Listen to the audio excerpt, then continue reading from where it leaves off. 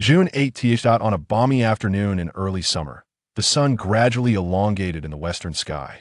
At the foot of the blue sky internet CAF across from Yin County No.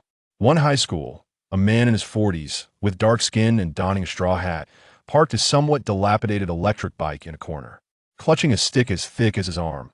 His face was etched with irritation as he trudged upstairs with heavy footsteps. Upstairs, Lin Can slowly opened his eyes. Quick! A tower! Quick! A tower! A sudden shout from the neighboring seat startled him awake. He glanced over to see a boy of about 17 or 18 engrossed in a game of League of Legends. Curiosity piqued within Lin Can. Is this outdated game still being played? His gaze fell upon his own computer screen, where his account was already logged in, displayed on the selection interface. The words Demasha blared at him like a beacon. Cough, what on earth? Wait, that's not right. Suddenly, a jolt of realization struck Lin Can. Where am I? He distinctly remembered being in a meeting at Chip and Semiconductor Industry Transformation Summit. After experiencing a headache, he had rested his head on the table for a moment. But now as he surveyed his surroundings, he noticed the rows of computers meticulously arranged, their cases glimmering with vibrant lights. Each computer was occupied, with individuals donning cheap headphones and furiously tapping away at their keyboards. The air was thick with a pungent smell of smoke, mingled with a faint, sour odor. At the entrance, someone called out, "Hey manager, bring me a bowl of instant noodles and a bottle of cola." Undoubtedly, he was in an internet CAF. At that moment, indistinct sounds of an argument drifted in from the doorway. It seemed someone was attempting to enter the CAF with a stick, only to be halted by the manager. Lin Can couldn't help but scoff internally. In this day and age, what sort of person attempts to enter an internet CAF with a stick? Planning to commit murder? However, he did not linger on that thought. He was consumed with curiosity about how he had awakened in this place. Was this some sort of prank? Had he been stealthily transported to an internet CAF after dozing off during the meeting? But the colleagues with whom he had attended the meeting were all senior researchers in the chip and semiconductor field. Who would engage in such triviality? Lin Can reached into his pocket, intending to retrieve his phone for clarification. Yet, the moment he moved, a violent wave of pain surged through his head. The intense ache momentarily clouded his vision, nearly causing him to faint. Familiar yet foreign scenes flashed through his mind like a revolving lantern. After a moment, the pain subsided. Staring blankly at the computer before him, a tempest of emotions roiled within Lin Can. Am I reborn?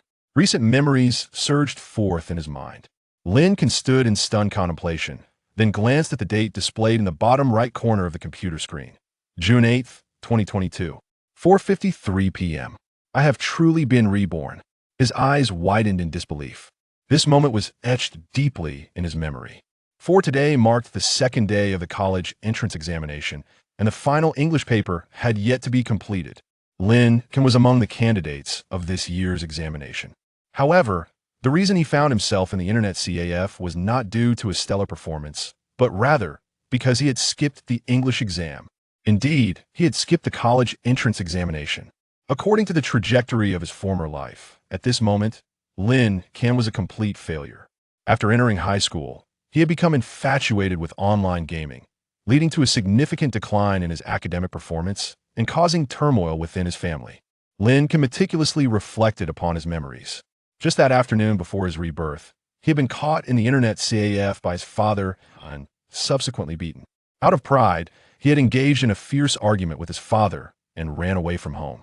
His father, worried about him, had gone out in search, only to be struck by a car, resulting in his immediate death. The offending vehicle had fled the scene. Without surveillance, there was no way to identify the perpetrator. His mother, devastated by grief, had nonetheless persevered to support Lin Can and his sister. An ordinary rural woman, devoid of skills, struggled to provide for her children's education. Since that day, Lin Can had awakened from his guilt and sorrow. He chose to repeat his studies, immersing himself in relentless learning. In the frigid winter, he stood in the corridor clad only in a thin shirt, memorizing English, striving to catch up on lost knowledge. Eventually, he gained admission to a university. Then he pursued postgraduate studies and a doctoral degree. He entered the prestigious Dragon Institute. Ultimately, Lin Can achieved remarkable success. He became an academician at the Dragon Institute, one of the few national treasures among scholars. He then led a team to develop a 2 nanometer lithography machine, propelling the Dragon Nation's chip and semiconductor industry to unprecedented heights. The 2 nanometer lithography machine far surpassed those of Western nations. This technology became a resounding achievement for the Dragon Nation, akin to the 2 bombs and 1 satellite. However, no amount of accolades could bring his father back to life. Thus, Lin Can carried a thorn in his heart. Throughout the decades of his previous life, every time he thought of his father, a wave of regret washed over him.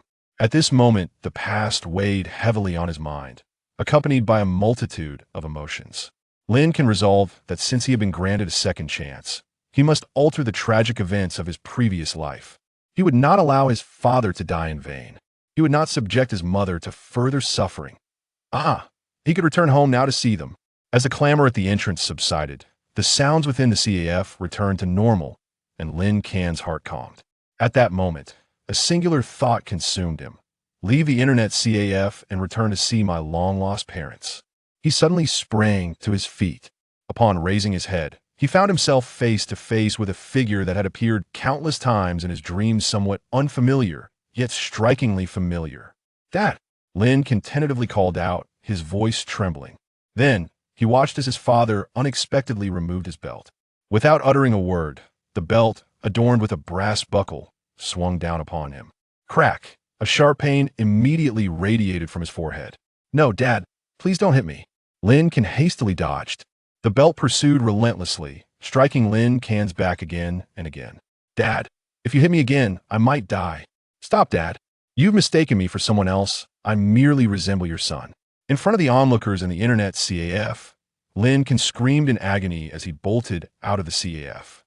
Chapter 2. The Awakening of the High-Tech System. Rewards await those who enter college. As Lin Can exited the internet CAF, he instinctively touched his forehead, feeling the warm blood oozing from a wound. His father had truly struck him hard, leaving his head battered. Was he truly his biological son? Next to the CAF's entrance, Lin Can spotted a thick stick, reminiscent of an adult Andapos' arm. A flash of realization struck him. The individual wielding that stick, intent on entering the CAF moments ago, must have been his father. Wow! Lin Can couldn't help but exclaim. That stick was indeed formidable. Had the CAF manager not intervened, his father could have dealt him several blows with it. Whether he would have emerged from that encounter horizontally or vertically was anyone Andapos' guess. The possibility of a tragic outcome loomed large. He wiped the blood from his forehead, despite enduring a severe beating and facing his father's wrath. He felt neither anger nor sorrow. Instead, a thrill surged within him, accompanied by a deep-seated fear that this might just be a dream. After all, he had finally reunited with his father. For decades, Lin Can had longed to apologize face-to-face, a regret that had haunted him throughout his life. "Please don't let this be a dream. If it is, let me linger in it a little longer." Lin Can murmured to himself as he patiently awaited his father's descent from the CAF. Lin Can's father, Lin Yongming, descended from the upper floor, gripping a leather belt in one hand while adjusting his trousers with the other. As he reached the ground, his fury began to subside. He chanted silently. "He is my flesh and blood. Just a lesson is enough. I hope I haven't truly harmed him." Upon seeing Lin Can standing there, bloodied and with tears glistening on his cheeks, Lin Yongming felt a pang of compassion. In a sudden gesture, Lin Can lunged forward, kneeling respectfully before his father, bowing deeply. "Dad, I'm sorry." His voice trembled, laden with years of accumulated guilt and remorse. Lin Yongming's eyes welled with tears, overwhelmed by the moment. It had been so long. Ever since Lin Can entered high school, he had become engrossed in online gaming. Lin Yongming and his wife had scolded him numerous times.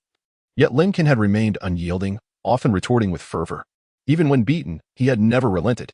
But now, witnessing his son kneeling in front of him, begging for forgiveness, Lin Yongming was taken aback. They remained in that position for what felt like an eternity until Lin Yongming finally regained his composure. He wiped his eyes and choked out, "Get up. The family is busy harvesting wheat. Your mother cannot manage alone. Come help me." With that, he tucked his belt back into his trousers and went to retrieve the electric bike.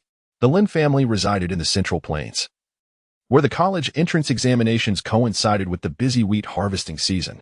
Lin Yongming, donning a straw hat, had just returned from the fields. He held little hope for Lin Can and Andapos' academic prospects, believing that merely passing into a technical college would be a blessing. Yet, He was taken aback to learn that Lin Can had not even sat for the English exam. If it weren't for a phone call from the teacher, Lin Yoming would have remained oblivious. The thought ignited a fresh wave of anger within him. He forced down his frustration and told Lin Can, "Since you're not interested in studying, we won't pressure you. You have a cousin in construction. You can work with him in a few days." In just a few words, he laid out a path for Lin Can. Upon hearing this, Lin Can was aghast. How could that be acceptable? Although he appeared to be devoid of skills at present, he had been reborn.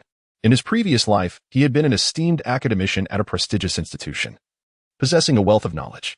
With a year of study, he could easily reattempt the college entrance examination, aiming not just for any university, but for one of the top-tier institutions. "Dad, I want to retake the year," Lin Can exclaimed fervently. "I promise to study diligently. I will dedicate myself and aim for." Before he could name a prestigious university, a voice suddenly echoed in his ears. "Beep. High-tech system successfully bound. Please. Host. Enroll in a technical college within 100 days. Upon successful enrollment, you will be rewarded with controllable nuclear fusion technology. Furthermore, each time you score the lowest in your class during final exams, additional high-tech rewards will be granted. Failure to enroll will result in the system being locked." As the voice faded, Lin Can and Apos' mind swirled with excitement. A system. Controllable nuclear fusion technology. The system urged him to enroll in a technical college. He had initially intended to share his ambitions with his father, but now his words took an unexpected turn. "I will definitely aim for a technical college next year." Lin Yoming, who had been prepared to listen to his son's aspirations, was caught off guard by this abrupt declaration.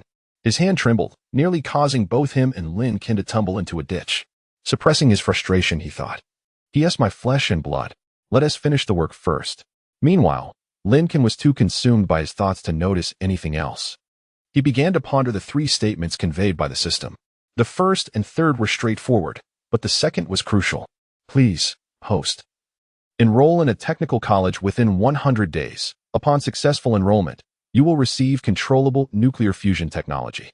Furthermore, each time you score the lowest in your class during final exams, additional high-tech rewards will be granted." This meant he needed to gain admission to a technical college within 100 days.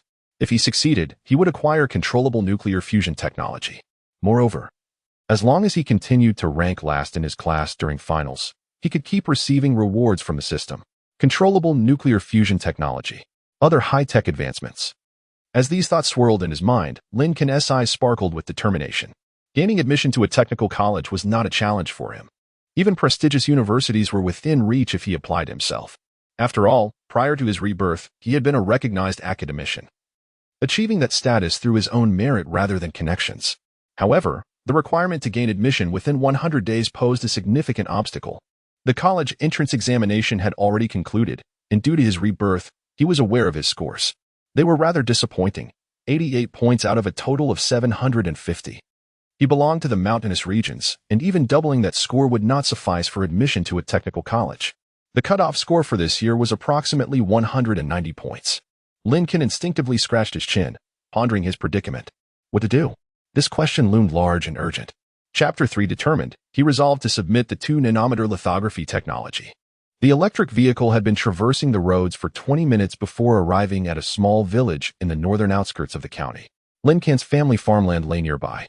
As he journeyed, Lin Can pondered deeply. In truth, achieving a score of 88 to gain admission to a technical college was not an insurmountable feat, for instance. He could consider donating funds to a college to construct a new teaching building in exchange for an enrollment slot. Yet, the crux of the matter remained. Lin Can lacked the financial means.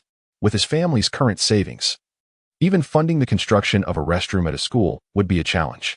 Alternatively, he could seek out a college president and propose a relationship akin to that of a godfather or godmother, or even a distant ancestor. Lin Can was open to such an idea, but he feared the president might not be inclined to assume that role. Another possibility was to charm a female college president with his looks. However, Lin Can shook his head, realizing his thoughts were veering into absurdity.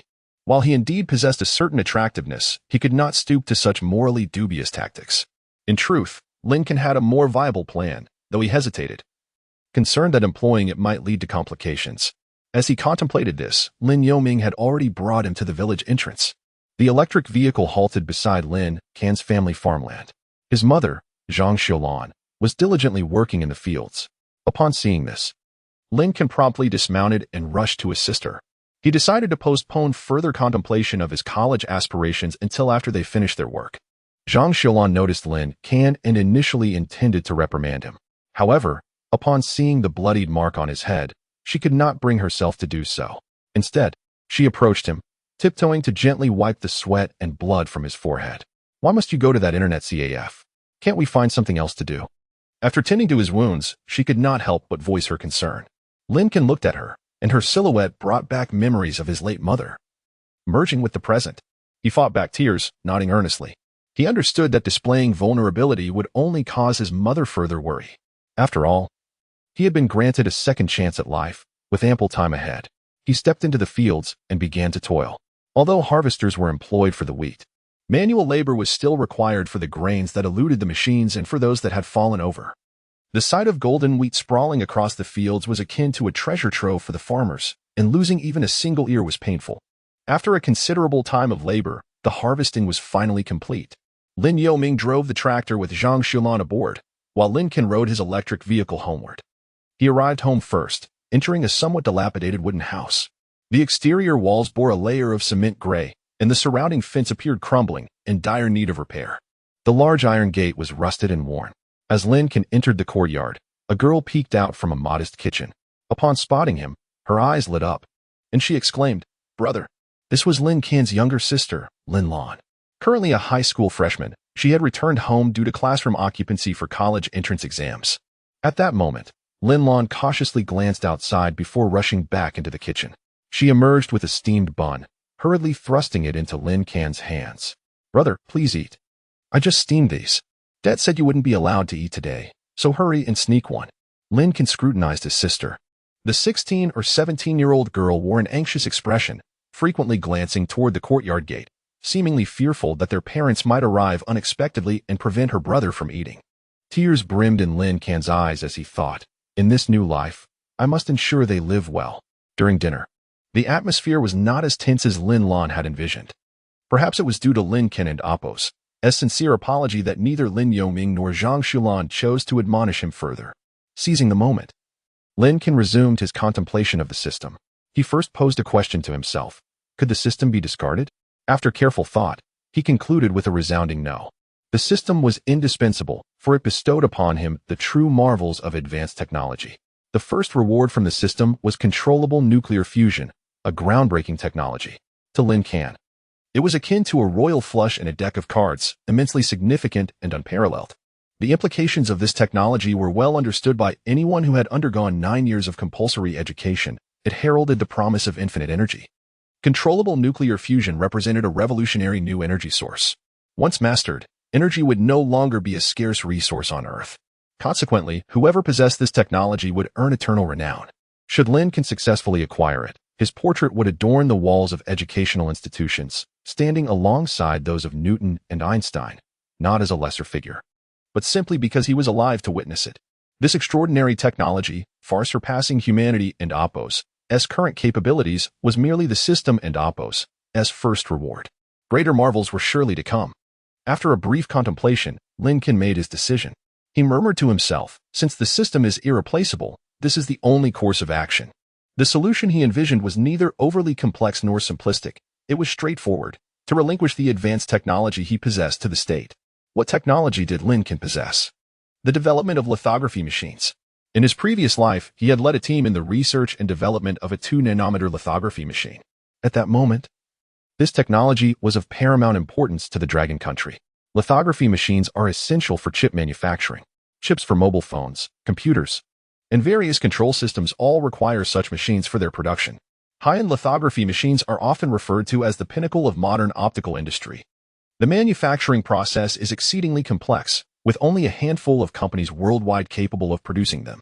Currently, the most advanced lithography machine in existence operates at 5 nanometers. However, due to Western sanctions, the Dragon Country could not even produce machines at that scale, likely still grappling with 14-nanometer or 28-nanometer technology. Yet, Lin Can had led his team to develop a 2-nanometer lithography machine prior to his rebirth. He understood that by relinquishing this technology, gaining admission to a technical college would be a trivial matter. Moreover, This action would significantly boost the development of lithography technology in the Dragon Country, liberating it from Western sanctions and propelling it toward becoming a technologically advanced nation.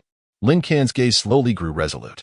He had made his decision to submit the 2-nanometer lithography technology. Chapter 4. Do you think this leaves me helpless? After finishing his meal, Lin Can began to inquire with his parents about any relatives who might be teaching at a university or working at a research institute. His parents exchanged glances, shaking their heads in unison. Lin Yongming, his father, sighed and said, "Our family has been farming for 3 generations. Your grandparents could barely recognize letters. Your uncle and I only completed elementary school, and your cousins dropped out after high school to work."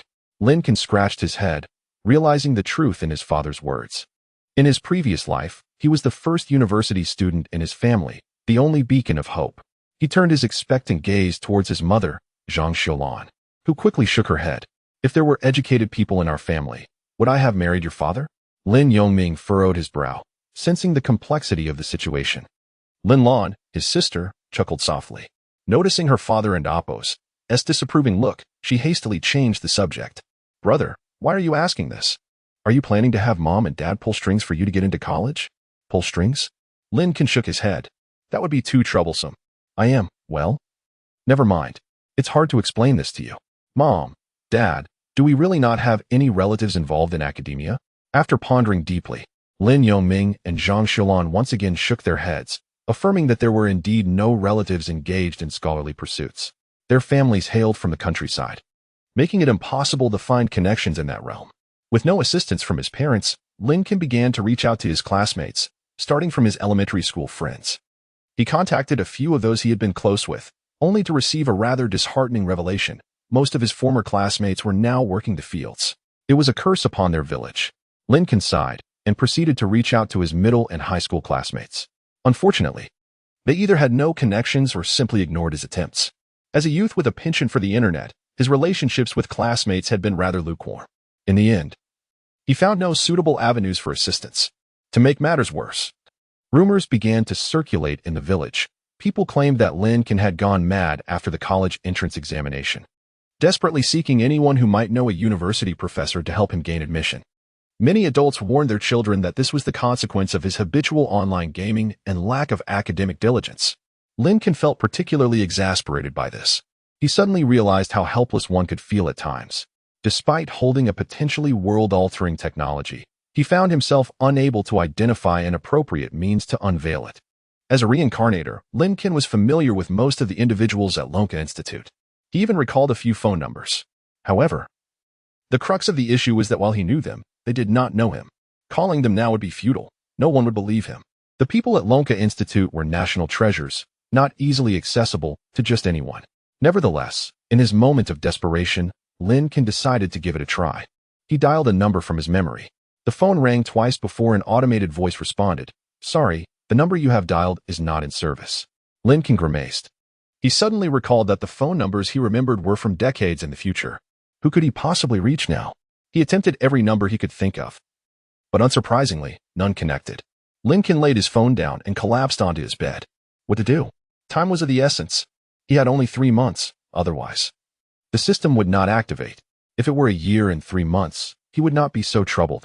Lying in bed, he tossed and turned, eventually sitting up abruptly. "You think this leaves me helpless? I shall post online." With that, Lin Can rummaged through his father and Appo's hidden stash, extracting a few dozen coins, and hurried to the internet CAF. There, he registered several accounts and, drawing upon his memory, spent the afternoon composing a paper entitled Manufacturing Processes and Solutions to Technical Challenges of 2-nanometer Lithography. This paper encapsulated some of Lin Can's experiences. He analyzed the challenges faced in the development of lithography machines in Dragon Country from various perspectives and outlined potential solutions. Additionally, he detailed several critical technologies, all derived from his previous research. After completing the paper, Lin Can submitted it to various forums, including the Dragon Country Technology Forum. He also posted on Weibo, Zhihu, Tiabat, Hoshu, and Dubon. "If I were to develop a 2-nanometer lithography machine, would the state allow me to attend a technical college?" Accompanying the post were several images, screenshots of the breakthrough methods from his paper. By the time he finished, the sun was nearly set. Fearing his father might come looking for him, Lin Can rushed home. After all, a mother's hand is a sword, and a son's body is the target. This was a matter best left as a joke. If he were truly punished, the experience would be far from pleasant. Lin Can was acutely aware of this. The injury on his forehead had yet to heal. Upon returning home, he grabbed his father's smartphone to check if anyone had responded to his posts. He surmised that a post filled with fantastical elements and contentious topics would pique many people's interest. Opening Weibo, he was indeed met with a flurry of responses. However, as he scrolled through, he discovered that nearly all the comments were scathing. 3 generations of tobacco farmers should not forget their roots. Does the blogger even know what he is talking about? Isn't this just outrageous bragging? 3 meals a day. This person must be truly insane if he thinks he can develop a 2-nanometer lithography machine. Does he even know what a lithography machine is? The sliding shovel master. I thought using a sliding shovel against a tiger was already foolish, but here is someone even more foolish. Believing he can create a 2-nanometer lithography machine. I swear I will never be a sycophant again. Blogger, if you can invent a 2-nanometer lithography machine, I will forever be your loyal sycophant. The last inheritor of the old AIDS craft. Blogger, if you invent a 2-nanometer lithography machine, I will live stream myself eating microwave food while standing on my head. Darling, say something. Blogger, if you invent a 2-nanometer lithography machine, I will live stream myself castrating a chicken. Becoming the last eunuch of Dragon Country. The village idiot at the corner. This kid actually thought he could pass off a paper. Does he really think netizens are fools? Anyone can write incomprehensible fake papers. Quick, vomit. That's crap. Let us go. No need to read further. This is just a gimmick. 9 turns of the intestines founder. Haha. Clickbait should not be rewarded. Lin Can read these replies, nearly choking on his indignation. Chapter 5 Trending on social media. Lin Can gazed at the comments, his thoughts in turmoil. Prior to posting, he was aware that his submission would stir controversy. However, he never anticipated that not a single individual would voice support for him. The responses ranged from ridicule to outright insults. The vitriol ignited a surge of anger within him, and he began to comprehend the terrifying nature of online harassment. These individuals did not seek understanding, they simply attacked without reason. Taking a few deep breaths to regain his composure, Lin Can murmured, "Time will reveal the truth." After some contemplation, he set aside his phone and turned to other matters. Out of sight, out of mind. After dinner, Lin Can chose to respond to several of the more highly upvoted comments, attempting to clarify the contents of his paper, asserting that his claims were both authentic and verifiable. Yet, this only invited further abuse. Despite his continued explanations, the insults persisted. And then, amidst the chaos, Lin Can's post began to trend. The reason Lin Can had shared his paper was to foster discussion around it. Envisioning an influx of discourse that would elevate his post to trending status, drawing the attention of researchers in the field of photolithography. However, the outcome was entirely unexpected. His post indeed trended, but not due to academic discussion. Rather, it was because of the barrage of insults directed at him. Faced with this result, Lin Can found himself at a loss, unsure whether to feel joy or sorrow. After much deliberation, he resolved to sleep on it and let the storm pass. The following morning, at the review office of the Longwood Technology Forum, reviewer Tan Yongxin began his day by glancing at the trending topics online. A habit he had recently adopted to stay informed about significant events in Longwood. Regrettably, he discovered that most of the trending content revolved around the entertainment industry, a celebrity scandal, an actor preparing for a new film, a singer facing inclement weather during a concert, and a female star's wardrobe malfunction. Tan Yongxin stared at the image of the actress's torn stockings for several moments before exclaiming, "Heroes' lives go unnoticed, yet the affairs of performers are known to all." He promptly closed the webpage and opened his email to commence his review work. The first paper was titled On the Manufacturing Methods of the First Type of Perpetual Motion Machine. Without hesitation, he rejected it. The first 3 types of perpetual motion machines had been debunked scientifically over a decade ago. Nonetheless, the review office still received such submissions periodically, a fact Tan Yongxin had grown accustomed to. Some individuals persist in believing they can defy the laws of thermodynamics to create a perpetual motion machine. But how could that be possible? The laws of thermodynamics are termed laws for a reason. They represent immutable physical principles. To alter them would suggest an ability to dominate the universe. With these thoughts in mind, Tan Yongxin clicked on the second submission, detailed discussion on the principles of the second type of perpetual motion machine. Tan Yongxin, absurd. Has the study of perpetual motion machines become trendy again? He closed that document and opened the third, new concepts regarding the third type of perpetual motion machine. Tan Yongxin, what on earth? He was bewildered. Was there a conspiracy against him involving these perpetual motion papers? Who was submitting such content? He took a sip of tea, attempting to calm himself. Most of the papers received by the Longwood Technology Forum were from grassroots scientific projects, while some dedicated individuals were indeed researching perpetual motion machines. Encountering 3 papers on the topic in succession was unprecedented for Tan Yongxin. He even suspected that a colleague might be intentionally sending him these submissions. Come on. Could I please see a credible paper for once? Muttering under his breath, he opened another email. This time, it was not about perpetual motion. He focused intently on the paper titled On the Manufacturing Process and Technical Challenges of 2-nanometer Photolithography Machines. Tan Yongxin, this is even less plausible than a perpetual motion machine. A 2-nanometer photolithography machine, why not just reach for the stars? What is a photolithography machine? It is the pinnacle of human technology. A photolithography machine, also known as a photolithography system, is not merely a machine. It is an incredibly intricate system. The development of photolithography machines integrates multiple disciplines, including optics, electronics, mechanics, software, and physics. The challenge of inventing a photolithography machine is vastly more complex than that of creating a television or a washing machine. The disparity is akin to comparing calculus to simple addition. They exist on entirely different levels. Without specialized knowledge, one cannot grasp the workings of a photolithography machine. However, those who genuinely study photolithography would not submit papers to the Longwood Technology Forum. Such knowledge is state secret. Without a second thought, Tan Yongxin dismissed the paper. Acceptance of such a submission would require a wish upon a fountain. But he, Tan Yongxin, was merely a reviewer for the Longwood Technology Forum, not a genie in a bottle. After closing that paper, Tan Yongxin returned to the news. He decided to read more to soothe his mind. The previous story about the singer's concert overshadowed by rain was amusing. Yet, upon opening the webpage, he stumbled upon a headline that piqued his interest. Someone claims they can manufacture a 2-nanometer photolithography machine, prompting outrage from netizens overnight. Upon reading the title, Tan Yongxin immediately recalled the paper he had just reviewed. Both referenced a 2-nanometer photolithography machine. Was it mere coincidence? He clicked on the article, and the first image he encountered was a caption that read, "If I develop a 2-nanometer photolithography machine, will the state allow me to attend college?" Tan Yongxin scoffed. Developing a 2-nanometer photolithography machine to gain college admission? If one could truly achieve that, the state would hardly permit them to attend college. His wife was a teacher at a junior college, and he understood all too well what such institutions represented. Genuine scientific talent would be squandered in such an environment. If one could indeed create a 2-nanometer photolithography machine, they should head straight to the Longwood Institute of Technology. With these thoughts, Tan Yongxin continued to scroll through the images. The next one contained a complex excerpt from a paper addressing a specific optical challenge related to photolithography. Tan Yongxin scrutinized the text. But as he was not an optics researcher, he struggled to comprehend the details. He flipped to the next image, which presented another paper excerpt focused on addressing software-related challenges.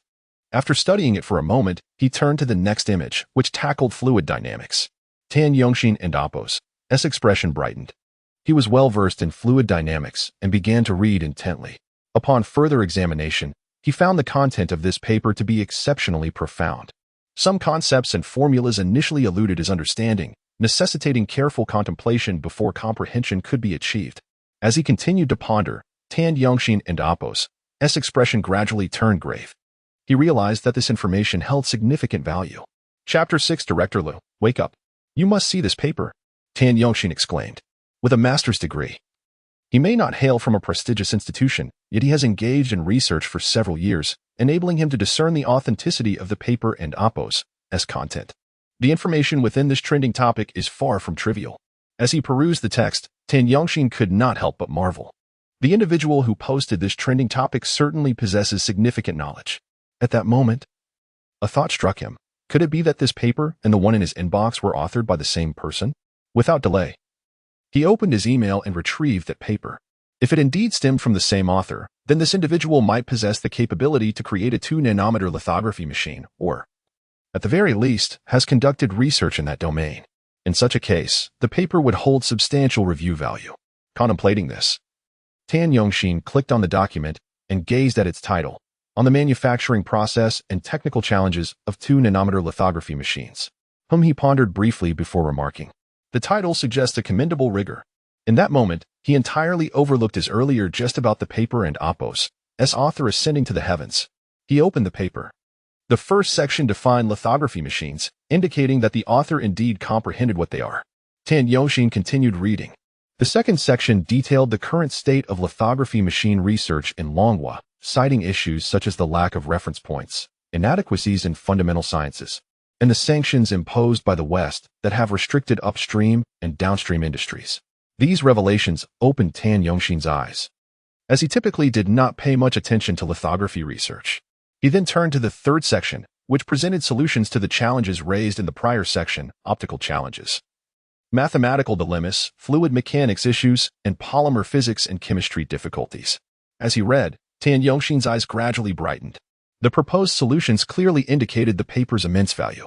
He promptly printed the document and burst into the office of his superior. Director Liu, wake up. You must see this paper. It and AMP, Oppo's, SA Key Project. Lu Jinghao, the director of the Longhua Technology Forum Review Center, was currently engrossed in an article titled, "A Hole in a Celebrity's Black Stockings." After perusing it for a moment, he sighed. Heroes and Oppos, lives and deaths go unnoticed, yet the affairs of actors are common knowledge. Suddenly, the door swung open with a loud bang, startling Lu Jinghao, who quickly closed the web page. Upon seeing Tan Yongxin, he expressed his displeasure. What is it, Xiao Tan? Why the rush? In our line of work, one must remain composed. Before he could finish, Tan Yongxin had already approached him and slammed the paper onto his desk. Director Lu, look. It's a key project. Really?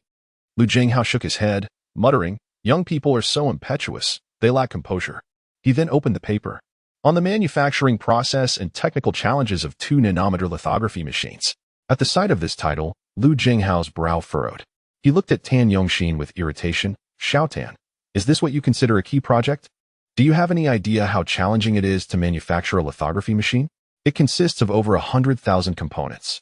The lenses from Germany, the specialized materials from Japan, the control software and power supply from the United States. Such a creation requires the pinnacle of craftsmanship from around the globe.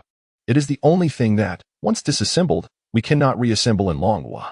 Do you truly believe a research paper on a 2-nanometer lithography machine could be submitted to our technology forum? Lu Jinghao scrutinized Tan Yongxin, his gaze filled with skepticism, as though he were about to call him a fool. Even if someone had indeed developed a 2-nanometer lithography machine, the relevant papers would be beyond their reach. Nevertheless, Tan Yongxin dismissed his criticisms. Director Lu, please read the paper before forming an opinion. I assure you, you will not regret it. Seeing Tan Yongxin and Oppo's insistence, Lu Jinghao was taken aback. This subordinate was not typically one to exhibit such fervor. Could it be that the paper contained something of genuine importance? Thus, Lu Jinghao set aside the ostentatious title and continued reading. Initially, he perceived the paper as a mere attention-seeking endeavor, lacking substance. However, as he delved deeper, Lu Jinghao became engrossed. He gradually recognized that he had misjudged the paper. It was not frivolous, but rather a document of great significance. As the saying goes, talent, like pregnancy, cannot be concealed. The content of this paper, which Lu Jinghao skimmed through briefly, revealed its immense value. The technologies described within were highly reliable and held considerable implications for the advancement of Longhua and Oppo's technology sector. Astonishing. After finishing, Lu Jinghao slammed his hand on the desk, exclaiming, Xiao Tan, you have truly hit the jackpot this time. Ha. He promptly retrieved his phone, unlocked it, and dialed a number. The review center did not accommodate idlers. Each reviewer was highly educated and possessed a keen sense of discernment, particularly Lu Jinghao, the director, who, upon reading the paper, understood that this matter required immediate reporting. He needed to inform a department at Lin Can Institute to conduct the final assessment. While on the phone, Lu Jinghao suddenly noticed a concluding statement in the paper, which read, Dear researchers at Lin Can Institute, due to time constraints, I can only provide a cursory discussion. For further technical details regarding the 2-nanometer lithography machine, I kindly invite you to meet with me in person. The technologies discussed herein are critical to the development of Longhua's chip and semiconductor industries. This is of utmost importance, and I implore you to ensure this document remains confidential. Lu Jinghao was taken aback again. Could it be that the author of this paper anticipated it would reach Lin Can Institute for review? Who exactly is this individual? Without the luxury of further contemplation, the call connected. A polite voice inquired, Director Lu, how may I assist you? Lu Jinghao quickly set aside his curiosity about the author. He said urgently, Xiao Zhang, I will send you a paper shortly. Please present it to academicianly. This paper holds substantial value, and make sure academician Li takes the time to read it thoroughly. After he finished speaking, he gestured for Tan Yongxin to send the original document to him, and Tan Yongxin promptly complied. At that moment, a hesitant voice emerged from the telephone. Director Liu, academician Li is currently in a meeting and may not be able to review your paper for the time being. Lu Jinghao promptly replied. Then we shall wait until academician Li concludes his meeting. This paper is of utmost importance, exceptionally significant, and profoundly critical. He iterated the significance 3 times. Xiao Zhang on the other end of the line agreed, stating that he would approach academician Li as soon as the meeting was over. After hanging up, Lu Jinghao clenched his fist with determination. He felt a surge of excitement and anticipation within him. Just a little longer. As long as academician Li can ascertain the utility of the technology presented in this paper, they would have achieved a remarkable accomplishment.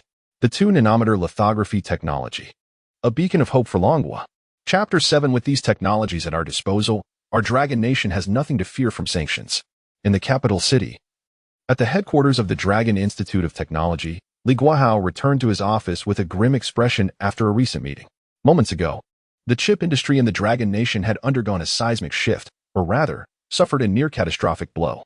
This morning, the Grain Nation unveiled a new piece of legislation, aptly named the Chip and Science Act.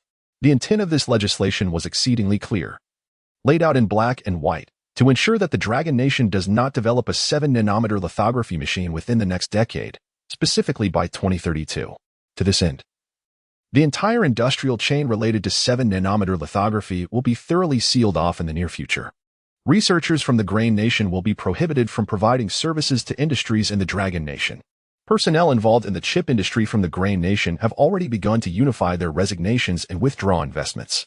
Seated at his desk, Li Guahao stared at the freshly printed documents in his hands, his expression fluctuating between anger and despair. Damn it, he exclaimed, slamming the papers onto the table. Sanctions. Yet again, sanctions. The Grain Nation propagates the so-called threat posed by the Dragon Nation, asserting that no cutting-edge technology should be accessible to us. Lithography machines are a prime example. However, lithography is merely a fraction of their broader strategy of Western sanctions. Currently, dozens of technologies in the Dragon Nation are being stifled. Many of these technologies are subjects of international collaboration, yet the Dragon Nation is excluded from participation. Not only are we barred, but we are also collectively slandered, accused of posing a catastrophic threat to all nations if we were to master these technologies. Ultimately, it is merely a fear of our rise that threatens their status as global bullies. Global bullies indeed, showing no regard for dignity whatsoever. Li Guahao's frustration boiled over. Yet once he had vented, it did little to alleviate his anger. Instead, he found himself increasingly anxious about the future of the Dragon Nation and Oppos, as chip industry. Currently, the nation is focusing on breakthroughs related to 28-nanometer lithography technology. Had it not been for the Grain Nation and Oppos, as sanctions, it would not be long before the 28-nanometer lithography machine could be mass-produced. Yet now, the processes for 7-nanometer lithography overlap significantly with those for 14 and 28 nanometers. The prohibition on 7-nanometer research effectively serves to blockade advancements in processes beyond 28 nanometers. Under such circumstances, the Dragon Nation may genuinely struggle to achieve breakthroughs within the next decade. This implies that for the next 10 years, the chip industry will continue to trail behind Western nations, relegated to a position of inferiority. This choke point technology is certain to allow the West to maintain a firm grip on the Dragon Nation. With a deep sigh, Li Guahao felt an overwhelming sense of frustration. It was truly unbearable. He felt a lump in his throat, rendering him momentarily speechless. Yet, there was nothing he could do about it. The entire Dragon Nation found itself equally powerless, left to seethe in impotent rage. Just as he was consumed by his thoughts, a knock on the door interrupted him. Professor Li, Director Liu from the Technology Forum has sent over a paper regarding lithography technology that urgently requires your review, came the voice of his assistant, Xiao Zhang. Initially, Li Guahao had no intention of reviewing any papers, consumed as he was by his anger. However, the mention of lithography piqued his interest. Could it be that breakthroughs were being made in the private sector? This thought flickered in his mind, though he quickly dismissed it as absurd. How could anyone outside of a significant organizational framework possibly research lithography machines? Yet, what if? Bring it in. I shall take a look, he instructed. After taking several deep breaths to compose himself, he tidied his desk and donned his glasses. Xiao Zhang entered, holding the freshly printed paper. Professor Li. Director Liu emphasized several times that this paper is of great importance and insists that you read it thoroughly, he said, handing over the document. Li Guohao nodded. Having previously collaborated with Liu Jinghao, who had sought his assistance in reviewing papers, thus they were somewhat acquainted. After Xiao Zhang left, Li Guohao opened the paper. But upon seeing the title, he was taken aback. On the manufacturing process and technical challenges of the 2-nanometer lithography machine. What did Liu Jinghao mean by this? Li Guohao felt a wave of confusion wash over him. What audacity to mention a 2-nanometer lithography machine. The Dragon Nation struggles even with the 28-nanometer variant, let alone the 2-nanometer one. How could Liu Jinghao consider this paper significant? Were the reviewers at the center completely foolish? While theoretically, lithography machines could achieve atomic-level precision, approximately 117 nanometers, the diameter of a silicon atom, this remained an ideal that was fundamentally unattainable. It was akin to the concept of an absolutely smooth incline in physics. Such notions exist solely in theory, utterly impractical in reality. From an engineering perspective, achieving a 2-nanometer lithography machine is already the pinnacle of human technological capabilities. Now, this paper was purportedly addressing such an extreme type of lithography machine. Was this an attempt to challenge the limits? With skepticism, Li Guohao turned to the second page. Had this paper not originated from the review center, he would not have bothered to glance at it again. The reason was simple, it seemed too sensationalist. However, since Liu Jinghao deemed it important, Li Guohao felt obliged to give it due consideration. He steeled himself and began to read meticulously, word by word. Initially, his focus wavered. The first 2 sections of the paper discussed the understanding of lithography machines and the current state of lithography technology development in the Dragon Nation. To an outsider, these analyses might appear profound and insightful, yet to Li Guohao, they felt trivial. Knowledge of these aspects was insufficient to prove anything significant. However, upon reaching the 3rd section, which outlined solutions to the current predicaments facing the Dragon Nation, Li Guohao's expression shifted abruptly. This. His eyes widened in astonishment, and the mockery that had lingered in his heart vanished entirely. He scrutinized the proposed solutions and the new technologies outlined within, as if they were a magnet drawing in his gaze.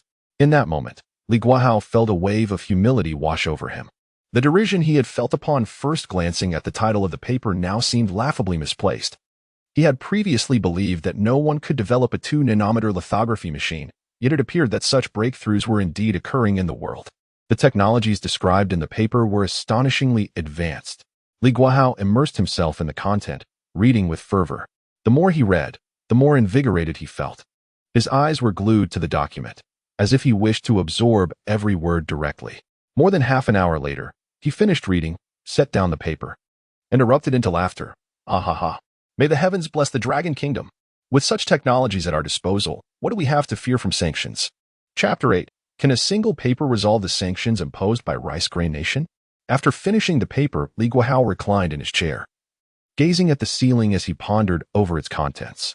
The manuscript addressed a total of 12 technologies, elucidating the directions for their breakthroughs. Each of these 12 technologies was precisely what Longhua urgently required at this moment. Each one held the potential to significantly aid technological advancement. Currently, Longhua aspired to develop lithography machines with a wavelength of 28 nanometers or less, necessitating breakthroughs in over 100 technologies.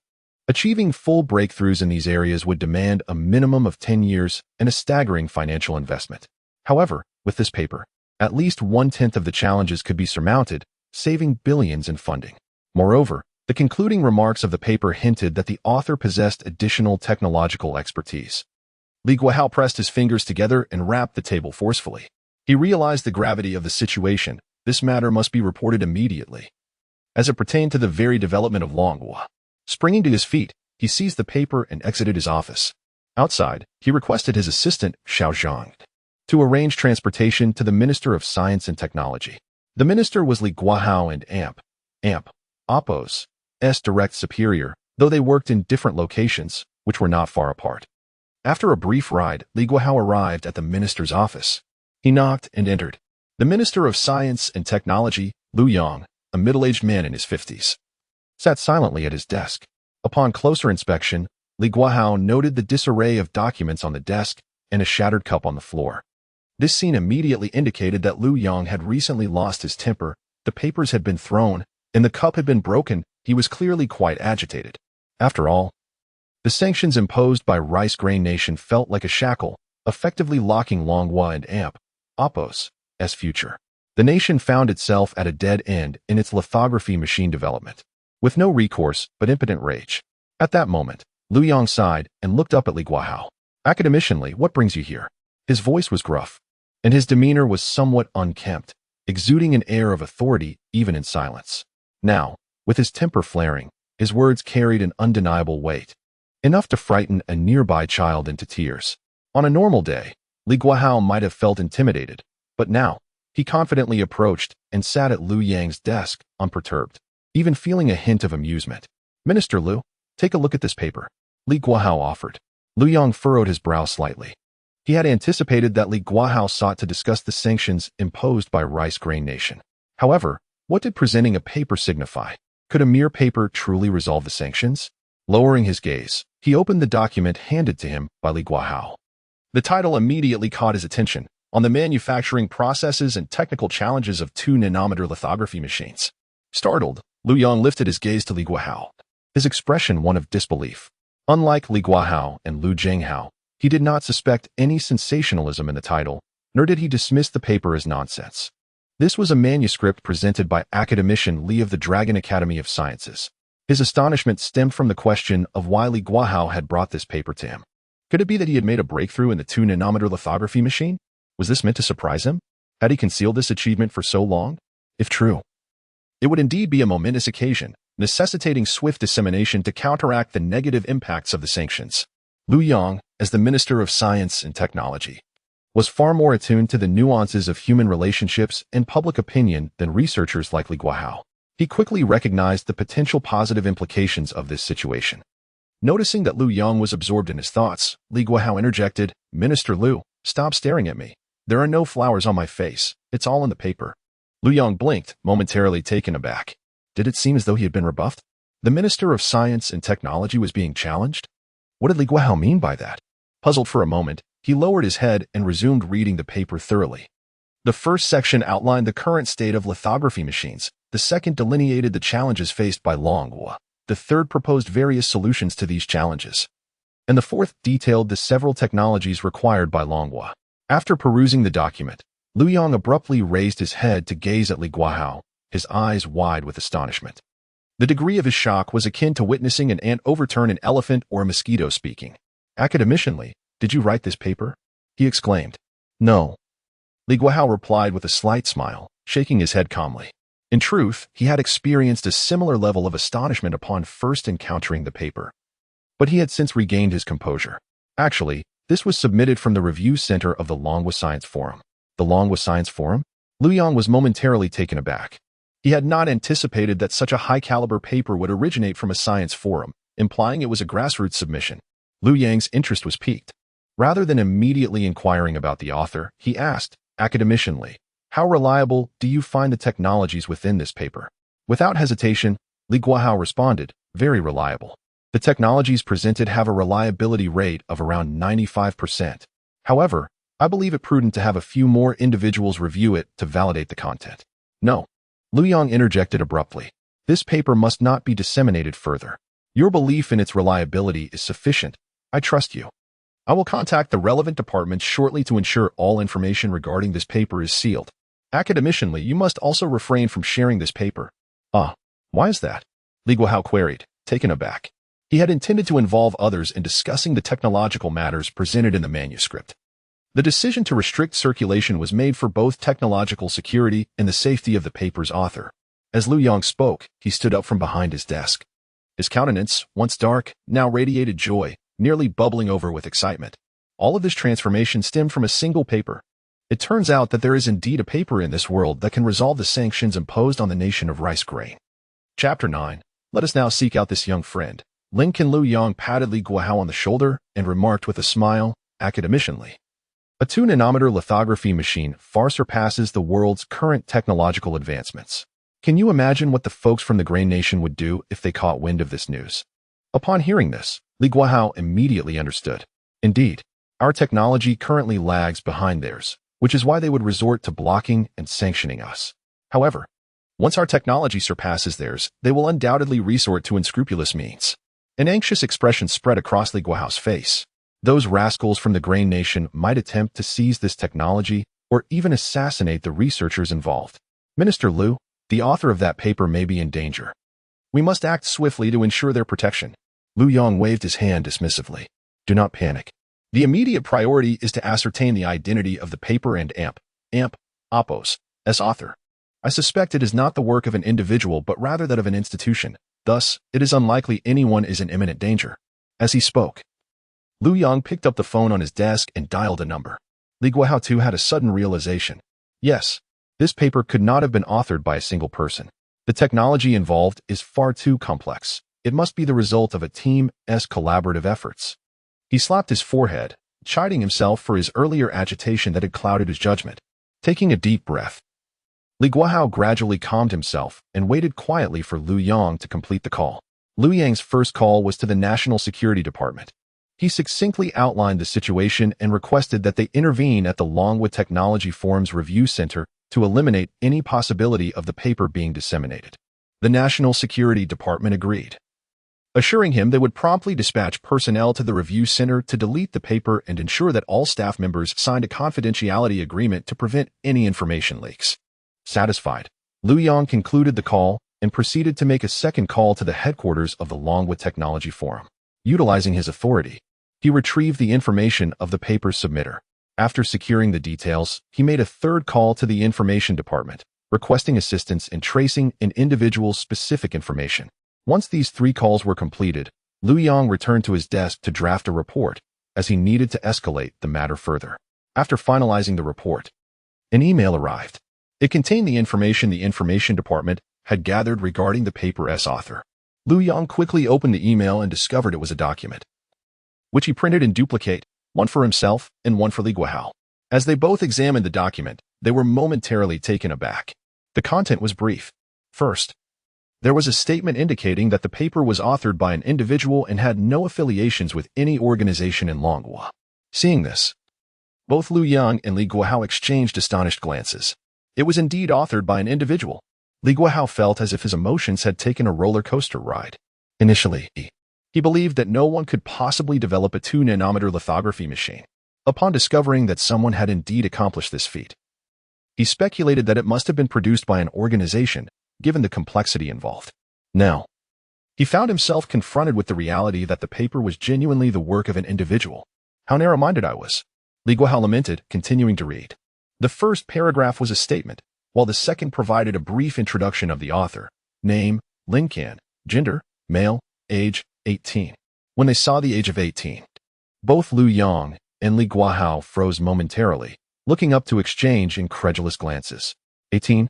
Surely this must be a mistake. Li Guohao's voice carried a hint of bitterness. If the individual who developed the 2-nanometer lithography machine was indeed only 18 years old, then he, Li Guohao, had effectively wasted his years. No, the entire lithography research center had squandered their potential. While others had achieved great feats at 18, they, much older, had yet to master even the 28-nanometer lithography machine. It was a staggering blow to their pride. Lu Yong, too, harbored doubts. He promptly contacted the Information Department to verify the details and receive confirmation. The age was indeed correct, 18 years old. For the next several minutes, both men lapsed into silence, absorbing the information in the document. Li Guohao finally set down the file with a sigh. I once thought being an academician at Lonka Institute was a source of pride. Now, it seems I was merely a frog in a well, blinded by arrogance. His expression reflected the weight of this revelation. Conversely, Lu Yong had begun to emerge from his shock. As the Minister of Science and Technology, he was accustomed to handling significant matters with composure. Noticing Li Guohao and Oppos' disheartened demeanor, he sought to console him. Academicianly, some individuals are destined to lead the era. When we encounter such talents, we should not focus on surpassing or suppressing them, but rather on providing opportunities and support. In doing so, we can witness their brilliance alongside them. Just like fireworks, Lin Can is the spark that ignites the display. Yet the magnificent spectacle belongs to all of us in Longwood. Lu Yong spoke with a gravitas that resonated deeply. Li Guohao pondered this sentiment and suddenly smiled. Indeed, I was too fixated on competition. Rather, we should embrace the potential this presents. Longwood's lithography industry has long been under Western sanctions, but perhaps this is the opportunity to forge a new path. They exchanged knowing glances and erupted into laughter. After their mirth subsided, Lu Yong picked up the phone. Academicianly, I must trouble you to accompany me to meet this young friend, Lin Can. With that, he dialed another number, and a deep voice responded, Minister Liu. This is Long Group.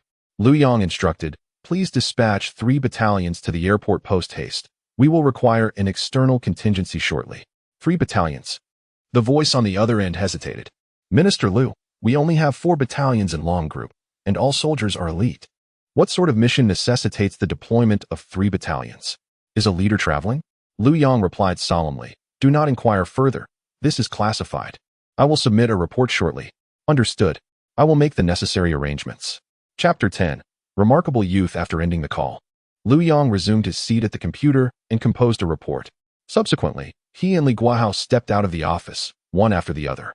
Awaiting them at the entrance was a vehicle, and they promptly boarded it, heading towards an airport in the outskirts of Kyoto. This was not a civilian airport but a military one, where several helicopters were already prepared. A contingent of soldiers surrounded the helicopters. Upon noticing Lu Yong and Li Guahao's arrival, a middle-aged man with a dark complexion jogged over and saluted Lu Yong. Minister Liu, he announced, the 1st, 2nd, and 3rd battalions are all assembled. Please provide your instructions. Very well, Lu Yong nodded in acknowledgement. We are proceeding to Luoqing. Arrange for personnel to conduct a thorough inspection of Yin County, ensuring minimal disturbance to the civilians. The man promptly complied and set about organizing the necessary arrangements. Lu Yong and Li Guahao boarded the helicopter, and amid the roar of the engines, they soared towards Luoqing. By noon, they arrived at an airport in Luoqing. Upon disembarking, a convoy of vehicles awaited them outside. Lu Yong and Li Guahao took their seats, accompanied by a squad of Dragon Group soldiers, while the remaining personnel had already advanced to Yin County. At this moment, the ordinary citizens of Yin County remained oblivious to the unfolding events, though the officials were increasingly anxious as waves of soldiers began to arrive. They did not disclose their intentions but instead initiated control over various locations within the county. Armed with high-level credentials, they commanded compliance from all strata of Yin County, effectively imposing a state of lockdown. The officials exchanged bewildered glances, grappling with the unfolding situation.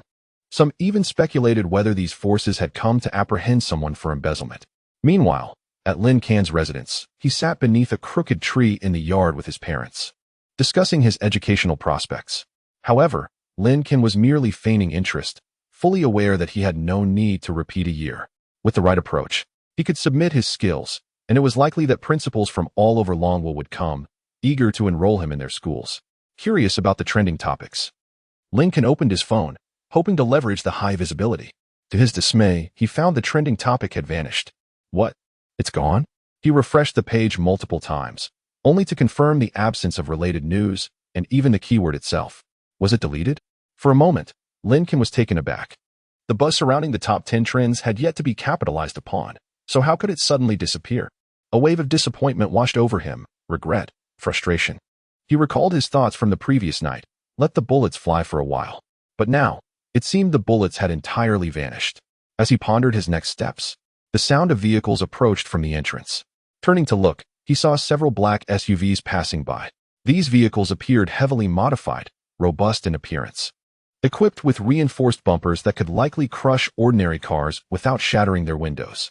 Lin Can noticed the small windows, indicative of bulletproof designs capable of withstanding fire from submachine guns at close range. He had ridden in such vehicles before, during times of threat against his life. But why would such vehicles be in the village? Was a prominent figure conducting an inspection? Just as he was lost in thought, one SUV came to a stop directly in front of Lin Can and Appo's home. 2 men in black suits exited, each brandishing a handgun, scanning the surroundings before taking up positions on either side of the road. One of them gestured, and the rear door of the vehicle swung open. Out stepped a man, approximately 180 centimeters tall, with a sturdy build and a somewhat intimidating presence. Following him was an older man, slightly frail and wearing glasses. Upon seeing Lin Can seated in the yard, both men exchanged glances, then looked down at the photograph in their hands. The robust man stepped forward with a broad smile. "Ha! Is this young friend Lin Can? I am Lu Yong." At his introduction, Lin Yongming, seated on a small stool, immediately stood up in alarm. Who is this? A big shot from the underworld? He wondered. What business could he have with Lin Can? Lin Can, recognizing Lu Yong, found himself momentarily stunned. As the Minister of Science and Technology, Liu Yang was a public figure frequently seen in the media. However, Lin Can's familiarity with him stemmed from past encounters in his previous life. But that was in a different time. Now, he had been reborn, and logically, Liu Yang should not recognize him. Why was he here? Had word of his reincarnation reached him, and was he come to take him back to the Lin Can Institute? That seemed utterly absurd. Lin Can's thoughts were in disarray, and he had momentarily forgotten about his thesis. After all, he had only completed it the previous night, and less than a day had passed since. Even if news spread quickly, there was no reason it would have reached the Lin Can Institute so soon. Beside him, Lin Yongming stood nervously, forcing a smile. He gently patted Lin Can on the back of the head, urging him, "What are you standing there for? Is this your teacher? Hurry up and greet him." Snapping back to reality, Lin Can rose and approached Liu Yang with a smile. "Minister Liu, it is an honor to meet you." He extended his hand for a handshake. Liu Yang was not surprised that Lin Can recognized him. As the minister, it was natural for people to be familiar with him. However, observing Lin Can's composure, Liu Yang felt a surge of admiration. This young man exhibited no signs of intimidation despite being aware of his status. He approached confidently, radiating a sense of calm and maturity that was quite uncommon for someone of merely 18 years. Even those aged 28 might not possess such steadiness. Truly remarkable for one so young. Chapter 11. The Minister of Science and Technology personally invites Lin Can in the courtyard of Lin Can and Apos' home. After Liu Yang and Lin Can shook hands, there was no exchange of pleasantries. He directly posed his question. "Young friend Lin, regarding the paper on the 2-nanometer lithography machine. Did you write it? I noticed you left a message in the paper stating that others could consult you regarding technical issues." Liu Yang's gaze was fixed on Lin Can, filled with anticipation. It suddenly dawned on Lin Can that his paper had indeed reached the Dragon Academy. However, the speed of this development was astonishing. He had only completed the paper yesterday evening. And here was the Minister of Science and Technology at his doorstep the very next afternoon. It had only been a little over half a day. This seemed somewhat exaggerated. Yet Liu Yang stood before him, making it an undeniable reality. Lin Can nodded and replied, "Yes, I authored it. And I do have some additional technical insights that I can share." Liu Yang's eyes brightened instantly. He firmly shook Lin Can's hand before introducing the person beside him. Li Guohao. After a round of polite exchanges, they proceeded inside Lin Can's home. Given the significance of the matter, Lin Can requested his parents to excuse themselves, leaving him alone with Liu Yang and Li Guohao in the room. Once seated, Liu Yang remarked, "Young friend Lin, I never anticipated that someone of your age could produce such a paper. Truly, the younger generation surpasses the older." Lin Can smiled and naturally responded, "Our nation is fortunate to have talented individuals guiding us on the right path. Indeed, each generation surpasses the last." Upon hearing this, Li Guohao and Apos' eyes lit up. How remarkable! This statement was exquisite. In the presence of a minister like Liu Yang, excessive humility would seem insincere, while too much flattery could come across as sycophantic. Lin Can and Apos' reply, however, gracefully acknowledged his own capabilities while subtly praising Liu Yang as a leader, without descending into mere flattery. It even made Li Guohao, a mere observer, feel invigorated, as he too was part of the nation's guiding figures. Li Guohao's eyes sparkled with admiration, and Liu Yang beamed with approval. They both found their first impression of Lin Can to be exceedingly favorable. As Lin Can spoke, he seamlessly took control of the conversation, delving into the details of his paper. When the discussion turned to technical matters, Liu Yang refrained from interjecting too much, allowing Li Guohao to engage with Lin Can. Despite being the minister, Liu Yang was not an expert in lithography machines, which was why he had invited Li Guohao along. The two engaged in a vigorous discussion, beginning with the current state of lithography machines in the Dragon Country, addressing Western sanctions, breakthroughs in technology, and future development trajectories. Liu Yang occasionally chimed in, and the three shared a delightful and animated exchange. The afternoon passed quietly until the room grew dim, prompting Lin Can to consider turning on the lights. At that moment, Liu Yang suddenly realized the time. He chuckled sheepishly, "My apologies. I lost track of time and kept you occupied all afternoon, young friend Lin." Lin Can swiftly waved his hand, saying, "It cannot be termed as a waste of time. Conversing with Minister Liu and academicianly has been an enlightening experience." This brought a smile to Liu Yang's face. He exclaimed, "Talking with you, young friend Lin, truly feels as though I am engaging with someone far beyond their years." The Dragon Country is indeed witnessing a remarkable evolution. Li Guohao added cheerfully, "Isn't that a good thing?" The three exchanged glances and erupted into laughter. After the laughter subsided, Liu Yang's expression shifted to one of seriousness. He stated earnestly, "Young friend Lin, our nation needs you now." Lin Can's smile faded as he responded solemnly, "It is an honor." The trio then shifted their focus away from technical discussions and began to deliberate over Lin Can's future arrangements. The technology Lin Can sought to fully realize could not be achieved merely through written papers. Significant experimentation was necessary for validation. Therefore, Lin Can required an appropriate research environment and collaboration. After some discussion, Lin Can decided to accompany Liu Yang and the others to the Dragon Academy. The techniques outlined in his paper could not be regarded as genuine until they were thoroughly researched and validated. They exited the house, and to avoid any delays, Liu Yang suggested that Lin Can accompany them immediately. Lin Can had no objections. The Dragon Academy was not a prison. Once there, he could convey his technical insights and later return home. After stepping outside, Lin Can began to discuss the matter with his parents. Lin Yoming was quite supportive, believing that young men should venture forth and serve their country. Although he didn't fully grasp the extent of Lin Can's technical knowledge, he recognized it as a positive opportunity. Lin Can's mother, Zhang Shulan, was somewhat apprehensive for her son but refrained from opposing him, understanding that he was pursuing something significant.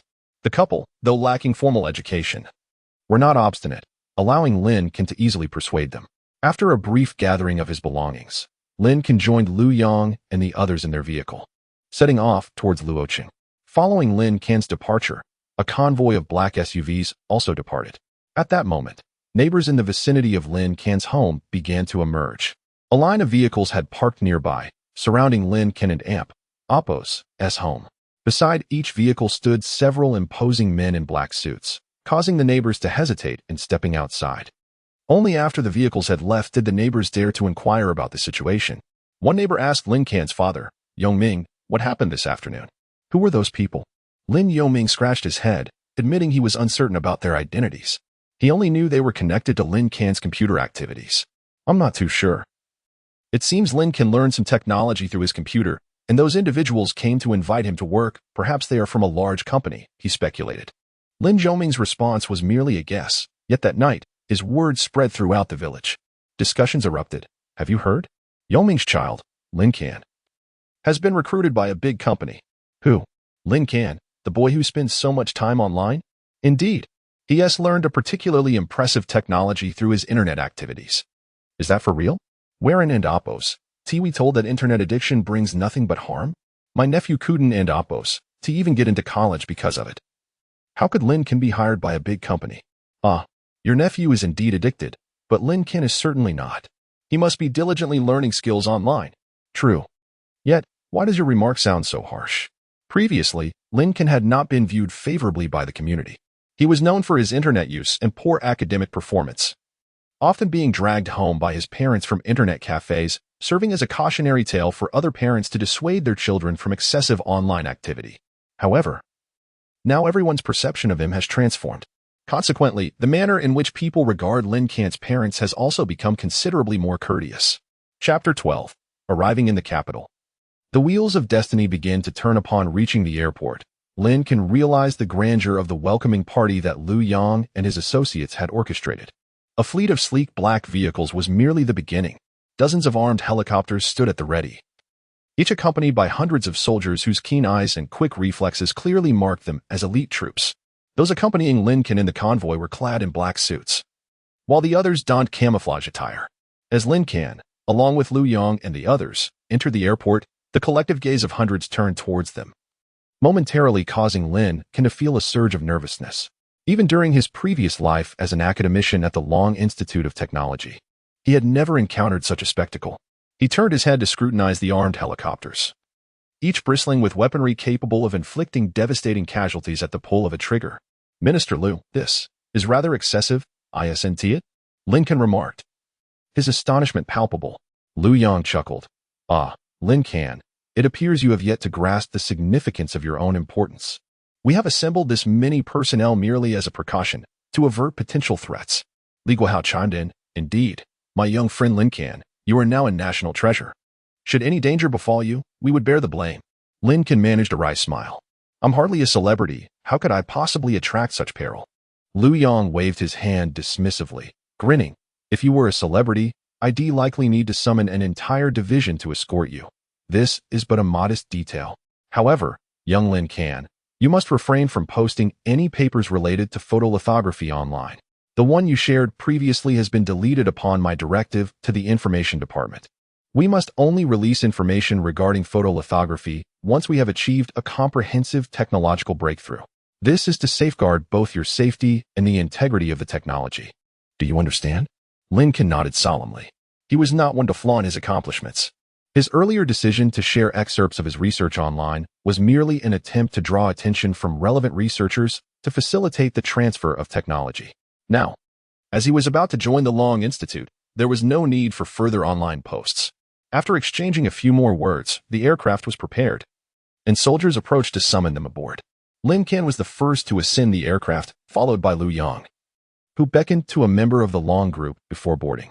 Make arrangements to deliver some items to Lin Can's home, presenting them as benefits from the organization. He instructed. The individual responded, "Certainly, Minister Lu. What should we procure?" Purchase various household appliances, televisions, refrigerators, air conditioners, washing machines, microwaves, and also some staple foods. Ensure that we acquire only the finest quality. Understood. The person saluted Lu Yang before proceeding with the arrangements. Li Guohao, curious, inquired, "Why don't we simply provide them with cash? I observe that Lin Can's family does not seem affluent." Lu Yang smiled and explained, "Lin Can has yet to achieve any significant accomplishments, and it would be inappropriate to offer direct monetary compensation. Instead, providing household necessities to improve his family's living conditions is more fitting. Once we achieve breakthroughs with our photolithography technology, he will surely be rewarded accordingly." With that, Lu Yang boarded the aircraft. Li Guohao nodded thoughtfully. Once aboard, Lu Yang began notifying all researchers involved in photolithography to convene in the capital the following morning. He would soon appoint Lin Can as the chief engineer to tackle the challenges associated with photolithography research. Amidst the roar of the aircraft, they arrived in the capital. Both Lu Yang and Li Guohao had residences in the city, providing them with a place to stay. However, Lin Can did not. He had initially planned to rent a nearby apartment, but Lu Yang decisively suggested that Lin Can stay at a hotel, assuring him that the expenses would be reimbursed by the Ministry of Science and Technology. With that, he led Lin Can to a 5-star hotel, booking an executive suite. Lin Can, having experienced the world as an academician, was no stranger to luxury. He had often stayed in 5-star hotels and even executive suites on occasion. Yet, he had never encountered one as opulent as this. The suite was replete with modern amenities, a television, refrigerator, air conditioner, and an array of elegant furnishings. The decor exuded a refined taste, and the suite's 3-room layout spanned approximately 200 square meters, offering ample space. The living room boasted a conference table that could accommodate 8 people, while the left room served as a bedroom. To the right was a billiard room complete with a pool table, and adjacent to it was a study furnished with a desk, computer, and a bookshelf brimming with books. Stepping onto the balcony, Lin Can marveled at its expansive size. To the left lay a small garden, to the right a swimming pool, and in the center, a sunshade covered a reclining chair. The air was infused with a subtle floral aroma, and the view was breathtaking, offering a panoramic glimpse of the distant cityscape. The cost of such a room was an astounding 12,000 yuan per night. Lin Can was taken aback. 12,000. This sum was beyond the reach of 95% of the populace in the Long Kingdom, who would toil for an entire month to earn such an amount. Lin Can, my young friend, feel free to stay in this room. If it does not meet your expectations, do let me know, and we can arrange an alternative. Lu Yang offered. Lin Can replied, "There is no need for a change. I am thoroughly satisfied. I have never stayed in such an exquisite room in either of my lifetimes." Lu Yang chuckled, "Then I shall not intrude further. A vehicle will arrive to collect you tomorrow morning. You've had a long journey. Do rest well." With those parting words, Lu Yang prepared to take his leave. Lin Can hurried to see him off. Upon returning to his room, he collapsed onto the soft bed. The plush mattress invited him to bounce lightly upon it, while the fresh duck-down comforter carried a delicate fragrance, suggesting it was brand new. Residing in such a suite was indeed a pinnacle of luxury. Lying on the bed, Lin Can stretched his limbs. In his previous life, he had been advanced in years, nearly 60, with a frail constitution. Yet now, reborn at the age of 18, his physical well-being had significantly improved, and with it, his outlook on life had rejuvenated. He did not immediately succumb to slumber. Though it was late at night, Lin Can decided to take a dip in the pool. He shed his clothing, and the hotel's cupboard contained disposable swimwear. After changing, he made his way to the balcony. Standing atop the high-rise, gazing at the distant city under the cloak of night, he felt a unique charm in the atmosphere. Lin Can dove into the pool, swimming laps back and forth. After a while, he leaned against the balcony railing, lost in thought as he gazed into the distance. Now, the technology had been entrusted. Next, Lin Can should convey to Liu Yang that his aspiration to continue his education is certainly within reach. At that juncture, he will select a suitable vocational college. Once successfully enrolled, the system's rewards will be dispensed. The mastery of controlled nuclear fusion technology will soon be within his grasp. In comparison to photolithography, controlled nuclear fusion is indeed a groundbreaking technology. Contemplating these prospects, Lin Can felt a profound sense of anticipation. He understood that from this moment onward, the gears of his destiny began to turn. Chapter 13. The pressure from Zhao Fugua. The following morning, Lin Can awoke early. The hotel breakfast was delivered directly to his room, consisting of exquisitely prepared dishes. Lin Can sat down to enjoy his meal before watching television for a while. It was not until 8:30 that the vehicle from Lin Can Institute arrived. Upon entering the car, Lin Can noticed that the driver was a burly man clad in a black suit, accompanied by another similarly dressed figure in the passenger seat, while a third man in a black suit emerged from the back seat to open the door for him. Each of them bore firearms openly displayed at their waists, momentarily leading Lin Can to suspect they might be there to abduct him. However, the trio was exceedingly polite. One of them spoke warmly, addressing Lin Can, "Mr. Lin. Minister Liu had intended to personally greet you, but he was called to an urgent meeting, so he has sent us in his stead." Lin Can nodded and replied that it was no trouble. He was not one to fuss over such details. As the vehicle glided steadily through the city streets, they arrived at a research institute after approximately 20 minutes. A figure awaited them at the entrance, and upon spotting Lin Can, the individual approached with a broad smile. "Hello, Mr. Lin. I am Assistant Zhang to Academician Li, responsible for welcoming you. The conference room is nearly filled. Please follow me." Lin Can nodded and followed Assistant Zhang inside. They entered an office, which was already bustling with attendees, leaving only 3 seats at the front unoccupied. Assistant Zhang guided Lin Can to the third seat and briefly introduced the participants. Next to Lin Can was a middle-aged man. Assistant Zhang cheerfully stated, "Mr. Lin. This is Mr. Zhang Yoxing, the general manager of Shangwei Electronics, the sole manufacturer of photolithography machines in our nation." Mr. Zhang worked late at the company last night and rushed here upon receiving Minister Liu's call. Lin Can smiled and greeted Mr. Zhang. He received a warm response in return. Assistant Zhang continued with the introductions. Next to Mr. Zhang is Mr. Su Lei, the vice president of Fudan University, who was also a senior executive at Shangwei Electronics. In the realm of photolithography research, Mr. Su is regarded as an esteemed figure in our nation.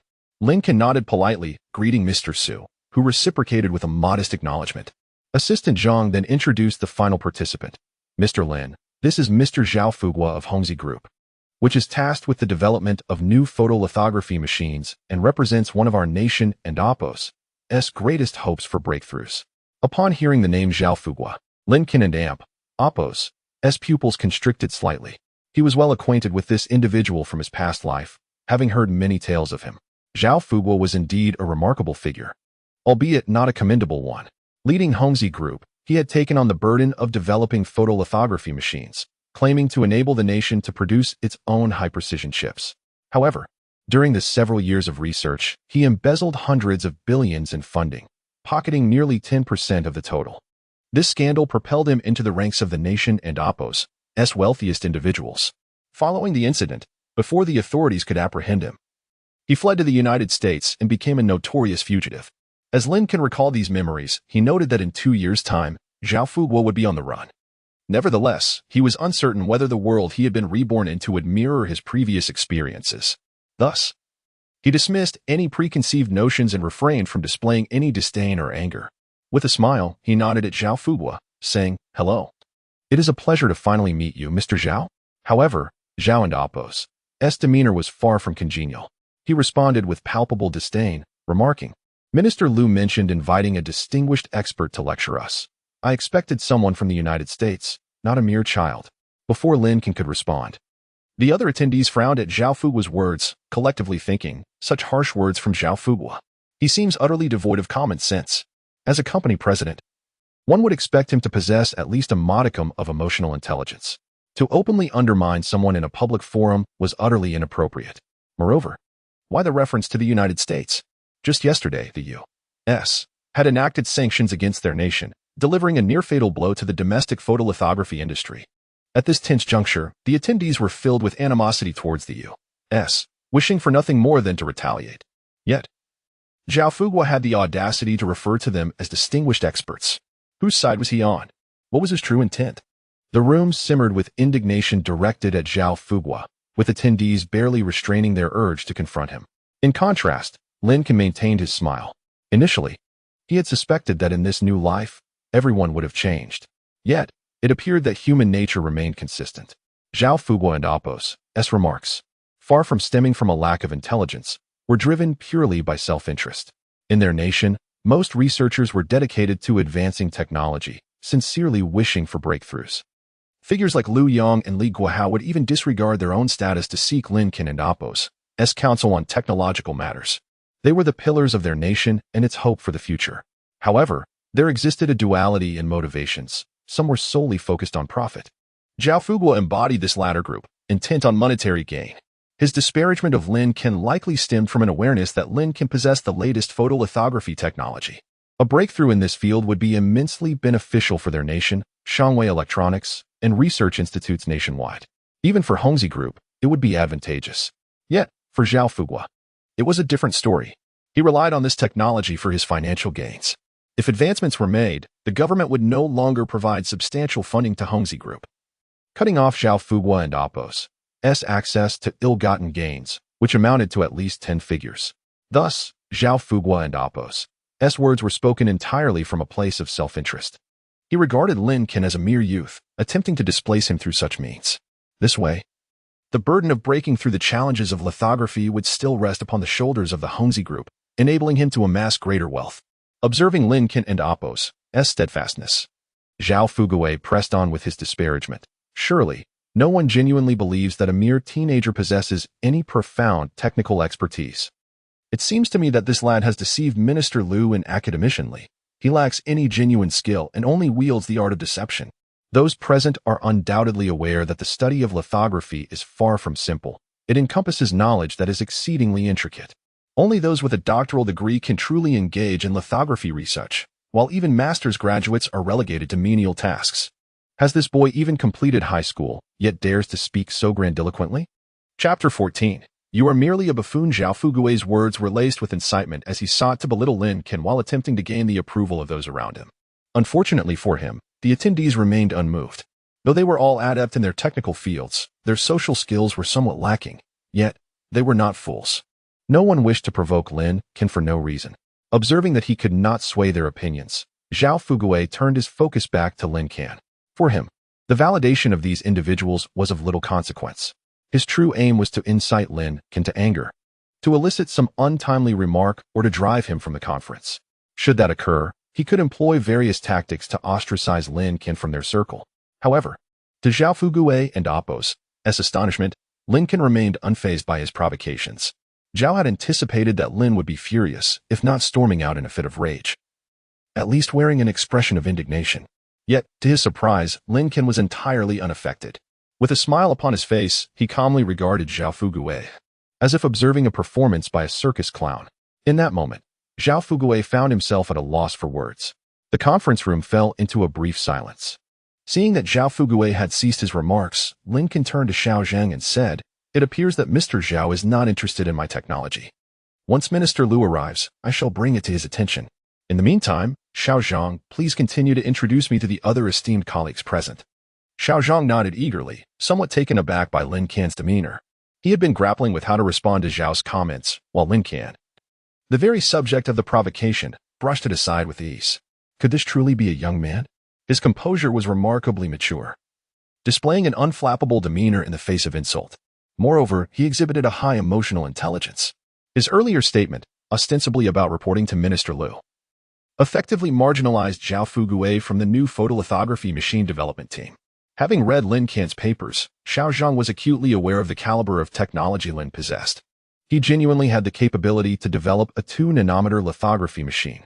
If Zhao Fugua had not sought to undermine him, their Hongxi Group would undoubtedly have played a pivotal role in significant research endeavors, reaping both fame and fortune. Yet now, With Lin Can and Apos' remark about Zhao and Apos' disinterest in his technology, they had irrevocably lost that opportunity. Xiao Zhang shook his head slightly, mentally chastising Zhao Fugui for his folly. However, he did not display his thoughts outwardly, but continued to introduce Lin Can to the other attendees. Once Xiao Zhang had completed the introductions, Lin Can gained a general understanding of those present. The attendees were all leaders in the field of photolithography, including CEOs from various companies, key personnel from research institutes, and professors from renowned universities. Most had arrived in haste after receiving notifications the previous night, traveling from distant locations. For instance, Mr. Zhang from Microelectronics had flown in overnight from Shanghai. At this moment, the initiator of the meeting, Lu Yang, was absent, leaving a palpable sense of discomfort among the attendees. However, after Xiao Zhang introduced everyone, he added, "Mr. Lin, esteemed colleagues, Minister Lu has just informed me that he will be delayed by about 10 minutes. He specifically instructed that you, Mr. Lin, preside over this meeting in the meantime." With a smile, Xiao Zhang nodded at Lin Can and prepared to exit the conference room. At this juncture, Zhao Fugui interjected with evident dissatisfaction, questioning Xiao Zhang. "You want him to preside? Does this young lad even know how to conduct a meeting? Has he ever chaired one before?" I refused to agree. Yet, Xiao Zhang paid him no heed. He simply smiled at Lin Can and departed the meeting room, leaving Zhao Fugui in a rather awkward position. He had intended to deliver further jabs at Lin Can, only to find him gracefully taking his seat at the head of the table. Zhao Fugui could not comprehend the situation. Was it not said that young people are often hot-headed and easily provoked? Why was Lin Can so composed? Despite Zhao and Apos' attempts to belittle him, Lin remained unfazed. Did he not find Zhao's words sufficiently insulting? Little did Zhao Fugui know what Lin Can was truly thinking. Had he been privy to Lin's thoughts, he would have heard him whisper, "My dear sir, times have changed." To the other attendees, the scene unfolded amusingly. Lin Can's unflinching demeanor in the face of Zhao Fugui's ridicule did not diminish his own dignity. Rather, it cast Zhao Fugui as the fool, flailing about like a clown. Calmly, Lin Can approached the head of the table and addressed the assembly. "Esteemed seniors, since Minister Lu has entrusted me with this responsibility, I shall take the liberty of presiding over today's meeting. Compared to you all, my experience, insight, and academic credentials are vastly inferior. I find myself here merely by fortune, having gleaned some knowledge along the way. As Sir Isaac Newton once stated, and Apos, if I have seen further, it is by standing on the shoulders of giants, and Apos, and you, esteemed colleagues, are indeed the giants of our nation." With that, Lin Can rose and bowed respectfully to the audience. His reference to standing on the shoulders of giants was no mere formality. He genuinely stood upon the legacies of those present. The technology he now wielded had been carried over from his previous life, much of which had been developed by the very experts in attendance. Thus, labeling them the giants of the nation was entirely fitting. Of course, Zhao Fugui did not belong to that esteemed group. He was merely a buffoon. As Lin Can and Apos' words resonated, applause erupted from the audience. Initially, they had harbored doubts about a young man stepping into such a prominent role. Yet their innate civility prevented them from ridiculing Lin as Zhao Fugui had. Moreover, they were reluctant to undermine Minister Lu's authority. However, this did not imply unanimous agreement with Lin Can. The photolithography field was no trivial pursuit, replete with complexity and requiring vast knowledge that few young individuals could possess. Yet, having heard Lin Can's words, the attendees began to shift their perspectives. While they might not yet recognize his technical prowess, they acknowledged that, in terms of communication and demeanor, Lin Can was undeniably competent. His mindset was commendable, humble yet poised. The words of such a young man were certainly worthy of their attention. Chapter 15. A singular focus impeding the technological advancement of the Dragon Nation. What could his intentions be? Upon concluding his opening remarks, Lin Can was met with enthusiastic applause from the audience. At that moment, Zhao Fugui could no longer remain seated. He had been attempting to undermine Lin Can. Yet instead of succeeding, he had merely portrayed himself as a fool. Abruptly, he stood up, preparing to leave the meeting room. All eyes turned to him. Yet no one intervened. At this juncture, Lin Can spoke up, addressing him directly. "Mr. Zhao, why the haste to depart? This meeting is organized by Minister Lu, who is yet to arrive. Are you truly willing to disregard his presence?"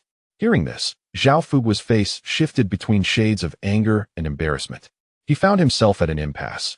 Neither could he leave, nor could he sit back down. After a moment of silence, he retorted, "I will step out for a moment and return once Minister Lu is here. I cannot bear to listen to a child like you preside over this meeting." Lin Can lifted his gaze, locking eyes with Zhao Fugua, and suddenly smiled. "Ah, Mr. Zhao, I had no intention of holding grudges about future matters." He sighed and stood up, though his statement appeared somewhat disjointed, leaving the audience puzzled. Logically, he should have said, "I had no intention of holding grudges about past matters." Yet Lin Can chose to express it in reverse. What could he mean by not wanting to hold grudges about future events, which have yet to unfold? At that moment, Zhang Yoxing from the microelectronics department glanced nervously between Lin Can and Zhao Fugua, fearing that Lin might impulsively confront Zhao. Lin, standing at approximately 180 centimeters and at the age of 18, though somewhat slender, exuded a robust aura. In stark contrast, Zhao Fugua, middle-aged and portly, had lost much of his hair and was notably shorter than Lin. If Lin were to confront Zhao, a mere strike could leave him incapacitated. However, Zhang was more concerned about the possibility of being inadvertently caught in the crossfire. In a moment of anxiety, he considered retreating to the back of the room to give them space. Fortunately, Zhang and Appo's apprehensions proved unnecessary. As the saying goes, a gentleman uses words, not fists. Lin would undoubtedly refrain from physical confrontation in such a setting. His rise was merely a refusal to look up to someone so unworthy. As the tension in the room escalated, footsteps approached from outside. Minister Lu Yong and Li Guohua hurriedly entered, perspiration glistening on their foreheads. Li pushed the door open and immediately apologized. "My sincerest apologies for keeping everyone waiting." However, upon noticing the charged atmosphere, he froze. Lin Can stood at the conference table, piercingly focused on Zhao Fugua, who glowered back, and it appeared as though they were on the brink of conflict. What is happening here? Lu Yong pondered, bemused. He believed he understood Lin Can and Appo's character. Despite his youth, Lin was remarkably composed and unlikely to act impulsively, especially against the head of the Hongzi group. Li Guohua, standing behind Lu Yong, also found the situation perplexing. He quickly called for Zhang to inquire about the unfolding events. Zhang, feeling somewhat awkward, leaned in to whisper a few words to Li. Li's expression shifted as he stole a glance at Zhao Fugua, yet he refrained from commenting. Waiting for Lu Yong to take the lead, Lu Yong assessed the two men before speaking. "Gentlemen, perhaps we should sit down and discuss this matter? Mr. Zhao, do you have any concerns to raise? And Lin Can, are you finding this meeting difficult to navigate?" Upon hearing this, Lin Can suddenly smiled. He took a step back, vacating the main seat at the conference table, and addressed Lu Yong. "It's not that I find it difficult. Rather, I've encountered a bit of trouble. Minister, I had intended to lead the meeting effectively. My plan was to allow everyone to report on their research progress, highlight the primary issues at this stage, and subsequently provide solutions. However, what is it?" Lu Yong inquired, intrigued by Lin and Appo's thoughtful approach. He considered it imperative for a proper meeting to unfold in such a manner. Yet, he was curious as to what sort of trouble could lead Lin to confront Zhao Fugua so directly. Lin Can chuckled resignedly. "Unfortunately, Mr. Zhao has expressed considerable discontent with my technological insights, persistently attempting to silence me. I had no choice but to wait for you to arrive, Minister." Upon hearing this, Lu Yong and Appo's expression darkened as he turned his gaze toward Zhao Fugua. It was then that Lin Can delivered a crucial statement, seemingly casual yet laden with significance.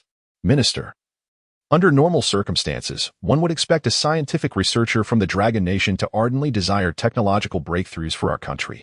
Just as you an academicianly traveled to the countryside to uncover information about the author of a paper, demonstrating your commitment to advancing our nation's scientific progress. Yet, if an individual is singularly focused on obstructing the technological development of the Dragon Nation, what could their motives possibly be?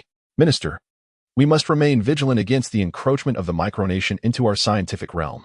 Lu Yong and Appo's gaze sharpened at this remark, and the audience collectively gasped, turning their attention to Lin Can.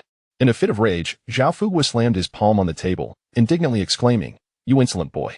Do not slander me with baseless accusations. I will sue you for defamation." Lin Can merely sighed in response. "Oh."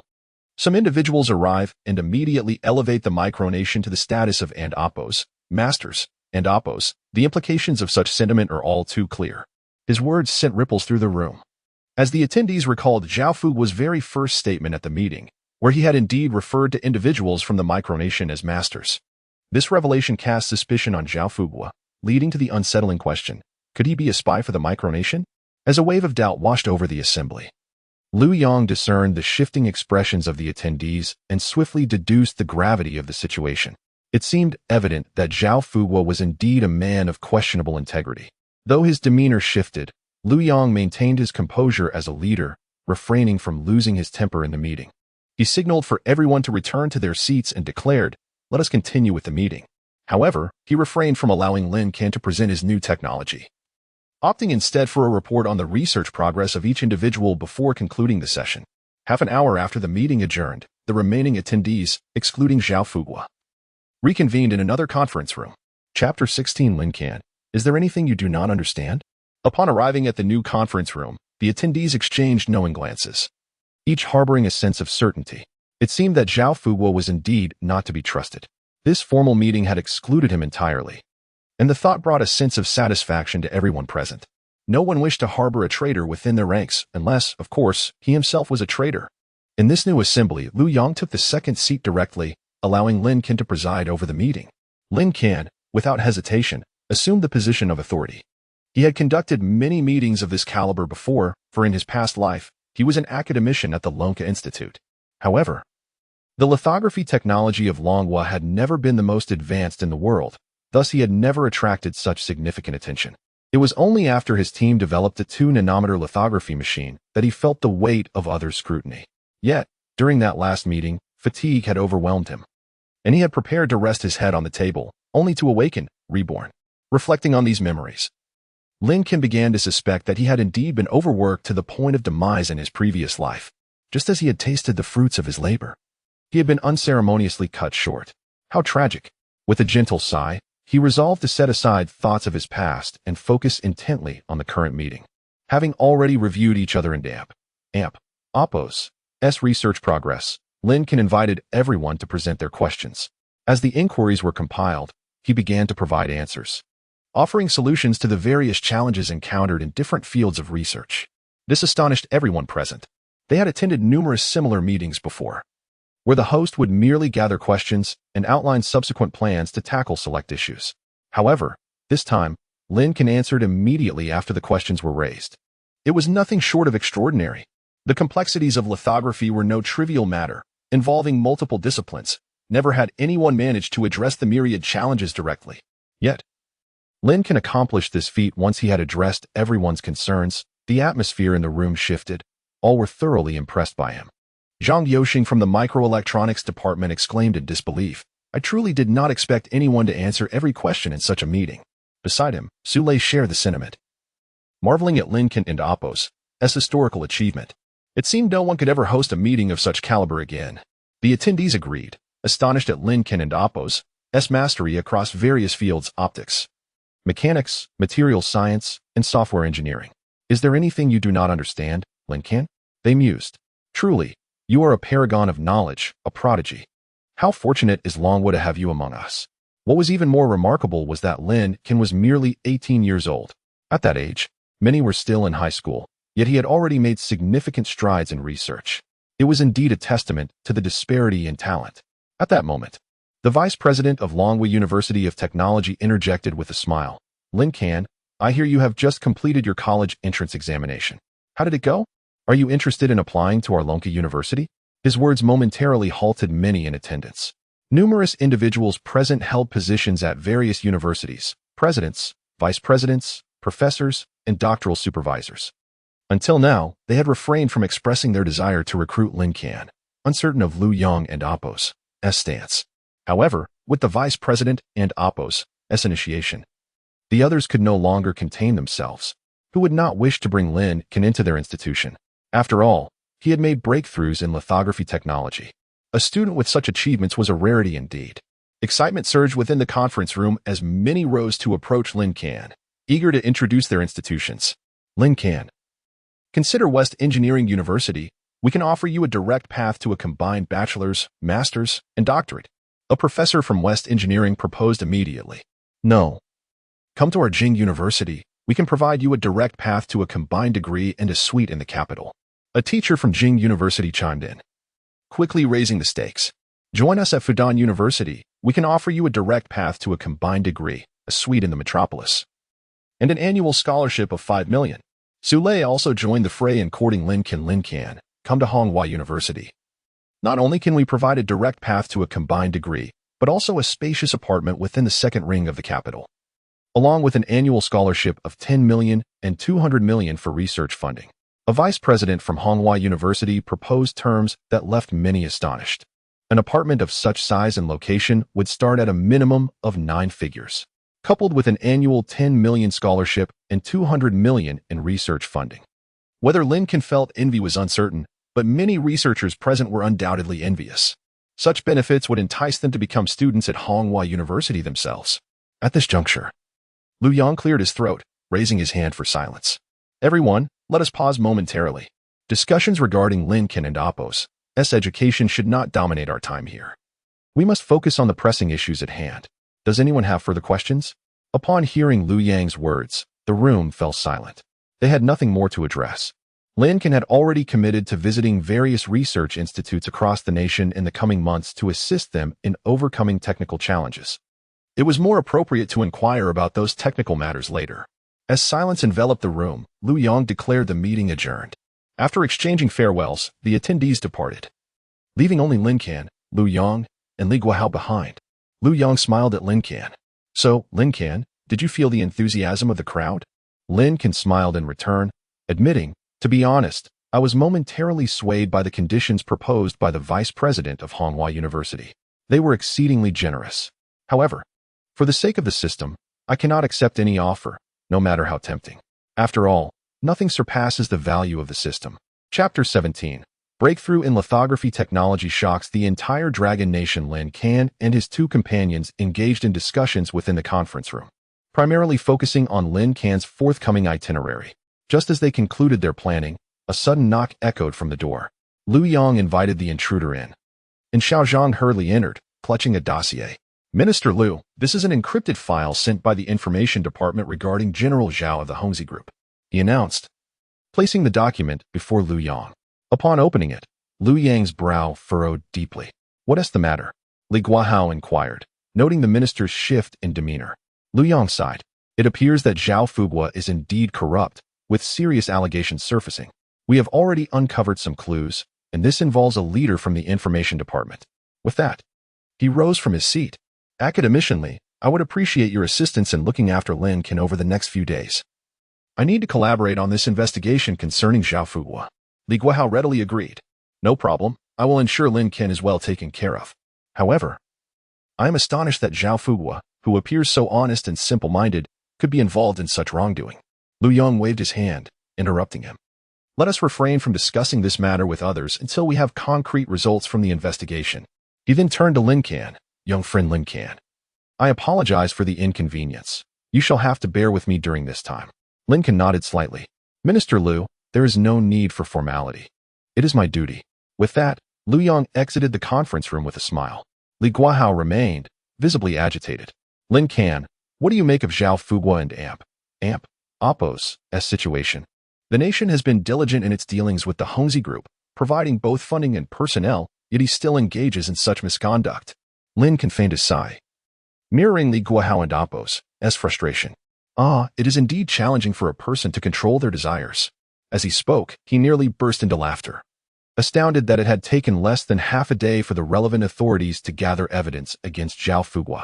He had expected that Zhao would remain at ease for several more months, but it seemed his fortunate days were numbered.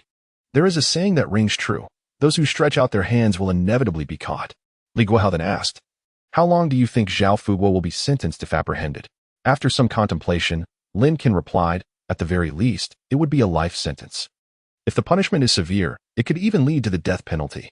Unbeknownst to Lin Can, his words would soon prove prophetic. A few days later, the investigation into Zhao Fuguo concluded, confirming his involvement in corruption and the embezzlement of research funds amounting to billions. The announcement triggered widespread outrage across the Dragon Nation. Initially, there had been hopes that the Hongzi Group would break through technological barriers and overcome sanctions imposed by Western nations. Instead, it was revealed that the very leader of the Hongzi Group had been deeply entrenched in corruption. This revelation rendered the nation's ambitious projects, aimed at accelerating breakthroughs with all available resources, a mere farce, bringing shame upon the entire scientific community. As the uproar escalated, the nation's leaders issued a stern directive, Those who exploit nationalistic sentiments for personal gain and cause adverse effects must be punished swiftly and severely. Following a thorough review, the courts expedited their verdict. Zhao Fuguo was sentenced to death. Unwilling to accept this outcome, Zhao Fuguo appealed, but the second trial upheld the original sentence of death. Soon after, he was brought to the execution site, where the sentence was carried out via lethal injection. The once glorious leader of the Hongzhi group was reduced to ashes at a crematorium. However, these events were but a prelude. At that moment, Lin Can and Li Guohao continued their conversation before Li Guohao took Lin Can out for lunch. In the afternoon, he meticulously planned Lin Can and Oppo's schedule, starting with several research institutions in the capital, followed by visits to other locations, including Modu. Thus, Lin Can embarked on a busy journey across the nation. In truth, the terms 28-nanometer lithography machine, 14-nanometer lithography machine, and 7-nanometer lithography machine are somewhat misleading. The so-called 28-nanometer lithography machine is, in fact, capable of producing 7-nanometer chips through multiple exposures. However, utilizing a 28-nanometer lithography machine for 7-nanometer production results in prohibitively low yield rates. At this point, the Dragon Nation possessed a 28-nanometer lithography machine, but due to low yield rates, mass production was not feasible. Lin Can's proposal aimed to enhance these 28-nanometer lithography machines. The forthcoming 2 months marked the busiest period for Lin Can, with his sleep averaging less than 4 hours a night as he traversed the nation. From the capital to Modu, from Yangqing to Chuanyu, he traveled extensively. The vast array of technologies associated with lithography necessitated his visits to various research centers scattered throughout the Dragon Nation. Fortunately, he was reborn at the age of 18, brimming with vitality. Had he been in the state of his previous life, he would have struggled to sustain such a pace for even 2 months. Ultimately, the efforts of those 2 months bore fruit. Lin Can arrived at the Dragon Science Institute on June 12th. Now, just over 2 months later, on August 17th, the Dragon Nation announced, the 28-nanometer lithography machine has been successfully developed and is ready for mass production. This news detonated like a bombshell, reverberating throughout the nation. The internet erupted with fervent discussions, with netizens expressing their exhilaration in the comments. The Dragon Nation is truly remarkable. Despite Western sanctions, the lithography technology has made strides, showcasing our prowess in the realm of science and technology. This breakthrough in lithography technology will undoubtedly transform the global semiconductor industry. Our scientists are commendable. I am immensely proud to be a descendant of Yin and Huang. These were the sincere comments beneath the news. Lin Can glanced at them before closing the page. The comments from serious individuals lacked depth. He then opened Weibo, where the news of the 28-nanometer lithography machine had already topped the trending list, sparking lively discussions. My cat can flip through flowers. Is this news genuine? I read online that experts claimed the Dragon Nation would and Oppo's produce a 28-nanometer lithography machine within 5 years. Yet here we are, just 2 months later. Returning after half a lifetime, still a young master. Do you really believe the experts? Young man, you need treatment for that. I'm an expert. Enough with the insults. I'm tired of being cyberbullied every day. Only left with money. Honestly, there might be some hidden details. A friend of mine is involved in lithography research. Monthly salary of 1,800. Leader is a tortoise. Please elaborate. What are the hidden details? Only left with money. It is said that the Dragon Nation recently received assistance from a remarkable individual. Many of the lithography technologies were provided by him. Is it true? Did we invite a genius from the West? I recall that this technology is renowned globally in the rotten country. Only left with money. It's not a Western genius. It's one of our own, a young man, but I don't know the specifics. Lazy Emperor of the Grassland. Amazing.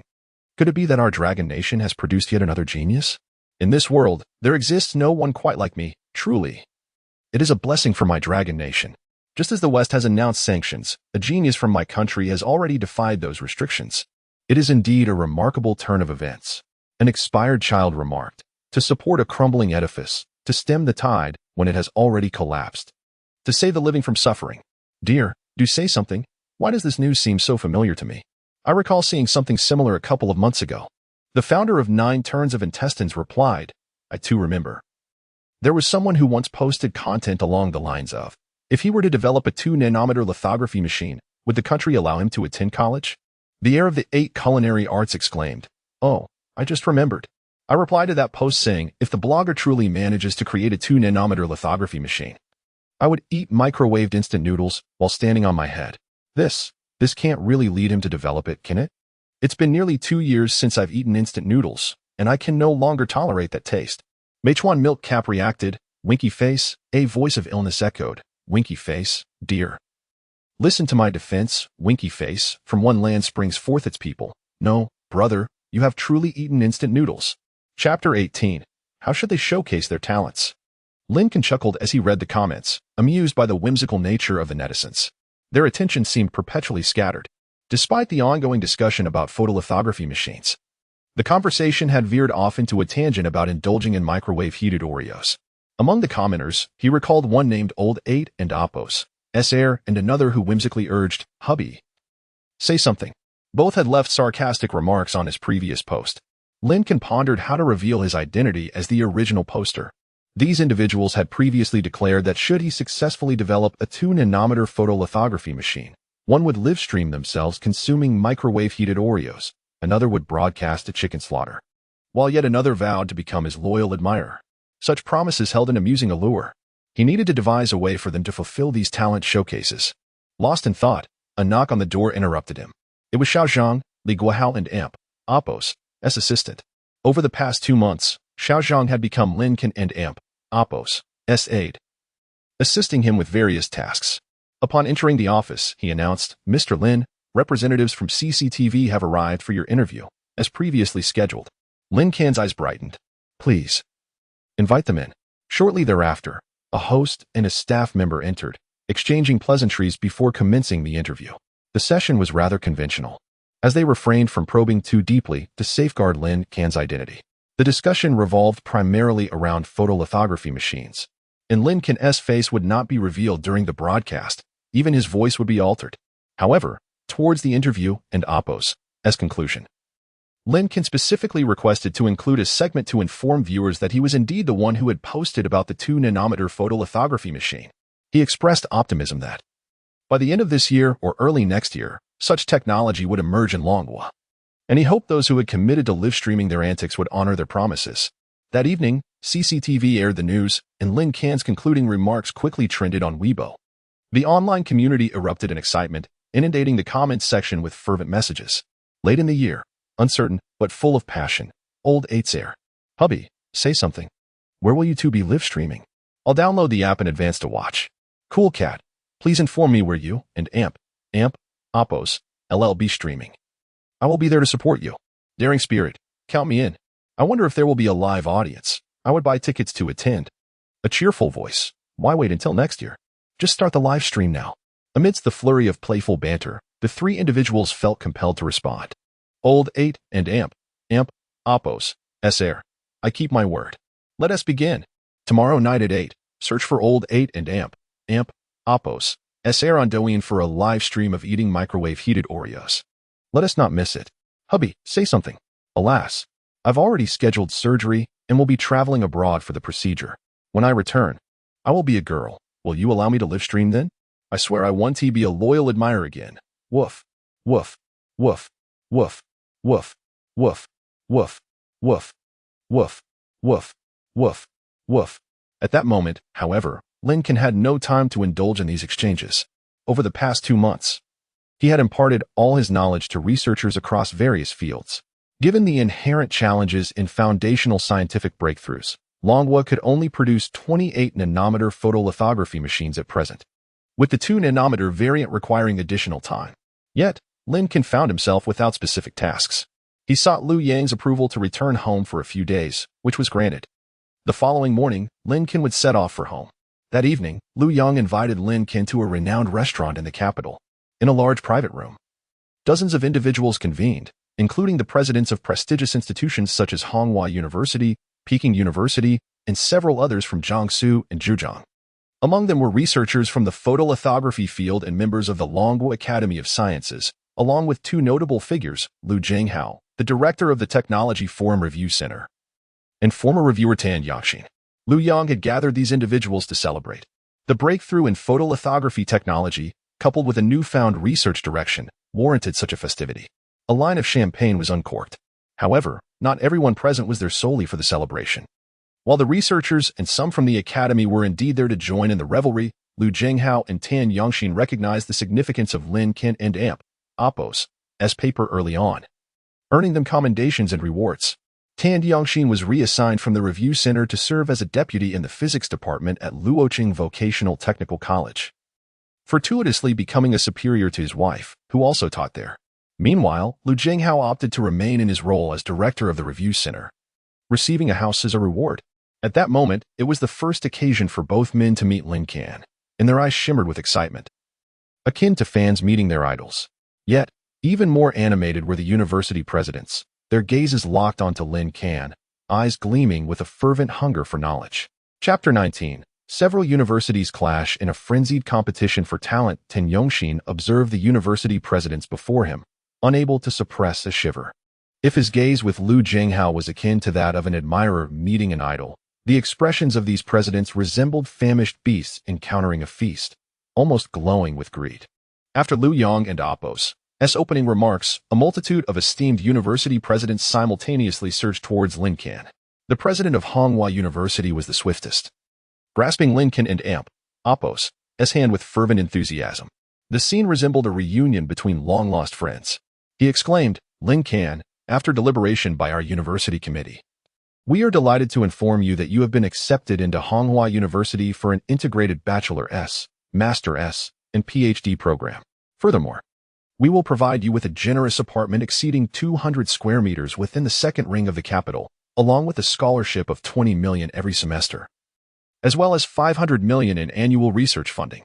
Previously, a vice president from Honghua University had promised Lin Can 10 million in scholarships and 200 million in research funding.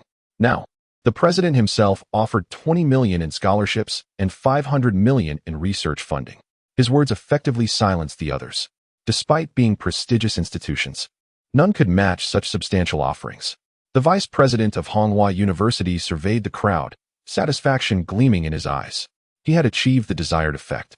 His initial silence had transformed into a thunderous declaration that left others hesitant to compete. As one of the nation's top universities, Honghua possessed the confidence to assert itself in such a manner. At that moment, the only institution daring to challenge Honghua's claims was Jingda University. The president of Jingda leaned closer to Lin Can and warmly stated, "Lin Can, we at Jingda University are prepared to offer you the same conditions as Honghua University. And additionally, we will allocate a dedicated laboratory for your research endeavors." The president of Jingda had effectively raised the stakes, causing the president of Honghua to turn pale with disbelief. Onlookers were taken aback, exclaiming in astonishment at Jingda's strategic maneuvering. By allowing Honghua to make the initial offer, Jingda had brilliantly countered with an improved proposition. In essence, it was a clear message: Jingda provides more than Honghua. The president of Honghua glared at his counterpart from Jingda, indignantly retorting, "How dare you compete with us? In terms of research capabilities, we at Honghua are second to none. Your Jingda may excel in literature and the arts, but we can effortlessly eclipse you in scientific research." In response, the president of Jingda slammed his hand on the table, equally furious. "We may indulge in culinary excess, but we do not tolerate baseless claims. Which of your research technology surpasses ours? All of our innovations outstrip yours. Go ahead, ask around." Their heated exchange escalated, nearly erupting into a physical confrontation. Lin Can watched in exasperation, having long been aware of the rivalry between Honghua and Jingda, two institutions both claiming to be the finest in the nation.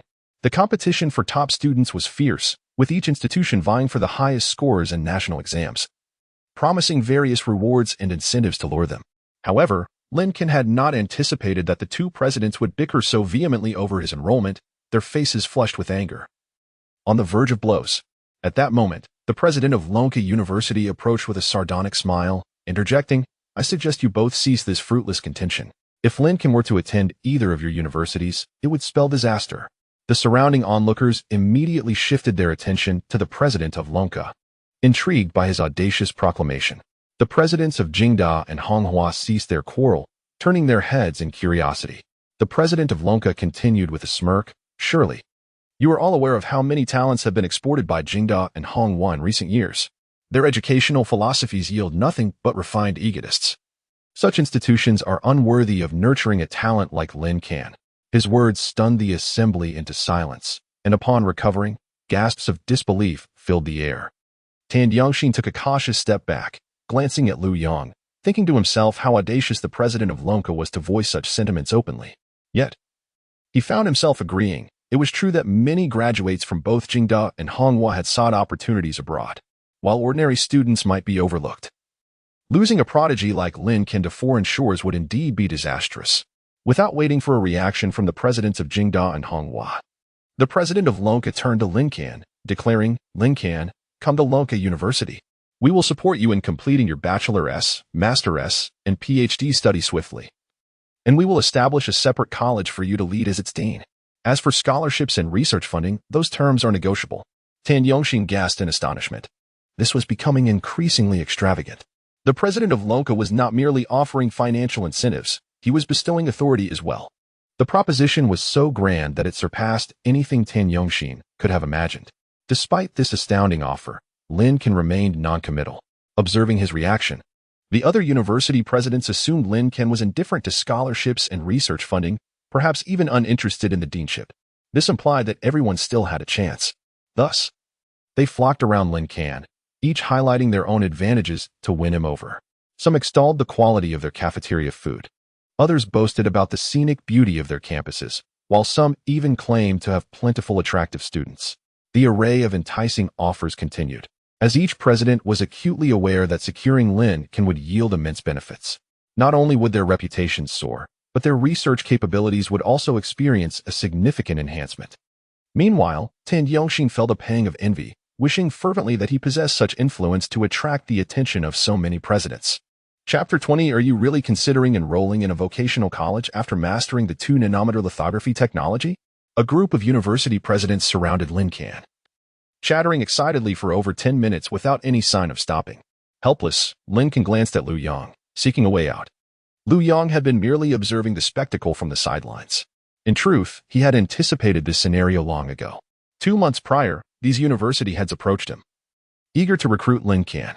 Yet, Lu Yong found himself unable to make decisions on Lin Can's behalf. Thus, he had gathered all the prominent university presidents for this celebratory occasion, leaving it to them to vie for Lin Can and Appo's enrollment. However, judging by Lin Can and Appo's current demeanor, it seemed he held little interest in their institutions. Lu Yong coughed twice, drawing attention. "Ahem, gentlemen, may I have your attention?" He stepped forward, extricating Lin Can from the throng. "If you wish for Lin Can to attend your university, it is only proper to inquire about his preferences. He is no ordinary student. With his current accomplishments, he could seamlessly transition to the Lin Can Institute and be eligible for academician status by next year." Lu Yong poured cold water on their enthusiasm, reminding them of Lin Can's exceptional worth. The university presidents fell silent, realizing their institutions lacked the allure of the Lin Can Institute. If Lin Can desired to join Lin Can, they had no recourse. Yet, Lu Yong did not inquire whether Lin Can would attend Lin Can. Instead, he smiled and asked, "Lin Can, now that the leaders of so many institutions are gathered here, do you have any requests you would like to voice?" Lin Can surveyed the esteemed university presidents, offering them an apologetic smile. To be honest, the conditions they presented were indeed quite generous. Even in his previous life, Lin Can had never enjoyed such privileges. Nevertheless, he could not acquiesce to any of them. The system mandated that he enroll in a vocational college. Only by successfully doing so could he reap the rewards from the system. Thus, the offers from these university heads were merely trifling gestures in Lin Can's eyes. Understanding his course of action, Lin Can spoke softly yet resolutely, "I have no desire to attend a prestigious university. For me, the ability to utilize my research skills does not necessitate an elite institution. A vocational college will suffice. Is there anyone here from a vocational college? I would like to enroll." The moment those words escaped his lips, the esteemed university presidents were left bewildered. Onlookers shared their astonishment. "What? You wish to attend a vocational college? After acquiring the 2-nanometer lithography technology, you want to go to a vocational school?" Confused glances were exchanged among the crowd. Even Lu Yong was taken aback. He had not anticipated such a conclusion. Only Tan Yongxin, suddenly filled with excitement, stepped forward and approached Lin Can. "Lin Can, did you just say you want to attend a vocational college?" His speech faltered. Lin Can regarded him quizzically, wondering who this stammering individual was, as he seemed unfamiliar. Nevertheless, he nodded affirmatively. "Yes, I wish to attend a vocational college, preferably one close to home, ideally in Luoqing." Just as Lin Can finished speaking, Tan Yongxin fell to his knees in a surge of enthusiasm. Oh dear. Lin Can hurried to assist him, flustered. Please, don't do this. I'm frightened. That doesn't matter. Tan Yongxin grasped Lin Can and Appo's arm tightly, exclaiming, Lin Can, Luoqing Vocational and Technical College welcomes you. From this day forth, we are family. Ahem. Please, get up and let us converse. Lin Can insisted, pulling Tan Yongxin up and guiding him to a nearby chair. Tan Yongxin quickly apologized. I'm so sorry. When I get too excited, my legs go weak. Truly, I am very sorry. After his apology, he expressed his gratitude. Thank you, Lin Can. You are like a benefactor to me. Lin Can replied, There's no need for such formality. I merely helped you up. But inwardly, he pondered, who exactly was this individual? Fortunately, at that critical moment, Lu Yang introduced Tan Yongxin and Appo's identity. Upon learning that Tan Yongxin had expedited the submission of his paper to the Lin Can Institute, Lin Can felt a surge of goodwill towards him. He smiled politely and inquired, You mentioned Luoqing Vocational and Technical College? RN and AMP. Appo's. TU affiliated with the Longwood Technology Forum and AMP. Appo's. Review Center? How do you have ties to the college? I am currently a teacher there. Tan Yongxin stammered. Lu Jinghao, unable to contain himself, stepped closer. He clarified for Lin Can, You see, Tan Yongxin received an award for your paper, and he has now been assigned to a leadership position at Luoqing Vocational and Technical College. Since you are interested in attending a vocational institution, he can facilitate your admission. Tomorrow, the enrollment procedures can be completed. At this moment, Tan Yongxin regained his composure. He exclaimed, No need to wait until tomorrow. I will call the principal right now. We can finalize everything tonight. With that, he hurried off to make the call. The group of esteemed university presidents watched, their eyes nearly popping from their sockets. They had never expected that, after all their contention, they would ultimately be outmaneuvered by a vocational college. They looked at Lin Can, utterly baffled. How could anyone forsake Redhua University and Jingda, abandon the top 10 universities of Longhua, to opt for a vocational college? Could one truly innovate superior technology within such an institution? Lin Can, however, felt no inclination to clarify matters for them. The existence of the system was a secret he could not share, even with those closest to him. He exchanged a glance with Lu Yang, who, though perplexed, proceeded to calm the prestigious university presidents. He invited everyone to take their seats and ordered the arrival of the meal. Soon, an array of exquisite and lavish dishes was served. Yet, the university presidents found little appetite as they observed Tan Yongxin, who was lavishing attention on Lin Can. They pondered in confusion where they had faltered. Once the banquet concluded, the university presidents departed. Some could not refrain from sardonic remarks. Humph. What good is choosing a vocational college? Do you think he can discover controllable nuclear fusion there? Regrettably, Lin Can did not hear these words. Otherwise, he might have suspected that the speaker possessed the ability to read minds. Chapter 21. Lin Can returns home, shocking his family with a million once everyone had departed. Lu Yang and Lin Can stepped out of the restaurant together, followed closely by Tan Yongxin, who trailed behind like a sycophant. Lin Can, the school has made preparations.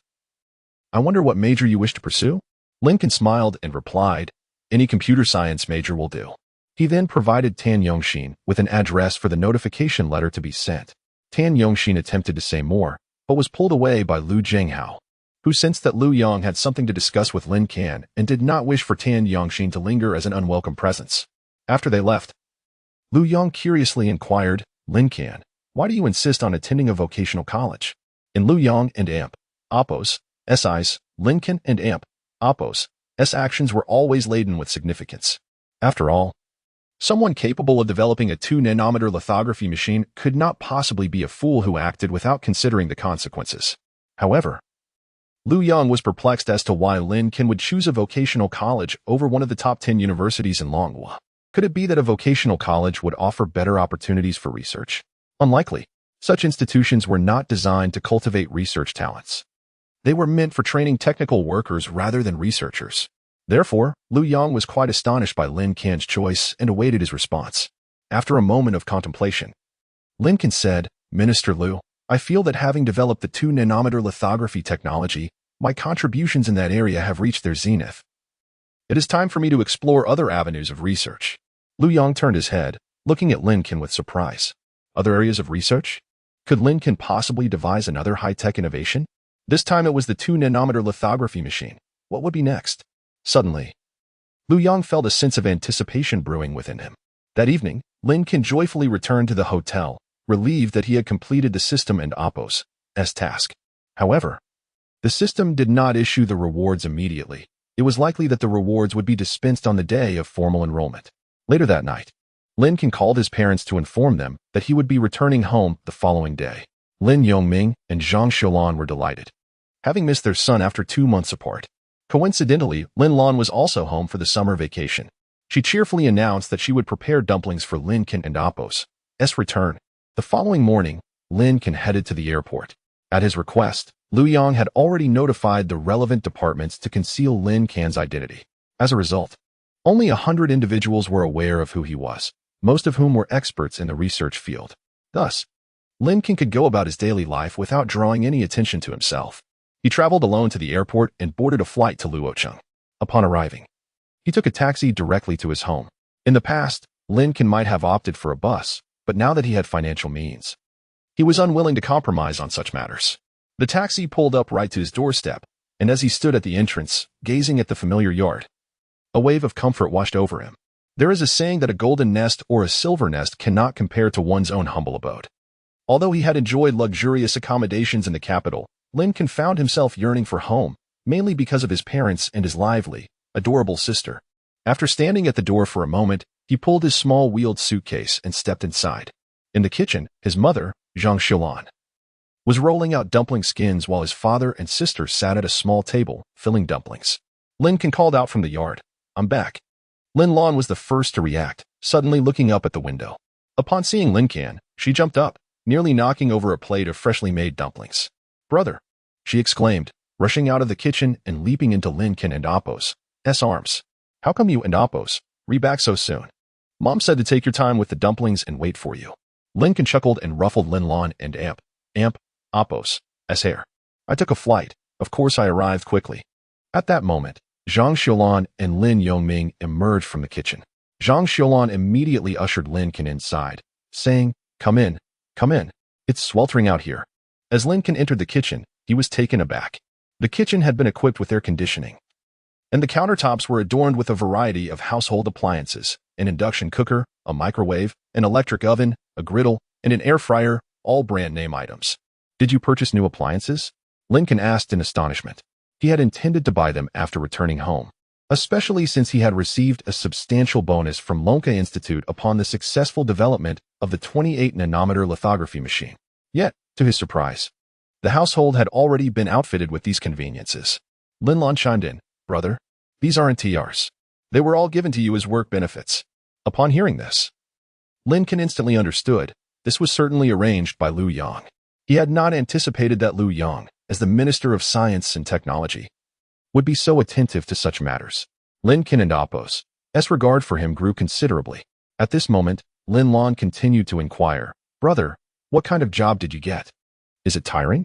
Meanwhile, Lin Yongming and Zhang Xiulan remained silent, their faces beaming with smiles as they gazed at Lin Can.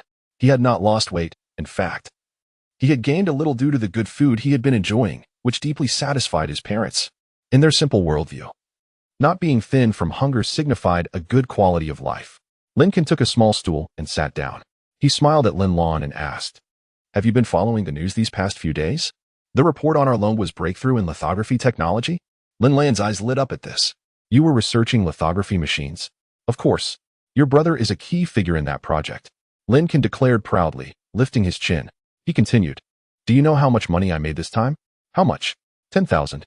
Lin Lan feigned ignorance. 10,000. That would be an insult to my capabilities. Lin Can lightly tapped his new phone, pausing for effect. "This time, I made a grand total of 1 million. What?" Lin Lan's jaw dropped in disbelief. Lin Yongming and Zhang Xiulan were equally stunned, momentarily at a loss for words. They were somewhat taken aback. 1 million. For an ordinary rural family, this was an astronomical figure. Lin Can smiled. In truth, he had not told the whole truth. The reward was not 1 million, but rather 10 million. Moreover, when the lithography technology achieved another breakthrough, he was certain additional rewards would follow, and they would undoubtedly be no less substantial than this one. However, he chose not to disclose this information to his parents and sister. To them in the present, 1 million and 10 million bear no distinction. Both are astronomical figures. It suffices to inform them that wealth has graced their household. Henceforth, there is no need to be frugal with expenditures. That alone is enough. Chapter 22. The successful unlocking of the high-tech system and the acquisition of controllable nuclear fusion technology.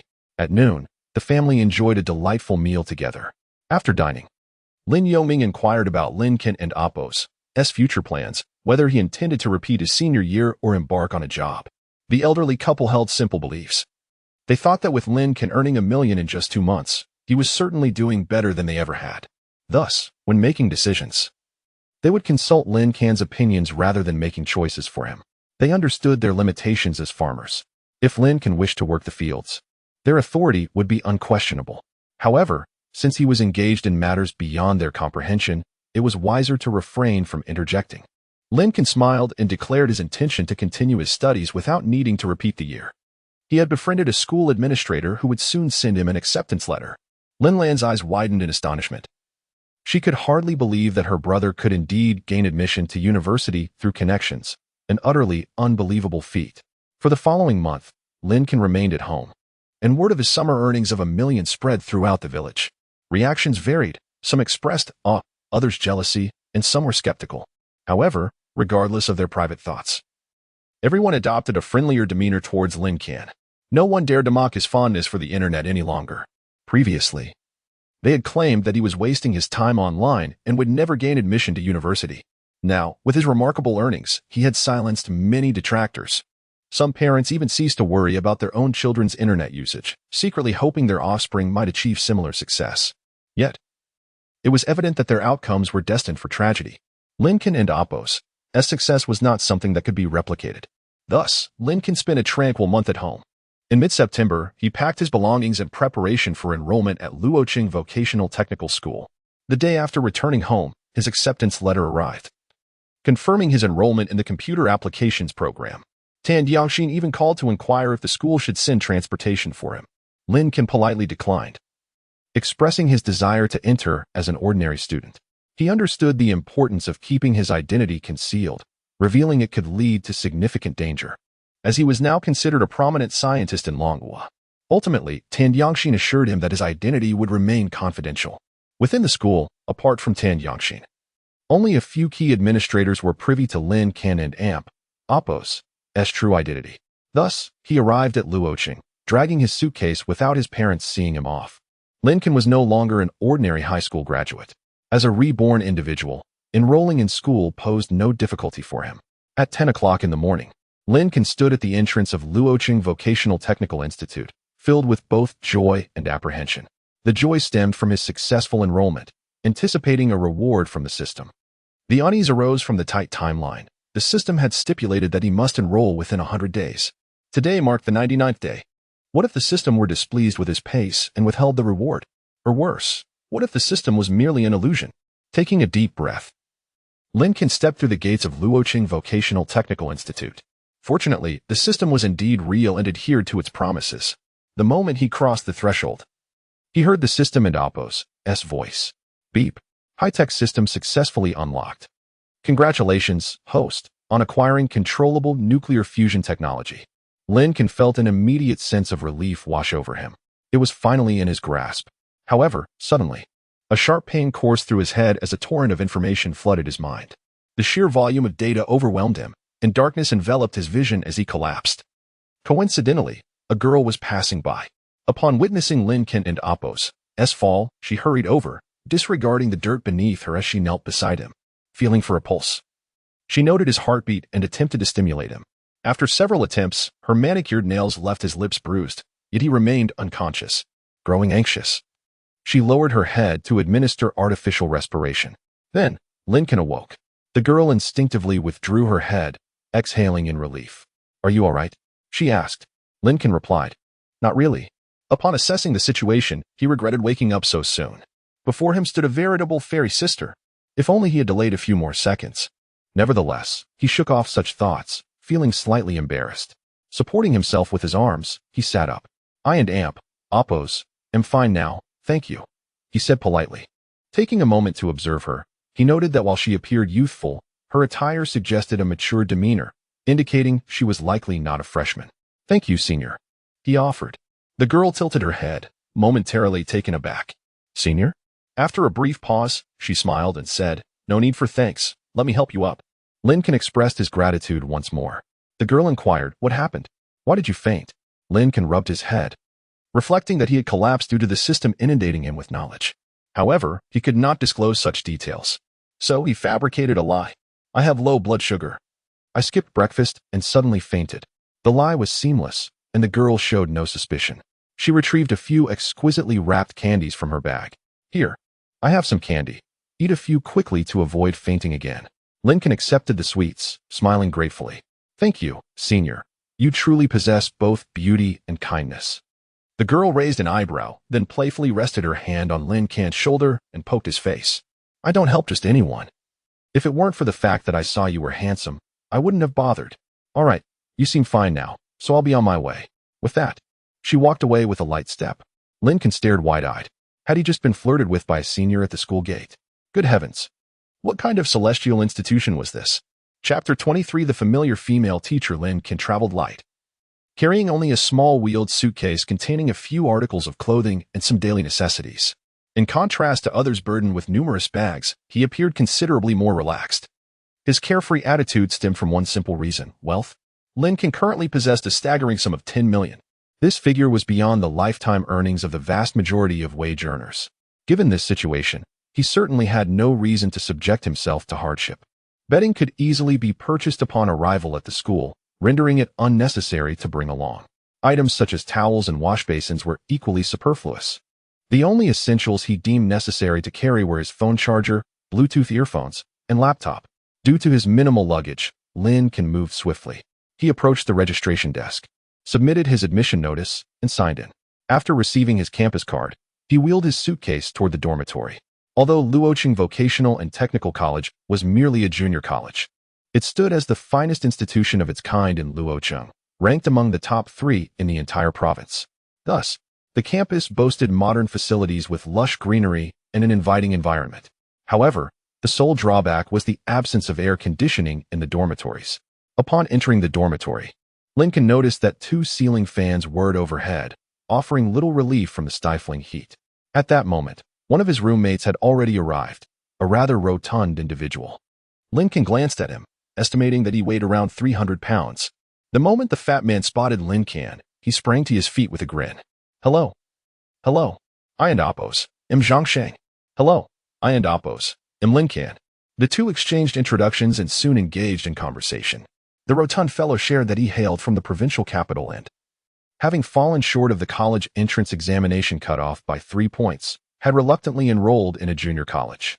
Lin Can chuckled softly, refraining from joining the discussion about exam scores.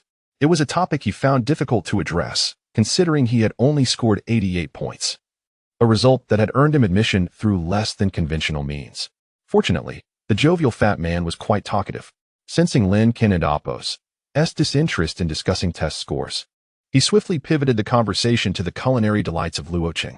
Typically, individuals weighing over 300 pounds possess an extensive knowledge of food, and this particular man was no exception. He recounted that he had arrived in Luoqing 3 days in advance, eager to explore the local cuisine. Over the past few days, he had nearly sampled every restaurant near the school. Lin Can and Oppos help but express his admiration, not for the fact that the man had arrived 3 days early to indulge in culinary adventures, but for the astonishing feat of having dined at so many establishments in just 3 days. Clearly, this fellow did not limit himself to a single restaurant per meal. As they conversed, another individual entered the room, exuding a lively demeanor. Hello everyone. I'm Phone Hal. After another round of introductions, yet another person arrived. Wow. You all got here pretty early. I thought I would be the first one, he exclaimed as he placed his belongings in the dormitory. Hello, everyone. I'm Chen Xiaosong from Jiancheng. If you wish to express your enthusiasm and courtesy, feel free to call me Young Master Chen. The rotund man chuckled, teasing, Chen Xiaosong? That name sounds rather effeminate. Perhaps we should call you Miss Chen. Chen Xiaosong bristled at this remark. Hey, don't think I'm intimidated by your size. If you dare, let us race. I'll leave you behind by 800 meters. The rotund man, incensed, retorted, why not challenge me to an eating contest instead? I'd outpace you by 3 bowls of rice. Their playful banter seemed to escalate toward a quarrel, prompting Lin Can to intervene. All right, enough of this nonsense. It's lunchtime. Let and Oppos, let's go eat. My treat. Upon hearing the mention of food, the rotund man lost interest in bickering with Qin Xiaotsong. He grabbed a towel, draping it over his shoulders, and exclaimed, "Let us go eat. I know a fantastic barbecue place. Let us indulge." Feng Hao inquired curiously, "Are we just the four of us going? Our dormitory accommodates 6. Shouldn't we wait for the other 2? The rotund man pulled him up eagerly. "You're mistaken. Although we live in a 6-person dorm, only 4 of us are actually here. Didn't you read the admission notice?" With that, he dragged Feng Hao out the door.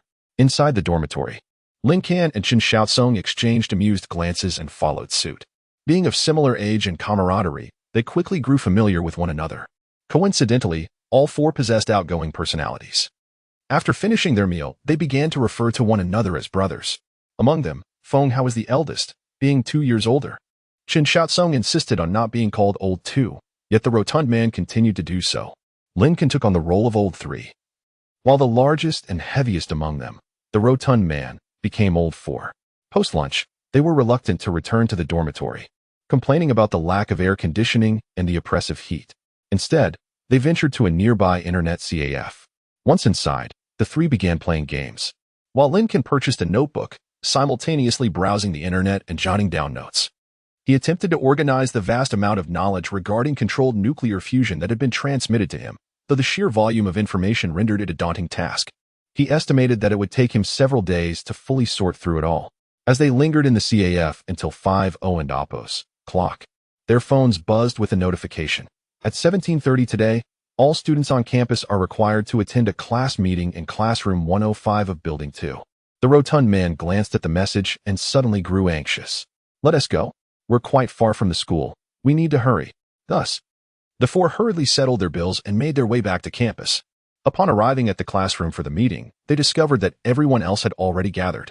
Lin Can and Oppos' major was computer science and applications, a program that was not as exclusively male-dominated as fields like civil engineering or mechanical manufacturing. Their class comprised 35 students, with 20 boys and 15 girls. Though the gender ratio was not perfectly balanced, it was not overly skewed either. Along the way, the rotund man and Qin Xiaotsong bickered about whether there would be any attractive girls in the class.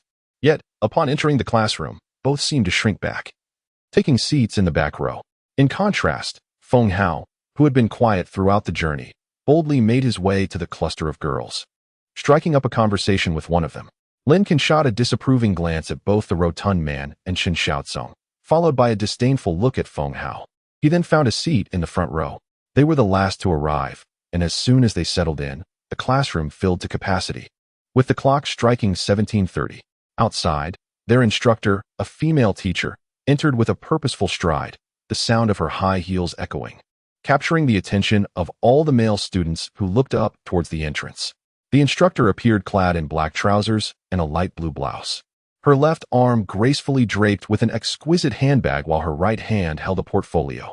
She wore a subtle touch of makeup, adorned with striking jewelry adorning her neck and earlobes.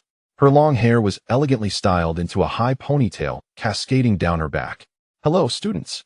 I am your counselor, Jiang Tang," she announced with a warm smile as she approached the podium, setting down her handbag and portfolio, surveying the students seated before her. Then, her gaze fell upon Lin Can, who was seated in the front row. Their eyes met, and in that instant, a term escaped his lips. "Senior." This very teacher was the one Lin Can had encountered earlier that morning upon his arrival at school. Jiang Tang felt a sudden urge to cover her face and withdraw. Chapter 24. The teacher's embarrassment in Lin Can's class meeting. At this moment, Jiang Tang's thoughts were consumed by a profound sense of humiliation. How utterly mortifying. How utterly mortifying.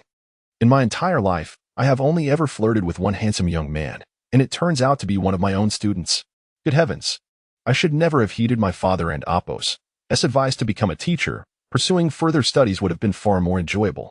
Lin Can observed that his counselor's face had turned crimson, prompting him to utter something to alleviate her anxiety. However, as he spoke, an involuntary chuckle escaped his lips. At this, Jiang Tang could no longer bear it. She covered her face and fled the classroom. The students were utterly bewildered. What on earth was wrong with their counselor? She had only just stepped onto the podium before she suddenly ran out, covering her face. Lin Can, however, felt a pang of concern. Earlier that morning, Jiang Tang had been as bold as could be while teasing him. Now, she was rendered so bashful.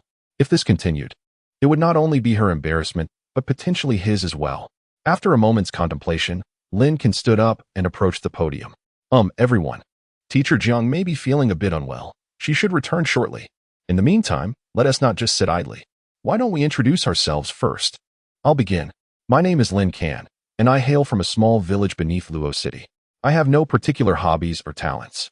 My only noteworthy trait is perhaps my good looks. With that, he smugly tousled his hair. The boys below responded with playful boos, while the girls' eyes sparkled with admiration, genuinely believing Lin Can was rather handsome. Having broken the ice, Lin Can continued to encourage his classmates, and before long, each student took to the podium to introduce themselves. It must be said that Lin Can possessed a remarkable gift for rallying spirits, coupled with his reincarnated maturity far exceeding that of these fresh university students. He orchestrated the class meeting with exceptional success. Under Lin Can's influence, the atmosphere quickly became lively.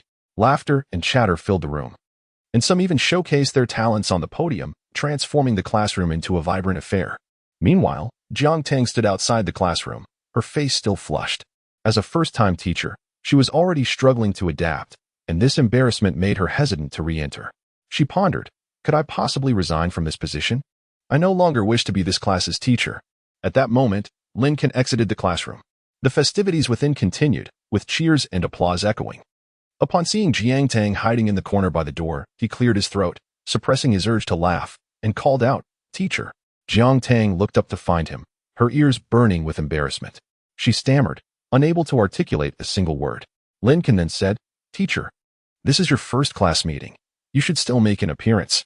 Just tell everyone you suddenly felt unwell, and mention how well I've been conducting things, allowing me to continue hosting." In that instant, Lin Can appeared more like a teacher, while Jiang Tang seemed like a new student. Blushing, she nodded in agreement, accepting the explanation he had crafted for her. Simultaneously, she felt an inexplicable sense of trust towards this young man. Lin Can turned around, beaming as he re-entered the classroom. "Everyone, let us pause for a moment. Teacher Jiang has returned." He then stepped aside to allow her to take the podium again. Jiang Tang, feeling somewhat awkward, offered a sheepish smile. I apologize, everyone. I just suddenly felt unwell. I see that this meeting is going quite well under this student's leadership, so I'll let him continue." Lin Can interjected, "Teacher, my name is Lin Can." Jiang Tang nodded in acknowledgement.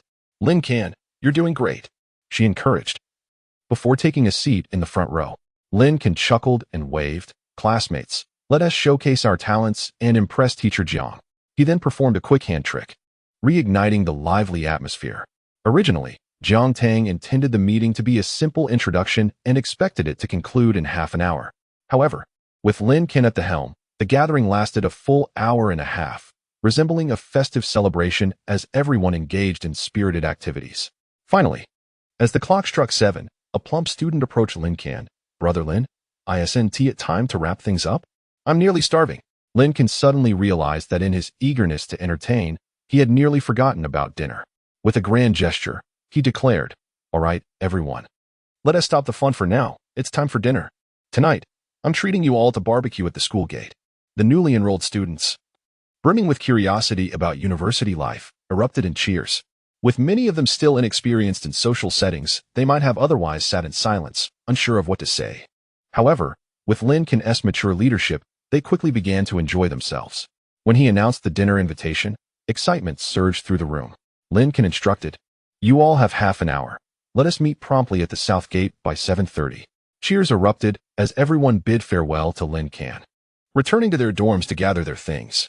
Some changed clothes, others retrieved items, and a few had parents still present to send them off. Eventually, only a few from Lin Can's dorm and Counselor Jiang Tang remained in the classroom. Now composed, Jiang Tang no longer blushed. She expressed her gratitude to Lin Can, who invited her to join for barbecue, though she hesitated. "I think I should pass. After all, I'm your teacher, and I fear you all might not feel comfortable." Lin Can chuckled. "No worries. We'll just ask everyone to refer to you as senior sister instead." Upon hearing this, Jiang Tang's face reddened once more. Meanwhile, at the back of the room, the plump students stared in disbelief. What was happening? Was Lin Can truly so audacious? This was flirting with a teacher. Truly a remarkable roommate. As Lin Can gestured invitingly, he softly urged, "Come on, Jiang senior sister, don't be shy. This is a splendid opportunity to bond with everyone." After a moment and Appo's hesitation, she finally nodded. All right then. But I must warn you not to pressure the teacher into drinking. I don't drink. Lin Can laughed. So, you don't drink, huh? Chapter 25. The 19-year-old prodigy. If it were the chubby guy, they would say he would and Appo's drink alcohol, but Lin Can would surely retort, who would drink with a dog at the same table. However, at this moment, it was Jiang Tang. Lin Can smiled at her and said, rest assured, Teacher Jiang. We are all civilized individuals and do not engage in the culture of drinking at the table. With Lin Can and Appo's assurance, Jiang Tang visibly relaxed. She mentioned needing to change her clothes and departed. Watching her retreating figure, Lin Can mused, this teacher is as innocent as a young girl. Once Jiang Tang left, the trio of chubby friends approached Lin Can. They intended to return to their dormitory, but Lin Can halted them. Hold on, brothers. Let's clean the classroom before we leave. Saying this, he went to fetch a trash bin and a broom. In university, there are no fixed classrooms, and thus no designated cleaners. Once the entire class had departed, no one thought about tidying up the classroom. Only Lin Can notice this detail. Feng Hao exclaimed, no wonder they can have so much fun with the entire class. He truly pays attention to the finer details. Chen Xiaosong echoed, indeed, very meticulous. The chubby guy nodded in agreement, absolutely meticulous. Lin Can shot them a glance, feeling that these guys were not exactly singing praises. Damn it, I'll make sure to treat them to a drink later. The four of them completed the cleaning swiftly, finishing within 5 minutes, and then headed back to the dormitory. Chen Xiaosong needed to change clothes, while the chubby guy went to fetch a towel to wipe his sweat. On their way, Lin Can inquired if the chubby guy knew of any good barbecue places nearby. The chubby guy grinned and replied that he had already done his homework. Exit the school's south gate, walk 200 meters east, and there's a newly opened barbecue restaurant. It's clean and hygienic, the prices are reasonable, and they even have discounts on beer. Upon hearing this, Lin Can decided that was their destination. After returning to the dormitory to freshen up, they made their way to the south gate of the school. After waiting for a few minutes, at around 7:25, people began to arrive one after another. By 7:30, everyone was present. The first-year students, having just come from a demanding high school environment, were all quite punctual. Lin Can scanned the crowd, counting 35 students. All accounted for. The groups formed by dormitory units were somewhat reserved in their interactions. As his gaze landed at the back, Lin Can spotted Jiang Tang. She had changed into a pair of jeans and a cream-colored t-shirt, having swapped out her dress pants and blouse.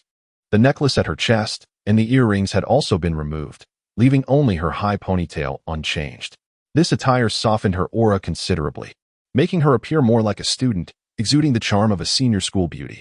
Lin Can clapped his hands and addressed everyone, classmates. From now on, you must not call Teacher Jiang teacher anymore. You must refer to her as senior, do you understand? When someone mistakenly called her teacher, they would face a penalty of a drink. The crowd collectively nodded, cheerfully calling out Senior Jiang, causing Jiang Tang and Appo's cheeks to flush. Lin Can chuckled as he led everyone toward the school gate. The distance of 200 to 300 meters was quickly covered. Lin Can surveyed the barbecue restaurant recommended by the chubby guy and was quite satisfied. The establishment was spacious, with numerous tables inside and dozens set up outside. At this moment, several tables were already occupied, indicating a thriving business. Lin Can directed everyone to find seats outside while he and the chubby guy went to place their orders. The chubby guy took charge with expertise.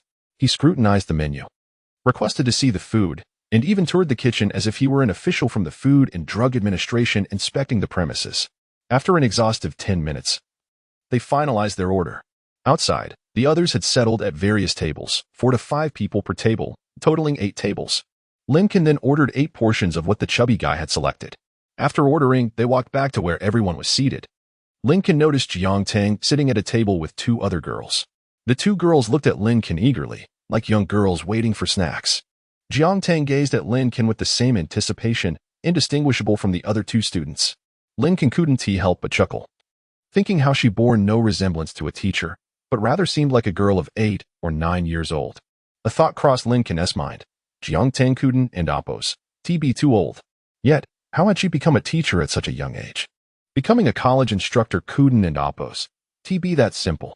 As he approached Jiang Tang's table, the chubby guy followed closely, clearly intending to sit beside Lin Can. Lin Can gave him a gentle shove, saying, Go, find Feng Hao and the others. The chubby guy's expression fell. Come on, Lin bro. You want and Appo's let me chat with the girls? His frustration was evident, his chin jutting out comically. Lin Can pushed him again and assured, next time, for sure. He then settled next to Jiang Tang. Jiang Tang smiled shyly. Normally, she wouldn't be this bashful, but now, every time she saw Lin Can, memories of their earlier teasing flooded her mind, making her wish to escape to another planet. Yet Lin Can leaned over and teased her, "Senior, you weren't so shy this morning when you were teasing me." Jiang Tang nearly dropped her bag, deciding that if Lin Can said one more thing, she would flee. Fortunately, Lin Can was not so malicious. He merely chuckled and shifted the conversation to include everyone. The two girls seated across from them were indeed beautiful. Yet they seemed somewhat reserved, not very familiar with each other. Lin Can initiated a discussion about their college entrance exam results, then shifted to their plans for university life. After a few minutes, the atmosphere became lively. As a seasoned student, Jiang Tang began sharing essential experiences from her university days. Amidst their conversation, Lin Can suddenly heard a shocking revelation directly from Jiang Tang. She was only 19 years old, just a year older than him. Lin Can, taken aback, inquired, "Senior, you truly are only 19? If I may ask, what is your educational background?" Jiang Tang smiled bashfully. "My education is quite ordinary. I didn't pursue further studies. Just an undergraduate degree from Peking University." Lin Can fell silent. A thought surfaced in his mind. This girl is even more adept at boasting. An ordinary degree from Peking University? Does such a thing even exist? Peking University is one of the top institutions in the country. Those who gain admission are anything but ordinary. Moreover, the most astonishing fact was that Jiang Tang was only 19. At this age, some had yet to take their college entrance exams, yet she had already graduated. Seeing the astonishment on Lin Can and the others' faces, Jiang Tang explained, "I took the entrance exam early. I didn't finish high school, nor did I complete middle school. I took the exam at 15, which is why I graduated a bit earlier." Lin Can gave her a thumbs up. Without uttering a word, he declared her a genius. "Come, let us have a drink." With that, Lin Can lifted his beer, while Jiang Tang raised her cola. After finishing their drinks, the group resumed their conversation. Lin Can continually introduced new topics, eliciting laughter from the three girls. The night sky above was clear, adorned with countless twinkling stars. A gentle breeze swept through, carrying a delightful aroma. He stretched lazily, a hint of weariness inadvertently reflected in his gaze. Taking another sip of his drink, Lin Can remarked, "Now, this is what life is all about." At that moment, a few boys called Lin Can over to join them for a drink. He promptly took his glass and ran over. A crowd gathered, and the atmosphere became exceptionally lively. However, it was too long before a group of individuals, dressed in a rather unrefined manner, approached. They too had come for the barbecue. After seating themselves, they began ordering food while smoking. Suddenly, one of the blonde-haired men spotted Jiang Tang, his eyes widening with surprise. "Wow, Kai, Ming, look at that table over there. 3 beauties at one table. Just look at that ponytail girl. She's easily a 9. 8. Could she be the campus belle of some school?" One of his companions chuckled, "Boss, with such a stunning girl, why not ask for her WeChat?" The blonde flicked his hair back, grinning as he replied, "How mundane. Is asking for WeChat all you can think of when you see a beauty? No wonder you all remain single. Watch as I put on a show today. This will surely be a night the 3 beauties will never forget." Chapter 26. Who are you? Is your reputation so valuable? After the yellow-haired boy finished speaking, he stood up and sauntered towards Jiang Tang and Appo's table. He exuded an air of casual confidence, discarding the cigarette he had been smoking. Approaching the table, he seated himself in Lin Can and Appo's spot. With a grin that revealed his crooked yellow teeth, he flashed a smile at Jiang Tang, who immediately frowned in response. Unperturbed by her disdain, he asked boastfully, "Ladies, are you students from a nearby school?" The 2 female classmates glanced nervously at Jiang Tang, who furrowed her brow and replied, "We are from Luoqing Vocational Technical College." "Oh." As soon as her words left her lips, the yellow-haired boy slammed his hand on the table, causing a hush to fall over the surrounding area as many turned to look. Yet, he remained oblivious, continuing with a grin, "Haha, what a coincidence. Do you know who I am? I am the son of Principal Jiang from Luoji. Luoji is the abbreviation for Luoqing Vocational Technical College, and Principal Jiang is the head of the institution." The yellow-haired boy appeared to be very familiar with the school. Jiang Tang's expression turned peculiar. The yellow-haired boy extended his hand towards her, as if to shake hands, saying, "Beautiful lady, pleased to meet you. My name is Jiang Long. Allow me to treat you to this meal as a token of our newfound acquaintance." Jiang Tang instinctively recoiled and remained silent, her brow still knitted. The yellow-haired boy's expression shifted slightly. What? You want to give me, Jiang Long, any face? Jiang Tang continued to stay silent. Yet, a voice came from behind the yellow-haired boy. Who are you? Is your reputation worth a lot? Or do you usually beg for favors based on your reputation?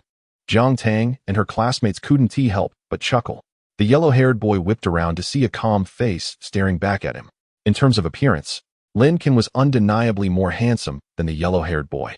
Moreover, the yellow-haired boy stood at about 1.7 meters, while Lin Can towered at 1.8 meters. A noticeable height difference. However, the yellow-haired boy remained arrogant. He did not rise as Lin Can approached. Instead, he propped his leg up and pulled out a cigarette and lighter, preparing to teach Lin Can a lesson while smoking. Young man, you can't handle 3 beauties. Share one with me, and from today on, you will be my brother, Jiang Long, he boisterously proclaimed. With a cigarette poised between his lips, he was ready to light it. Suddenly, Lin Can stepped forward, grasped the back of his collar, and forcefully threw him to the ground. How about I share your mother with you? Lin Can exclaimed, placing his foot firmly on the yellow-haired boy and Appo's hand. The boy let out a piercing scream. Fuming, Lin Can retorted, I just left for 3 minutes, and you're already looking for trouble. You really know how to take advantage of a situation. What face do you even have? You don't look like someone with a reputation. And smoking. Do you have any idea how severe pollution is on this planet? It's because of people like you. As he berated the yellow-haired boy, he continued to stomp on him. The yellow-haired boy screamed pitifully, akin to a slaughtered pig. Nearby, the yellow-haired boy's companions picked up beer bottles, ready to charge over. However, at that moment, the boys from Lin Can's class stood up. And aside from a few who were too inebriated to stand, the other dozen boys gathered around Lin Can, with a dozen strong young men standing together. The yellow-haired boy and Appo's friends immediately shrank back, too intimidated to approach. One of them shouted to the yellow-haired boy, Boss, hold on. I'll call for help. Another threatened Lin Can, you better let our boss go. Our boss's brother has been in this scene for over a decade, with hundreds of people under his command. Upon hearing this, Lin Can's eyes lit up. Hundreds of people? Are you sure? The boy, with a facade of bravery, nodded his head. Lin Can promptly retrieved his phone and dialed a number he had received from Lu Yang when he arrived in the capital. It was the number for the head of the Luoqing Security Bureau. Lu Yang had already made arrangements, ensuring that Lin Can would be prioritized and kept out of trouble. As Lin Can connected the call and stated his name, the voice on the other end immediately erupted with affable laughter. Ah, Mr. Lin, this is Wang Minji, the director of the Luoqing Public Security Bureau. How may I assist you? Lin Can smiled slightly. This tone and laughter were all too familiar to him. During his time in the capital, he had encountered many such individuals, and things had only slightly normalized upon his arrival in Luoqing. Lin Can explained. I was dining with my classmates near the school and encountered some trouble. A few ruffians came looking for a fight. He briefly recounted the events. On the other end, Director Wang expressed urgency and anger. What? Such people exist in Luoqing? Mr. Lin, please hold on. I will send someone immediately. Lin Can chuckled. I appreciate it. With that, he hung up the phone. All around him, people turned their attention to Lin Can. Though they could not hear the conversation on the phone, they understood he had called the police. Many breathed a sigh of relief. At that moment, Jiang Tang stepped aside to make a call of her own. After finishing, she approached Lin Can and said, No need to worry. I just informed the school security office, and they'll be here shortly. Lin Can smiled and gave Jiang Tang an appreciative glance. He suddenly realized that despite her nervousness in the face of danger, she did not exhibit fear. The contrast was striking. The two girls at the table with Lin Can had gone pale with fright. Yet Jiang Tang maintained her composure and even devised a solution by contacting the school security. This is what one might call remaining calm in the face of adversity. Those capable of such poise are indeed remarkable. It is no wonder she was able to gain admission to the prestigious capital university at such a young age. Just as he was reflecting on this, the distant sound of police sirens began to wail. Chapter 27. We shall award you a certificate for bravery. Lin Can was taken aback. Scarcely had he hung up the phone for 3 minutes when the police arrived. Their response time was astonishingly swift. Upon hearing the sirens, Huang Mao and his companions immediately fell into a state of panic, revealing their previous encounters with law enforcement, which had instilled a deep-seated fear within them. However, Huang Mao was unable to rise as Lin Can had him pinned down, and his friends dared not flee. Being surrounded by a dozen young men. Before long, several police officers arrived on the scene. After surveying the surroundings and catching sight of Lin Can's face, they immediately broke into friendly smiles. Shortly thereafter, personnel from the school and Oppo's security office arrived. Jiang Tang approached them and provided a detailed account of the events. The security team then engaged in a brief conversation with the police. Subsequently, Huang Mao and his companions were handcuffed.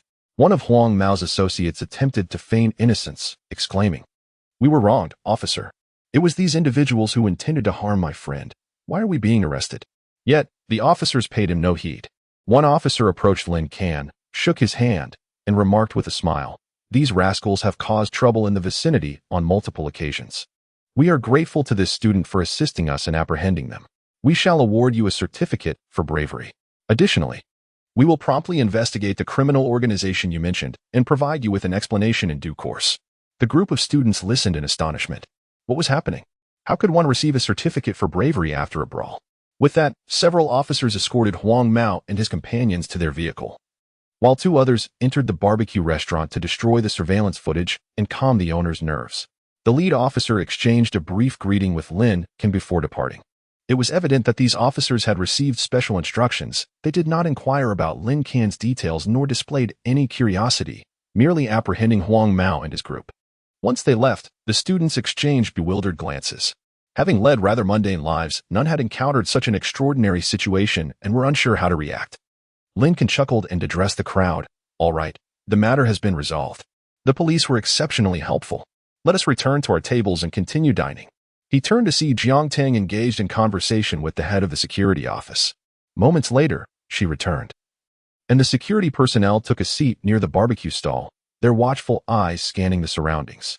Jiang Tang reassured Lin Can, saying, "Do not worry. The security officers will protect us nearby. I will go and comfort everyone." With that, she began to mingle with the students. Lin Can, intrigued, observed the security personnel. He found it peculiar that they would sit there so nonchalantly. Although the security office appeared leisurely, they were typically quite busy, especially in the evenings, patrolling the campus. While they did assist students troubled outside the school, their level of seriousness was unusual. After some contemplation, Lin Can decided to buy a pack of cigarettes. Out of both courtesy and obligation, he felt compelled to express his gratitude to the officers. He distributed the cigarettes and engaged in a brief conversation with the head of the security office. To his astonishment, he learned a shocking piece of information. Jiang Tang was the daughter of Principal Jiang and the only child. In an instant, Lin Can understood why the security personnel were so diligent. They would indeed treat Jiang Tang and Oppo's identity with utmost care. Simultaneously, Lin Can sensed an undercurrent of intrigue. He had long wondered why such a talented young woman, having graduated from a prestigious university, would choose to work as a counselor at a college instead of pursuing further studies. The answer became clear. Her aim was him. The school and Oppo's leadership was aware of Lin Can and Oppo's true identity, and without a doubt, Principal Jiang was as well.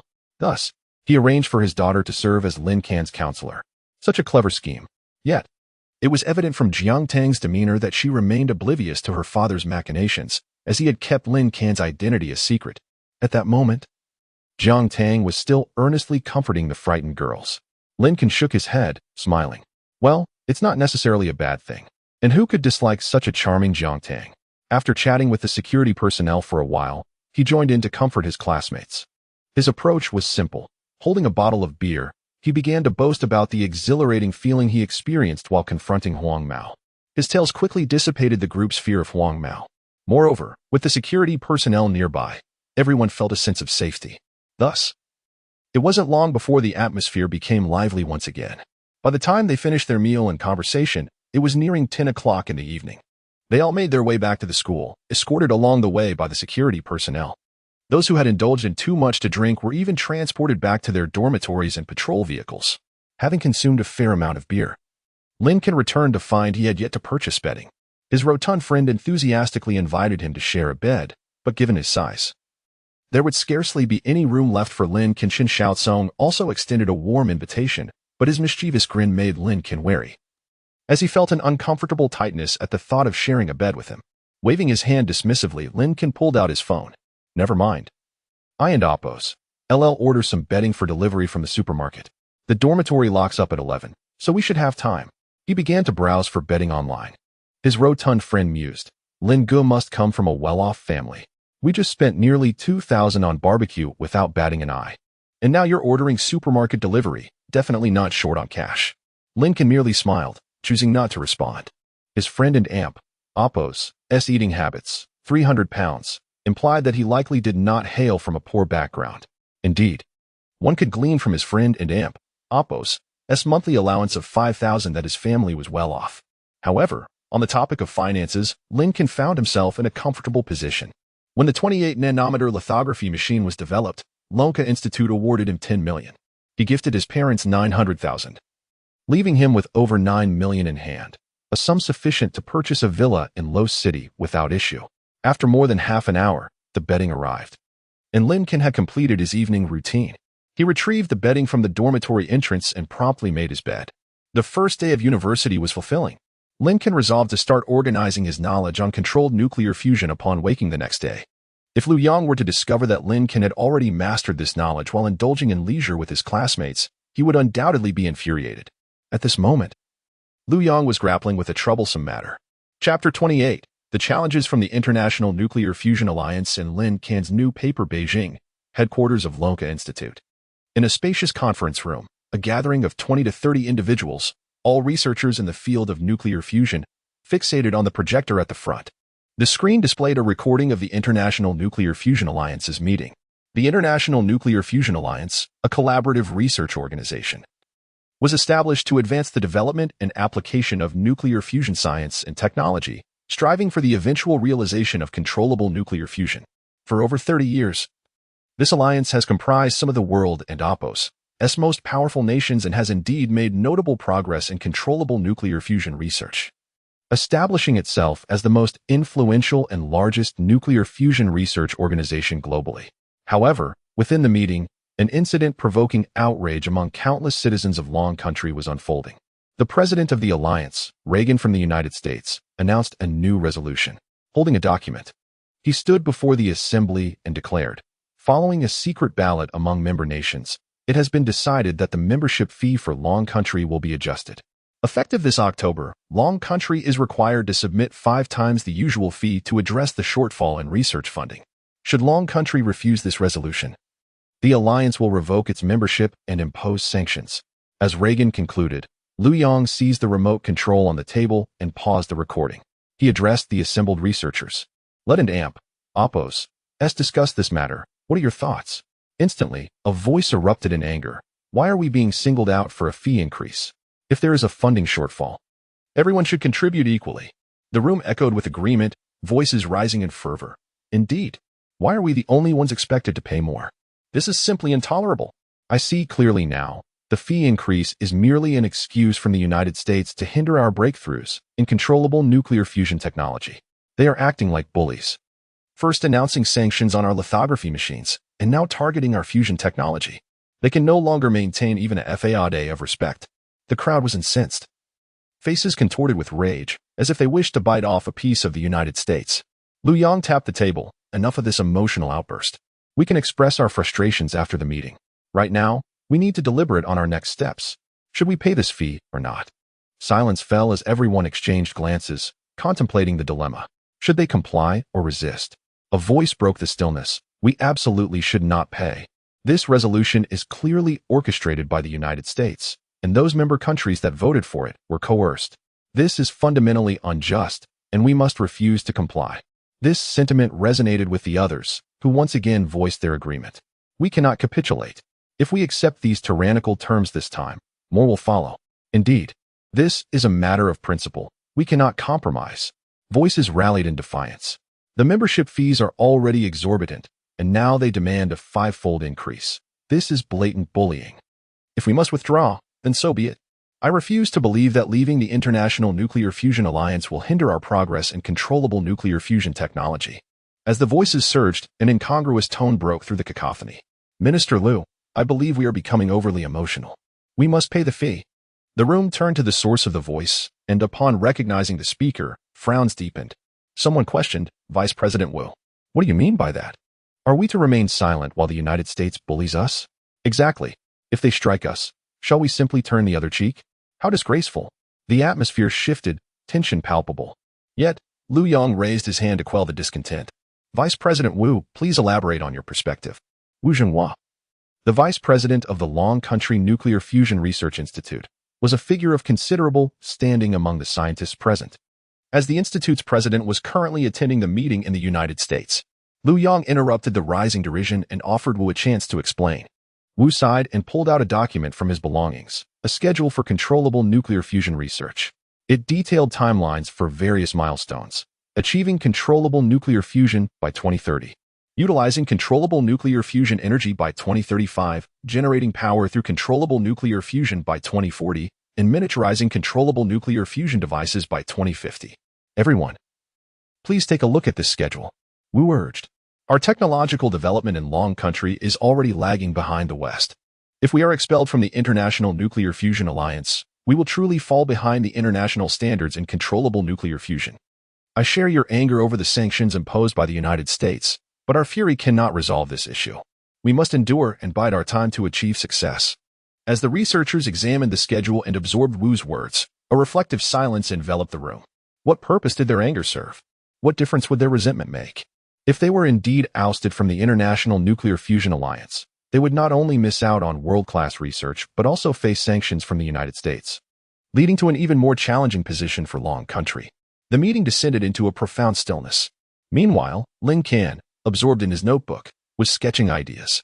He perceived an inexplicable harmony in the knowledge associated with controllable nuclear fusion. The corresponding formulas exuded a unique beauty, akin to a perfect work of art. Lin Can pondered relentlessly, organizing the contents of his memory.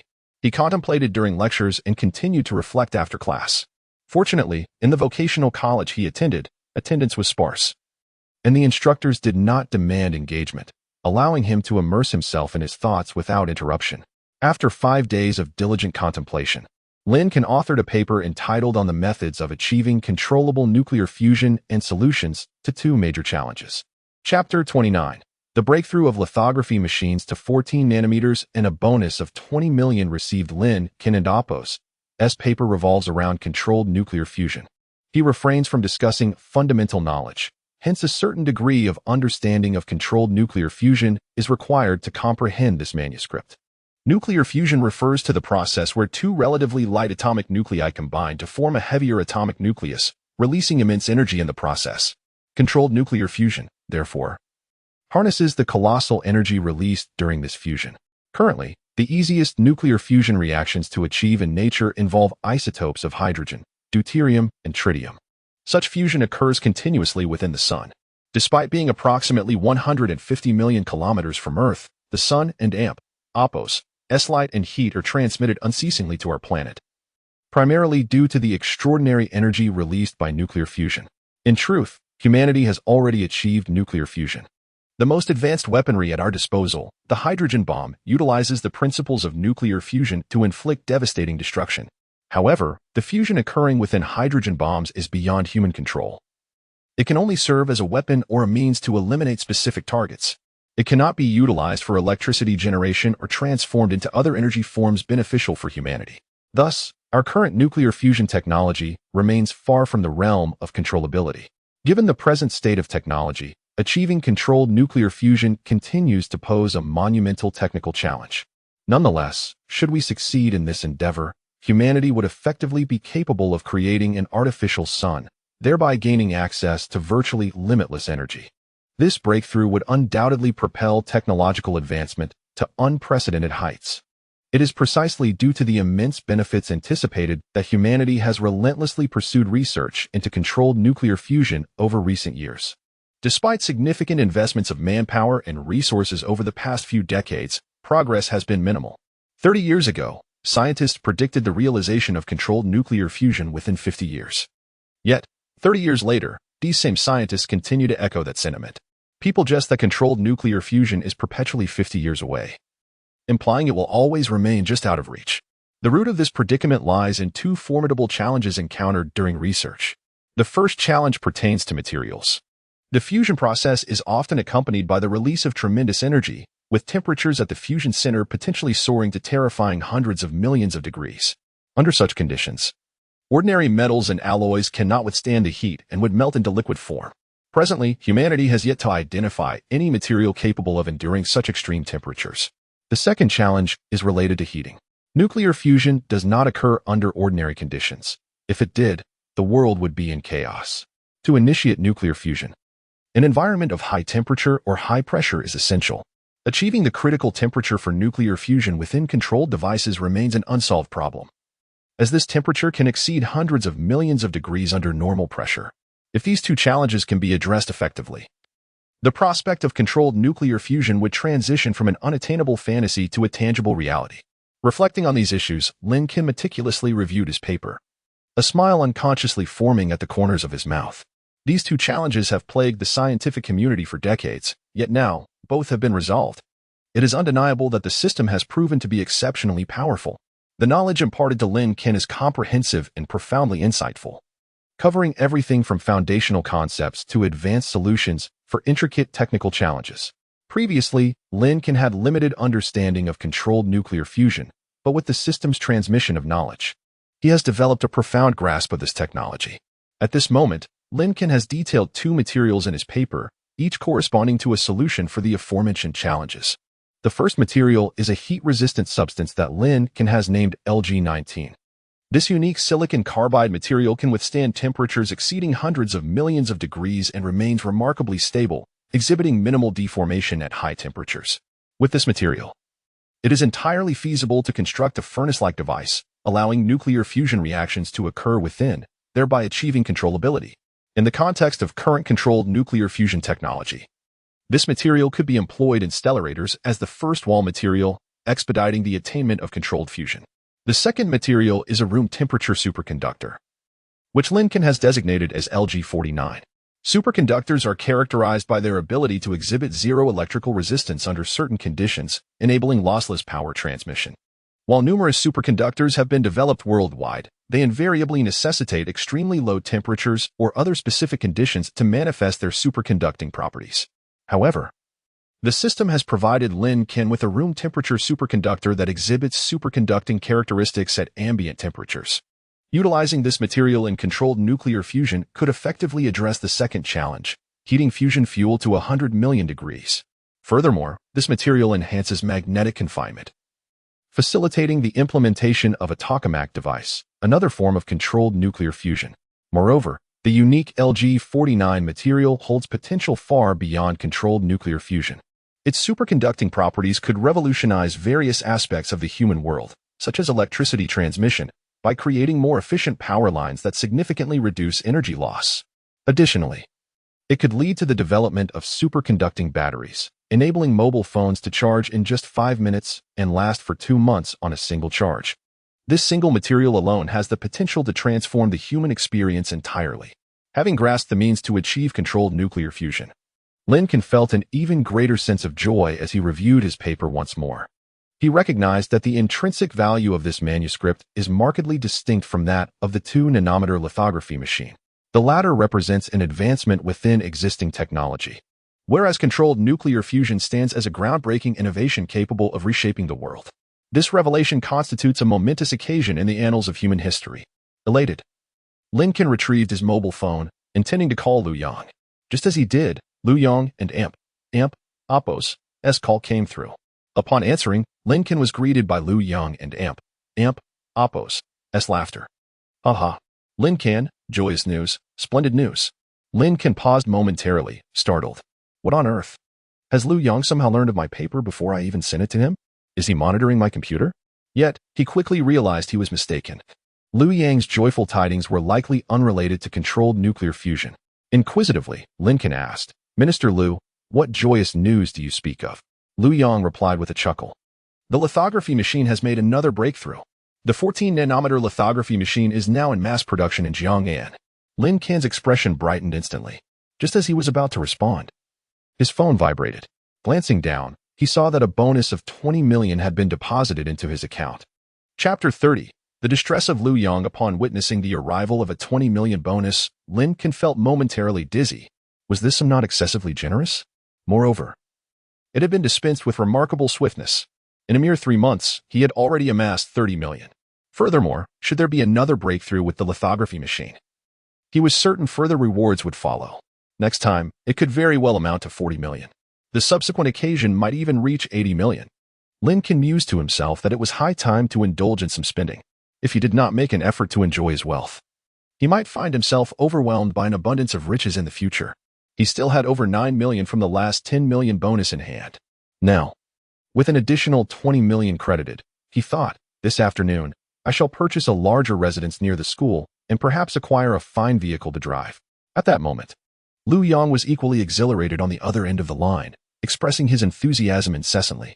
For 7 or 8 minutes, he spoke without pause, leaving Lin Can unable to interject a single word.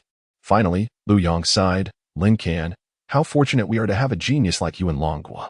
It is due to your contributions that our lithography machine has managed to evade sanctions and achieve breakthroughs. Alas, if only there were more talents like you in other industries. His lament was tinged with disappointment. Lin Can pinched his chin, pondering, is Lu Yang treating me as a sounding board? Sharing both his joy and his sorrow.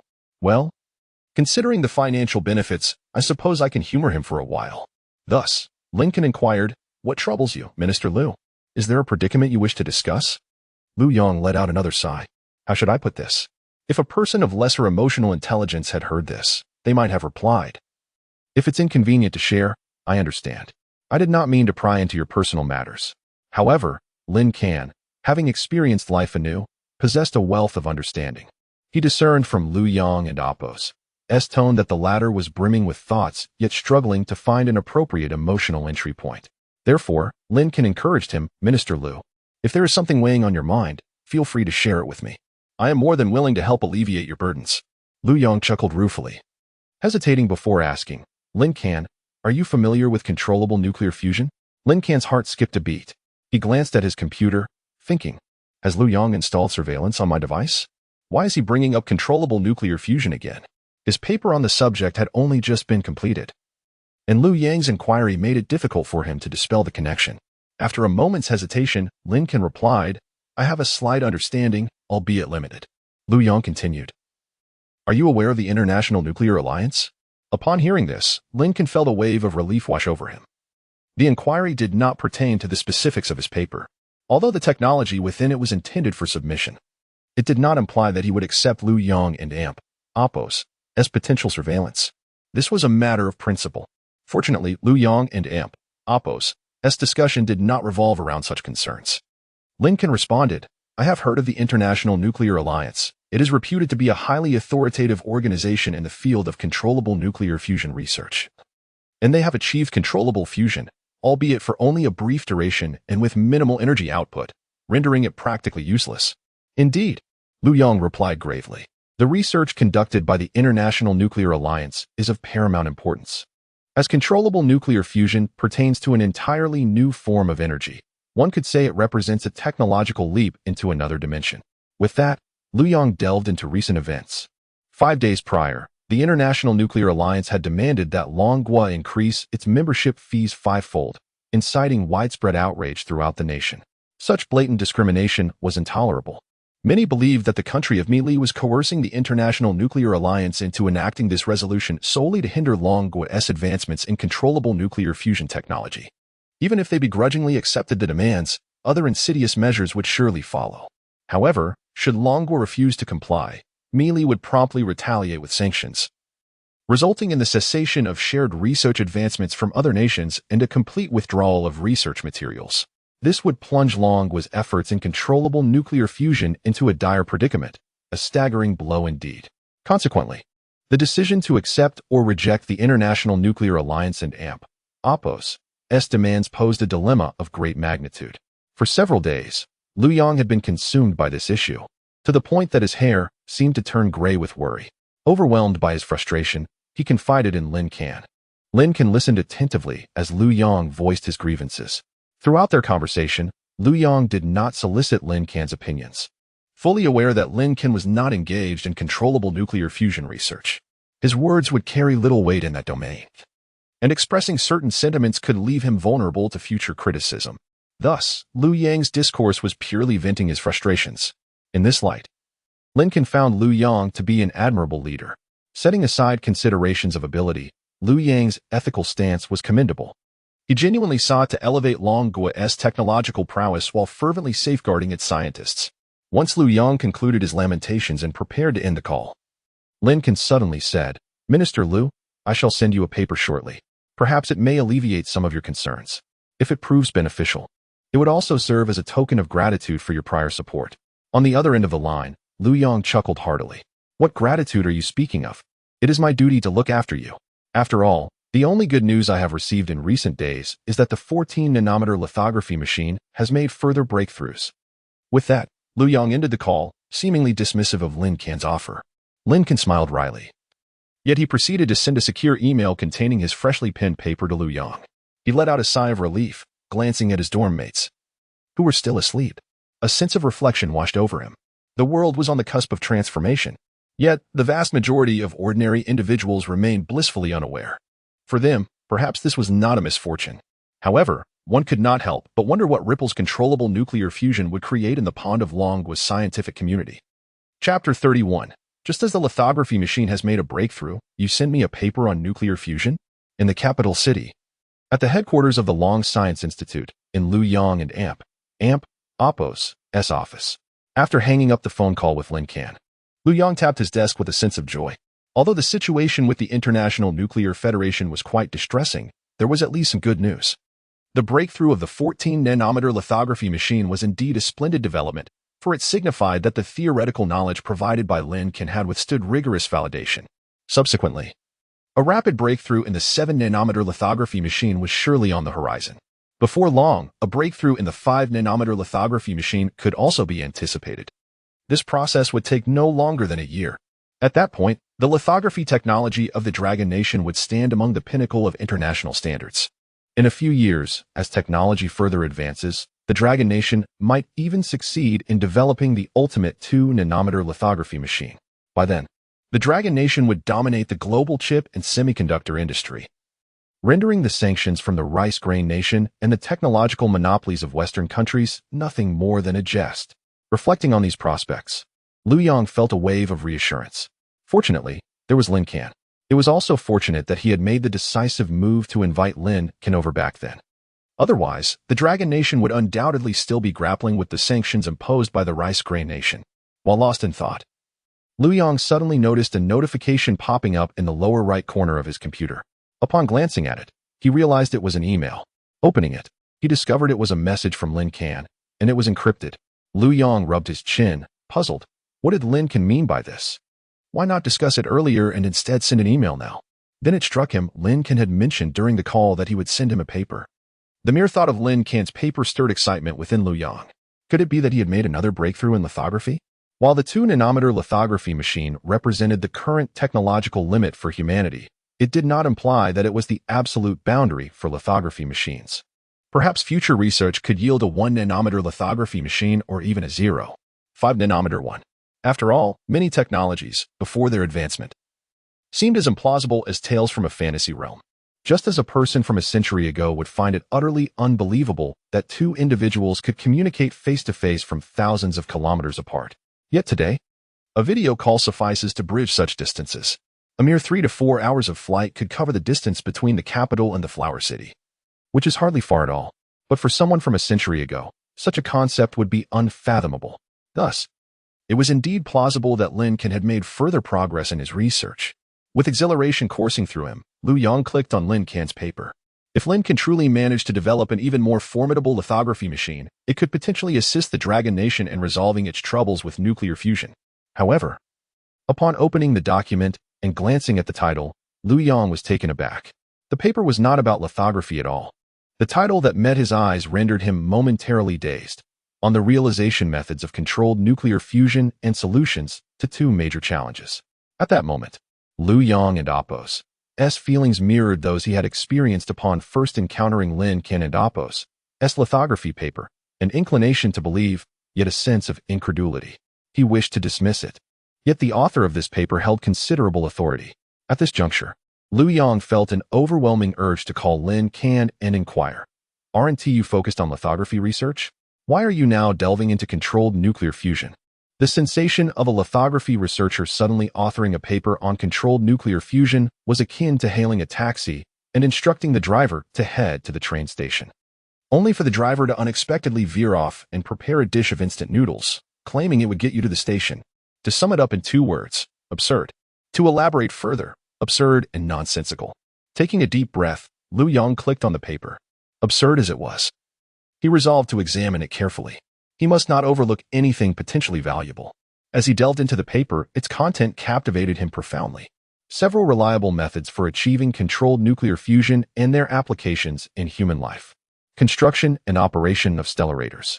Construction and operation of tokamak devices. Characteristics and molecular structures of 2 new materials. Heat-resistant material Lg-19 and room-temperature superconducting material Lg-49. Applications of these 2 materials in controlled nuclear fusion. And potential issues and solutions encountered during the operation process of controlled nuclear fusion. A detailed explanation of relevant parameter files and formulas that may be utilized during nuclear fusion. The paper was extensive, spanning several pages. After perusing it from beginning to end, Liu Yang slammed his hand on the desk. Excellent, he exclaimed involuntarily. The paper was intricate and comprehensive, elucidating various concepts with remarkable detail and high professional standards. Liu Yang sprang to his feet. He needed to consult a relevant researcher to validate the technical aspects discussed in the paper. Although Liu Yang served as the Minister of Science and Technology, his knowledge of controlled nuclear fusion was limited. The ministerial role entailed management rather than research, and only specialized researchers possessed the requisite expertise. However, as he contemplated the paper's content, Liu Yang settled back into his seat. He suddenly realized that he could not simply present this paper for validation. This was not a paper on lithography, it pertained to controlled nuclear fusion. The implications of controlled nuclear fusion were immense. This paper must not be disseminated indiscriminately.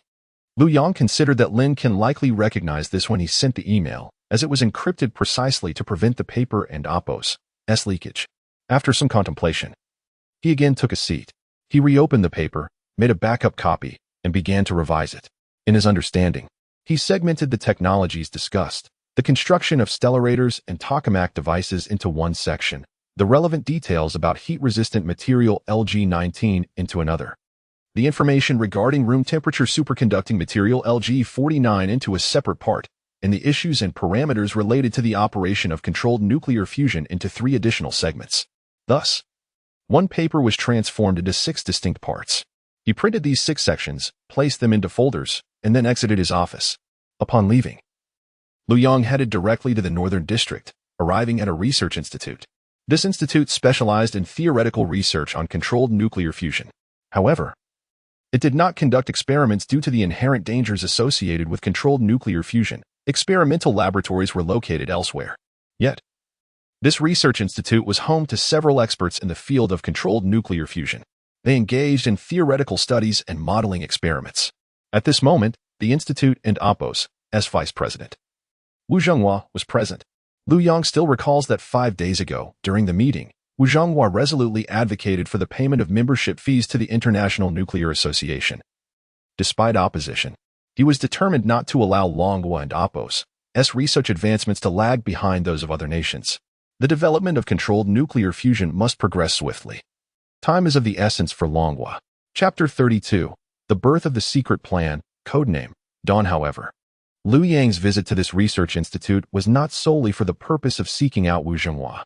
In light of the incident involving Zhao Fuguwei from the Hongzhi group, Liu Yang has grown increasingly wary of numerous scientists. Contemplate the scenario, had Zhao Fuguwei been granted access to the theoretical knowledge surrounding 2-nanometer lithography. It is highly likely that the pertinent papers would have been thoroughly dissected by scientists from the micronation by now. In such a case, the Dragon Nation would still lack access to advanced technologies, and it could even enable the micronation to devise new methods of sanctions. The mere thought of this is utterly terrifying. Therefore, Liu Yang chose to seek out trustworthy individuals rather than specialists.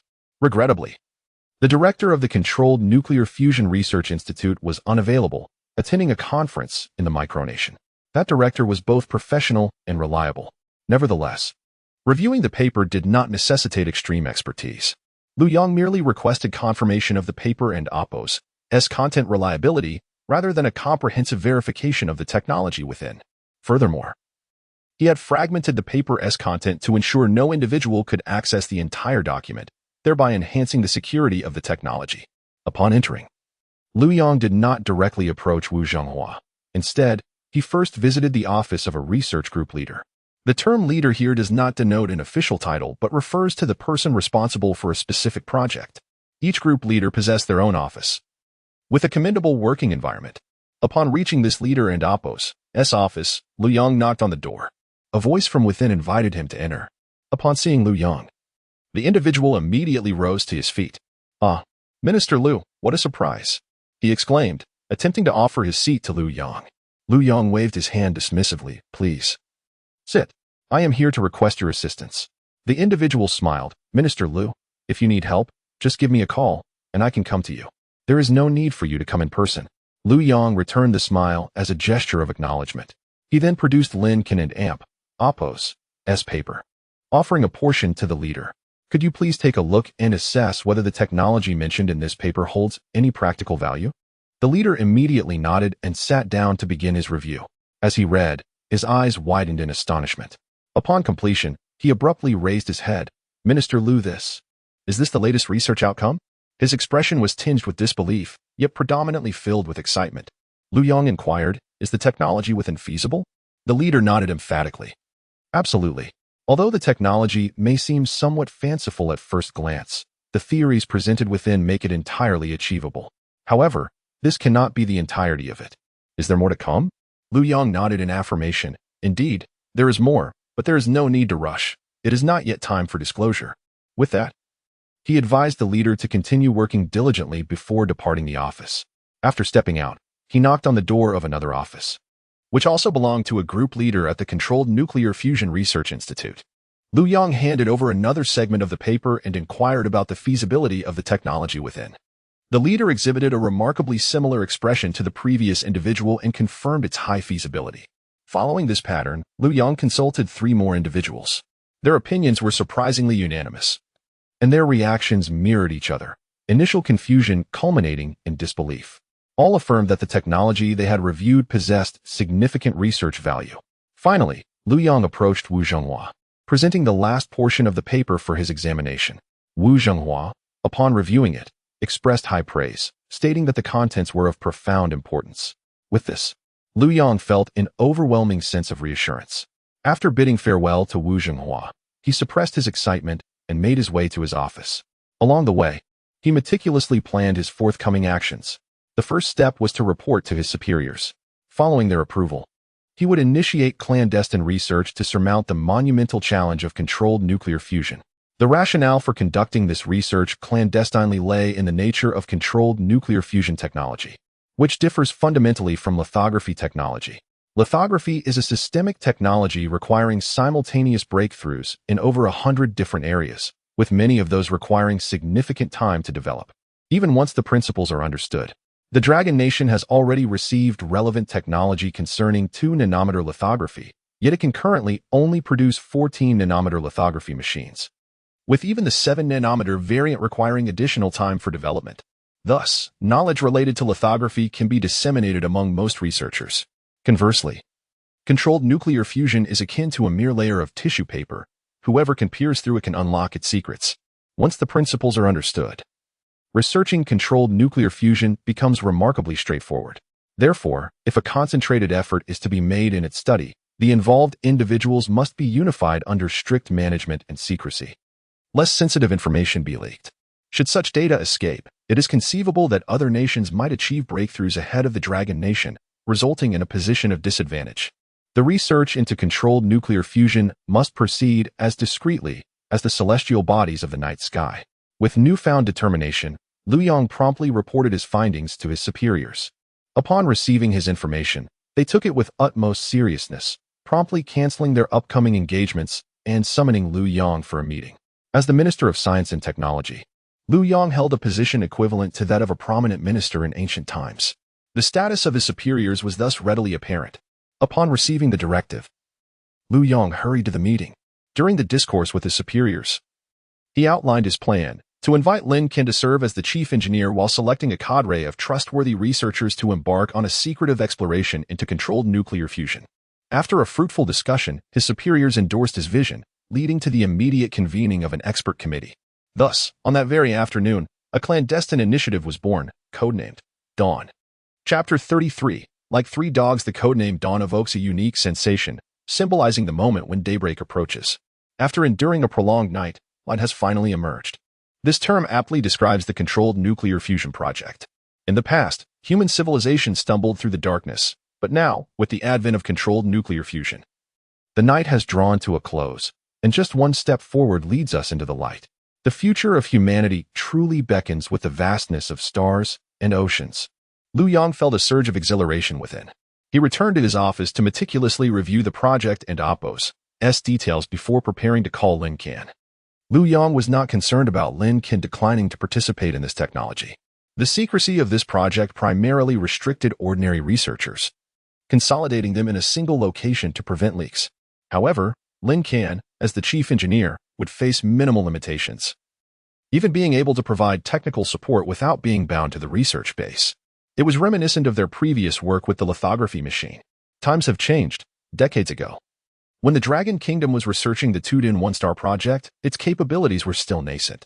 Back then, if research encountered obstacles from the rice grain nation, the chances of failure were significantly high, with no one available to offer the so-called technical support. It was a collective exploration shrouded in utmost secrecy, with researchers often unable to return home for decades. Yet this time, although confidentiality would remain stringent, it would not be as severe. Moreover, with Lin Can and Oppo's guidance through this paper, the challenges would be considerably diminished. Lu Yang picked up the phone and input Lin Can and Oppo's number. Just as he was about to dial, he hesitated and set the phone down. Given the gravity of hiring a chief engineer, it seemed more appropriate to invite Lin Can in person, accompanied by a few colleagues. With that thought, Lu Yang dialed another number. Hello, Dragon Team. This is Lu Yang. Please dispatch 3 squads to the airport promptly. I will need them for an outing shortly. The voice on the other end was taken aback. Minister Lu, has someone developed the lithography machine? Lu Yang replied solemnly. No further questions. This is classified. I will submit a report shortly. Understood. I'll make the arrangements immediately. After hanging up, the operator of the Dragon Team scratched his head in confusion. What a familiar scene. On the campus of Luoqing Vocational and Technical College, the first class of the afternoon had just concluded. The campus buzzed with activity, filled with students heading to and from their dormitories. Lin Can, dressed in black trousers and a beige short-sleeved shirt, with a khaki backpack slung over his shoulders, blended into the crowd. His expression remained calm, seemingly focused on walking, while his mind was preoccupied with thoughts. With only one class in the afternoon, he was now preparing to return to his dormitory. Behind him, his friends Fatty and Feng Hao were deliberating whether to visit an internet CAF that afternoon. Although they each possessed laptops, they preferred the atmosphere of an internet CAF. Whenever they had free time, they longed to indulge in gaming. Such was the life of a university student, ordinary yet unrestrained. As the 4 friends approached the dormitory building, Jiang Tang unexpectedly appeared from a nearby intersection. Upon spotting Lin Can, her eyes lit up. University counselors differ from elementary or middle school teachers. The latter keep a constant watch over their students, frequently peering through windows. In contrast, university counselors seldom monitor attendance, especially at a vocational college like Luoqing, where it was common for counselors to be absent for weeks. Jiang Tang was no exception. Aside from the first day when she accompanied everyone for a barbecue and hosted a class meeting to elect representatives, she had not been seen since. Other counselors might occasionally check dormitories in the evening, but Jiang Tang had never done so. Thus, it was Lin Can's first encounter with her in 5 days. Lin Can maintained his calm demeanor, though a spark of interest flickered in his eyes upon seeing the attractive figure. Meanwhile, Fatty and the others, who were previously discussing their plans for the internet CAF, fell silent, instinctively retracting their necks at the sight of Jiang Tang, a remnant of their high school fears of teachers. In reality, regardless of which internet CAF they chose, Jiang Tang would not concern herself with them, as she was merely passing by. However, as she turned the corner and caught sight of Lin Can, her previously expressionless face broke into a smile. Lin Can, she called out, waving cheerfully as if greeting an old friend. Fatty and his companions were momentarily stunned. The expression and gesture felt surreal. Was this truly their counselor? Yet, students passing by did not find it odd. Jiang Tang appeared no older than 18 or 19. Most would simply marvel at her beauty without recognizing her role as a teacher. Lin Can returned her greeting with a smile. Jiang Tang gracefully approached him, but found herself at a loss for words. Lin Can blinked, assuming she had something to discuss, but to his surprise, she merely stood there in silence, creating an awkward atmosphere. Realizing the tension, Jiang Tang cleared her throat and opened her mouth, yet found herself unable to articulate anything. She was simply happy to see Lin Can after several days of absence. There was no pressing conversation to be had. To ease the awkwardness, Lin Can spoke first. Jiang Lao, sure, are you busy right now? I have a few questions I'd like to ask you. Jiang Tang quickly replied, not busy at all. Lin Can, what questions do you have? Lin Can smiled and gestured for her to follow him. I have quite a few inquiries. Let's South find another place to talk, so we don't block the path. He indicated for Jiang Tang to walk in another direction. Behind them, Fatty and the others watched Lin Can and Jiang Tang depart, feeling as though Lin Can had left them without a word. They exchanged glances, bewildered. Finally, Fatty sighed. Lin Gu is impressive. It seems he has already hit it off with the counselor. Feng Hao and Chen Xiaozong nodded in agreement. The three of them watched as Lin Can disappeared from view. A gentle breeze swept through, causing leaves to flutter to the ground. Do we look like three dogs? Fatty mused. Chen Xiaozong and Appo's expression changed, clenching his fists. No way. I want to be in a relationship. Feng Hao nodded in agreement. Me too. Fatty turned back, scrutinizing them. Perfect.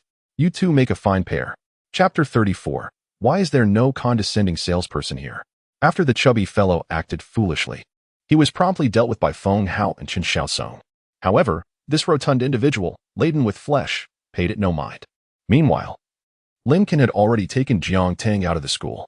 Inside the campus, she was referred to as Teacher Jiang, but once outside, she was addressed as Senior Sister.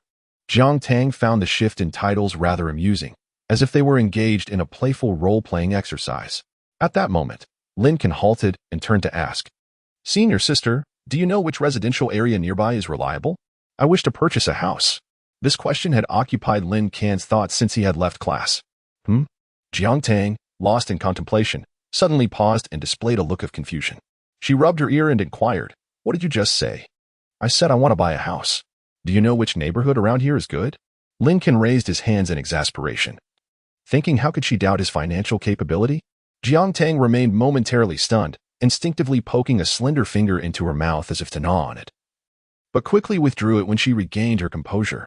You want to buy a house? But Arin and Apos, do you just an ordinary student? How could you possibly afford a house? The property prices in Luo City are exorbitant. Lin Can tapped his phone and chuckled. You need not worry about that, Senior Sister. I merely wish to inquire about which nearby neighborhood has good houses. Oh. Jiang Tang nodded thoughtfully, but after a brief moment of vacant contemplation, she shook her head. I don't know either. Lin Can nearly twisted his back from the surprise. If she didn't know, she could have just said so instead of feigning deep thought, leading him to believe she might offer some insight. He sighed, then accompanied me to the sales office. I searched online during class and found that there is a new neighborhood nearby that appears quite decent. This new neighborhood was only 300 to 400 meters from the school. They soon arrived at the sales office, pushing the door open. A saleswoman inside immediately brightened upon seeing them. Excuse me, are you here to purchase a marital home? Upon hearing this, Jiang Tang's face flushed instantly. She waved her hands vigorously. No, we're just here to take a look. Lin Can nodded in agreement. Indeed, we are not here to buy a marital home. She is my mistress, and I, having a bit of money, wish to buy a house for her. Lin Can stated this with utmost seriousness. At his words, the saleswoman stood frozen, glancing between Lin Can and Jiang Tang, utterly at a loss for words. Just then, a man in a suit noticed the commotion and hurried over.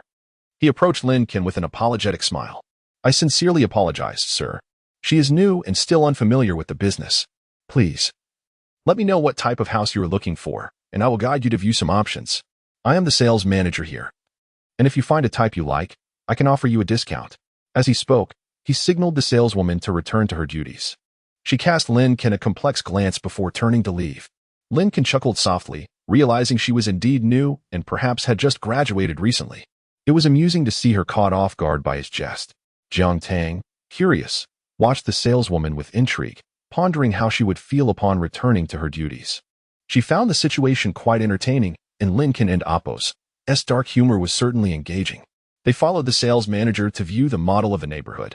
Jiang Tang had no experience in purchasing property, although she owned her own home. It was a gift from her father on her 18th birthday. He had presented her with a delicate box containing a set of keys and a property deed. This was her first close-up experience of how homebuyers made their choices. Lin Can examined the models, selected a few suitable options, and proceeded to see them in person. After the tour, he chose one that seemed appropriate and returned to the sales office to finalize the contract. The entire process took less than half an hour. Jiang Tang felt somewhat bewildered. She thought Lin Can was being too casual. He had only viewed 3 properties before deciding to buy one outright. She urged, "Shouldn't you consider this more? At least look at a few more options." Lin Can waved her off. "No need.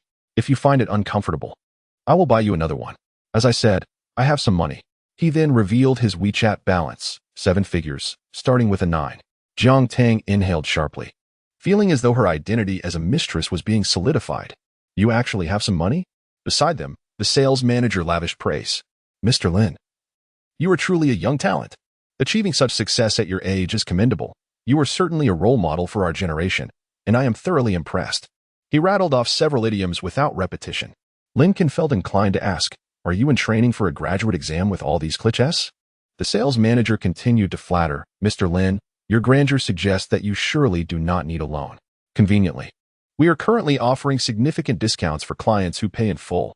Lin Can smiled, appearing to listen, but in reality, he was tuning out. His gaze wandered, surveying the surroundings, before he posed a curious question to the sales manager. "I wonder why your salespeople do not look down on others?" "Huh?" The sales manager was momentarily taken aback, puzzled by the inquiry. Lin Can elaborated, "You see, at my age, I hardly seem like a wealthy individual. I do not drive an impressive car, nor don designer clothing.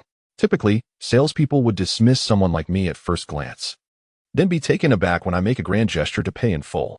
He described a common trope found in online novels. The sales manager and Oppo's lips twitched, internally thinking Lin Can had indulged too much in such fiction. Yet, he acknowledged that such disdain from salespeople was indeed a reality. They were not in the business of charity and often overlooked those who appeared unlikely to purchase.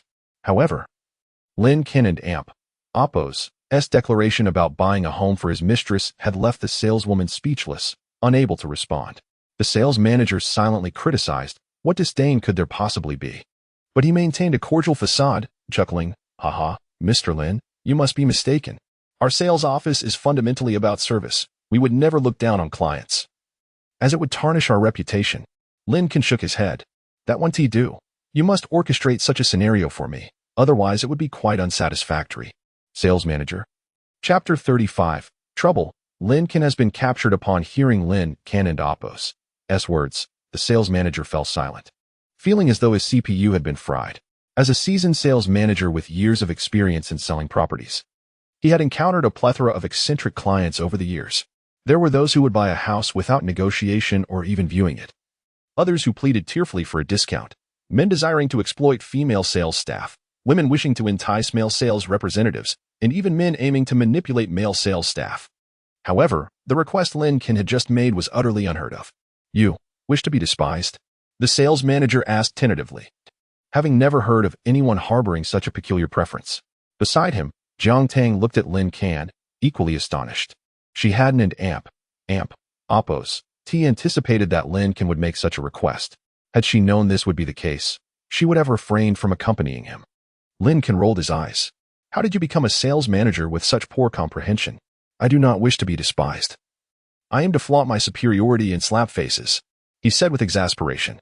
"Oh, I understand now. Please hold on a moment. I will arrange it right away," the sales manager exclaimed, slapping his forehead and hastily departing. Jiang Tang, covering her face, attempted to leave, but Lin Can stopped her. "Do not go, senior. There will be a splendid show soon." Jiang Tang shook her head vigorously. "I will not watch. I cannot afford to lose face." With that, she insisted on exiting. Lin Can chuckled to himself. How peculiar that she felt embarrassed before the performance had even commenced. Nonetheless, Lin Can did not genuinely wish to flaunt. He merely intended to tease the sales manager.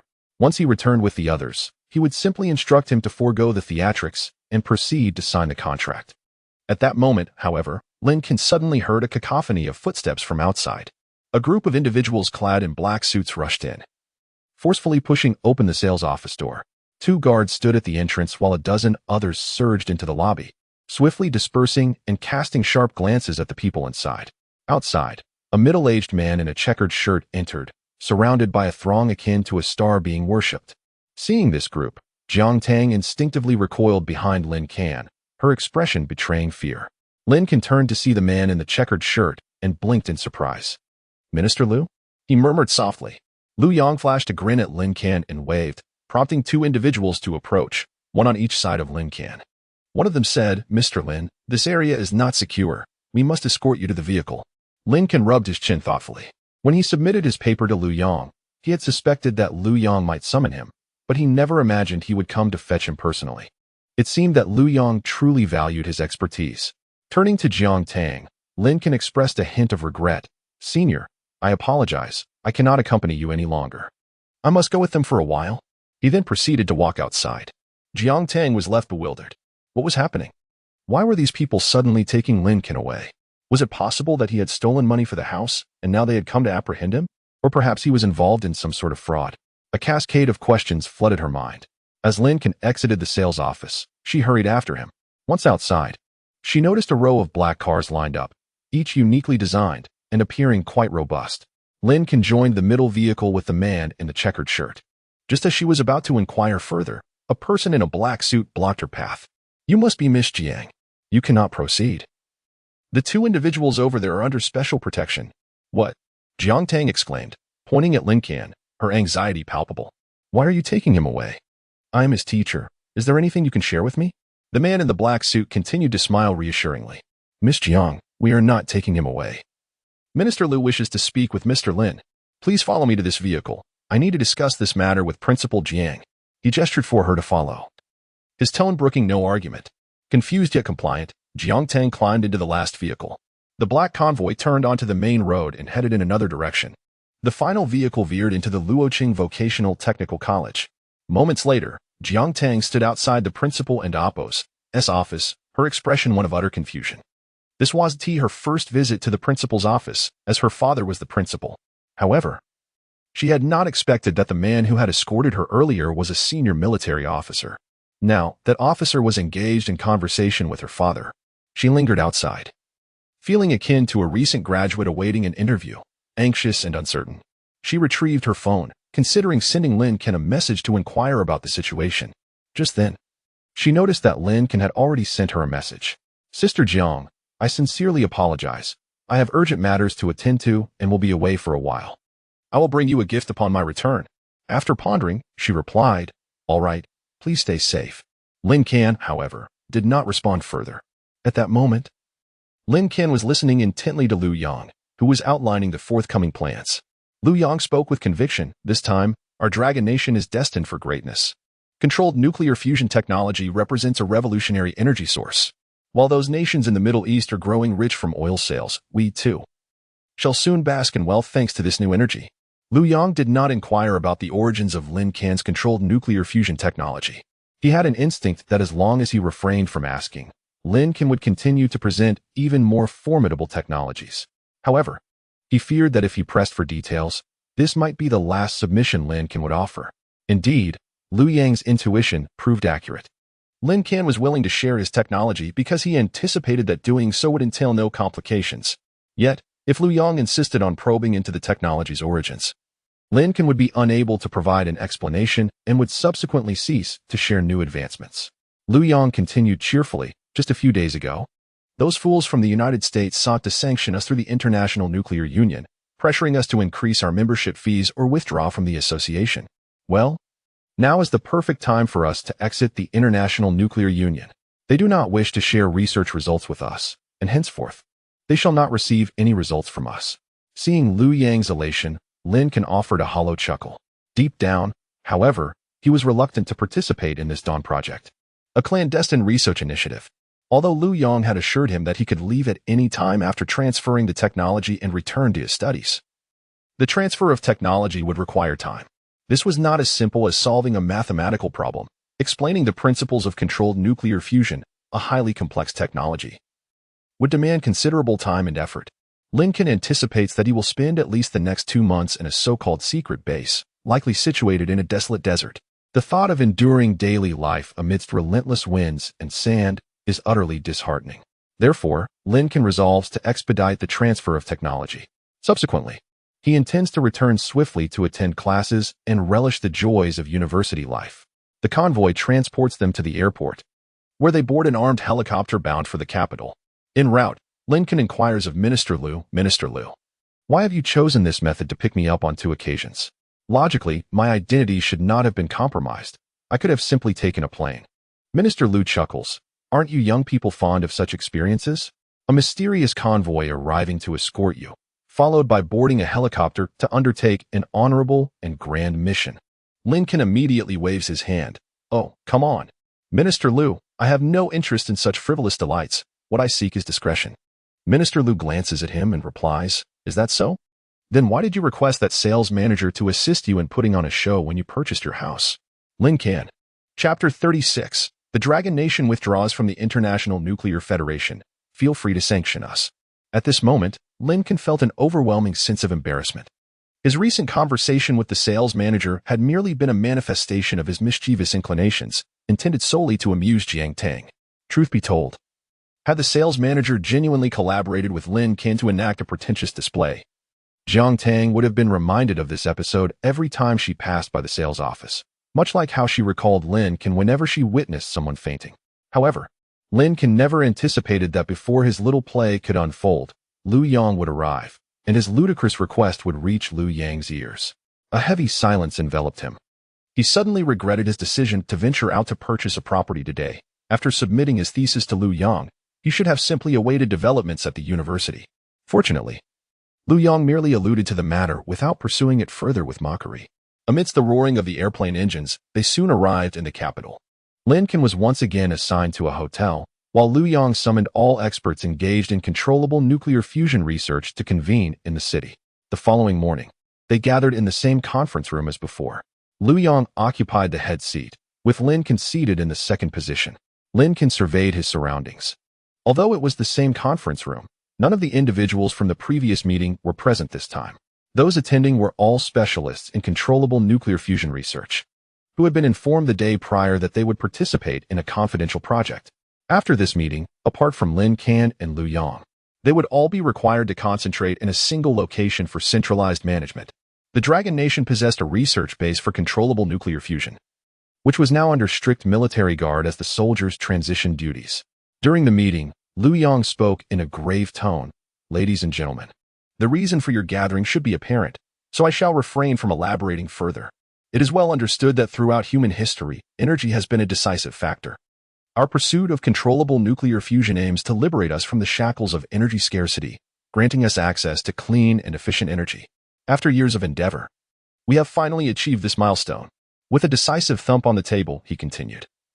Controllable nuclear fusion is pivotal not only for the advancement of our Dragon Nation, but also for the progression of human civilization. We have now acquired several key technologies, but their successful application and the timeline for such depend on your capabilities. Following a few opening remarks, Liu Yang delved into detailed arrangements, while Lin Can and the other researchers listened attentively. Meanwhile, across the ocean in the United States, Gao Weihao, the president of the Dragon Nation and APOS, as Controllable Nuclear Fusion Research Institute, approached Reagan, the president of the International Nuclear Federation. Gao Weihao had been in the United States for several days, having participated in the meeting where the Federation demanded an increase in membership fees from the Dragon Nation. Due to the lack of consensus within the Dragon Nation, he had not departed, needing to report back to the Federation on their stance. Today, however, Liu Yang had finally disclosed the Dragon Nation and APOS' decision. They would not pay the fees and would withdraw from the International Nuclear Federation, henceforth ceasing to share their research outcomes with these nations. Furthermore, Liu Yang informed Gao Weihao that the Dragon Nation had made significant strides in controllable nuclear fusion, and he needed to return promptly to oversee the situation. Filled with excitement and urgency, Gao Weihao entered Reagan and APOS' office after knocking. Reagan, seated behind his desk, displayed no inclination to rise and greet him, merely waving his hand dismissively, exuding an air of arrogance. In truth, Reagan had been anticipating Gao Weihao and APOS' arrival, convinced that the Dragon Nation would never withdraw from the Federation. Given their late start in technological development and the challenging nature of controllable nuclear fusion research, he believed their progress would stagnate without the Federation and APOS' support, and the United States would impose sanctions in response. Under such pressure, the Dragon Nation would undoubtedly acquiesce to the fee increase, which had been raised fivefold, providing Reagan with substantial benefits. With a smile, Reagan regarded Gao Weihao and said, "Oh, Mr. Gao, Has your nation made a decision? If so, please expedite the payment of your fees. The deadline is fast approaching. His tone was condescending. However, to his astonishment, Gao Weihao scoffed coldly. We have no interest in this ridiculous International Nuclear Federation. I am here to inform you that we shall withdraw. He then left a letter of withdrawal and exited the room. Reagan was momentarily taken aback by this turn of events. Once he regained his composure, he raised his voice in a threatening manner. You must think this through. Should you refuse to pay the fees, the United States will impose sanctions against you.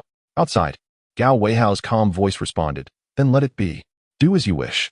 With that, his footsteps gradually receded.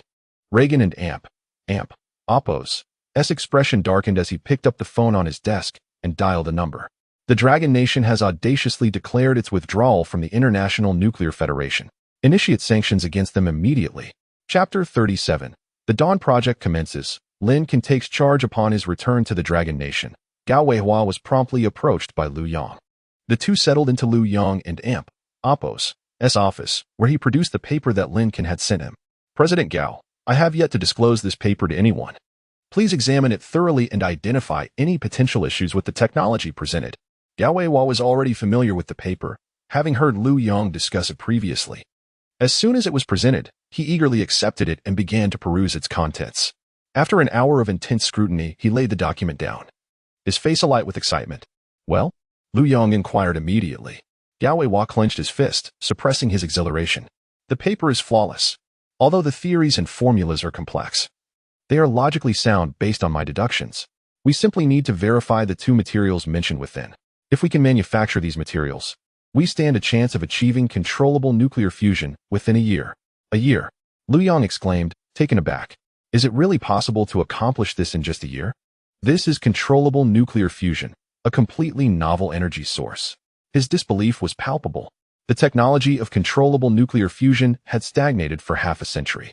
He had anticipated that even with Lin Can and Oppo's paper, it would take at least a decade to yield results. Yet here was the prospect of merely 1 year. Gao Weihua's eyes sparkled with confidence. 1 year is sufficient. If all goes smoothly, it may not even take that long. The paper is meticulously detailed, and with its guidance, coupled with our prior research foundation, we can achieve our goal within a year at most. His words resonated with conviction. Excellent. Liu Yang was inspired by Gao Weihua and Oppo's certainty, and couldn't and Oppo's help but exclaim, President Gao, you've endured a long flight from the Grain Nation. Please take a moment to rest. We shall depart for our research base tomorrow. I will introduce you to the author of this paper, Lin Can. At that moment, Gao Weihua indeed felt some fatigue. Not only had he endured a lengthy flight, but he also had to adjust to the time difference upon returning to the Dragon Nation. However, the prospect of meeting Lin Can instantly revitalized him. No need for rest. Let us go now, Minister Liu. I am eager to meet Mr. Lin Can. Thus, that very afternoon, they boarded a plane, arriving at Qinghe Lake in the northwest region of the Dragon Nation by evening. The research base for controllable nuclear fusion was situated in this area. Around 8 in the evening, Gao Weihua finally met Lin Can as they sat in the latter and Oppo's new office. Liu Yang introduced them, and soon they delved into discussions regarding controllable nuclear fusion. Lin Can possessed profound knowledge provided by the system, showcasing exceptional expertise. As the president of the Controllable Nuclear Fusion Research Institute, Gao Weihua was well aware of the current research landscape in the Dragon Nation, leading to a harmonious exchange between the two. Liu Yang, smiling, listened attentively, occasionally interjecting to elaborate on the support that the Dragon Nation could offer. Their conversation continued late into the night, ultimately establishing a direction for their forthcoming research. As the trio exited Lin Can and Oppo's office, they gazed upward, captivated by the starry sky. The northwest sky was exceptionally clear, with the Milky Way seemingly suspended above them, the stars twinkling as if within arm and Oppo's reach. They paused, momentarily awestruck. Liu Yang remarked, I and Oppo's never witnessed such a magnificent starry sky in the capital. Gao Weihua, weary yet enchanted, responded, Indeed, what a beautiful sky. It feels as though I could touch the stars. How wonderful it would be to visit them. Liu Yang chuckled in response. President Gao, once we realize controllable nuclear fusion, the stars will be within our reach. Perhaps in 10 or 20 years, we may indeed venture up there. Their eyes met, filled with hope. Lin Can smiled quietly, contemplating that with the system continually providing him with new technologies, perhaps a decade would not be necessary. In just a few years, reaching the heavens might not be an insurmountable challenge. The following day, Liu Yang returned to the Dragon Institute of Science and Technology. As the Minister of Science and Technology, he had numerous responsibilities and could not remain at the research base indefinitely. Lin Can had no objections. He had been appointed as the chief engineer for the Dawn project, granting him considerable authority. Most matters could be addressed independently, negating the need for Liu Yang and Appos as constant oversight. Gao Weihua was designated as the deputy chief engineer.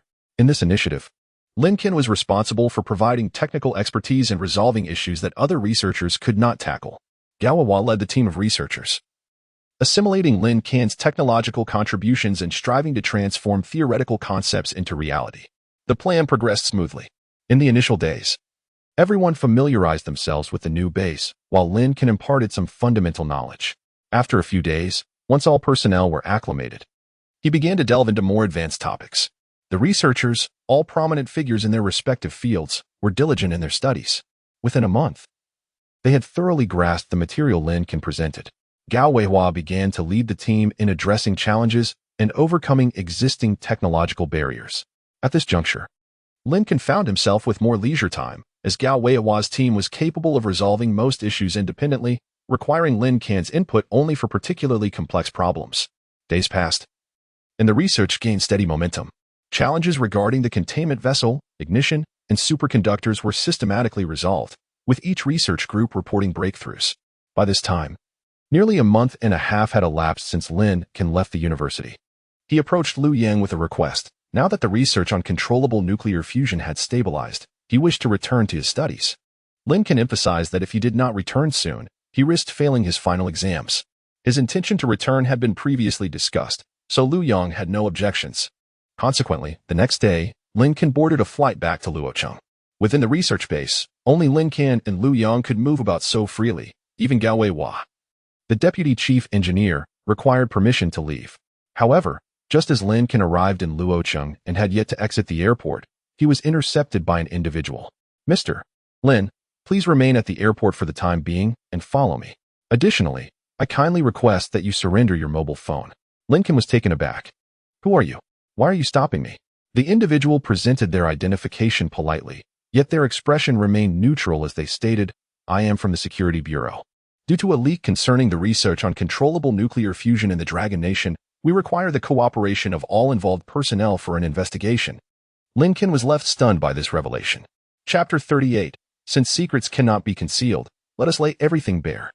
Lin Can never anticipated that barely a month into the commencement of the research, pertinent information had already been leaked. At present, the extent of the breach remained uncertain. If it merely became known that the Dragon Nation was clandestinely pursuing controllable nuclear fusion, it would not pose a significant issue. After all, which major power lacks one or two secret research projects? However, should the entire technology be compromised, it would indeed spell trouble. Accompanied by personnel from the Security Bureau, Lin Can made his way towards a conference room at the airport. Before they reached their destination, Liu Yang and Appos' call came through. Liu Yang reassured Lin Can, assuring him that the controllable nuclear fusion technology had not been disclosed. Only their secret research had been exposed. Furthermore, there were already individuals under suspicion. The current intervention by the Security Bureau served both as a routine investigation and a protective measure for Lin Can and Appos' safety.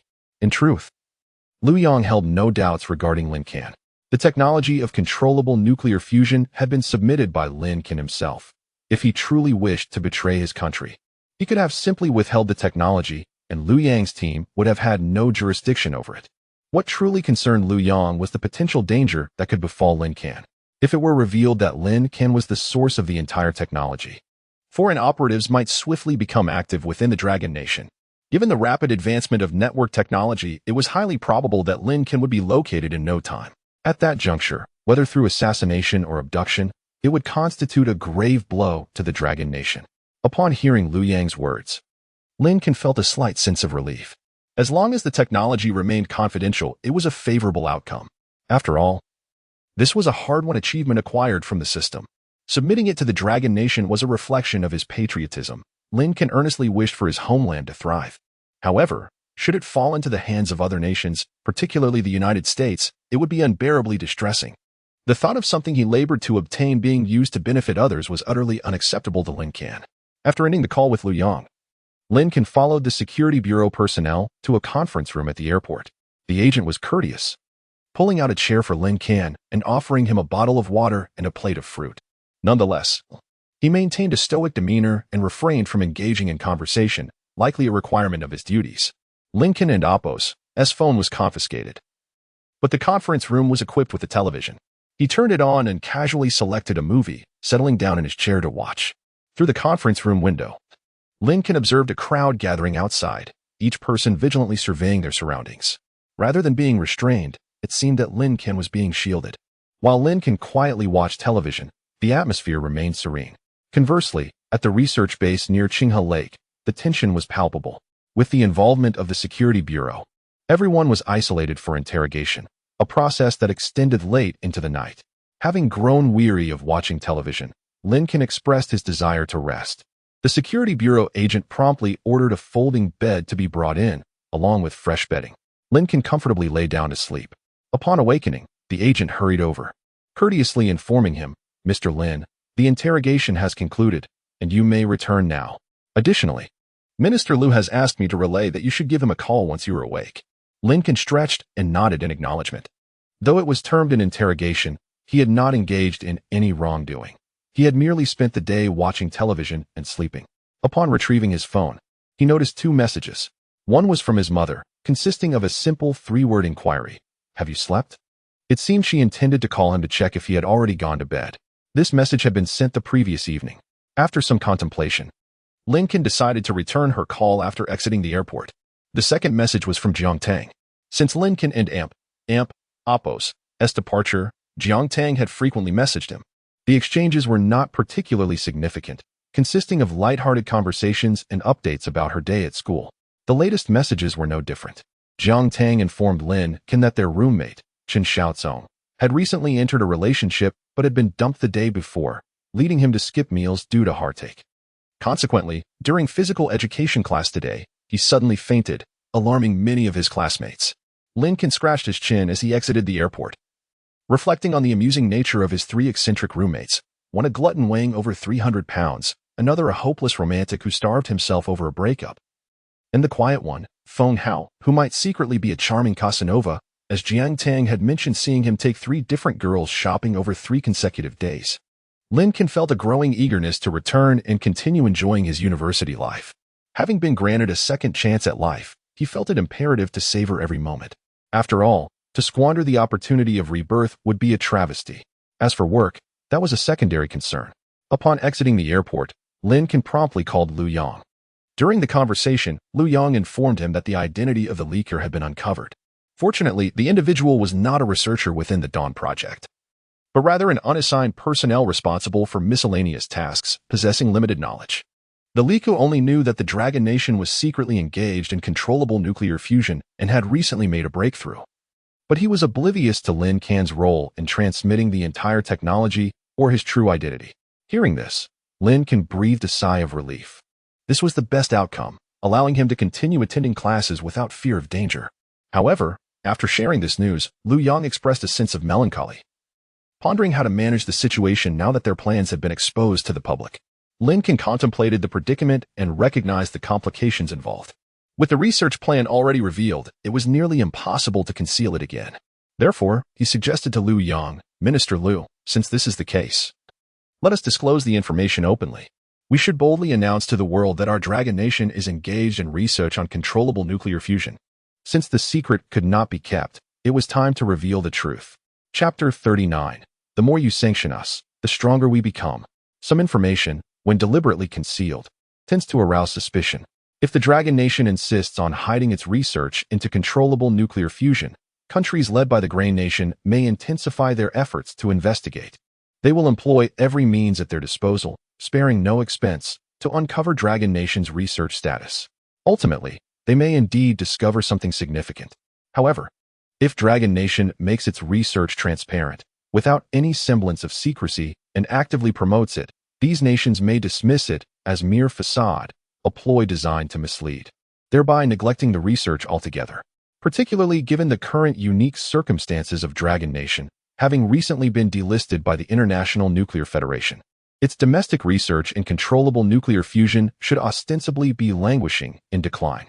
Even if they concentrate their efforts on clandestine research, what achievements could possibly emerge? Innovation cannot flourish in isolation. The International Nuclear Federation encompasses the vast majority of the world's leading powers. If they have yet to yield results, how could Dragon Nation possibly succeed? The countries of the Grain Nation would undoubtedly share this sentiment. Moreover, the significance of public research extends beyond mere misdirection. Lin Can remarked to Liu Yang, "Our Dragon Nation boasts a history spanning 5 millennia, during which we have consistently been a formidable power in the world. Yet now, due to various circumstances, we find ourselves in a state of regression. Nevertheless, we aspire to regain our strength and reclaim our rightful place atop the world stage. The dream of the Dragon Nation is a shared aspiration, and the realization of our great rejuvenation is an unwavering pursuit for each of us. It is time for us to leverage controllable nuclear fusion to restore the glory of our Dragon Nation." Lin Can and Apos' words were both resounding and impactful. Upon hearing them, Liu Yang felt a surge of fervor and immediately concurred with Lin Can and Apos' perspective. After hanging up the phone, he began making arrangements. Liu Yang contemplated. Concealing this matter would indeed prove challenging, as traitors had emerged within the organization, and some information had already leaked, making it impossible to contain the flames. However, making it public was not a cumbersome task. Yet, if they chose to disclose it, they must not simply disseminate the information indiscriminately. This time, in an effort to bolster the morale of Dragon Nation, they needed to employ special methods. After discussions with others, Liu Yang devised a plan. Initially, they released a video online, a recording from over a month ago when the International Nuclear Federation announced sanctions against Dragon Nation. In the video, the president of the International Nuclear Federation, Reagan of the Grain Nation, was seen reading the resolution before all citizens of Dragon Nation. He raised his chin with an air of arrogance and declared, "Following a confidential vote among member states, it has been decided that Dragon Nation and Apos' membership fees will be adjusted. Starting this October, Dragon Nation must pay 5 times the original fees to compensate for the shortfall in research funding. Should Dragon Nation refuse this proposal, the Federation will revoke its membership and impose sanctions." This video had been shown once in an internal meeting, provoking outrage from a group of researchers who pounded their fists on the table in fury.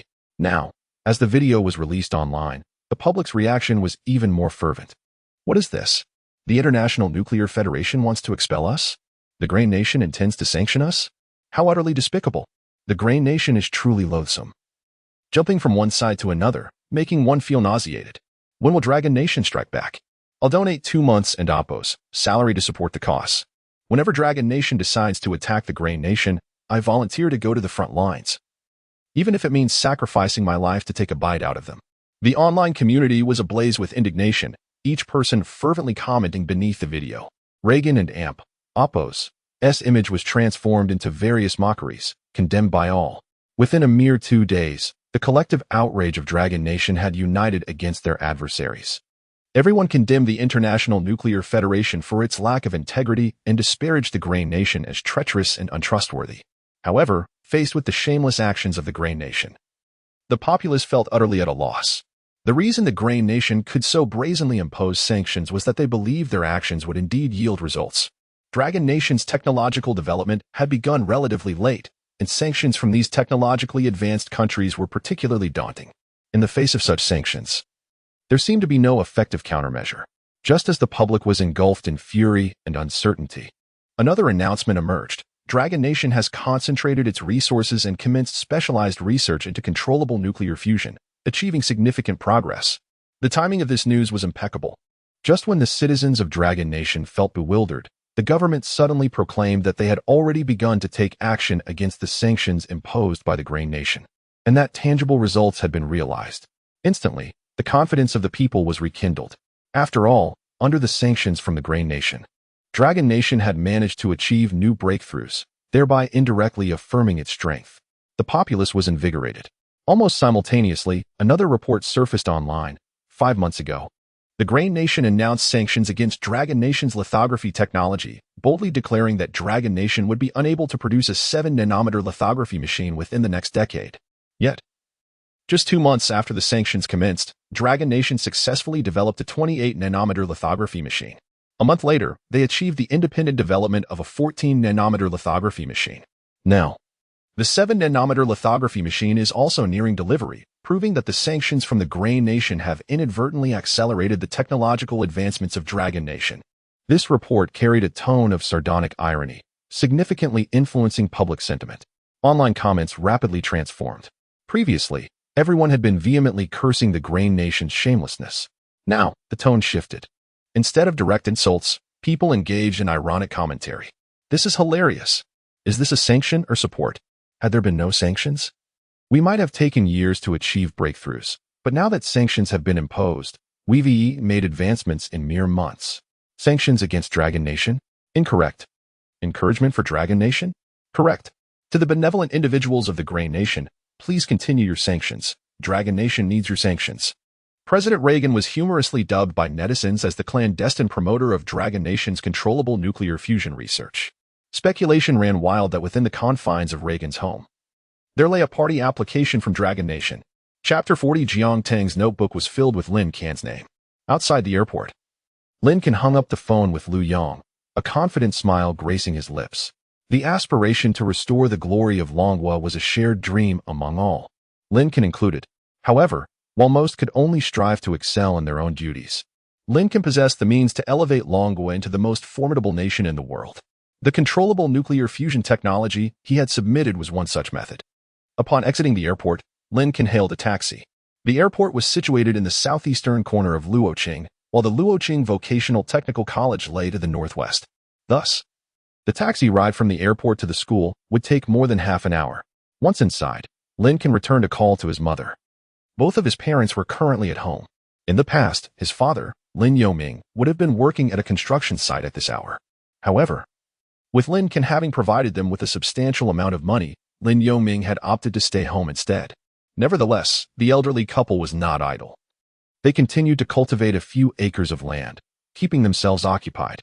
Lin Can and Appo's mother called not with any pressing matters, but simply because the couple missed their son and wished to engage in light conversation. Lin Can chatted with them about mundane family matters until the taxi reached the school, at which point he ended the call. Returning to campus felt entirely different. During the enrollment period, although autumn had already begun, the weather remained sweltering. The trees lining the school roads were still lush, their leaves shielding the sunlight. However, now in November, the leaves had fallen, leaving the branches bare. Save for the wintergreen in the roadside flower beds, which still exhibited a hint of defiance against the cold, Lin Can felt a pang of nostalgia. He had not yet familiarized himself with the campus before having been away for so long. Now, upon his return, everything felt strangely unfamiliar. Yet, this sensation vanished abruptly upon reaching the dormitory, as he spotted his friends Fatty and Feng Hao dragging Chen Xiaozong down from the dormitory. Fatty was exclaiming, "Come on, Xiaozong. Let and Appo's grab some barbecue first, and then we can play online games all afternoon. You and Appo's LL soon forget all about this heartbreak." Feng Hao chimed in, "Exactly. After gaming, I and Appo's LL take you to a foot massage parlor to find a girl. You and Appo's LL feel much better." Their banter continued unabated. Chen Xiaozong, looking utterly dejected, was being pulled along by them. As they approached Lin Can, Fatty was the first to notice him, exclaiming in surprise. Feng Hao and Chen Xiaozong soon followed suit, the latter's eyes lighting up momentarily. Fatty bounded over, slinging an arm around Lin Can's shoulder. "My good brother, back on campus again?" Lin Can nearly toppled under Fatty's weight and hurriedly pushed him away. "I believe I overheard you mentioning barbecue." Lin Can smiled at his three roommates. They had spent 5 or 6 days together previously, and although it had been over a month since they last met, there was no sense of estrangement. The familiarity remained. Fatty quickly explained, "This poor fellow just went through a breakup. He fainted during gym class yesterday and today refuses to eat. So we're taking him out to cheer him up." Lin Can had already heard about Chen Xiaozong's heartbreak from Jiang Tang. With a wave of his hand, he declared, "What's the point of barbecue? Have you heard of the Luoqing Grand Hotel? Let's dine there, my treat." Upon hearing this, Fatty nearly drooled.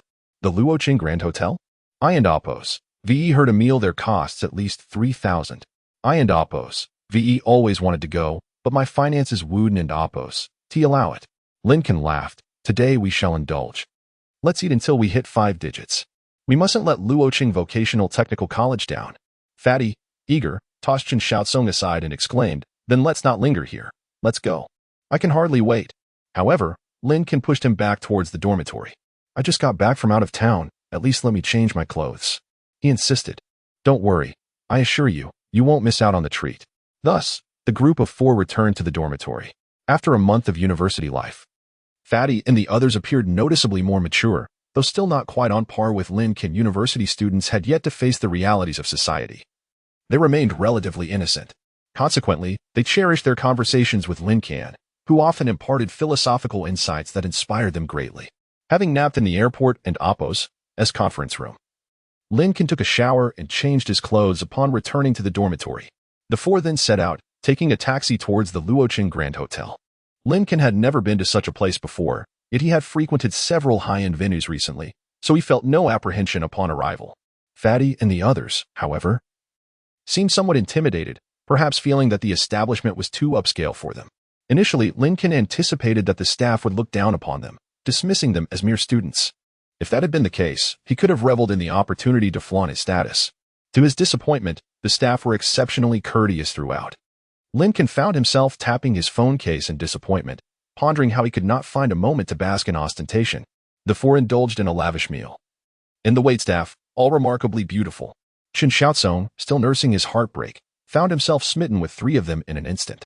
After a few drinks, he drunkenly vowed to become a notorious playboy. Ultimately, he was assisted back to the dormitory by Fatty and Feng Hao. Upon returning, Lin Can received a notification on his phone. A package had arrived. The delivery contained the cordyceps he had purchased near Qinghe Lake. When Lin Can left school, he had promised Jiang Tang he would bring her a gift. Now that it had arrived, he made his way to Jiang Tang's office. Upon arrival, he discovered she was alone, engrossed in writing and drawing, completely unaware of his entrance. Lin Can quietly approached her, glancing at what she was writing. To his astonishment, the notebook was entirely filled with his name, Lin Can. Lin Can. Lin Can. Chapter 41. What to do if the school prohibits relationships between teachers and students. Your handwriting is truly exquisite, Lin Can suddenly exclaimed as he gazed upon his name. Jiang Tang was startled, instinctively shrinking back, nearly toppling from her chair. She looked up to find Lin Can approaching, and her face instantly flushed. The notebook was swiftly closed and tucked away into the drawer. You could have at least said something before coming over, Jiang Tang complained in a slightly playful tone. Lin Can teased, if I had announced myself, I wouldn't have been able to see the contents of senior sister's notebook. At this remark, Jiang Tang's shyness caused her to retreat further, her head nearly disappearing into the drawer. Lin Can found it amusing. Despite being a teacher, she seemed as bashful as a little girl. However, Lin Can misjudged Jiang Tang. She was generally quite bold and never blushed when conversing with others. It was only in his presence that she exhibited such behavior. Lin Can handed her an elegantly crafted box. Senior sister, this is winterworm summer grass bought over at Qinghe Lake. It strengthens bones, enhances vitality, combats aging, and beautifies the skin, making it firmer. He recounted its virtues with enthusiasm. Regrettably, at just 19, Jiang Tang harbored no concerns about her appearance or aging, so she did not react with any expectations regarding its benefits. Nevertheless, she was genuinely delighted by Lin Can and Oppo's thoughtful gift. She accepted the box with both hands, carefully placing it in another drawer of her desk. Her cheeks flushed as she stood up. Let me take you out for a meal. A new charcoal grilled beef shop has opened in the university town, and it and Oppo's absolutely delicious. Jiang Tang beamed at Lin Can, her eyes sparkling with excitement. Lin Can thought to himself that it was quite odd to invite someone to dine at 3 in the afternoon when many restaurants might still be closed. Besides, he had just returned from a lavish meal at the Luoqing Grand Hotel, and he was hardly hungry. However, he could not refuse Jiang Tang's invitation. A girl musters her courage to invite someone to dine. One cannot simply decline by saying they are not hungry. That would be akin to rejecting the potential for a budding romance. Therefore, despite his lack of appetite, Lin Can cheerfully replied, Sure, let's go eat. But I haven't explored the university town yet. Could you show me around first? Thus, the afternoon was spent wandering the university town. From stationery shops to clothing boutiques and charming accessory stores, Jiang Tang was intrigued by every establishment, eagerly dragging Lin Can along to explore each one. As time passed, Lin Can began to regret his decision. It is often said that one should not go shopping with women, And while he had only heard this phrase before, he was now experiencing its truth firsthand. Throughout the afternoon, Jiang Tang skipped joyfully from store to store, seemingly tireless, while Lin Can felt as though his legs might give out. Initially, he felt discomfort, but soon he was nearly numb. Checking his step counter, he realized he had walked over 20,000 steps. It was only when darkness fell that they settled into the charcoal-grilled beef restaurant Jiang Tang had mentioned. Jiang Tang placed her numerous bags on the chair and chirped, "Today was so much fun. Can we go shopping again tomorrow?" Lin Can and Appo's expression changed dramatically. He nearly blurted out, "No way. Not a chance."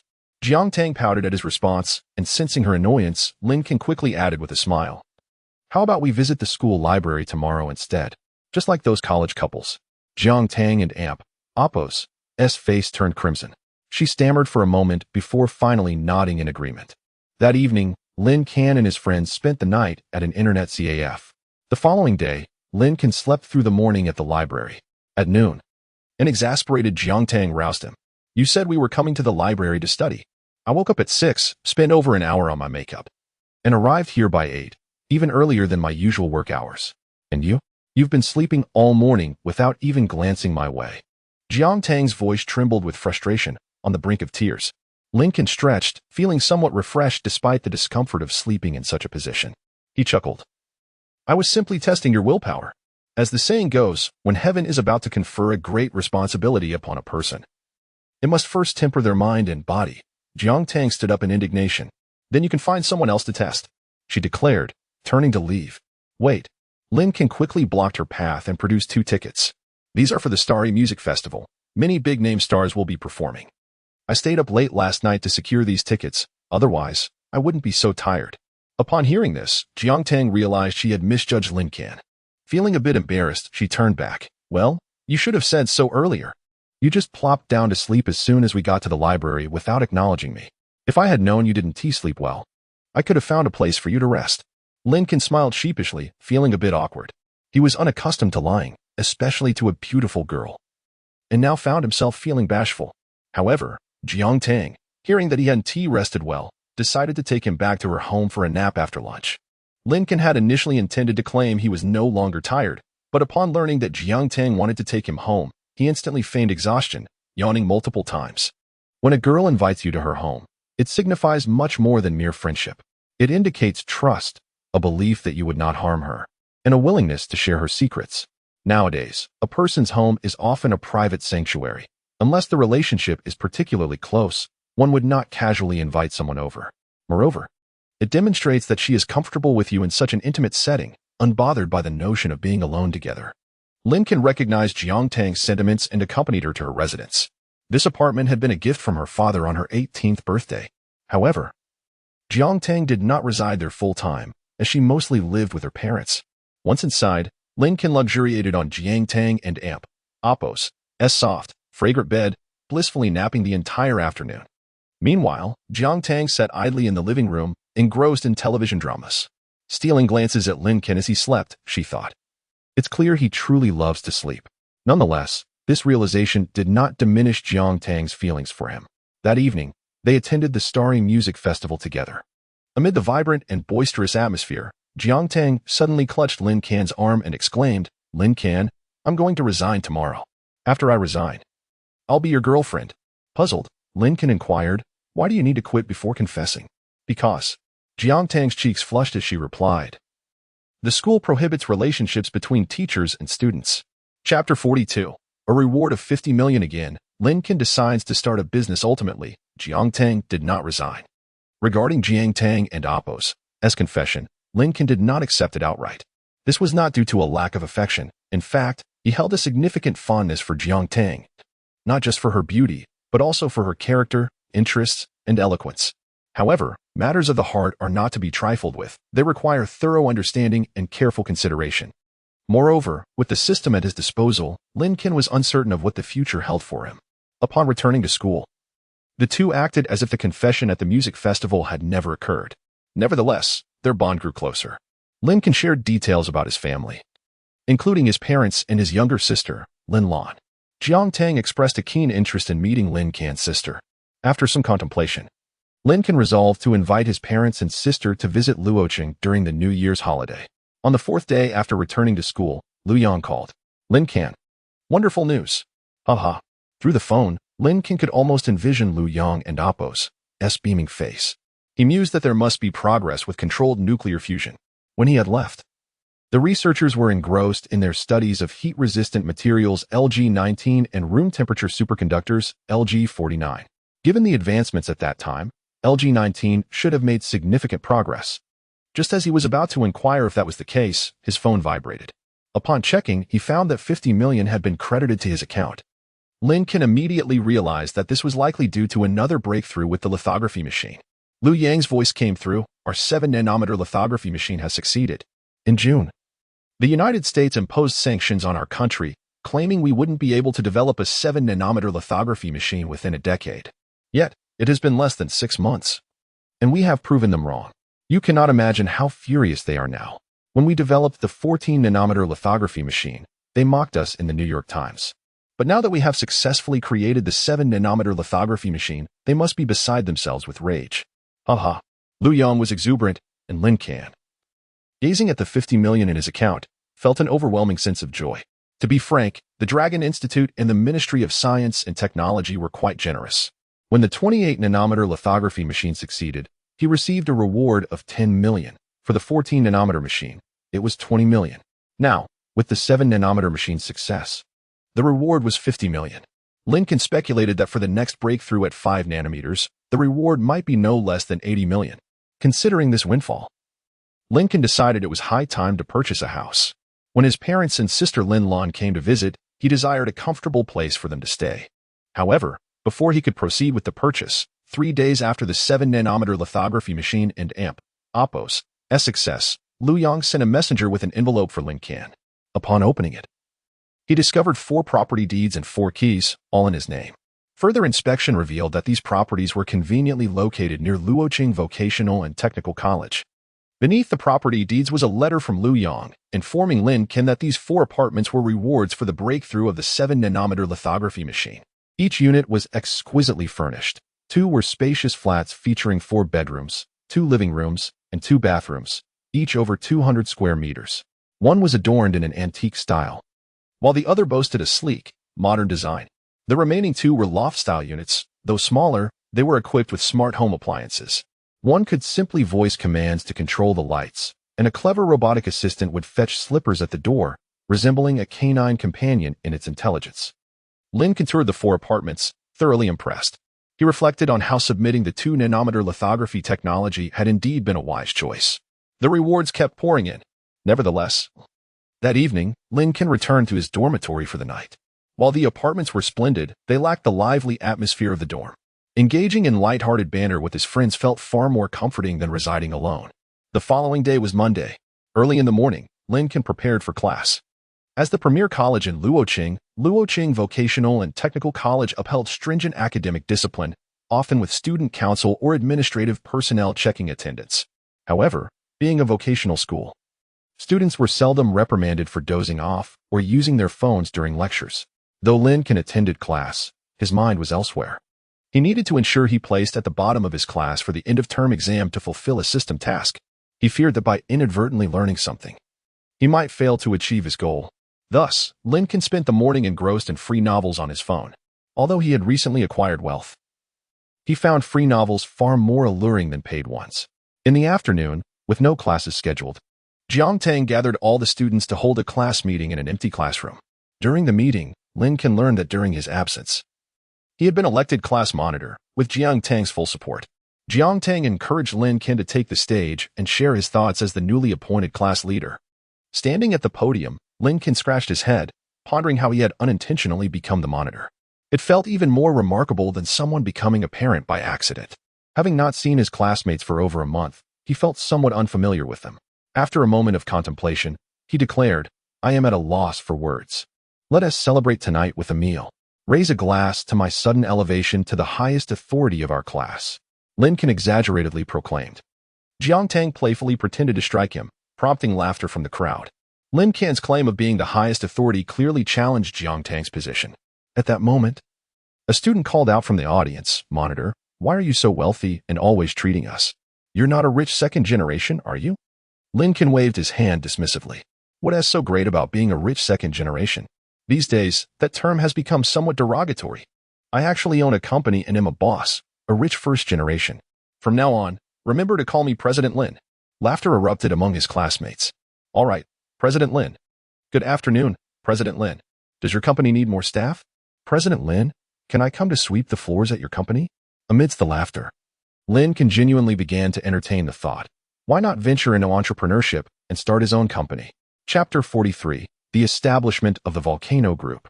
Preparing for the fusion power plant, the notion of entrepreneurship was not merely a whimsical fantasy.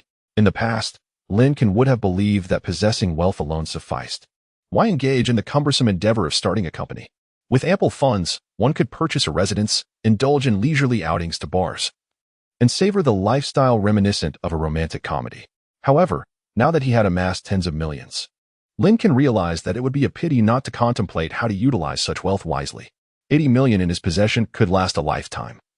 Yet if invested in a startup, it might vanish in just a year or two. Of course, that was said in jest. The primary motivation behind Lin Can's desire to establish a company was to eventually earn systematic rewards for groundbreaking technologies, which he could then deploy. Currently, whenever he developed new technologies, they were submitted to the state. While this was convenient, the prospect of relinquishing too many innovations would likely diminish personal interest, potentially leading one to contemplate self-dissection. Even if not resorting to such extremes, various complications would inevitably arise. However, if he owned a company, he could convert his acquired technologies into corporate innovations before disclosing them to the public. A company that gathered the nation's finest talent could reasonably produce remarkable advancements. Nevertheless, Lin Can harbored numerous uncertainties about this venture. After all, launching a company was not as simple as eating or drinking. It required extensive consideration. How should he go about starting a company? What type of company should it be? How would he attract qualified employees? How would the company and Oppos' operations be managed in the future? These were all pressing questions that needed thorough contemplation. That evening, Lin Can invited his entire class to dinner at a restaurant. With over 30 attendees, it became evident that even the hardiest of college students could not consume much. The meal totaled merely over 2,000 yuan. Lin Can had intended to cover the bill, but Jiang Tang, anticipating him, paid beforehand. This was quite a significant favor, as it implied Lin Can had accepted a debt of gratitude from his classmates, despite the payment being made by Jiang Tang. Deep down, Lin Can felt a flicker of joy. Jiang Tang, in fact, hailed from a wealthy background. Her father was the principal, and her mother held a leadership position in a government entity, ensuring that financial constraints were not a concern for her. She rarely glanced at prices when shopping, as she could afford anything she desired. Lin Can mused to himself that had he not possessed cutting-edge lithography technology or controllable nuclear fusion technology, he would undoubtedly be impoverished. In such circumstances, pursuing a romantic relationship with Jiang Tang would undoubtedly be quite pleasant. Perhaps he could even pen a book titled My Little Wealthy Girlfriend. Just as he was lost in these thoughts, his phone rang. It was Lu Yang. Upon answering, Lu Yang excitedly informed him that there had been a breakthrough in controllable nuclear fusion. The heat-resistant material LG-19 had been successfully developed. Although high-temperature testing had yet to be conducted, all performance metrics aligned perfectly with Lin Can's earlier research. Lu Yang was practically giddy on the other end of the line. If controllable nuclear fusion were realized, their nation would undoubtedly emerge as a global superpower, and all who contributed to the research would be immortalized in history. It was no wonder Lu Yang was brimming with enthusiasm. Lin Can, upon receiving this news, felt an exhilarating rush. Unlike lithography technology, controllable nuclear fusion was a system-rewarded technology whose replicability had not been validated. Yet, the breakthrough with LG-19 confirmed its reliability, allowing Lin Can to breathe a sigh of relief. The two engaged in a lengthy conversation, envisioning the future of controllable nuclear fusion. After the meal, Lin Can's classmates departed. Initially, his friends intended to wait for him, but upon noticing Jiang Tang waiting nearby, they tactfully left. Ultimately, only Lin Can, joyfully conversing on the phone, and Jiang Tang, quietly awaiting him, remained at the restaurant's entrance. In November, the air had grown brisk. Jiang Tang stood by the roadside, her shoulders hunched against the chill, patiently refraining from urging him. Lu Yang had yet to hang up. After discussing the new material, Lu Yang transitioned to another topic, informing Lin Can that the researchers behind the Dawn project had developed immense trust in his paper following the creation of LG-19. They anticipated that controllable nuclear fusion would achieve its first successful operation within a year. Lin Can felt confident about this. He even believed that it could take less than a year to achieve the initial operation. Luoyang continued, stating that once controllable nuclear fusion and AMP-OPPO's trial operation succeeded, their nation would undoubtedly construct a power plant. This technology would be swiftly applied in practice. However, constructing a controllable nuclear fusion power plant would differ fundamentally from traditional power plants. Such a venture would require not only architectural prowess, but also a solid understanding of controllable nuclear fusion. Consequently, he had submitted a proposal to his superiors, recommending that Lin Can establish a construction company to recruit technical talent to explore related issues in preparation for the power plant's future construction. When the time came for the power plant's construction, Lin Can's company would oversee the entire endeavor. The proposal had already received approval from higher-ups. Luoyang chuckled, knowing that Lin Can would be elated upon hearing this news. He was not mistaken. Lin Can was practically ready to leap for joy. Earlier that afternoon, he had been fretting over how to start a company, and now, Luoyang had mapped out a plan for him. A construction company focused on nuclear fusion power plants was indeed a splendid idea. Initially, this company might face scrutiny from the state, but it would also receive its support, paving the way for future endeavors. Once the construction of the nuclear fusion power plant was completed, the company would undoubtedly reach the pinnacle of both reputation and capability. Luoyang continued, I understand you are still attending school, so I have also identified relevant personnel for you. If you are willing to establish this company, arrangements can be made within a month. You need not concern yourself with many details. Your presence will suffice occasionally. Upon hearing this, Lin Can felt tears of gratitude welling up. This was truly a fortuitous turn of events. Luoyang was remarkably considerate. Yet, Lin Can was also acutely aware that the so-called assistance in finding suitable personnel was, in fact, a means for the state to oversee him closely. His company would undoubtedly face stringent scrutiny before the construction of the nuclear fusion power plant, as this technology held profound implications for the nation and AMP-OPPO's future transformations over the coming centuries. Therefore, the decision-makers must proceed with utmost caution. Lin Can harbored no objections to this arrangement. After conversing a bit longer, Luoyang informed Lin Can that in a few days, someone would meet him in Luo City to finalize the company and AMP-OPPO's registration. The necessary technical personnel would gradually arrive within a month. Once the call ended, Lin Can leapt in excitement, expressing his joy. Turning around, he spotted Jiang Tang waiting for him beneath a nearby tree. With a smile, he rushed towards her. He embraced her tightly, pressing her against the tree behind them, a delightful encounter. Just at that moment, the three chubby friends approached. Having lost his phone, they had returned to the hotel to search for it. As they reached the entrance, they were met with the astonishing sight. The three of them stood frozen for a moment, 3 words echoing in their minds. Truly remarkable. Chapter 44. The formation of the company. After Lin Can returned to the dormitory, the three of them looked at him with a sense of reverence. Having a good relationship with the counselor was not a remarkable achievement, yet the implications of such a connection. The three of them could hardly entertain the thought. Lin Can observed their peculiar behavior and inquired, "What's wrong? Is there something on my face?" He wondered if, perhaps, he had inadvertently smeared lipstick on his face after kissing Jiang Tang earlier. However, that seemed unlikely. After all, Jiang Tang had not applied any lipstick today when they had planned to dine together. The trio shook their heads vigorously and then averted their gazes to their phones, their expressions betraying a guilty conscience. It was strange. They had uncovered Lin Can's secret, yet they appeared as if they had committed a theft, too intimidated to voice their thoughts. The hierarchy within the dormitory was undeniably rigid. Lin Can, however, did not dwell on their demeanor. After freshening up, he retired for the night. The following afternoon, Luoyang and Oppo's appointed personnel arrived in Luocheng. They located Lin Can and accompanied him to handle the necessary procedures for registering the company. Clearly, the relevant departments in Luocheng had been briefed ahead of time, as they facilitated Lin Can's process with remarkable efficiency. Within a mere afternoon, he had successfully registered a company and secured an office in a nearby office building close to the Luocheng Vocational Technical College. Lin Can named the company Volcano Group, a name derived from the character Can being dissected.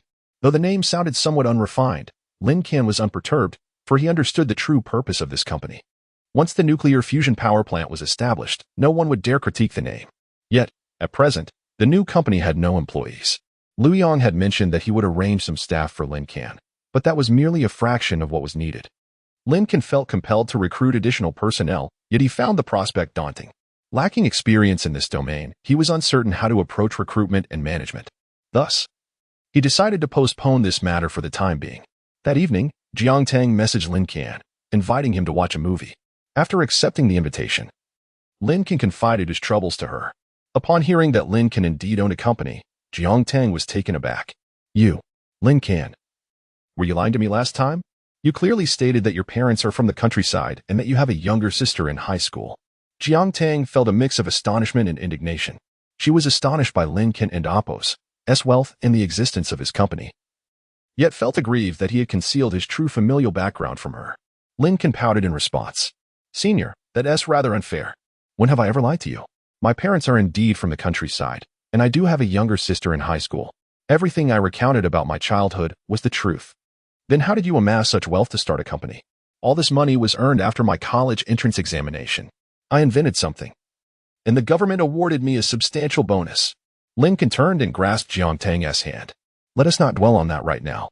Allow me to show you our company first, and then we can watch the film.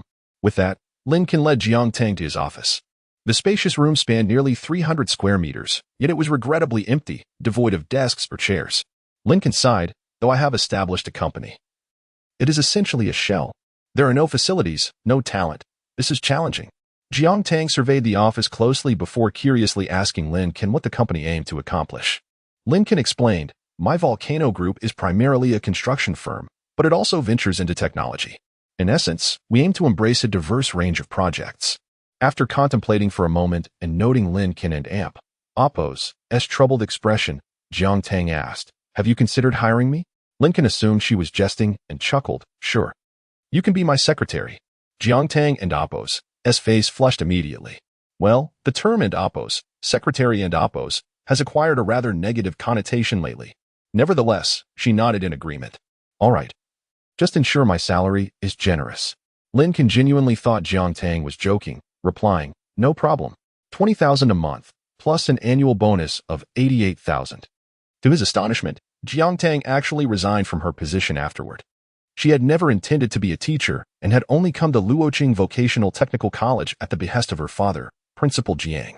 Whether Lin Can genuinely sought a secretary or was merely jesting, Jiang Tang felt compelled to seize the opportunity. This would bring her closer to Lin Can. Working for him was tantamount to working for her own aspirations. She was eager to embark on this new venture. A few days later, Jiang Tang returned to Lin Can and Appo's company, this time as a worker. Lin Can was taken aback that his offhand comment had prompted Jiang Tang to resign from her role as a counselor. Rather than appointing her as a secretary, he designated her as the general manager. Standing in the vast office, Lin Can smiled, Senior, now that you're my general manager, we're practically family. You must ensure the effective operation of our company. Having heard such teasing remarks before, Jiang Tang was no longer easily flustered. She surveyed the desolate surroundings and stated, this place is barren and hardly resembles a company. We should tidy it up first and then purchase some desks and chairs. With that, Jiang Tang found a broom and prepared to get to work. Lin Can stopped her, chuckling, we can simply call a few people to help. There and Appo's, there's no need for you to do it yourself. He then took out his phone. First calling Feng how to gather the boys from their class to assist with moving items. Next, he contacted several girls, requesting their help in cleaning the office. As the class representative, Lin Can was well-liked and generous with his offers of meals, fostering a harmonious relationship with his classmates. Thus, when he called, nearly everyone from school showed up. Lin Can also ordered a batch of desks and chairs. The boys helped with the furniture, while the girls tidied up. In just one afternoon, the office was transformed into a refreshing space. Standing at the center of the office, Lin Can raised his arm and proclaimed, everyone. Tonight we feast on seafood, my treat. Instantly, the office erupted in cheers. Chapter 45. Staffing the volcanic group. After indulging in a lavish seafood feast that cost over 5,000, Jiang Tang refrained from insisting on paying this time. Initially, she had assumed that Lin Can came from a modest background and had quietly lent him assistance. Now, she realized that Lin Can's wealth might surpass that of her entire family combined. He was not merely a student, he was a concealed millionaire. Once the meal concluded and everyone departed, Jiang Tang inquired of Lin Can, if we were to hire a cleaning company, it would likely cost us less than 1,000 to tidy up the office. Yet, you chose to invite classmates to do this. ultimately spending over $5,000 on their meals. What prompted such a decision? Jiang Tang was puzzled. Lin Can chuckled. What is the fun in hiring a cleaning service when I can create an atmosphere with my classmates? Simply for the merriment? Jiang Tang expected Lin Can to elaborate on fostering camaraderie among peers, yet he merely sought a lively environment. Lin Can continued, I actually feel a bit aged.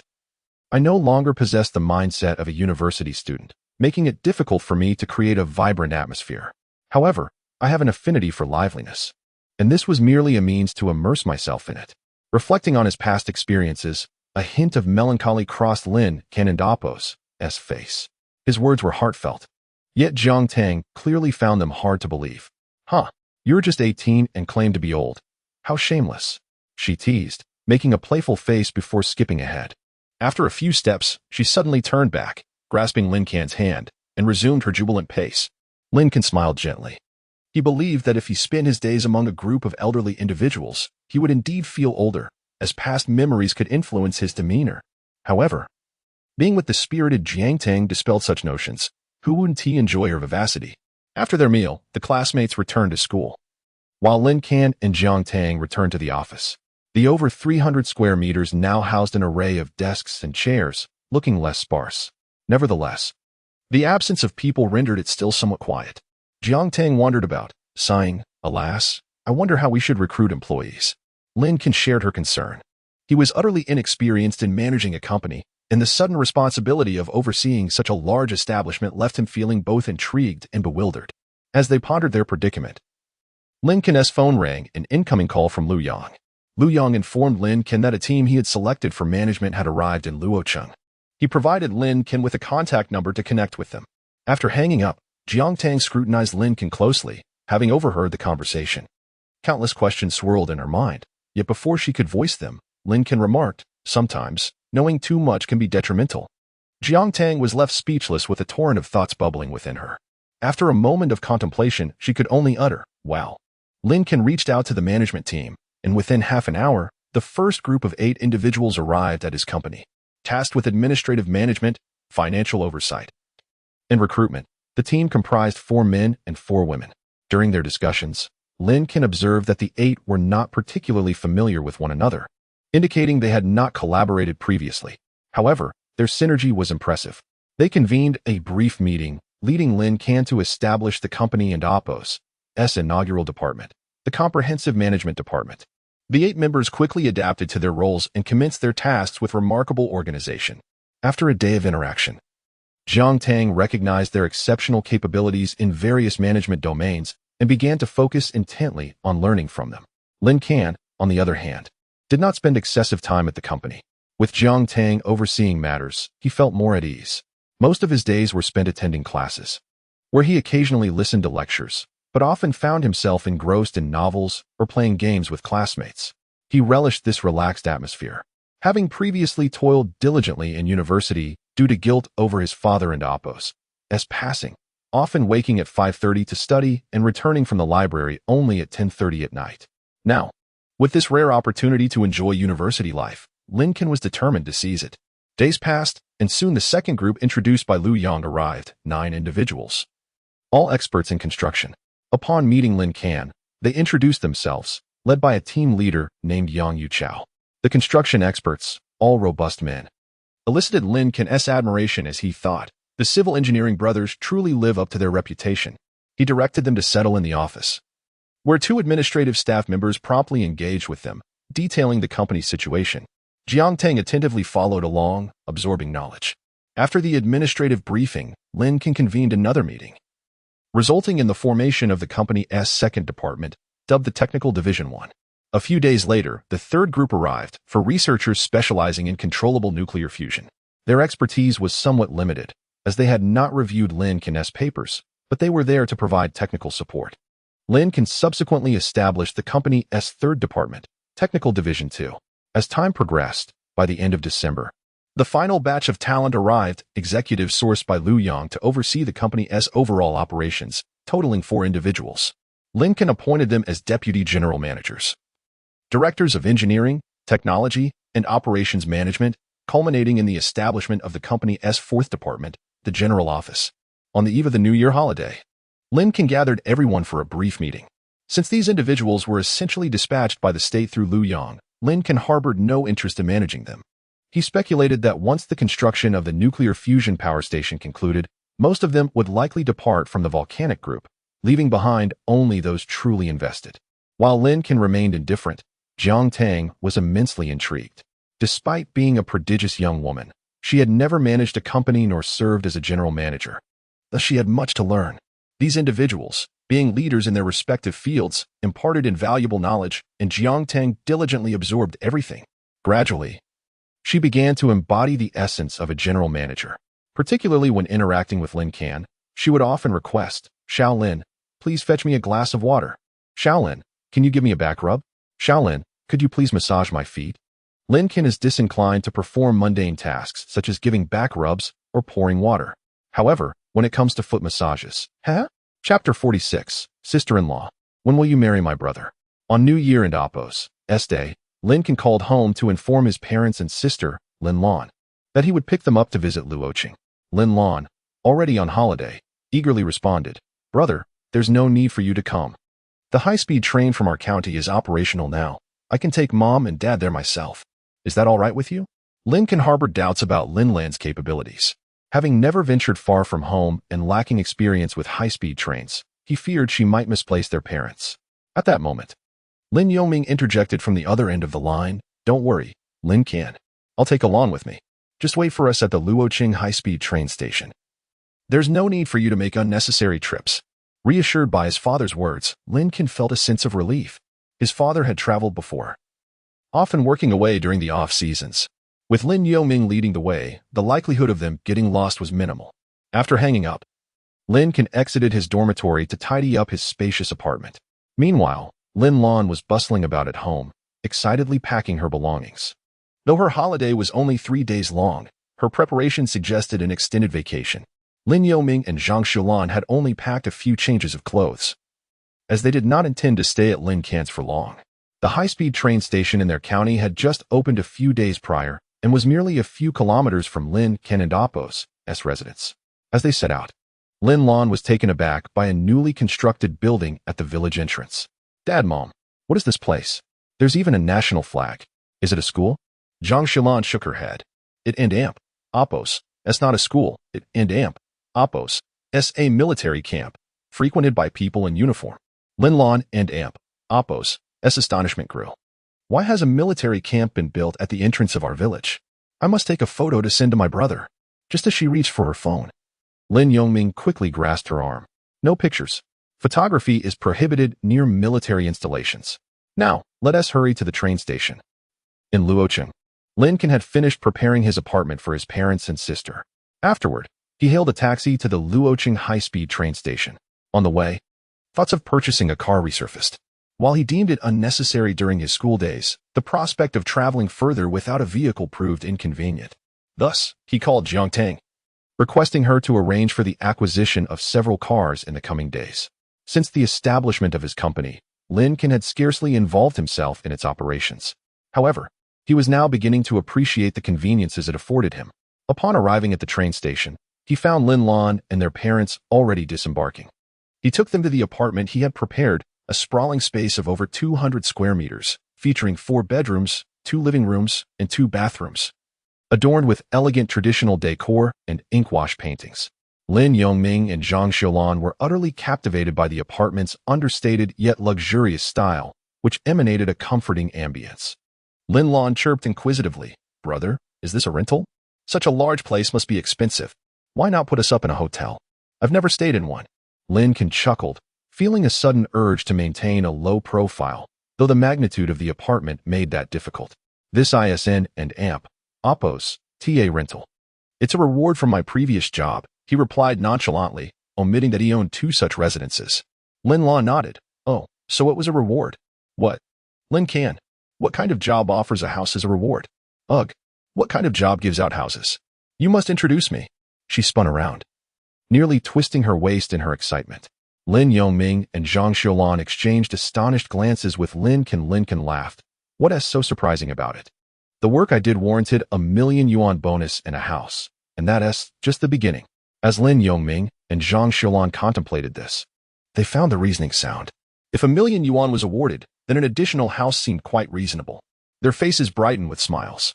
Lin tugged at Lin Can, insisting he help her find a job. Zhang Xilan added, with a house, we can rest easy.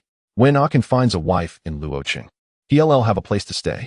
The mention of a wife made Lin abruptly drop the topic of jobs. With a playful frown, she looked at Lin Can and asked, brother, have you found a good sister-in-law for me yet? I remember you said you had a surprise for me last time I was home. Lin Can poked her forehead playfully, grinning. What if I said I have found one? Would you dare come meet her? Lin straightened her posture defiantly. What is there to fear? All right then, I'll take you around the neighborhood first. Then we'll have lunch, and in the afternoon, you can meet her. At noon, they strolled nearby and enjoyed a lavish meal. After dining, Lin Yoming and Zhang Xilan returned to Lin Can and Appo's apartment. While they were eager to meet Lin Can's girlfriend, they felt it might be inappropriate to do so too soon, fearing it might make the girl uncomfortable. Thus, they excused themselves, claiming they needed to rest. Lin Can took Lin to his company. As they approached the entrance, Lin wrinkled her nose at the sign overhead, the name Volcano Group ISN, appealing at all. Why not call it Mountain Breeze Group instead? Lin Can patted her head. Once you're in college, I'll fund your venture to start Mountain Breeze Group. Their conversation was audible as they stood at the entrance, yet the employees remained at their desks. Jiang Tang, however, immediately stood up. That's Lin Can's voice. And he is talking to a girl. She felt a surge of unease, hastening toward the entrance. Before she could arrive, she spotted Lin Can affectionately patting a girl's head. Jiang Tang felt a pang of jealousy. I worked tirelessly to help you manage the company, and yet you bring a girl here. Moreover, this girl isn't even half as attractive as I am. At that moment, Lin Can noticed Jiang Tang and waved, Senior. This is my sister, Lin Lan. Oh? Jiang Tang paused in surprise. Lin Lan also blinked in disbelief but quickly recovered. Are you my sister-in-law? Sister-in-law. When will you marry my brother? Lin Can. Chapter 47. In truth, I never intended to be the class monitor as Lin uttered these words. Lin Can and Jiang Tang were momentarily taken aback. Lin Can thought to himself, Lin, you truly are unbothered by social anxiety. Typically, she did not exhibit such boldness. Yet now, she addressed her sister-in-law with such ease. Jiang Tang, after a brief pause, promptly took Lin and Appo's arm and cheerfully replied, I am indeed your sister-in-law. Come in and rest for a while. This afternoon, I shall take you shopping. Lin Can chuckled and shook his head. Inside the office, a group of people had already risen, poised to welcome the boss and Appo's sister. Lin had initially felt no nerves. But upon seeing so many people standing and staring at her, she instinctively shrank back. Sister-in-law, is this truly my brother and Appo's company? On the way, Lin Can had told Lin that he would bring her to see his workplace. She had imagined it to be a modest office with just a handful of employees. However, now confronted with this expansive 300-square-meter office and over 20 smiling employees gazing at her, her mind struggled to comprehend the situation. The atmosphere was overwhelmingly intimidating, especially for an ordinary high school student like herself. Jiang Tang smiled and clarified, this is indeed your brother's company. He is the owner, and we all work for him. I see. Lin nodded, a bit awkwardly saying, hello everyone. I am Lin Can's sister, Lin. The crowd responded in unison, greeting her back. This only heightened Lin nervousness. Observing her discomfort, Jiang Tang immediately led her to her small office. The office, a recent partitioned space measuring around 10 square meters, contained 2 desks. Lin Can followed them inside. So what do you think? ISN and Appo's my company impressive? Upon entering, Lin Can raised an eyebrow at Lin, who nervously patted her chest. It is indeed quite large. I never expected there to be so many people, she exclaimed. Brother, what does your company do? Does it make money? At this, Lin Can quickly diverted the conversation. Senior, why don't you take the afternoon off and take one out for a stroll? I and Appo's take my parents around the school to show them where I study. He then pulled out his phone and transferred 20,000 yuan to Jiang Tang. Also, let us get one a new phone. She is still using the old one my dad discarded. Jiang Tang smiled sweetly. There is no need for you to transfer money. I'll take one to buy one as a gift for her. Knowing that Jiang Tang was not in need of funds, Lin Can did not insist. In the evening, I'll find a restaurant for dinner. You should join us. My parents would like to meet you. As soon as he finished speaking, Jiang Tang and Appo's face flushed. The implication was unmistakably clear. Meeting the parents signified a romantic relationship. Jiang Tang suddenly felt a wave of nervousness. Lin Wan, observing her sister-in-law's anxiety, reassured her, "Sister-in-law, don't be nervous. My parents will surely be even more anxious than you. The more you stress, the more they will, so just relax, and they will too. That way, we can all be at ease." Lin Wan's words flowed effortlessly, clearly demonstrating her desire for further studies. Lin Can chuckled, offering Jiang Tang an encouraging glance. Upon returning to the vicinity of the school, Lin Can met his parents and guided them to his campus. Luoqing Vocational and Technical College boasts a high ranking and a beautiful environment. Since his parents had never strolled through a university campus before, they were captivated by their surroundings. "The environment here is truly splendid," Lin Yoming remarked. "Everywhere I look, there are flower beds, and trees line the roads." Zhang Xulan, usually reluctant to venture out, chimed in. "They say there's a scarcity of greenery in the city, but I find your school has even more flowers and trees than our village. Our village has nothing. Even the arable land is covered with crops." Lin Can accompanied them with a smile. Noticing their interest in the campus, he suggested, "Dad, Mom, why not come work here? You could stay in my apartment, and I could come home for meals." His parents were taken aback by the suggestion. Lin Yongming quickly waved his hand. "This is a university. How could I work here? My education only goes to 5th grade, and I can barely read, let alone teach." Zhang Xulan nodded in agreement, clearly supporting Lin Yongming's viewpoint. Lin Can chuckled, scratching his head as he explained, "What are you thinking? I'm not suggesting you become teachers. Becoming a university lecturer is no trivial matter. However, there are numerous other roles at the school." Lin Yongming queried, "What could we possibly do?" Just then, a patrol car from the security office rolled by. Several security guards chatted casually as they conducted their routine patrol. Lin Can gestured towards them, saying, "Dad, you could work in the security office, and Mom, you could be a dormitory supervisor. Neither of these requires a degree. I'll just have to speak with our principal." His parents were intrigued by the prospect. The idea of working at their son's school, where they could see him daily, greatly appealed to them. However, they soon expressed concern for Lin Wan. Lin Can was already a university student and could earn money, which was impressive. But Lin Wan had just begun her 2nd year of high school. She was still a young girl, and the family needed someone at home. After a moment of hesitation, Zhang Xulan suggested, "Maybe your dad could come over to work first, and I'll wait until Wan finishes her college entrance exams to join." Lin Yongming immediately concurred. "I'll wait until after Wan's exams too. Lin Can, you're earning money now, so your mother and I won't nag you too much. Just remember, studying diligently is always the right choice." Zhang Xulan added, "Indeed, with such a wonderful environment at university, you must study well. And don't stay up too late. Get plenty of sleep. While you study, make sure to socialize a bit too, if you get the chance. Consider being a class representative or joining the student council to hone your interpersonal skills." As they continued to speak, the two parents found it hard to stop. Going on for several minutes.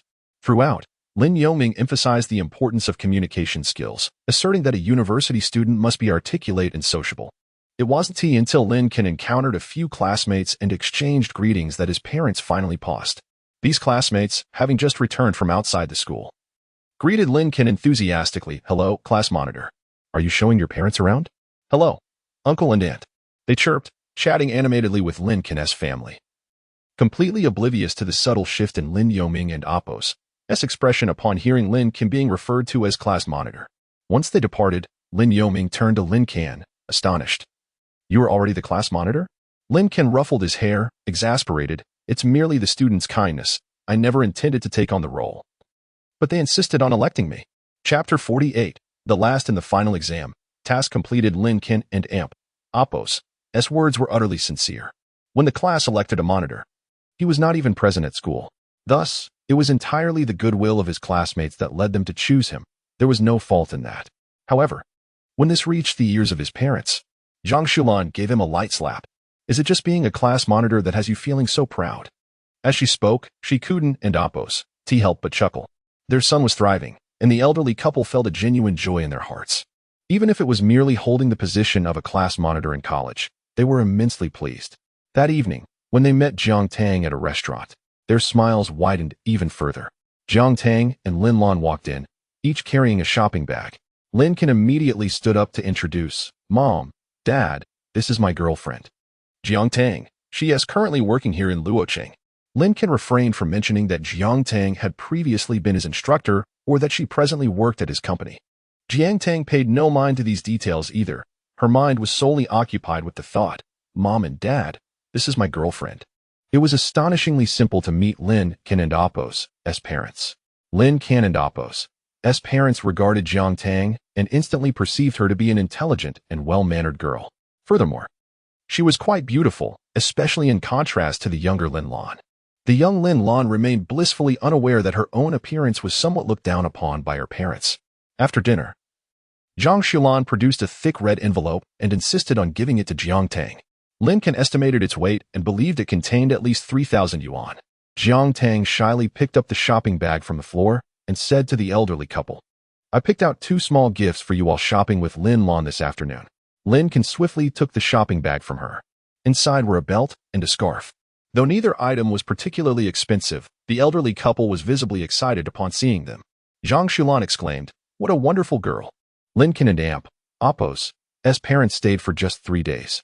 On the afternoon of January 3rd, they departed, as Lin Lan had to return to school. Lin Can had contemplated bringing Lin Lan over to Luoqing to attend high school, but since she expressed a desire not to transfer schools, he refrained from insisting. A sudden change in environment can indeed disrupt a student's studies. After the family left, Lin Can resumed his tranquil routine, attending classes and occasionally visiting the company. Of course, his visits to the company were solely to see Jiang Tang, as he did not concern himself with work-related matters. Days passed, and soon the final exams commenced. A week prior to the exams, the dormitory began to buzz with activity. The group, known for their lack of attentiveness in class, surprisingly started poring over their books. Upon returning to the dormitory, Lin Can doubted whether he had entered the correct place. Hey, what is going on? You guys are actually studying? Is this environment even conducive to learning? The chubby one clapped him on the back, expressing dissatisfaction. Lin Gu, we know you've become a boss. You might not need to study, but we do. Please, don't disturb us. All right. Lin Can waved his hand. It was a bit late for them to be pretending to love studying. Observing their earnest efforts, he decided not to interrupt further. Brothers, I and Apos, am stepping out for a bit. Let me know what you want for dinner, and I'll bring something back. The trio stared at him in disbelief. Feng Hao asked, Seeing us study doesn't ignite any desire to strive for better grades in you? Feng Hao was studying because he saw the chubby one reading, while the chubby one was inspired by Qin Shaotsong memorizing key points. They were entirely influenced by one another. They had expected Lin Can to pretend to study as well upon his return, but to their surprise, he remained unaffected. Lin Can chuckled inwardly, thinking he had no desire for such things. The system had clearly stated he was to achieve the lowest score. What if he accidentally learned something and did not finish last? He shook his head and left. In the following days, Lin Can wandered about aimlessly until he finally awaited the commencement of final exams. University final exams typically spanned a week, known as exam week. From Monday to Friday, there were daily tests, with the conclusion of exams marking the start of the winter break. For his major, 3 subjects required testing during this week. Other subjects were evaluated through regular assessments, for which Lin Can had merely scribbled nonsense on his papers. He never responded when attendance was taken in class, ensuring his scores were abysmally low. Thus, as long as he performed poorly in these 3 exams, he should secure his position at the bottom. However, once the exams began, Lin Can realized he had been somewhat naive. He assumed that merely scoring 0 would guarantee him the last place. To his dismay, he discovered that a certain male student had not appeared for the exams at all. Should this student miss all his subjects? Lin Can's chances of finishing last would be thwarted, even if he scored 0. Lin Can was utterly frustrated. He had not anticipated such fierce competition in his quest for the lowest score. After sitting in silence for a moment, he suddenly picked up his pen and wrote the male student and Apos' name on his exam paper. Name, Zhang Yujie. Class, Computer Applications Class 1. Then, Lin Can did his utmost to answer the questions. 2 days later, the exams concluded. Zhang Yujie missed 2 of the tests. However, the thoughtful Lin Can had diligently filled in his answers. If all went well, Zhang Yujie might even pass those subjects. Lin Can wiped the non-existent sweat from his brow, thinking to himself how considerate he was as a class monitor. With the conclusion of the exams, winter break arrived. University students typically have an early winter break. And Luoqing Vocational and Technical College, being a junior college, concluded even earlier. By January 11th, students began to leave campus in succession. Lin Can gathered his friends for a hot pot meal outside the school, marking the end of the semester. Soon after, his friends departed as well. In the following days, Lin Can found himself with nothing to do. He spent his time at the company, seated in his boss's chair, playing video games. He continued to neglect work-related matters. In fact, there was little for the company to attend to. The technicians in both the first and second technical departments spent their days idly playing solitaire. The 4 senior executives in the general office gathered each day, sipping tea and chatting idly. With nothing to occupy their time, they could not even pretend to work diligently. However, Lin Can was well aware of this and had never interfered with them. Only the personnel in the comprehensive management department were somewhat busy during this time. They had been hiring cleaning staff, drivers, receptionists, and other miscellaneous workers. Additionally, they had subdivided the comprehensive management department into 4 divisions: administration, finance, human resources, and registration. Refining the distribution of management tasks, Jiangtang informed Lin Can that after the new year, the company would begin expanding its recruitment in preparation for future business endeavors. Lin Can nodded, signaling his understanding. Considering the timeline, by March or April of next year, there should be tangible results in controlled nuclear fusion. Even if progress is somewhat sluggish, it would not be delayed beyond June or July at the latest. Once breakthroughs in nuclear fusion research are achieved, the Dragon Nation will undoubtedly mobilize personnel to study the construction of power plants. It is high time for his volcanic company to prepare for that eventuality. Lin Can mentally outlined a rough plan. Although he seemed indifferent to the company and Oppo's affairs, he was more acutely aware of its future than anyone else. Lin Can approached the window and glanced outside. The shops below had begun to hang lanterns at their entrances, creating a festive display of red from afar. Lin Can mused. The new year is approaching. Jiangtang echoed his sentiment. Indeed, tomorrow marks the 23rd day of the 12th lunar month, our little new year here in the north. Lin Can suddenly clapped his hands. Can you believe we and Oppo's still working just before the new year? Senior, please inform everyone that tomorrow we shall commence our holiday and return on the 17th day of the 1st lunar month. Let Oppo's align our holiday with the school and Oppo's winter break. Jiangtang promptly went out to disseminate the news. A cheer erupted from outside. At that moment, Lin Can and Oppo's phone rang unexpectedly. Upon checking, he found a message reminding students to review their final exam results. Lin Can swiftly opened his computer and began to check the grades. To his dismay, he discovered that he had, indeed, come in last place. Just then, the system's voice echoed in Lin Can's ears. Chapter 49, A New Reward from the System. The body enhancement potion. The voice of the system could only be heard by Lin Can. Thus, even though the voice was quite loud, Jiangtang beside him remained utterly unresponsive. The system announced, "Ding. Congratulations, host, for completing the phase task and receiving important materials and the formula for the body enhancement potion."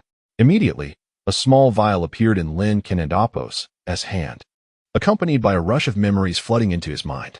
Lin Can glanced at Jiangtang and, noticing her lack of awareness regarding his peculiar behavior, discreetly tucked the vial into his pocket. The existence of the system must remain a secret from others.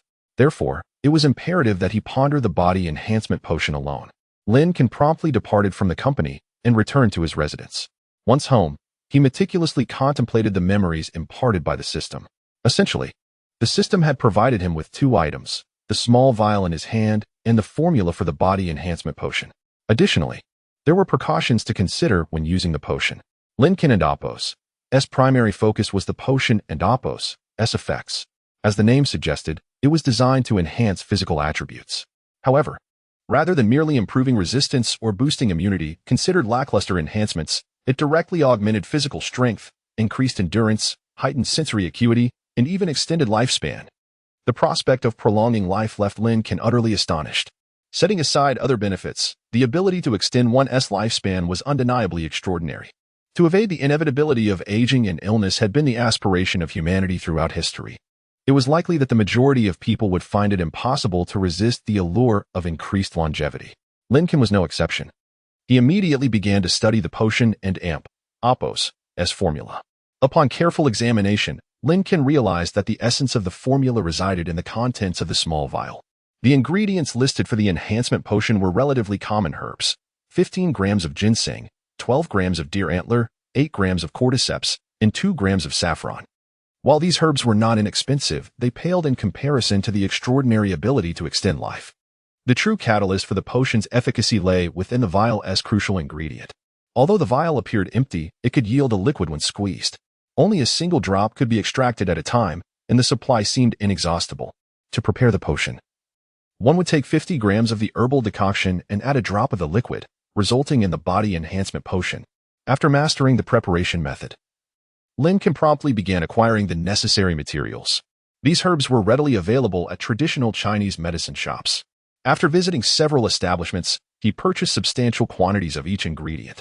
He then proceeded to a supermarket to acquire a clay pot and a precise electronic scale. Upon returning home, Lin Can measured the weight of the herbs according to the prescribed formula, adding 500 grams of water and commencing a gentle simmer. Once the decoction was ready, he filtered the liquid. To his surprise, only a little over 80 grams of the potion was extracted. He poured 50 grams into a bowl and added a drop of the body enhancement potion.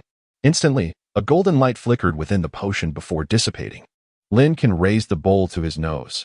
It emitted a rich herbal aroma, devoid of any peculiar sensations. 50 grams of potion was not much, comparable to a tenth of a standard 500-gram bottle of mineral water. He downed the entire bowl in one swift motion. The moment the potion coursed through him, he felt a surge of warmth rising from his feet to his head, causing his muscles to tremble. It was as though he had been jolted by electricity, leaving him with a sense of profound discomfort. This sensation persisted for approximately a minute before he finally returned to normal. Lin Can collapsed onto the sofa, catching his breath. In that brief span, he had broken into a sweat. However, he could unmistakably feel a significant enhancement in his physical prowess, albeit with no visible transformation, no explosive muscles, or similar phenomena. Memory surged once more in his mind. Each time he consumed the body enhancement potion, his physical attributes would double. If his initial physical quality was considered 1, he had now reached 2. He could continue to take the potion, elevating his physical attributes to 3, 4, 5, 6, 7, with no upper limit. Moreover, each consumption would also extend his lifespan. If Lin Can and Appos' initial lifespan was 100 years, one potion would allow him to live for 200 years, 2 potions for 300 years, and so forth. However, there was a caveat that limited the rate of enhancement. The potion could only be consumed once every 24 hours. Any additional doses would yield no effect. Lin Can moved his body experimentally, then took a shower. After his bath, he resumed boiling the herbs. While he could not consume the potion himself, his parents and Jiang Tang could certainly benefit. Nonetheless, Lin Can was not inclined to offer them too much at once. A single dose each would suffice. Too much could attract the attention of those with ulterior motives, which Lin Can was acutely aware of. He understood well the implications of this situation. Controlled nuclear fusion was a form of advanced technology rewarded by the system, and so was the body enhancement potion. However, while he could submit the former, the latter was a secret he must safeguard. The implications of the body enhancement potion becoming public knowledge would undoubtedly unleash unprecedented turmoil in the world. Having pondered these considerations, Lin Can completed the decoction. He found a bottle to fill with the potion and decided to present it to Jiang Tang. At the company, employees were tidying up. As they would soon be on holiday, Jiang Tang sat in her small office, gazing out the window in boredom. Lin Can approached her, extending the bottle. "Drink this. Give it a try," he urged. Jiang Tang showed no hesitation regarding the contents and opened the vial, downing it in one gulp. "How does it taste?" Lin Can inquired. "A bit bitter." Before she could finish her thought, her body began to tremble. She cast a startled glance at Lin Can. "Do not worry. Close your eyes and silently count to 60. Lin Can reassured her. Following his instructions, she complied. A minute later, she opened her eyes and flexed her arms, her face awash with astonishment. "What? This?" Jiang Tang was so taken aback that she struggled to articulate her thoughts. Although she could not directly perceive the extent of her enhanced physical attributes, the sudden surge of strength was unmistakably evident. Lin Can waved his hand with a smile, signaling her to refrain from further inquiries. He gently instructed, "Do not speak of this to anyone for now. When the time is right, I will reveal more, and your family will certainly have the opportunity to benefit." After the enhancement, Jiang Tang and Appos' auditory sensitivity had also significantly improved. Thus, although Lin Can spoke softly, she heard him clearly. Jiang Tang gazed at Lin Can in awe, wondering just how many secrets he harbored. What a mysterious young man indeed. Chapter 50. Someone is trying to show off at the expense of this university student. The day after Jiang Tang consumed the body enhancement potion, Lin Can returned home. With school and work both on break, remaining in Luo City seemed rather pointless. Jiang Tang, however, wished fervently that Lin Can would stay, even contemplating inviting him to meet her parents. Yet, Lin Can declined, not out of nervousness, but rather from a fear that Jiang Tang and Appo's father would be anxious. Principal Jiang was aware of Lin Can and Appo's identity as the developer of the 2-nanometer lithography machine. Moreover, having Jiang Tang serve as his tutor likely served a purpose in drawing her closer to him. Of course, the innocent Jiang Tang remained oblivious to this. If Lin Can were to announce his intention to meet her parents, Principal Jiang would probably find it impossible to sleep that night. Lin Can chuckled, saying, "Let us wait until our relationship progresses further before I meet your parents." Upon hearing this, Jiang Tang blushed. Now that they were officially a couple, what could progressing further possibly mean? Marriage? Surely, they wouldn't and Appo's have children before meeting her parents. With a rosy face, Jiang Tang pondered absurdly. Lin Can packed his belongings and had the company driver take him back to his hometown. The festive atmosphere of the new year was not as palpable in the village as it was in the city, primarily because there were no small red lanterns hung along the streets. The biting cold made the streets seem desolate and quiet. However, upon entering the courtyard, Lin Can was enveloped in the rich ambience of the new year. A stove was boiling water, and 2 large basins sat on the ground as his father prepared 2 roosters, sitting on a small stool for the task. His mother was busy in the kitchen, kneading dough and rolling out wrappers, clearly preparing to make dumplings. "Mom, Dad, I'm back," Lin Can delightedly exclaimed. He relished saying this. While away, he often felt adrift. Whether managing a company, researching lithography machines, or studying controllable nuclear fusion, everything felt surreal. Only at home did he feel grounded. Hearing his voice, Lin Yoming immediately stood up, rubbing his forehead with the back of his hand, and cheerfully said, "Put your things in the house first. After we finish with these 2 roosters, your mother will stew one for dinner." Zhang Xilan emerged from the kitchen, flour covering her hands, and smiled at Lin Can. During dinner, Lin Can revealed the body enhancement potion. His parents were astonished, but, adhering to Lin Can and Appo's request, kept it to themselves. The potion doubled their physical abilities, though the effects were not visually apparent. After consuming the potion, they would not suddenly become muscular. As long as the couple remained silent, no one would suspect a thing. Lin Can returned home on the 22nd day of the 12th lunar month, and by the 26th, Lin Lan was on break. Lin Lan's personality was much more vivacious than Lin Can's, and her return immediately brightened the household. With the year-end approaching, the village began to bustle with activity. Regulations on fireworks and firecrackers in Yin County were not stringent, and people could be seen lighting fireworks frequently. Lin Can's family spent their days either preparing food or watching television. His parents were remarkably industrious, keeping the house tidy without much effort. Although the building itself was quite old, Lin Can mused that he would give his parents some money after the new year to renovate their home. Time passed serenely, and soon it was New Year's Eve. During the celebratory dinner, Lin Yoming brought out a bottle of liquor, pouring himself a glass and one for Lin Can as well.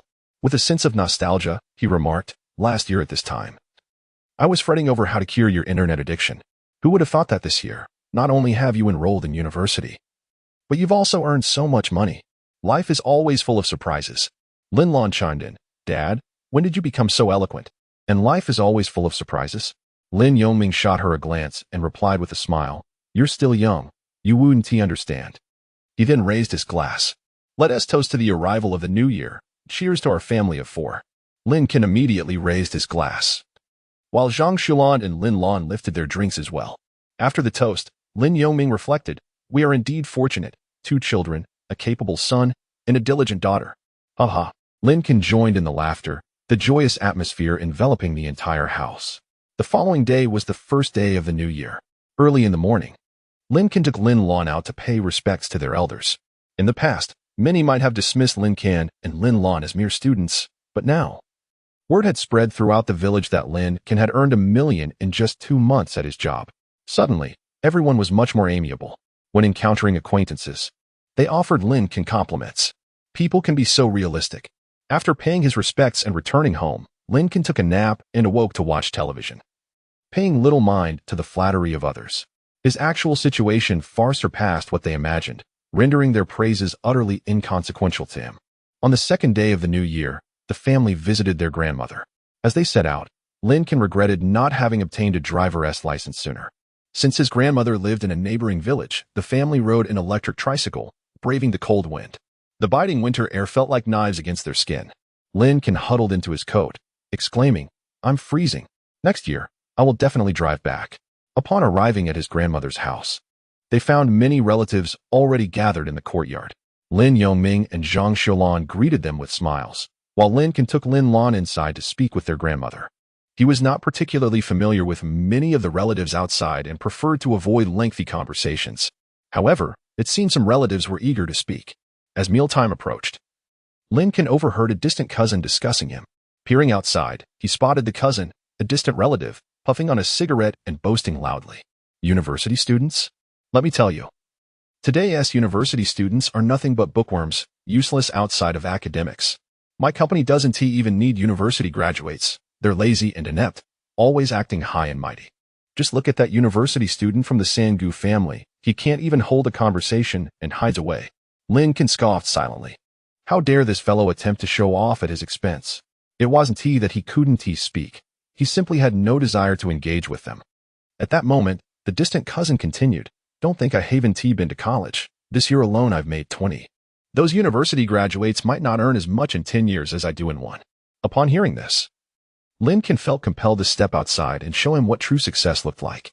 With that thought, he transferred 3 million from his bank account to WeChat and stepped out of the house. Chapter 51. Hey cousin, my eyesight is poor. Could you help me count the money? In the courtyard stood 7 or 8 individuals, engaged in casual conversation while smoking. Their relationship with Lin Can's family was rather distant. Although they were acquainted with Lin Can, familiarity was lacking, and they were oblivious to his current circumstances. However, upon seeing Lin Can emerge from the house, a glimmer of amusement sparked in their eyes, eager to witness the unfolding drama. Lin Can and Appo's distant cousin, Zhang Xiaohai, had his back turned to Lin Can. Unaware of his arrival, he continued to boast, "With my annual income of 200,000, that university student from the Sangu family will never reach such heights in a lifetime. Our country produces millions of university graduates each year, especially those from vocational colleges. They are everywhere and have little value nowadays." As Zhang Xiaohai concluded his statement, many turned their gazes toward Lin Can, their expressions tinged with mockery, anticipating his response. In truth, a significant portion of the audience shared Zhang Xiaohai's sentiments, believing that the abundance of university graduates had diminished their worth. Over 2 decades ago, when a university student emerged from the village, the entire community celebrated. Now, the number of university graduates in the village could easily exceed 100. Under such circumstances, a vocational college diploma seemed unimpressive. Yet, the onlookers were shrewd. With Lin Can now present, not one person supported Zhang Xiaohai's claims. They were merely spectators, eager to see how Lin Can, the university student, would retort. Lin Can took a few steps forward, lightly tapping his phone case with his index finger. His demeanor devoid of impatience or anger. Those perceptive enough recognized that despite his youth, Lin Can possessed a remarkable depth of character. The calm expression on his face belied a sense of disdain. Deep down, he undoubtedly held Zhang Xiaohai in low regard. A slight, enigmatic smile graced Lin Can's lips as he remarked, "They say university graduates are no longer valuable, yet I have yet to see someone like you pass the entrance exam." He continued, "With millions of students entering universities each year, one would think that anyone with a modicum of intelligence could gain admission. Yet, curiously, some individuals never manage to do so. What a peculiar situation." As Lin Can spoke, he approached Zhang Xiaohai from behind. He refrained from naming anyone specifically, his gaze wandering casually around the gathering, as if engaged in a soliloquy. However, Zhang Xiaohai's expression froze, and the group of relatives watching could hardly contain their laughter. Lin Can's words were a masterful rebuttal, deftly exploiting a flaw in Zhang Xiaohai's earlier statement. If university graduates are indeed valueless, how is it that you have not been accepted into one? A university that is deemed worthless should have no trouble admitting you. Moreover, Lin Can's comment that only those with normal intelligence gain admission subtly implied that Zhang Xiaohai's intellect might be lacking. This insinuation left Zhang Xiaohai without a direct counterargument, and the expressions of those present shifted dramatically. They struggled to suppress their laughter, torn between decorum and amusement. Many were relatives of Zhang Xiaohai, and the awkwardness of openly ridiculing him weighed heavily on them. Zhang Xiaohai's countenance darkened, yet he defiantly retorted, "So what? Not attending university has hindered my ability to earn money. I can make 200,000 a year, can you?" His declaration silenced the crowd once more. Indeed, for Zhang Xiaohai, the lack of a university degree was inconsequential. His prowess lay not in academics but in his entrepreneurial acumen. At just 25, he had established a small company in the city, raking in $200,000 annually, a feat that many older individuals present had yet to achieve. With this realization, the expressions of the crowd shifted subtly, now tinged with a newfound respect for Zhang Xiaohai. He basked in his triumph, relishing the fact that, while some may have attended university, they had not necessarily prospered. Many likely still relied on their families for monthly allowances. Zhang Xiaohai, emboldened by his perceived superiority, mimicked Lin Can and Apos' earlier demeanor, feigning indifference as he proclaimed, "Some individuals, still so young, fail to recognize their own worth, mistakenly believing that graduating from university makes them exceptional. However, once they enter the workforce, they will discover that attending a mediocre vocational college does not alter their inherent limitations. Such individuals will never earn $200,000 a year." As the conversation unfolded, several more individuals approached, drawn by the lively discourse. These newcomers, who had been conversing at the entrance, paused upon witnessing the animated exchange. Among them were a few who were more closely acquainted with Lin Can and were aware of his current situation. Upon hearing Zhang Xiaohai and Apos' boast, they couldn't and Apos' help but chuckle. If Zhang Xiaohai, with only a middle school education, claimed to earn more than many university graduates, Lin Can would indeed find it challenging to counter that assertion. As Zhang Xiaohai and Apos' accomplishments in that regard were noteworthy. However, if one were to consider the matter more comprehensively, Lin Can and Apos' financial successes far surpassed Zhang Xiaohai and Apos'. Those familiar with Lin Can knew that during the summer following last year and Apos' college entrance examination, he had earned $1 million in just 2 months. A figure that dwarfed Zhang Xiaohai and Apos' $200,000, and he had achieved this in a mere fraction of the time. Despite this knowledge, Lin Can and Apos' acquaintances remained silent, merely observing the unfolding spectacle. As the crowd grew in number, preparing for dinner, the atmosphere buzzed with anticipation. Lin Can and Apos' grandmother and Apos' home was bustling with activity, hosting a gathering of over a dozen people.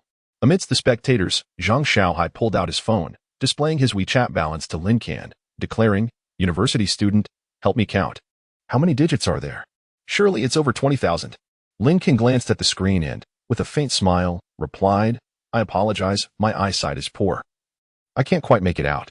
Upon hearing this, Zhang Xiaohai interpreted Lin Can and Apos' response as a sign of concession, his confidence swelling, especially in front of their relatives.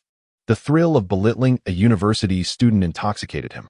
He lightly patted Lin Can on the shoulder, saying, "Not seeing clearly is no concern. After all, you probably won and Apos' earn that much anyway, so there and Apos' no need to trouble yourself with the details." His words, masked as concern, dripped with sarcasm, unmistakable to all present. Many feared that Lin Can might feel humiliated enough to retaliate physically. Young individuals often had fiery tempers, and the possibility of an altercation was not out of the question.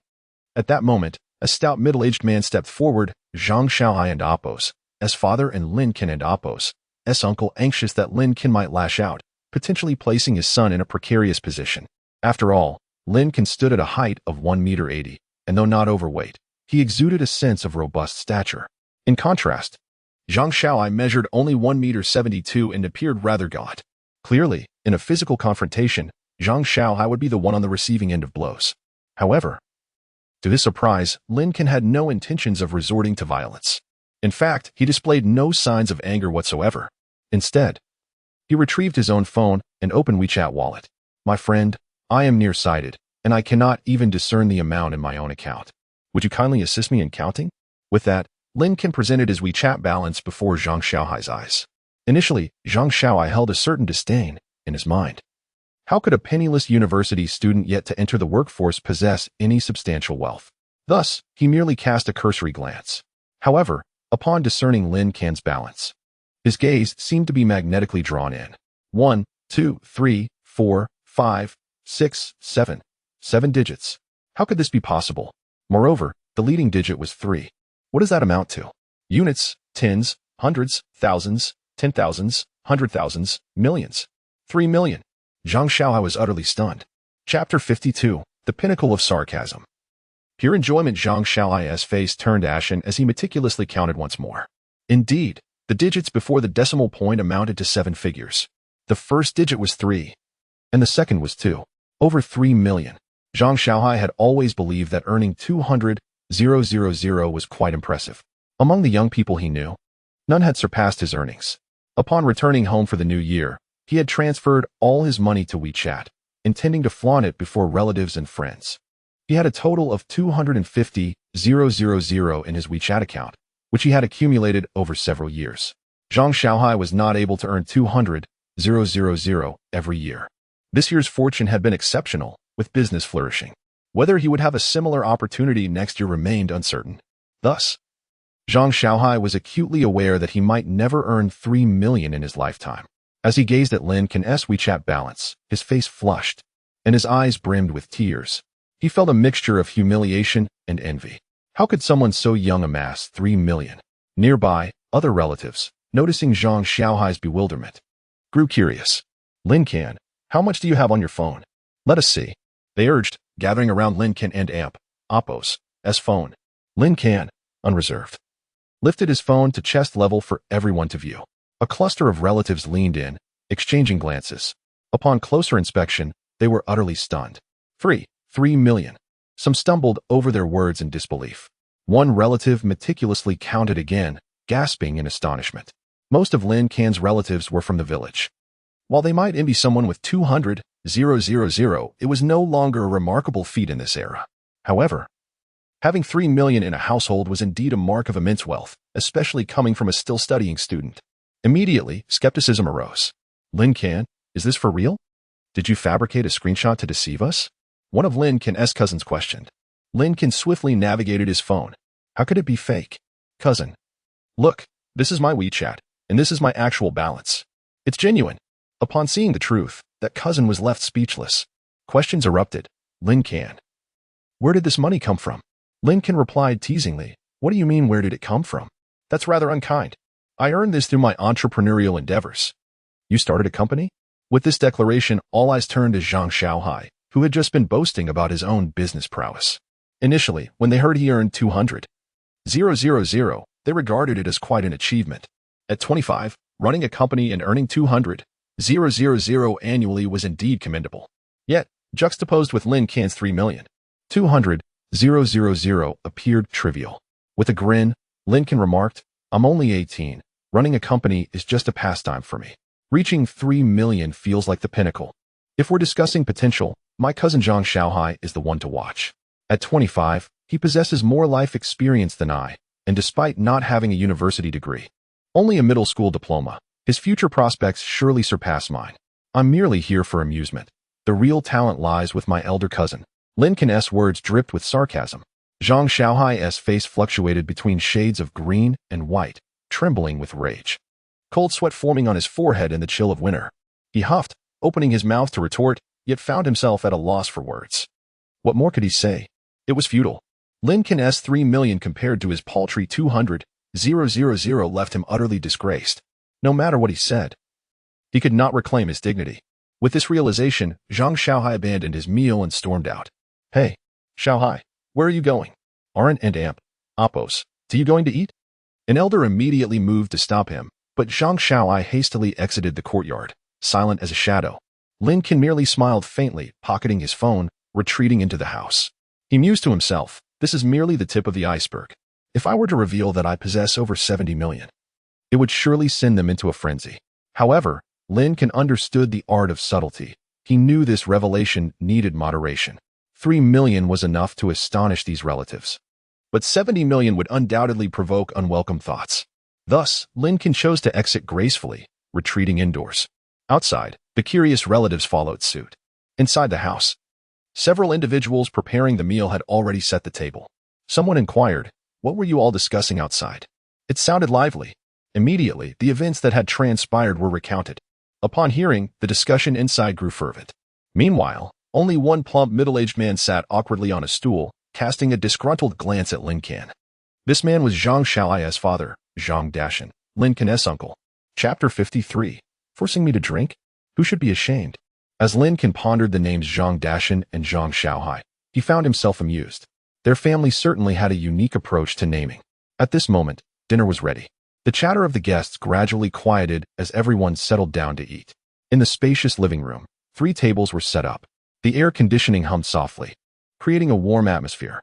When it came time to choose seats, there were no distinctions of hierarchy or gender. Everyone sat wherever they pleased.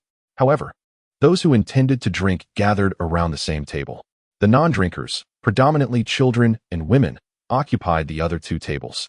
Lin Can initially planned to join them, but unfortunately, there was no room left. After scanning the area, he noticed an empty spot next to his cousin Zhang Dashan. Without further thought, he took a seat. To his surprise, as soon as he sat down, Zhang Dashan, with a grin that failed to reach his eyes, inquired, "Lin Can, have you learned to drink alcohol now?" Lin Can chuckled softly, choosing not to respond. In recent days, he had discreetly consumed several doses of a strengthening elixir. With his current physical constitution, drinking alcohol felt akin to sipping water. However, he had no affinity for the taste of alcohol and intended to abstain. Yet, as dinner commenced, Zhang Dashan insisted on sharing a drink with him. "Lin Can, let's have a toast," Zhang Dashan exclaimed. Lin Can smiled and shook his head. "Cousin, I don't drink. Let me offer you a toast with tea instead." "That won't do." Zhang Dashan suddenly adopted a serious demeanor. "You're already in college. How can you say you don't drink? When you graduate and enter the workforce, what will you do if you can't drink? You'll become a subject of ridicule." Lin Can frowned, thinking to himself that Zhang Dashan was surely looking for trouble. Despite his insistence on not drinking, Zhang Dashan persisted, seemingly intent on embarrassing him. Had he embarrassed his son earlier and now sought to redeem himself at the dinner table? After some contemplation, Lin Can decided to turn the tables. "Cousin, I truly cannot handle my liquor. A single drink would leave me intoxicated, and it would be disruptive for everyone at the table." Upon hearing this, the others at the table chimed in. "Dashan, if Lin Can can't drink, then let him be. He is still just a child. Indeed, he is still young. If he doesn't want to drink, then let it be." Nevertheless, Zhang Dashan continued to urge Lin Can. "You can learn to drink. I can teach you."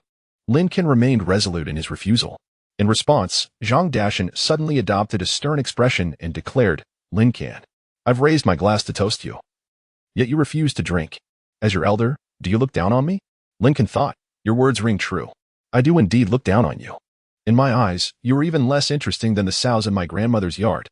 However, Lin Can had been waiting for this very moment. Once Zhang Dashan uttered those words, the spectacle would soon unfold. With a gleeful heart, Lin Can feigned reluctance and said, "Well, then I shall drink a cup. But only one." As soon as the words left his lips, Zhang Dashan beamed with delight. He set down his glass and personally poured a drink for Lin Can. "Come, Lin Can, let us down this together."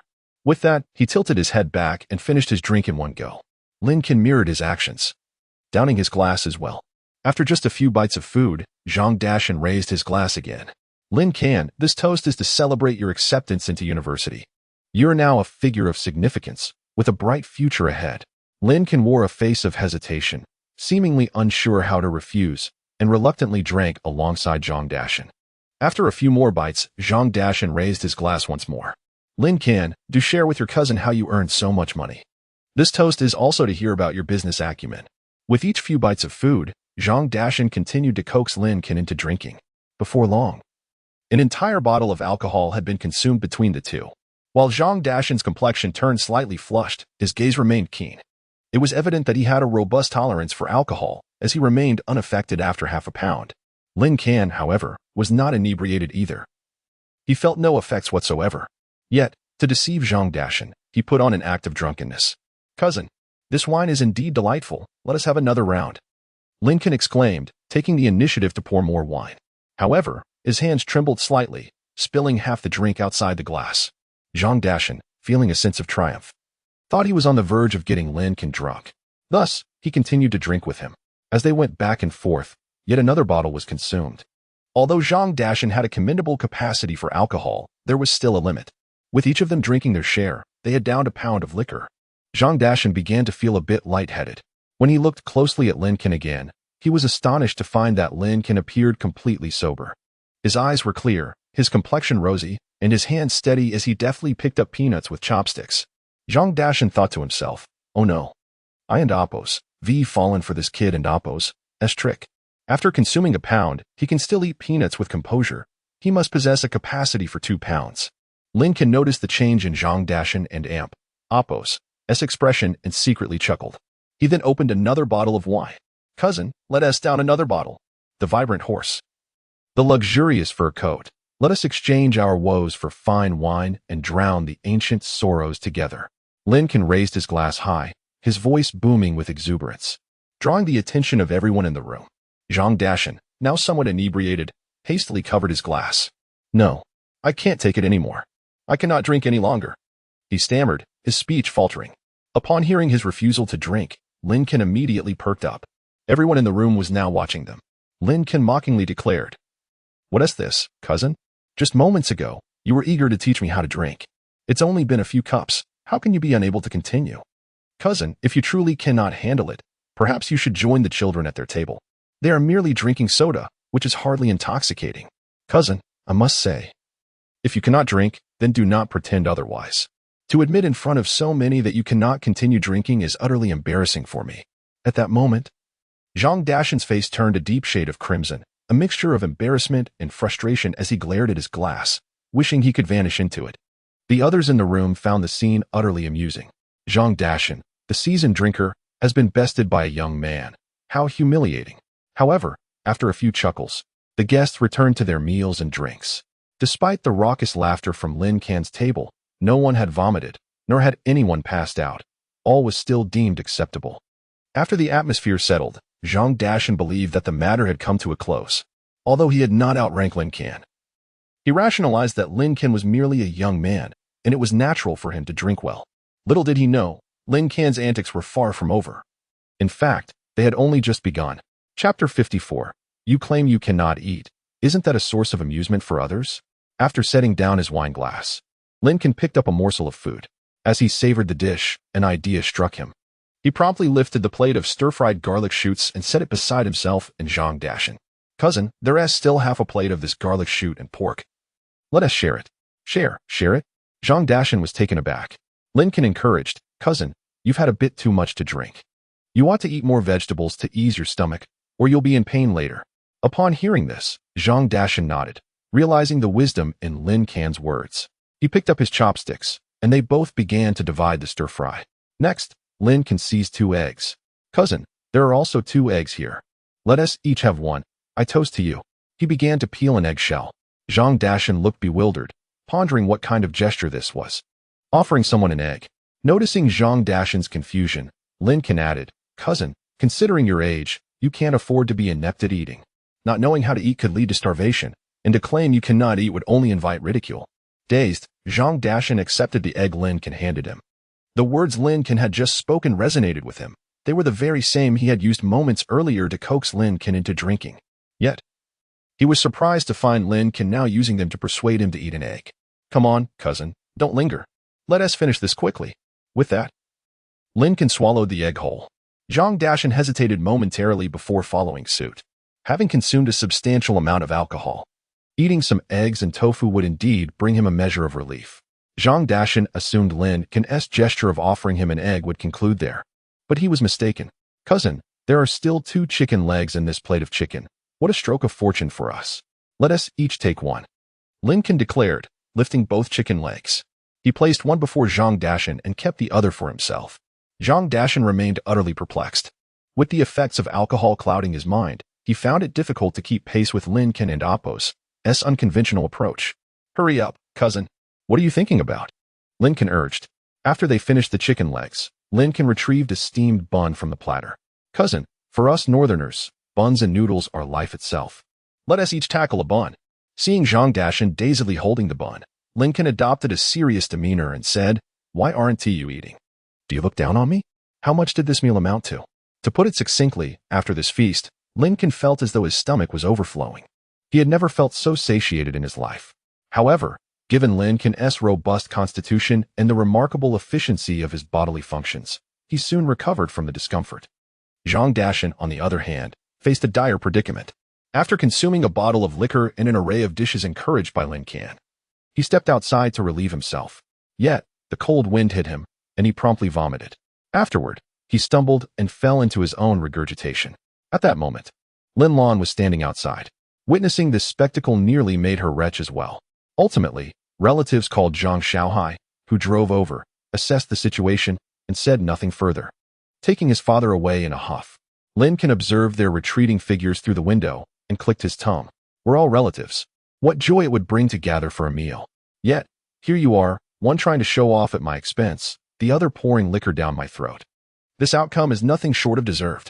In the afternoon, Lin Can and his family departed from his grandmother's house and returned home. On the third day of the new year, Lin Yongming and Zhang Xiulan continued their rounds of visiting relatives. However, Lin Can was disinclined to accompany them. His primary motive for visiting his grandmother was to see her. Otherwise, he had little interest in the other places. Lin Lan, however, was eager and set off early with their parents. On the third and fourth days, they visited more relatives. During this time, Lin Can remained home, resting. When boredom struck, he would watch television or chat on the phone with Jiang Tang. On the fifth day, Lin Lan began to fret over her homework. Lin Can, who had scored 88 in the college entrance examination, assisted her. Initially, Lin Lan doubted her brother and Appo's capabilities, questioning what level of knowledge someone with an 88 could possess. However, to her surprise, Lin Can's grasp of high school material was impressively solid. Lin Lan excelled in her studies, ranking within the top 100 at Yin County No. 1 high school. With consistent performance, she could easily secure a spot at a prestigious university, potentially outscoring Lin Can by 500 points in the entrance examination. Yet, when faced with questions she struggled with, Lin Can was able to elucidate them clearly. As he explained, Lin Lan noticed her brother and Appo's profound understanding of various concepts. He could effortlessly clarify them for her. After a few explanations, Lin Lan ceased to mock Lin Can's college entrance score. At that moment, she speculated that perhaps Lin Can's 88 was merely a superstitious choice for its auspiciousness. Given his demonstrated proficiency, scoring 688 might well be within his reach. On the sixth day of the new year, after a night of frantically completing her assignments, Lin Lan returned to school. After breakfast, she took a ride to the town school. The next holiday would not come until the Lantern Festival. Once Lin Lan left, the house felt desolate. Fortunately, Lin Can remained. Otherwise, the sudden quietness might have been overwhelming for their elderly parents. Just as Lin Can pondered how to occupy his time, Jiang Tang unexpectedly arrived. Jiang Tang did not announce her arrival but drove directly to his doorstep. The compact and stylish red Audi A3 exuded a modern charm. When she knocked, Lin Can was momentarily taken aback. In his mind, Jiang Tang belonged to the social circle he had encountered during college in Luoqing. But here, in his hometown, the sudden appearance of someone from one sphere into another felt quite surreal. Gazing at Jiang Tang, Lin Can was engulfed by a peculiar sensation. As if time and space had distorted, it felt as if someone had intruded into his world, omnipresent. Jiang Tang smiled and asked, "What's the matter? I've been standing here for quite a while. Are you not going to welcome me in?" Lin Can snapped back to reality and quickly approached her, blurted out, "You said you'd come, but why did you bring gifts?" This phrase had unconsciously slipped from his mouth. Having absorbed it from his parents and relatives over the past days, Jiang Tang held 2 gift boxes. Unlike the typical gifts brought by villagers during visits, which often consisted of boxes of biscuits, hams, bread, or ate treasure porridge, Jiang Tang held a box of tea in her left hand. Clearly high-quality tea worth no less than 1,000 yuan per pound. In her right hand, she carried a box of skincare products. With a smile, Jiang Tang explained, "This tea is for your uncle. It's not from me, but rather a gift from my father, which I brought along. The other is skincare for your aunt. I'll teach her how to use it later." As they conversed, Lin Can's parents, curious, stepped out of the house. Upon the arrival of the visitors, they momentarily paused in surprise. Zhang Xiulan promptly approached, warmly grasping Jiang Tang and Appo's hand. "Dear girl, what brings you here? Are you cold? Come inside, quickly." As she spoke, she pulled Jiang Tang into the house. Lin Can, intrigued, followed closely behind and inquired, "Senior, how did you know the exact location of my home? I don't recall having shared it with you." Jiang Tang, slightly embarrassed, stuck out her tongue and replied, "During the new year, I sent Lin Lan a red envelope, and she subsequently revealed your family's precise location to me." Lin Can felt a sudden rush of betrayal, pondering, how could Lin Lan, that little traitor, have divulged anything else to Jiang Tang? Chapter 55. This is my girlfriend's car. When Jiang Tang arrived, it was not Lin Can who was the happiest, but rather Lin Can and Appo's parents. The elderly couple busily attended to Jiang Tang, washing fruits and pouring hot water. Zhang Xiulan even inquired about what she would like for lunch, offering to prepare it immediately. Their enthusiasm made Jiang Tang feel a bit shy, and she blushed as she sat on the sofa. quickly waving her hands to indicate that it was unnecessary trouble. In the morning, the four of them chatted merrily in the living room. By noon, Lin Can and Apos' mother had prepared a sumptuous feast, filling the table with a variety of dishes. After the meal, Lin Can decided to take Jiangtang for a stroll around the village. However, as soon as they stepped outside, they noticed a group of 7 or 8 people gathered by their front gate. These were the neighboring villagers, who had all gathered at home during the festive season. With few entertainment options in the village, it was common for residents to leisurely wander along the roadside after lunch. When the group spotted the car parked at Lin Can and Apos' house, they became intrigued and began to speculate about it. It was an Audi, a notable luxury vehicle in the village. They discussed its price and speculated about its owner. As Lin Can stepped out of the gate, they immediately inquired, "Lin Can, is this your new car?" Most assumed that since the car was parked at Lin Can's home, it must belong to him. Although Lin Can had just started university, he had earned a considerable sum during the summer, leading them to believe he could indeed afford such a luxury. Lin Can waved his hands dismissively, saying, No, it's not my car." Curious, they asked, "If it's not yours, then whose is it?" With a calm smile, Lin Can replied, "It's my girlfriend's. She came to visit me today." The mention of a girlfriend piqued everyone's interest, and their gazes swiftly shifted from Lin Can to the yard. Lin Can turned to grasp Jiangtang and Apos' hand and stepped out of the yard, cheerfully announcing, "Uncles and aunties, this is my girlfriend. Her name is Jiangtang." He then encouraged Jiangtang, Sr., "Say hello to everyone." The villagers were taken aback by Jiangtang's beauty. It was rare to see such an attractive girl in the village. She wore a long, light brown woolen coat, perfectly tailored, over a white turtleneck sweater, complemented by knee-high boots, exuding both fashion and elegance. Jiangtang's striking looks rivaled those of popular stars, and her appearance left everyone astonished. One young man of Lin Can's age jested, "Lin Can, you ought to replace that shabby front door. With such a beautiful girlfriend, it looks too worn." Lin Can glanced back at the dilapidated door, rusted and barely recognizable in color. He turned back with a grin, saying, "I'll replace it. After spring, I'll have my dad build a villa, and once it's done, I'll invite everyone over for a meal." The group exchanged glances, astonished. "We were just joking. And you're actually going to build a house? A villa, no less." They had no doubt about Lin Can's words in their minds. He truly possessed the ability to follow through. As they strolled through the village, Lin Can held Jiangtang and Apos' hand, enthusiastically pointing out various landmarks.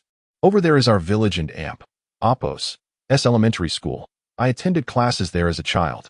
Behind the school, there is a large pit where we used to roast sweet potatoes. Every time a teacher caught us, we would get punished." He reminisced about his childhood adventures, recalling the stone lions at a neighbor and Apos' door that he and his friends would climb and play on, once frightening the homeowner by pretending to roar like lions. Jiangtang listened with interest, not merely for the stories but for the warmth of Lin Can's hand in hers, as he shared his past. They wandered for over 2 hours without a hint of fatigue from Jiangtang. Upon returning to Lin Can and Apos' home, his parents had prepared a bed for her, intending for her to stay in Lin Can's room that night. Blushing, Jiangtang said, "Uncle, Auntie, I can't stay here. My parents are waiting for me at home." While she appreciated their warm hospitality, she still felt a touch of reserve. Lin Can and Apos' parents insisted a few times but did not press the matter further. In the afternoon, Jiangtang departed in her car. The journey from Lin Can and Apos' home to Luoqing took just over an hour, not too far at all. Before dusk, Jiangtang arrived home. After reassuring Lin Can of her safe arrival with a phone call, she jested, "You still haven't finished telling me the history of your village today. Next time I have the chance, I'll come over to hear the rest." Lin Can replied, "No problem. You are always welcome to come. Consider it your own home." He thought Jiangtang was merely being polite, but to his surprise, 2 days later, she returned again. She came in the morning and left in the afternoon. 2 days later, she returned once more. From the 6th to the 16th day of the Lunar New Year, Jiangtang visited a total of 4 times.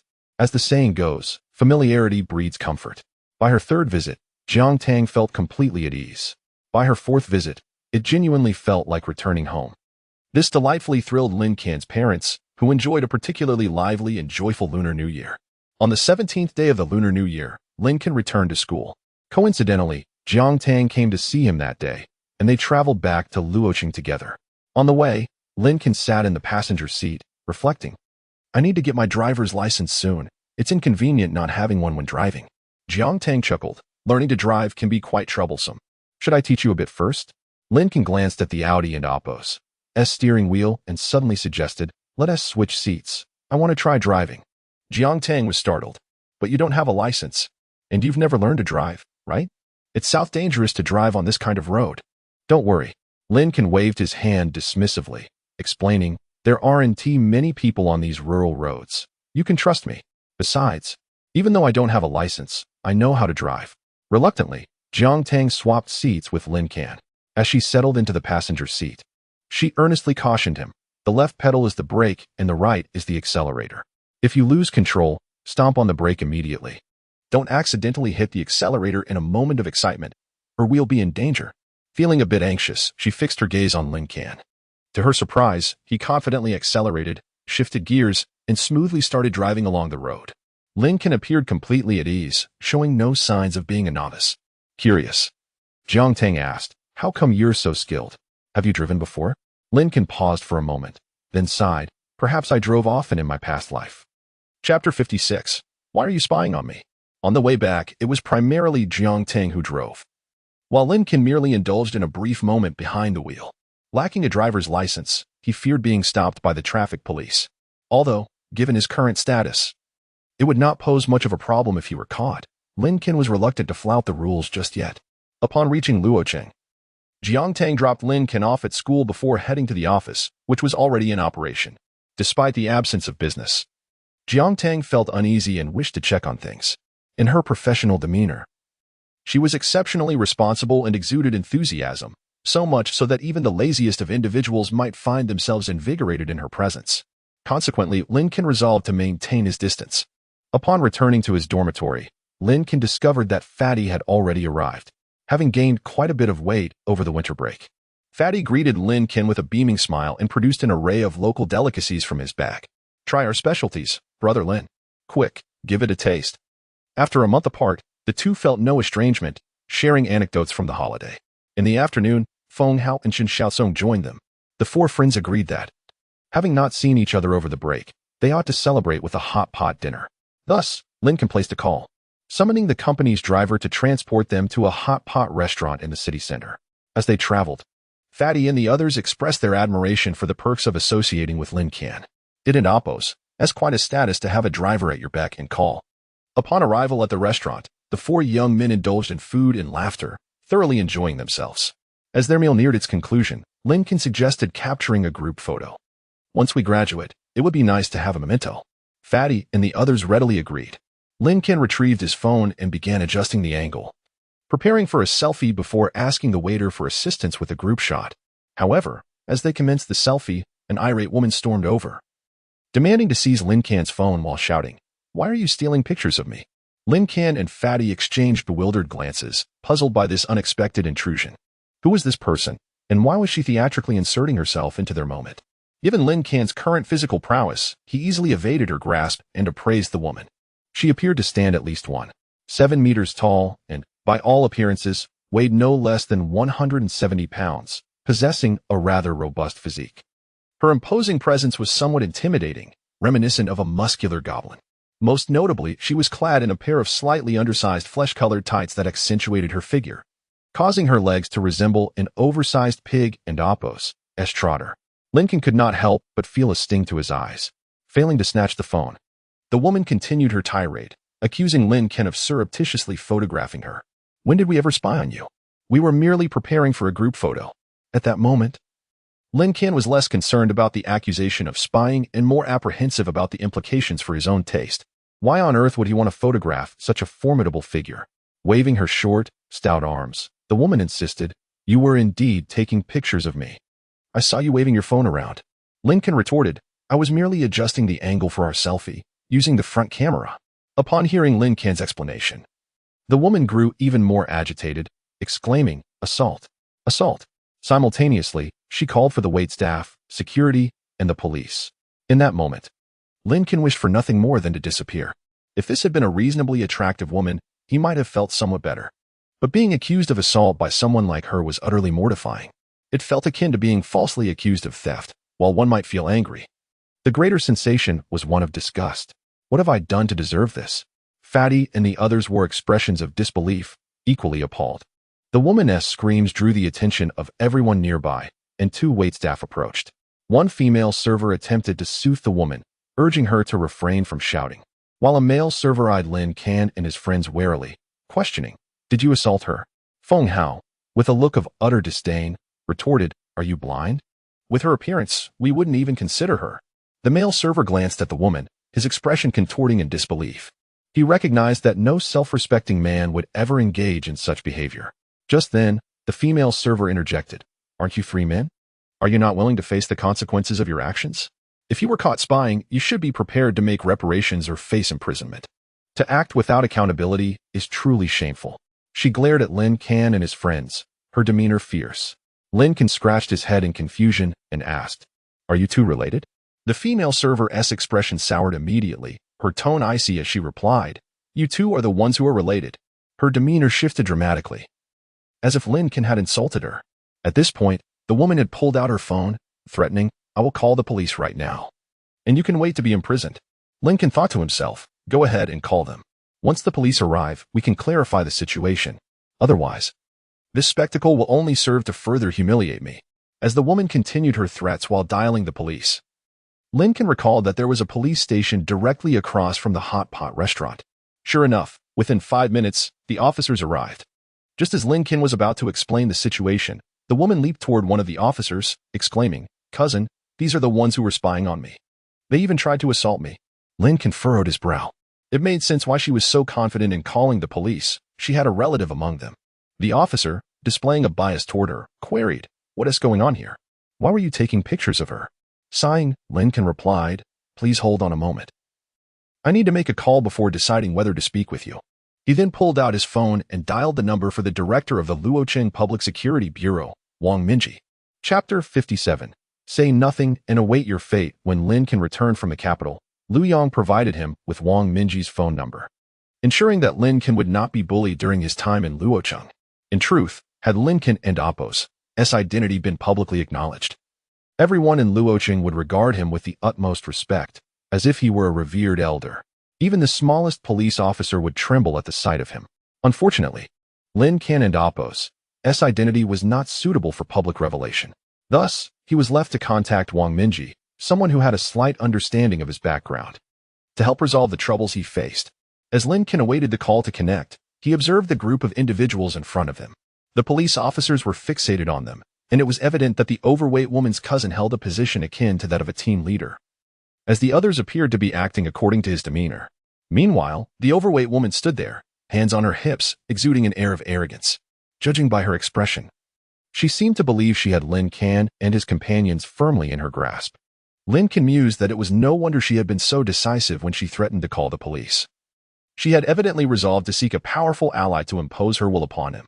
However, what good would it do to rely on a mere police officer? He could simply call the director of their headquarters. Once the call was placed, Wang Minji quickly answered. The background noise suggested he was at a karaoke venue. Yet it was quiet around him, indicating that he valued this call from Lin Can. Calmly, Lin Can recounted the events unfolding on his end. Initially, the police officer summoned by the overweight woman attempted to prevent him from making the call, but upon hearing Lin Can mention Director Wang, he shrank back, clearly intimidated. Should this Director Wang indeed be his superior, the situation would become quite complicated, even if he were not directly in charge. The fact that this young man was well acquainted with the director made him someone to be reckoned with. Regret washed over the officer for having spoken too soon. He should have first assessed the situation before taking sides. Seeing that the officers were momentarily stunned, the overweight woman anxiously exclaimed, "Cousin, what are you all waiting for? Hurry and arrest these peeping toms." Lin Can shot her a bemused glance, thinking how quickly she had cast such an accusation, turning him into a voyeur at the drop of a hat. If this continued, he might soon be labeled a murderer. Nevertheless, Lin Can had no intention of acknowledging her at that moment. As he had stated earlier, he would decide how to proceed once he had made the call. Now that he had spoken with Wang Minji, the situation was clearly defined.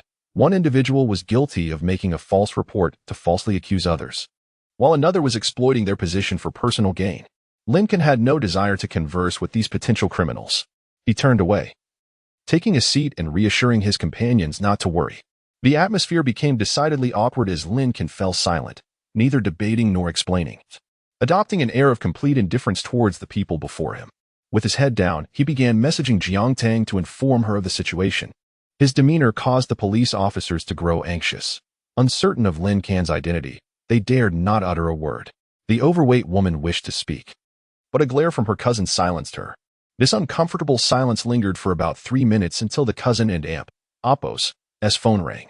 Lin Can could not discern the conversation, but he noticed the officer and Apos, S expression darkening with each passing moment until his hands began to tremble. Once the call was concluded, he approached Lin Can, bowing and apologizing profusely. Had he not feared Lin Can's displeasure, he might have even knelt in supplication. Throughout this, Lin Can maintained a stoic expression, behaving as though he were entirely alone. At that moment, his greatest disdain was not directed at the overweight woman's slander, but rather at the police officers who colluded with her. The tragedy lies in a group that represents justice failing to uphold it.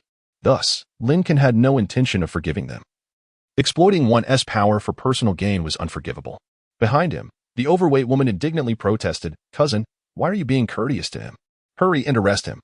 She made to lunge at Lin Can, but the officer reacted swiftly, kicking her away several meters. The other officers were taken aback. Two rushed to assist the overweight woman, while one approached nervously, asking, "Captain, what is happening?" The cousin shook his head in resignation, unsure of how to respond. What could he say? They had encountered a formidable opponent. Moments ago, the director of their precinct had called, reprimanding him and warning that if they mishandled the situation, they would be the ones facing imprisonment. He could only hope that Lin Can would forgive him and intercede on his behalf. Otherwise, he would be in serious trouble. At this juncture, Lin Can spoke, his tone calm. "You may leave now. Submit to the investigation as necessary, await the outcome, and have Director Wang call me once it is resolved." With that, he prepared to leave with his companions. However, just as they stood, a crowd burst through the door of the hot pot restaurant. Indeed, a veritable throng of over 20 individuals, both men and women, all wearing anxious expressions.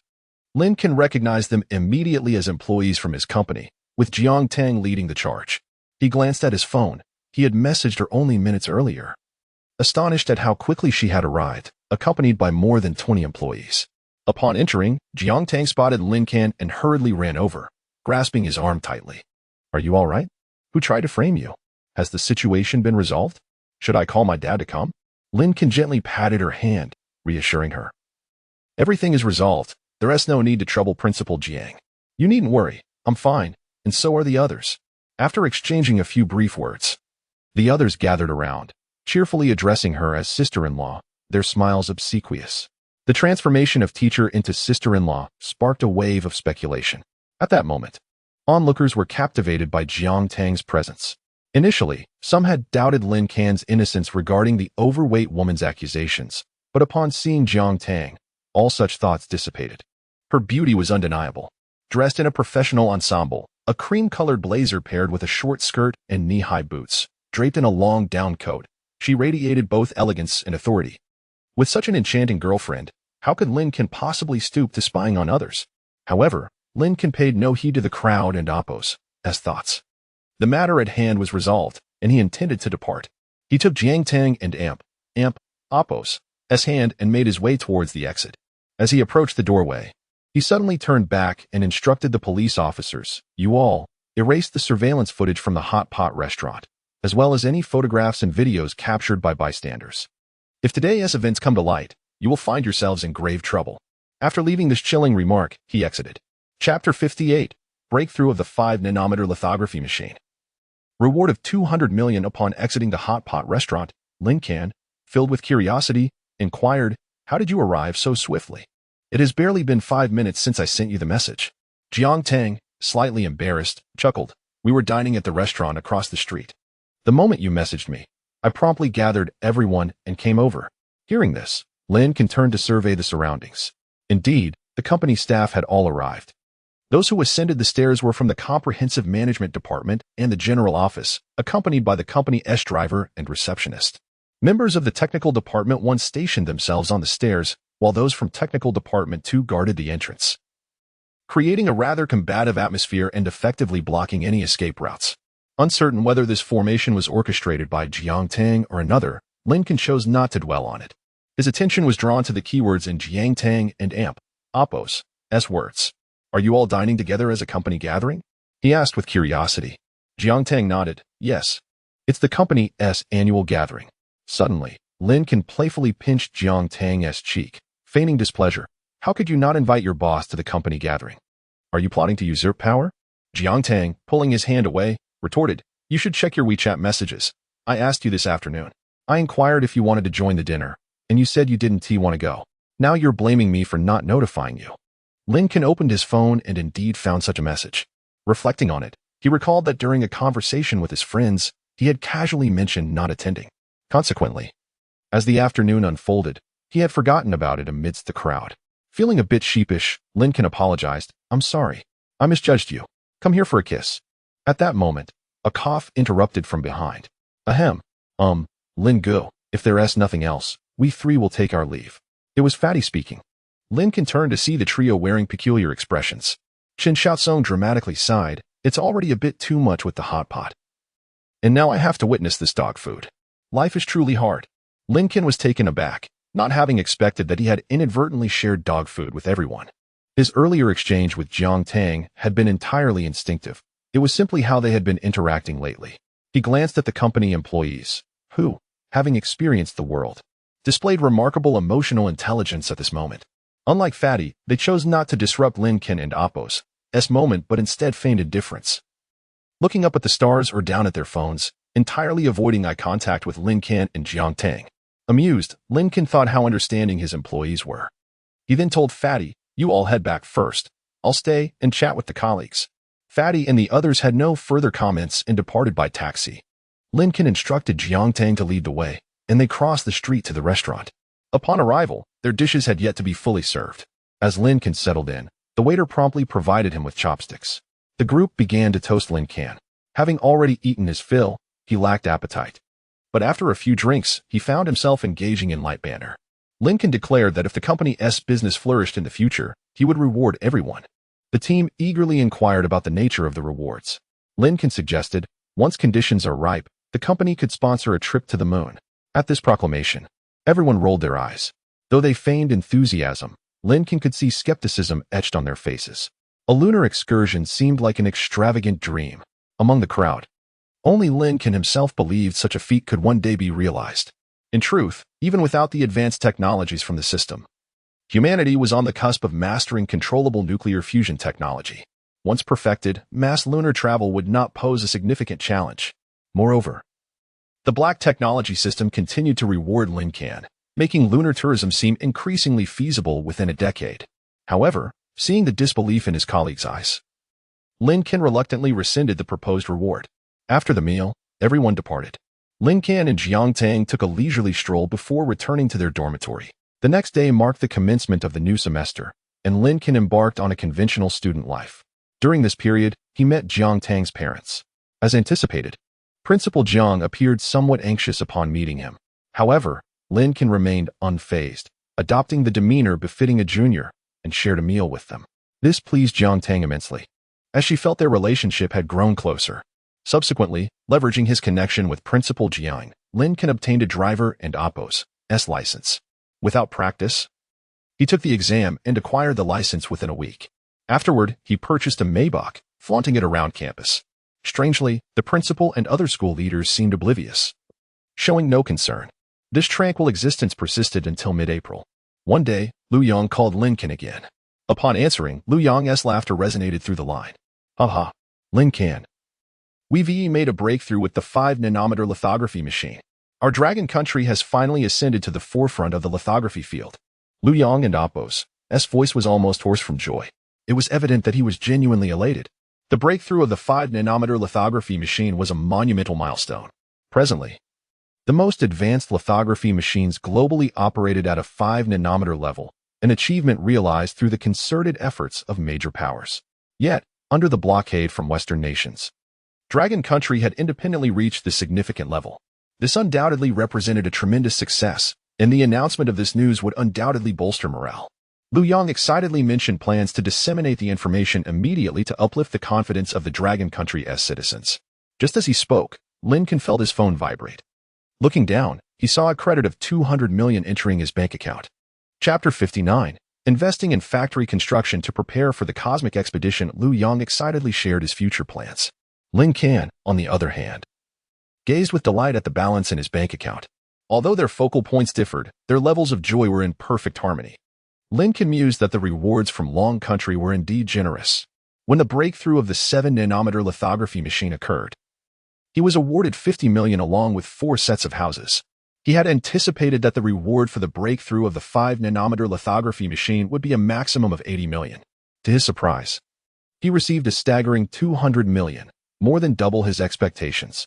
In reality, for the entire Long Country, $200 million was not a substantial amount. Without Lin Can and Oppo's technology, conducting the research independently would cost several hundred or even thousands of times more. Thus, granting Lin Can $200 million was merely a trivial gesture, bordering on an understatement. However, Lin Can was indifferent to this. Having chosen to submit his technology, he did not dwell on monetary rewards. He had no intention of profiting from the lithography machine or controllable nuclear fusion technology. What he sought was to gain influence within Long Country through these 2 advancements. Influence was paramount for Lin Can at this stage. As for wealth, opportunities to earn would surely arise in the future with other groundbreaking technologies. Lin Can and Liu Yang chatted joyfully for a few minutes until Liu Yang, busy with other matters, hastily ended the call. Lin Can then began to contemplate how to utilize this substantial sum of money. $200 million was no trifling amount, even if he spent $10,000 daily. It would take him over 50 years to exhaust it. At that moment, Lin Can finally understood the adage that money becomes just a number when one possesses too much of it. After careful consideration, Lin Can resolved to invest in constructing a factory, specifically one dedicated to beverage production. He conveyed this idea to Jiang Tang, who appeared puzzled. Why build such a factory? Moreover, if you do not intend to produce anything, this investment seems futile. After months of growth, Jiang Tang had matured into a competent manager, analyzing matters from Lin Can's practical interests. Lin Can, after a moment's reflection, chose not to elaborate. With a smile, he simply remarked, "Just consider that I have more money than I can spend. I wish to invest some of it." In truth, Lin Can's motivation for building the factory was to prepare for the future production of body-enhancing potions provided by the system. He had an inkling that there would be a significant demand for these potions down the line. Thus, it was prudent to make preparations now. Although Lin Can outwardly retained the identity of a university student, he had begun to think from a broader perspective regarding humanity and Oppo's future endeavors in the cosmos.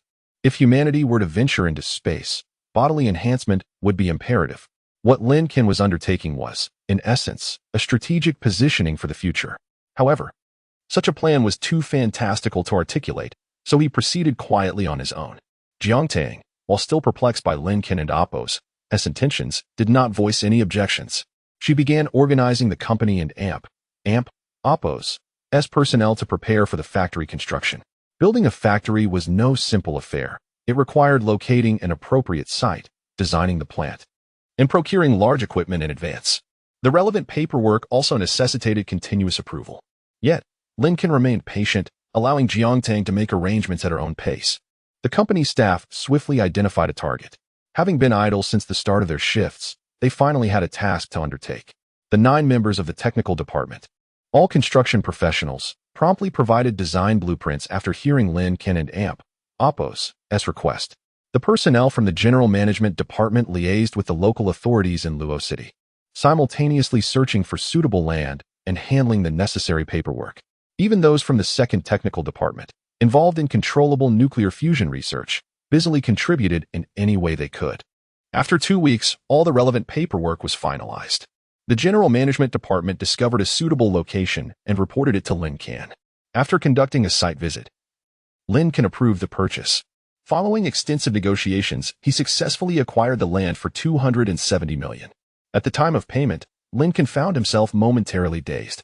Long Country had rewarded him a total of $280 million, and in just a few months, he had spent nearly $10 million on setting up the company, purchasing vehicles, and providing salaries and bonuses to employees.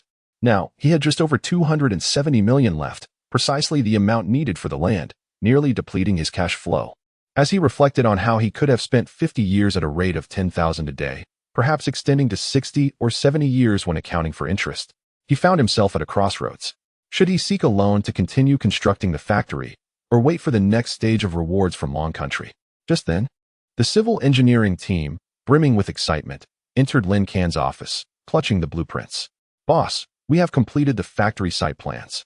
Once the land is cleared, we can commence construction." Lin Can glanced at their blueprints and sighed. "You have all worked hard, but Lin and Appos hold off on building the factory for now. I currently lack the funds. We shall revisit our next steps when Long Country announces another significant achievement." With that, he waved them out of his office. The civil engineers returned to their stations, scratching their heads in confusion. They spent considerable time in quiet discussion but could not discern the connection between Long Country's forthcoming triumph and their factory construction plans. Ultimately, they concluded that their boss was indeed shrouded in mystery. While they pondered this, Lin Can received a call from Lu Yang. This time, Lu Yang and Appos' voice was a blend of excitement and urgency. He spoke rapidly. "Lin Can, you must head to the airport immediately. A private jet has been arranged for you. Come to the Qinghe Lake Research Base at once." Taken aback by the tone, Lin Can quickly inquired, "What is happening, Minister Lu? Is there an issue at the base?" "No." Lu Yang suppressed his overwhelming joy. "There has been a breakthrough. The first controllable operation of nuclear fusion was achieved this morning." Chapter 60. The successful reproduction of controlled nuclear fusion. A new era dawns upon hearing the news. Lin Can immediately leaped from his chair. "I'm heading over right now," he exclaimed, instructing Jiang Tang that he would be away on a business trip for a few days. On the other end of the line, Lu Yang provided Lin Can with a number to contact upon his arrival at the airport, assuring him that a private plane would directly transport him to the Qinghe Lake Research Base. Lin Can could not spare much time to elaborate to Jiang Tang, merely stating that it was urgent before hurriedly departing. Upon reaching the airport, he was met by someone who guided him to the plane bound for Qinghe Lake. After a journey of over 2 hours, he arrived at the airport, which was situated within the Controlled Nuclear Fusion Research Base, a small internal airport. Once he disembarked, he took a few steps out of the airport only to find himself lost. Although Lin Can had spent more than a month at this base a few months prior and was once familiar with it, recent expansions and renovations had transformed the environment almost beyond recognition. Observing his unfamiliar surroundings, Lin Can lamented, as an engineer of the Dawn Project, "I now feel like a lost fawn in a thicket." Fortunately, the base was well guarded, and soon someone noticed Lin Can. After he disclosed his identity, they promptly escorted him to the experimental area. Gao Weihao, who was working in the lab, immediately came out with a few others to greet Lin Can upon hearing of his arrival. When Lin Can saw Gao Weihao, he almost forgot his name. But Gao was warmly enthusiastic, as were the others who showed great respect towards Lin Can. Gao approached him amiably, saying, "Come quickly. Minister Lu has arrived, and we will soon commence the second operation. If we succeed this time, it will signify the realization of our technology." Following Gao Weihao and his team into the laboratory, Lin Can found that a dozen individuals were already present, all focused intently on the upcoming experiment. It was said that the leaders were particularly concerned about this second trial of nuclear fusion, although they were not present, waiting instead for Lu Yang to report the results. Lin Can was the last key figure to arrive, and after exchanging a few pleasantries with Lu Yang, Gao Weihao was signaled to initiate the second experiment. With hearts brimming with excitement, Gao Weihao and the scientists began a series of operations. This controlled nuclear fusion was conducted within a colossal furnace. However, the laboratory was not the actual site. It functioned as a monitoring terminal, allowing everyone to observe the experiment as if they were present at the scene. Following Lu Yang and Appos' instructions, Gao Weihao promptly activated the intercom to issue commands. Maintaining a composed demeanor as he outlined each task, the introduction of raw materials deuterium and tritium into the container, the activation of the magnetic control system, the heating system, and finally, the ignition of nuclear fusion. They monitored the stability of the magnetic control system while recording parameters such as temperature, pressure, and plasma density within the reactor. Before the enormous nuclear fusion furnace, the operators diligently executed their tasks, adhering to the commands given. The series of operations was both complex and tedious. Most in the control room, including Lu Yang, appeared bewildered, struggling to comprehend the intricacies at play. However, Lin Can was well versed in these processes, having outlined them in his own thesis. In fact, he understood them even more profoundly than Gao Weihao. After more than an hour of these operations, Lu Yang and the others waited patiently, their anticipation unwavering despite their confusion. They refrained from interrupting Gao Weihao, opting not to request explanations. Ultimately, as Gao Weihao issued the command to halt, the brilliant furnace slowly dimmed. Data began to stream into a large computer at the front of the laboratory. While those unacquainted with the field, including Liu Yang, were still uncertain of its implications, Lin Can felt his excitement mounting. Gao Weihao, suppressing his own exhilaration, reported to Liu Yang, Minister Liu, the second trial of controlled nuclear fusion has been successfully completed. The last 4 words he nearly shouted. A radiant smile instantly spread across Liu Yang's face. He glanced at the display screen, then approached Gao Weihao, gently patting him on the shoulder. The Dawn project has been declared a success. The statement was delivered in a calm tone, as if merely conveying an insignificant matter.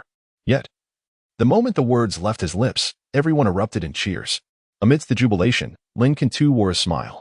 Controlled nuclear fusion had been achieved, marking the dawn of a new era. From this point forward, Long Country was poised to soar. Controlled nuclear fusion signifies boundless energy. With it, Long Country would rapidly ascend to become the most powerful nation in the world within a decade. Consequently, all of humanity would benefit from this advancement, heralding a future that could truly be described as limitless. Those around Lin Can were so overwhelmed with emotion that tears streamed down their faces. However, unlike the others who were overwhelmed with joy, Lin Can, while equally elated, maintained his composure. He understood that this was merely the beginning. A plethora of groundbreaking technologies awaited realization, propelling humanity into an entirely new epoch. And he, Lin Can, held the key to unlock this era. 3 days later, having departed from the Qinghao Lake Research Base, they held a grand celebration. Liu Yang announced that following the successful completion of controlled nuclear fusion, plans for constructing a power station would commence. Lin Can initially intended to return and organize his team for the project. However, Liu Yang intercepted him. At the airport, Liu Yang pulled Lin Can onto the same plane as himself.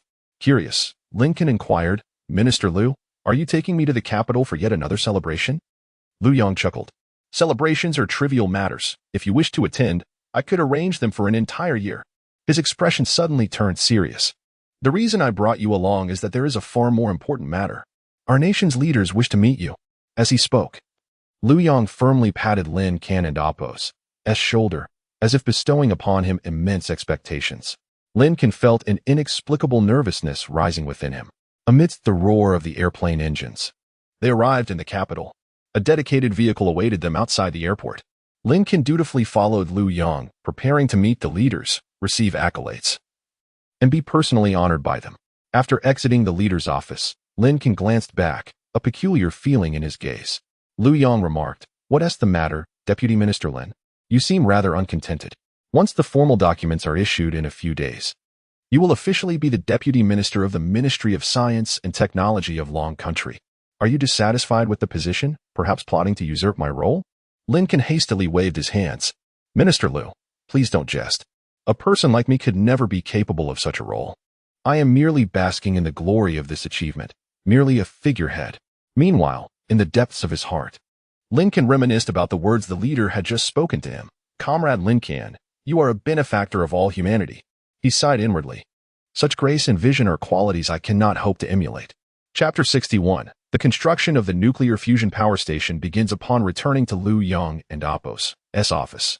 Lin Can took several large gulps of water, allowing his emotions to gradually settle. He surveyed the layout of Liu Yang and Appo's office and, after a moment of contemplation, chuckled. "Minister Liu, now that I am the Deputy Minister of the Long Academy of Sciences, can I have an office like this as well?"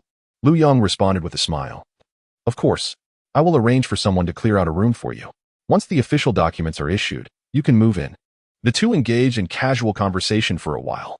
Liu Yang advised Lin Can that the matters of the past few days must be kept confidential. The breakthrough in controllable nuclear fusion in Long Country must not be disclosed for the time being. It is imperative that the news remains under wraps until the nuclear fusion power station is fully constructed. Otherwise, it could lead to numerous complications. Once the power station is completed, Long Country will have immediate access to controllable nuclear fusion energy. With this inexhaustible source of power, it will not be long before the economy and technological prowess of Long Country surpass all other nations. Even if the technology of controllable nuclear fusion were to be stolen later, Long Country's standing would remain unscathed. Thus, it is crucial to maintain secrecy at this early stage, revealing it only later. After Liu Yang finished speaking, Lin Can nodded in agreement. He was quite discerning about the importance of discretion, and he too wished to keep the information from leaking. Otherwise, his tranquil life would surely be disrupted, and attending school amidst such turmoil would undoubtedly bring about numerous complications. Having discussed this matter, Lu Yang then broached the subject of the nuclear fusion power station once more. He informed Lin Can that they could commence work with the company. The public tender for the power station would be announced in a few days, and Lin Can and Appos, Volcano Group, was certain to secure the contract. These arrangements were already set in stone. At that time, the Long Academy of Sciences would dispatch an expert team to collaborate with Volcano Group to design the power station before commencing construction. When Lu Yang mentioned the expert team, Lin Can felt a twinge of confusion. He inquired further and soon understood. It turned out that the Long Academy of Sciences already possessed the construction methodology for the nuclear fusion power station. This so-called expert team comprised the research group that had developed the nuclear fusion power station. The most challenging aspect of nuclear fusion is its controllability, however. The utilization of energy has long been addressed by well-established plans. The only task remaining is to implement this plan and subsequently construct the facilities outlined within it. Departing from Lu Yang's office, Lin Can boarded a flight back to Luo City. Upon his return, dusk was approaching, and the employees of the company had already finished their workday. Nevertheless, Lin Can promptly called Jiang Tang, instructing her to gather everyone for an urgent meeting. After the call, Lin Can stood alone by the window of his office, observing the bustling traffic below. It was late April, and May was just around the corner. He realized he was nearing the completion of a full year since his rebirth. Standing there, he reflected on his experiences. Initially, upon his rebirth, Lin Can's sole intention was to ensure a better life for his parents, to shield his father from misfortune, spare his mother from hardship, and prevent his sister from sorrow. However, when the system unexpectedly bound to him, he resolved not to remain an ordinary individual. Thus, he submitted the lithography machine and the controllable nuclear fusion technology, and he aspired to enhance the physical capabilities of humanity in preparation for their cosmic endeavors.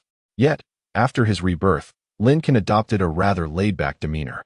Throughout the year, he acted more on impulse. However, with the system's assistance, even in his whimsical pursuits, he achieved remarkable accomplishments. With a sigh, Lin Can acknowledged that all his achievements ultimately stemmed from the system. Even if it had bound a mere dog, it likely could have yielded similar results. With a self-deprecating smile, Lin Can settled at his desk. Soon, employees began arriving one after another, despite the fact that the workday had ended. If this were an ordinary company, employees would likely have begun to voice their grievances. However, in Lin Can's company, no such complaints arose. Everyone was filled with enthusiasm, eagerly anticipating Lin Can's announcements. They rarely had the opportunity to hear his directives, and although they recognized him as their superior, they seldom had the chance to express themselves in his presence. Thus, they placed great significance on this meeting. Once everyone had gathered, Lin Can stood before them with a serious demeanor. He called out names, then, without any superfluous remarks, directly informed them, "We have work to do." Upon hearing this, excitement rippled through the crowd. Among those present, there were no slackers. Rather, each individual was a carefully selected elite. After a few months of inactivity, they were eager to engage in meaningful work once again, and their wishes were finally being fulfilled. Lin Can observed them quietly until they had settled down, then continued, "Tomorrow, an expert team from the Long Academy of Sciences will arrive. You should have already received notifications about how to cooperate with them. For minor issues, feel free to consult with Jiang Tang. Any matters that cannot be resolved should be brought to me. Prepare yourselves for a challenging endeavor. If we succeed, each of you will achieve great recognition. I hope for your full cooperation. That is all. You may disperse." With that, Lin Can rose and returned to his office. The attendees exchanged glances, some questioning whether they had misheard. They had anticipated a lengthy meeting filled with discussions of various plans, yet it had lasted less than 5 minutes. Summarizing the meeting's content, it revolved around 2 main points. Lin Can had announced the arrival of work and offered them a dose of encouragement. Under such circumstances, was it truly necessary to convene a meeting? Back in her small office, Jiang Tang curiously inquired about Lin Can and Appos' reasoning. He patiently explained, "Since I am often absent from the company, employees do not report even the smallest matters to me, so my authority over them is not particularly strong. They may respect me and fear me, but in terms of work, they might still take liberties since I do not oversee the company's operations. However, with significant work on the horizon, I must ensure they understand that I am the boss, and they must heed my directives going forward." With arms crossed and gazing out at the now darkened city, Lin Can and Appos' voice bore a weight of experience and maturity. Jiang Tang stared at him, her eyes sparkling with admiration. "You're such a charismatic leader. I truly admire that," she murmured. Lin Can turned to her with a playful smirk and asked, "Senior, is that all you care about? Don't you want to know what business we are about to undertake?" Jiang Tang bit her lip. "I actually have my suspicions. The majority of the technical department consists of architects, with a smaller portion focused on controllable nuclear fusion. Therefore," Jiang Tang looked at Lin Can, confidently deducing, "we are preparing to construct a controllable nuclear fusion base." After uttering those words, Jiang Tang stole a furtive glance at the door, seemingly afraid of being overheard. Lin Can was at a loss for words. Truth be told, while her guess was not entirely accurate, it was certainly reasonable. No one would have anticipated that they were, in fact, preparing to construct a nuclear fusion power plant. For, as of now, no one is aware that the Dragon Nation's controllable nuclear fusion technology has achieved a breakthrough. Chapter 62. Someone is following. Although Jiang Tang did not guess correctly, he quickly became aware of the company's specific business operations. The construction of the nuclear fusion power station had commenced. Lin Can continued to play the role of a detached overseer, remaining indifferent to the affairs of the company. However, during his leisure time, he called Liu Yang to inquire about when his office at the Long Institute would be ready. Liu Yang was taken aback by Lin Can and Appo's keen interest in this matter. He promptly dispatched someone to take a photograph and send it to Lin Can, showcasing his new office. It was, in fact, a rather ordinary space, akin to Lin Can and Appo's office at the company, albeit a private one. In the company, he shared an office with Jiang Tang.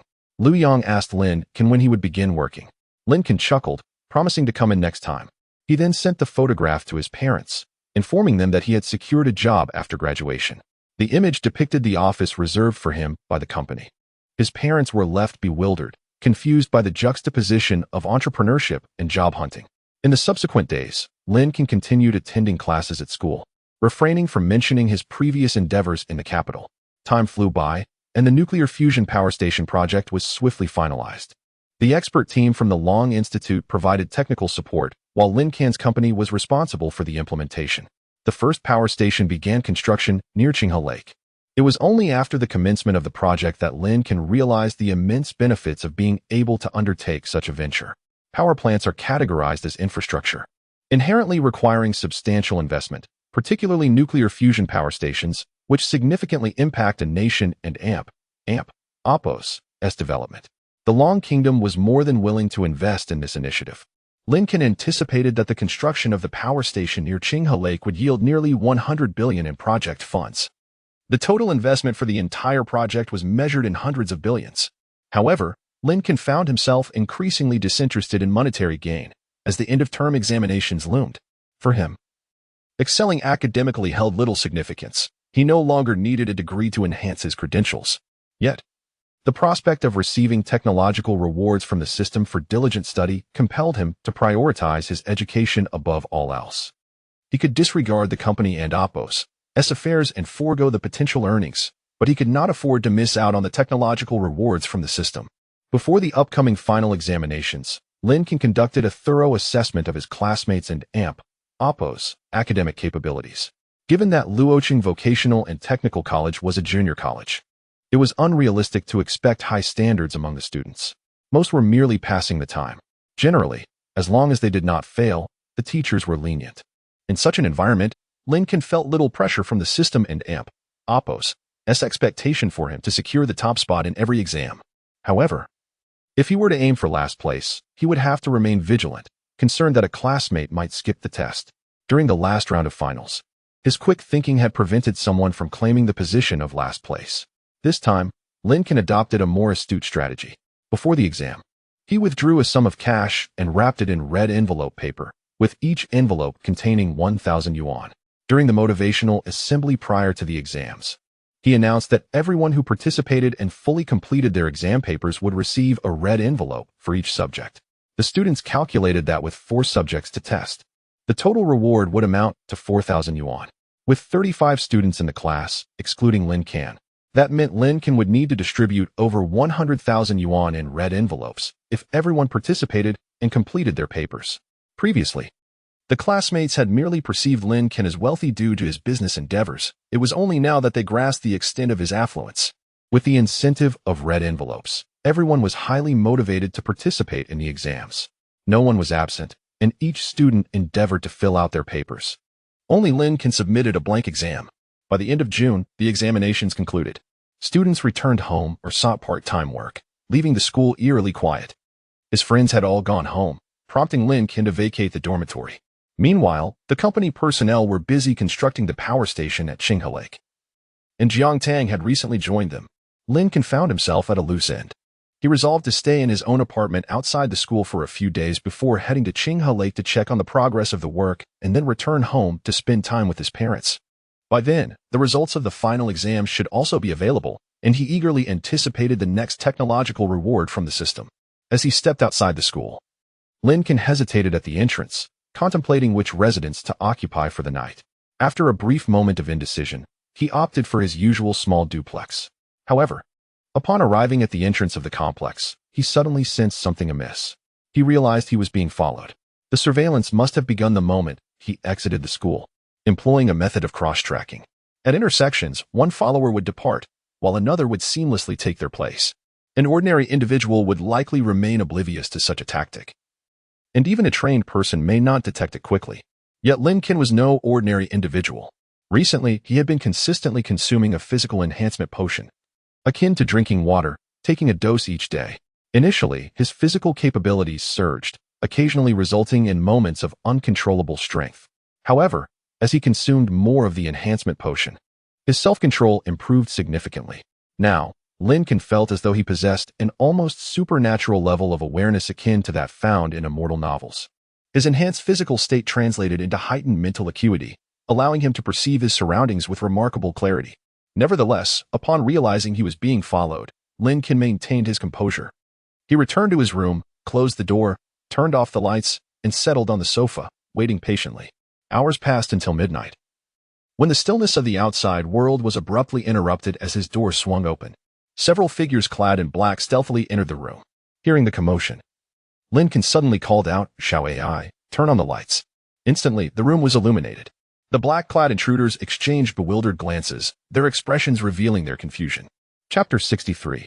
Minister Liu, I was ambushed by assassins. The figures clad in black were not garbed in any sort of stealth attire, but rather donned ordinary black clothing. They eschewed the conspicuous masks of robbers, opting instead for simple black face coverings to obscure their features. Furthermore, each individual sported an earpiece and carried a backpack, appearing no different from typical university students. However, upon entering the room, one of them swiftly retrieved a silenced handgun from the backpack, taking a vigilant stance behind the door. Their objective was evidently to abduct Lin Can, as an assassination would not necessitate such an elaborate operation. If they intended to kill him, they could easily fire a shot on the street or orchestrate a traffic accident. The very fact that they had invaded Lin Can's home indicated their intent to capture him alive.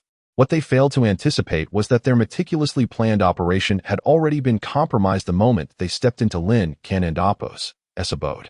Unbeknownst to them, Lin Can was wide awake and highly alert. Their entrance did not go unnoticed, and as soon as they entered, the lights in the entire room flickered on.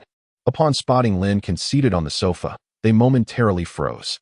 At that juncture, a voice crackled through their earpieces, inquiring about the status of their mission and whether they had secured the target or needed to cut the building's power. The reminder jolted them back to reality, prompting them to rush towards Lin Can. There were 4 operatives in total, all elite soldiers from the country of Mealy. They were of Chinese descent, indistinguishable from citizens of the Dragon Nation. Each of them possessed a remarkable physical prowess. The distance from the entrance to Lin Can's sofa was approximately 5 to 6 meters. Yet the 4 of them executed a dazzling maneuver, almost as if they were flying, reaching Lin Can in an instant. The leader of the group reached behind him and, like a magician, produced a small vial, preparing to spray Lin Can's face. Lin Can remained motionless, his expression inscrutable as he sat there. From the moment he noticed their entrance, he had maintained this demeanor. Even as the vial was drawn forth, he did not flinch. With a hiss, a mist erupted from the bottle. The 4 assailants instinctively held their breath, already brandishing ropes and other tools, ready to bind Lin Can and whisk him away. Yet, Lin Can continued to sit impassively on the sofa, unperturbed as he regarded them. He even sniffed the air, seemingly attempting to discern the scent of the spray. However, the mist was colorless and odorless, yielding no discernible aroma. One of the black-clad figures foolishly queried, "Captain, why isn't he unconscious?" The leader discarded the vial and coldly commanded, "Forget that. Subdue him." As he spoke, he lunged to restrain Lin Can. Yet, just as his shoulder was about to be grasped, Lin Can suddenly raised his hand, and with a gentle flick, a sharp crack resounded. The leader was sent sprawling back to the doorway. The remaining three, caught off guard, advanced with menacing intentions to seize Lin Can. In swift succession, Lin Can raised his other hand, delivering two resounding slaps that sent the other two men flying. At that moment, the last assailant charged forward, seizing Lin Can and Apos' shoulder, only to suddenly realize something was amiss. Why were his comrades being hurled backward? This fleeting thought barely crossed his mind before he felt a powerful blow to his face. His head began to buzz, drowning out the surrounding sounds, and stars erupted in his vision. He too was flung backward, crashing against the doorframe, pain igniting across his face. Lin Can, unfazed, rose leisurely from the sofa and approached the door, clicking it shut with a decisive sound. The entire sequence, from the moment the black-clad figures breached the threshold to their subsequent collapse at the entrance, transpired in less than half a minute. Their responses were, indeed, remarkably swift. Had their target been any other scientist from the Dragon Nation, that individual might not have had time to react before being taken captive. Unfortunately for them, their target was Lin Can. Though he appeared to be an ordinary individual, Lin Can had long transcended that realm. The mist sprayed by the assailant was undoubtedly a tranquilizer. A single inhalation would incapacitate an average person. Yet, Lin Can inhaled several breaths without any adverse reaction. This was due to the extraordinary resilience of his internal organs, rendering him impervious to such substances.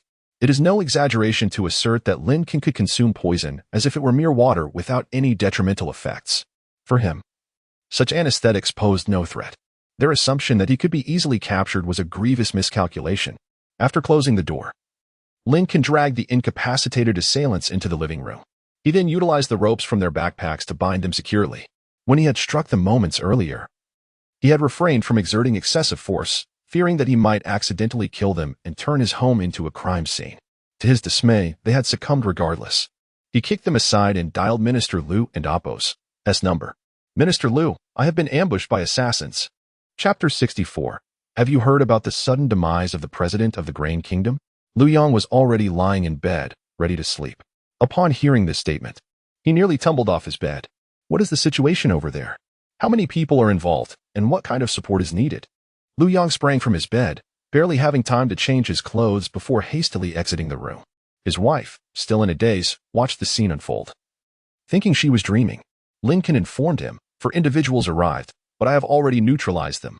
Please arrange for someone to handle the aftermath." Upon hearing this, Liu Yang calmed down. As long as there was no danger, that was what mattered. Lin Can was now a true national treasure, having developed controllable nuclear fusion, making him far more valuable than Liu Yang, the Minister of Science and Technology.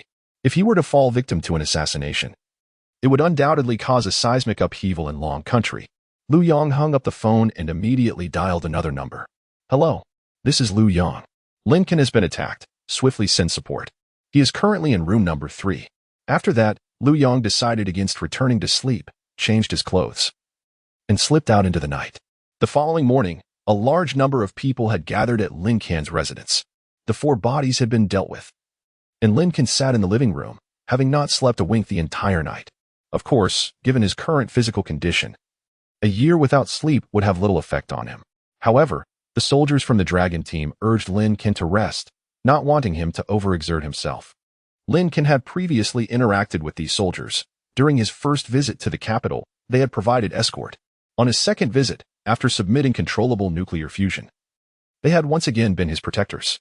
However, Lin Can had not anticipated that Liu Yang would station these individuals near his school. They had arrived within minutes of the incident, showing that Liu Yang and his team were indeed very concerned about Lin Can's safety. There had always been protection nearby. The infiltration by the assassins was a lapse on the part of the Dragon team members, which made them particularly proactive at this moment. The bodies had been removed by them, and another group had gone to apprehend the assassins and Apos' accomplices. However, by morning, even with Liu Yang and Apos' arrival, the accomplices had not been located. Upon seeing Lin Can, Liu Yang let out a sigh of relief. He gently patted Lin Can and Apos' shoulder and lamented, "Our plans may have been leaked. Your ordinary life may be coming to an end." Lin Can smiled. With so many people present, he refrained from saying much. Yet, Everyone was impressed that Lin Can could smile so naturally despite having been attacked, recognizing him as someone extraordinary. His psychological resilience was indeed far superior to that of an average person. Upon returning, Liu Yang reported the incident to the National Security Department. They quickly dispatched personnel to impose control over the entire city of Luo. After several days of thorough investigation, most of those responsible for the attack on Lin Can were apprehended. However, it was rather ruthless. Each of these individuals possessed a toxin pouch. After being captured, they all committed suicide by poison. Lin Can was astonished upon hearing this news. The notion of concealing poison in a molar seemed like something out of a film. Yet it was astonishing to discover that it truly occurred in reality. Nonetheless, the National Security Department clearly did not relent. The 4 assassins who had entered Lin Can and Appo's room could not possibly have left no trace. Where had these individuals originated from in Luo? And who had provided them with intelligence? These details were indeed investigable. After another 5 or 6 days, the surveillance footage of the entire city was reviewed. Finally, they managed to identify a target. This time, the personnel involved in the capture had prepared in advance, launching a covert assault to incapacitate all suspicious individuals before apprehending them. After a round of interrogations, a few individuals finally spoke up, tracing the source back to the Grain Kingdom. However, at this juncture, the situation could not proceed any further. The competition between 2 major nations, especially with Lin Can's identity needing to remain undisclosed, posed a challenge that no one could resolve. Liu Yang, feeling a touch of melancholy, contacted Lin Can to inform him. It remains uncertain whether the leak pertains to the lithography machine or nuclear fusion. However, you might encounter trouble, as the adversary's resolve is evidently quite firm. Lin Can pondered for a moment, gazing at his hands, and then replied to Liu Yang. Since concealment is no longer viable, let us disclose the truth. I am eager to experience what it feels like to be a renowned scientist. Liu Yang exclaimed. What? Lin Can continued, seemingly lost in his thoughts. I had previously considered that once my identity is revealed, should my portrait be displayed alongside famous figures? Would mine be placed before or after Newton's? Minister Liu, what do you think? Liu Yang stammered. You must be placed before, for this is long country. Besides, your achievements are no less than Newton's. Lin Can chuckled. Then let us make it public. Disclose both controllable nuclear fusion and the lithography machine, so I can relish the sensation of fame. Liu Yang remained silent for a moment, seemingly contemplating how to respond. Finally, he said, Lin Can, have you thought this through? Once your identity is public, you will no longer be able to continue teaching at the school. Your life may undergo a complete transformation. Lin Can smiled. That may not necessarily be the case. A few days later, Lin Can requested Liu Yang to assist in arranging a journey, as he intended to visit the Grain Kingdom. Liu Yang was taken aback, inquiring why he would venture there at such a time. Lin Can casually fabricated an excuse to deflect the question. Liu Yang reported this development, and after discussion, it was decided that members of the Dragon team would accompany Lin Can on his trip. Consequently, over 100 members of the Dragon team disguised themselves as tourists and boarded the same flight as Lin Can, heading to the Grain Kingdom. They directly arrived at the capital, Peanut Stew. Lin Can genuinely resembled a tourist, leisurely exploring the streets while a group of Dragon team personnel accompanied him. Perplexed by the situation, as they strolled near the White House, Lin Can suddenly vanished. The Dragon team members were taken aback, frantically searching the area but finding no trace of him. At that moment, Lin Can had already infiltrated the White House. He had entered with remarkable speed, as his physical capabilities now surpassed that of an ordinary person by over 100 times. Thus, upon his entry, no one noticed his presence.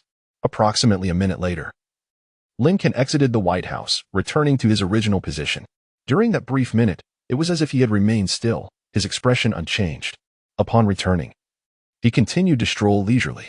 The Dragon team members nearby were astounded, as if they had seen a ghost. After wandering to the end of the street, Lin Can turned to one of the Dragon team members and said, Contact the flight. We should return now. The Dragon team member was left speechless. Everyone was bewildered by Lin Can's unconventional approach. It takes over 10 hours to fly from Long Country to the Grain Kingdom, yet Lin Can arrived and, having spent less than an hour there, was ready to leave. Nonetheless, that afternoon, they boarded a flight back to Long Country.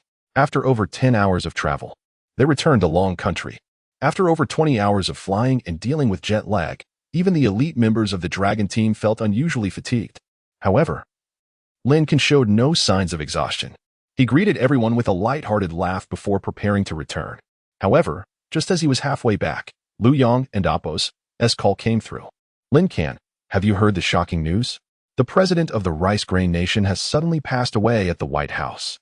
Chapter 65. The latter half of the grand route bore no vessels for him. Lin Can was indeed aware of the shocking news regarding the sudden demise of the president of the micronation. In fact, he was among the first in the world to learn of it. Moreover, he anticipated that upon returning home, inquiries regarding this matter would be directed towards him. Without hesitation, Lin Can replied, I am well aware of this affair. The death of the president of the micronation is not surprising, as the latter half of the grand route no longer carries his vessel. What? Liu Yang was momentarily taken aback. Being of a certain age and status, he possessed little knowledge of the animated entertainment content, hence he failed to recognize that this line was a quote from a pirate-themed anime. Lin Can offered no clarification. Casually deflecting, I meant that at this stage of rapid advancement in human civilization, he will not witness it. Liu Yang fell into silence for a brief moment. In truth, his concern did not lie with this statement. What troubled him was the coincidence that Lin Can had just returned from the micronation, coinciding with the president's abrupt death. Could this incident possibly be linked to him? However, Liu Yang had already inquired with the Dragon Group, which had a firm grasp of Lin Can and Appo's whereabouts during his time in the micronation. Lin Can had merely spent a little over an hour there, and only about a minute was unaccounted for from the watchful eyes of the Dragon Group members. Could he have utilized that fleeting minute to infiltrate the White House and assassinate the president of the micronation? That seemed utterly ludicrous. Liu Yang pondered for an extended period over the phone without daring to inquire whether this matter was related to Lin Can. After all, if it were not, such a question would be futile, yet if it were, revealing it would only complicate matters further. Having reached this conclusion, Liu Yang promptly ended the call. Lin Can chuckled nonchalantly. To him, dealing with the troublesome president of the micronation was hardly a daunting task. Upon returning to his residence, Lin Can tidied up his belongings and drove his Maybach back to the countryside. The semester's final examinations had just concluded, and he would have to wait several days for the results. Jiang Tang and the others had gone to Qinghe Lake, leaving only the driver and a few temporary staff at the company. Lin Can felt no inclination to linger there any longer. He resolved to return home to spend a few days with his parents while awaiting the examination results, curious to see what reward the system would bestow upon him this time. Upon reaching home, he found that Lin Lan had yet to begin her vacation. Currently in her second year of high school, she was soon to enter her final year and was under considerable academic pressure. The summer break would likely not commence until mid-July. Inside the house, Lin Can's parents were seated, engrossed in watching television. They had just finished dinner, with the dishes still scattered across the table. The elderly couple remained oblivious to this, their attention fully captured by a program featuring the youngest engineer in the Dragon Kingdom, Lin Can's extraordinary journey. The couple was engaged in a discussion, pondering whether this Lin Can was merely a namesake or indeed their own son. If not for Lin Can's recent financial success, they would never have entertained such a notion. Ordinary citizens would hardly draw parallels between such a distinctive interview in their own lives. Yet, Lin Can's recent wealth, including his own company and property in Los Angeles, had led them to question. The couple felt as though they could no longer fully comprehend Lin Can. It was as if he had transformed overnight into a different person. Only occasional glimpses of his childhood habits provided them with a faint sense of familiarity. Lin Yoming tapped the table, murmuring, "It should not be our Jean. He hasn't even appeared on screen. It's just the host conversing with that middle-aged man." Zhang Shulan nodded in agreement with this speculation. In that moment, Lin Can's voice suddenly resonated from outside. "That's me. The individual being interviewed is the Minister of Science and Technology, Liu Yang. I cannot appear on screen, hence he is elucidating certain details." With that, Lin Can stepped through the door. The elderly couple was startled. Upon turning to see Lin Can's face, they exhaled in relief. Zhang Shulan rose, reproaching, "You child. Why didn't you announce your return? Have you eaten? I'll prepare something for you." Lin Yoming also wore a smile. Lin Can approached and gently urged his mother to sit back down on the sofa. "I'm not hungry right now. Let us finish watching this program first." With that, he shifted his gaze to the television. The couple resumed their seats, but rather than focus on the screen, they fixated their eyes on Lin Can. Lin Yoming inquired, "Did you just say that person is indeed you?" Lin Can nodded affirmatively. Having only completed elementary school, Lin Yoming struggled to grasp the specifics broadcast on television. Concepts such as guiding the development of lithography machines or elucidating controlled nuclear fusion were lofty and abstract to him, devoid of any tangible significance. Yet, Upon learning that these breakthroughs were Lin Can's accomplishments, they suddenly seemed the most meaningful achievements in the world. The trio sat before the television, absorbing the interview. Lin Can was destined not to appear on screen, while his name could circulate. His visage must remain concealed for the time being to avoid causing a stir that could hinder his academic pursuits. Although the segment bore the title The Legendary Journey of Lin Can, it contained little personal detail about him, predominantly highlighting his remarkable achievements in lithography machines and controlled nuclear fusion. After viewing, few would draw connections to Lin Can. When the program concluded, Lin Can retrieved his phone and searched online. As anticipated, his name had surged to the trending topics, occupying 8 out of the top 10 slots. His friends, including Fatty, bombarded him with messages, inquiring if the person in question was indeed himself. Lin Can chose not to respond. Instead, he reclined on the sofa, casually scrolling through the online commendations of himself. Beside him, Lin Yoming and Zhang Xilan engaged in light-hearted familial banter. The sounds of soldiers seemingly running in a newly established barracks at the village entrance echoed in Lin Can's ears, resonating with a rhythmic chant of 1, 2. Time flowed gently like a tranquil stream. By mid-July, Lin Lan's vacation finally arrived, as they were to move to a different dormitory building for her final year. She needed to bring all her bedding and belongings back home. Zhang Xilan initially planned to borrow an electric tricycle from a neighbor to fetch Lin Lan, as she had done previously when Lin Can was in school. However, Lin Can intervened, playfully asserting, "Mom, at Lin Lan and Amp. Oppo's age, she is quite concerned about her image. If you ride that old tricycle to pick her up, it will be a source of embarrassment among her classmates." Zhang Xilan appeared somewhat dissatisfied. "What's so embarrassing about it? The tricycle is incredibly convenient and can carry plenty." Nevertheless, despite her protest, she did not insist on her viewpoint and instead turned to Lin Can, asking, "If I shouldn't take the tricycle, how do you propose we go?" "Oh dear mother. Have you forgotten that I drove back?" exclaimed Lin Can, brandishing his car keys before her. Zhang Xilan paused in surprise. In all honesty, she had indeed forgotten that Lin Can had arrived by car. Primarily, since his return, he had parked the vehicle at the entrance and hadn't touched it. When going out, he preferred to ride the family's old electric bike. Lin Can chuckled, "Let us go, Mom. We'll first pick up Lin Lan, then return to get Dad, and we shall go for a drive." Chapter 66. Brother, help me pack for the big event. In order to assist Lin Lan with her luggage, only Zhang Xilan accompanied her on the journey, while Lin Yoming remained at home. Once they boarded the vehicle, Zhang Xilan and Oppo's curiosity led her to explore her surroundings. She had never traveled in Lin Can and Oppo's car before. Moreover, Lin Can and Oppo's vehicle was a luxury one, a Mercedes Maybach. Although it appeared somewhat smaller compared to a traditional Maybach and significantly less expensive, it still commanded a price of over $1 million. Lin Can and Oppo's model was a high-spec version, valued at over $2 million. Such a caliber of automobile might be commonplace in bustling cities like Beijing or Shanghai, but it was a rarity in a small locale like Yin County. As Lin Can maneuvered the car out, he gradually made his way onto the main road at the village entrance. A sudden push on the accelerator elicited a noticeable reaction from Zhang Xilan, causing her expression to change slightly. Observing his mother's surprise, Lin Can promptly eased his driving. With decades of driving experience from his past life, he handled the vehicle with remarkable steadiness.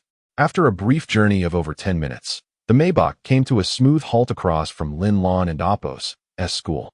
Yin County boasts 3 high schools, among which Yin County No. 1 High School is the most prestigious, where Lin Lan studied. After parking by the roadside, Lin Can followed his mother towards the school.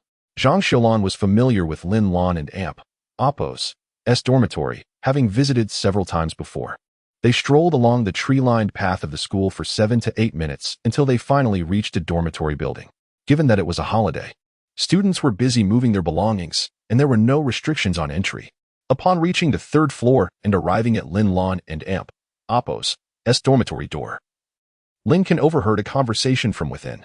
"Xiao Su, is your father coming to pick you up in the BMW again?" "Yes. Should I ask you to join? Is that possible?" "That would be great. I could ride in your family and Amp, Oppo's BMW." "Oh, and Amp, Oppo's just an ordinary car." The banter within the dorm was a mix of admiration and playful banter. Lin Can couldn't help but chuckle at the superficiality displayed by the young students. At that moment, he heard Lin Lan and Amp, Oppo's disgruntled muttering. "What's so special about a BMW? One is begging to ride, while the other pretends to be indifferent. How amusing." Lin Can couldn't help but admire Lin Lan's spirited nature. Her voice, however, was slightly too loud and caught the attention of the others in the dorm. The admirer immediately retorted, "Lin Lan, what do you know?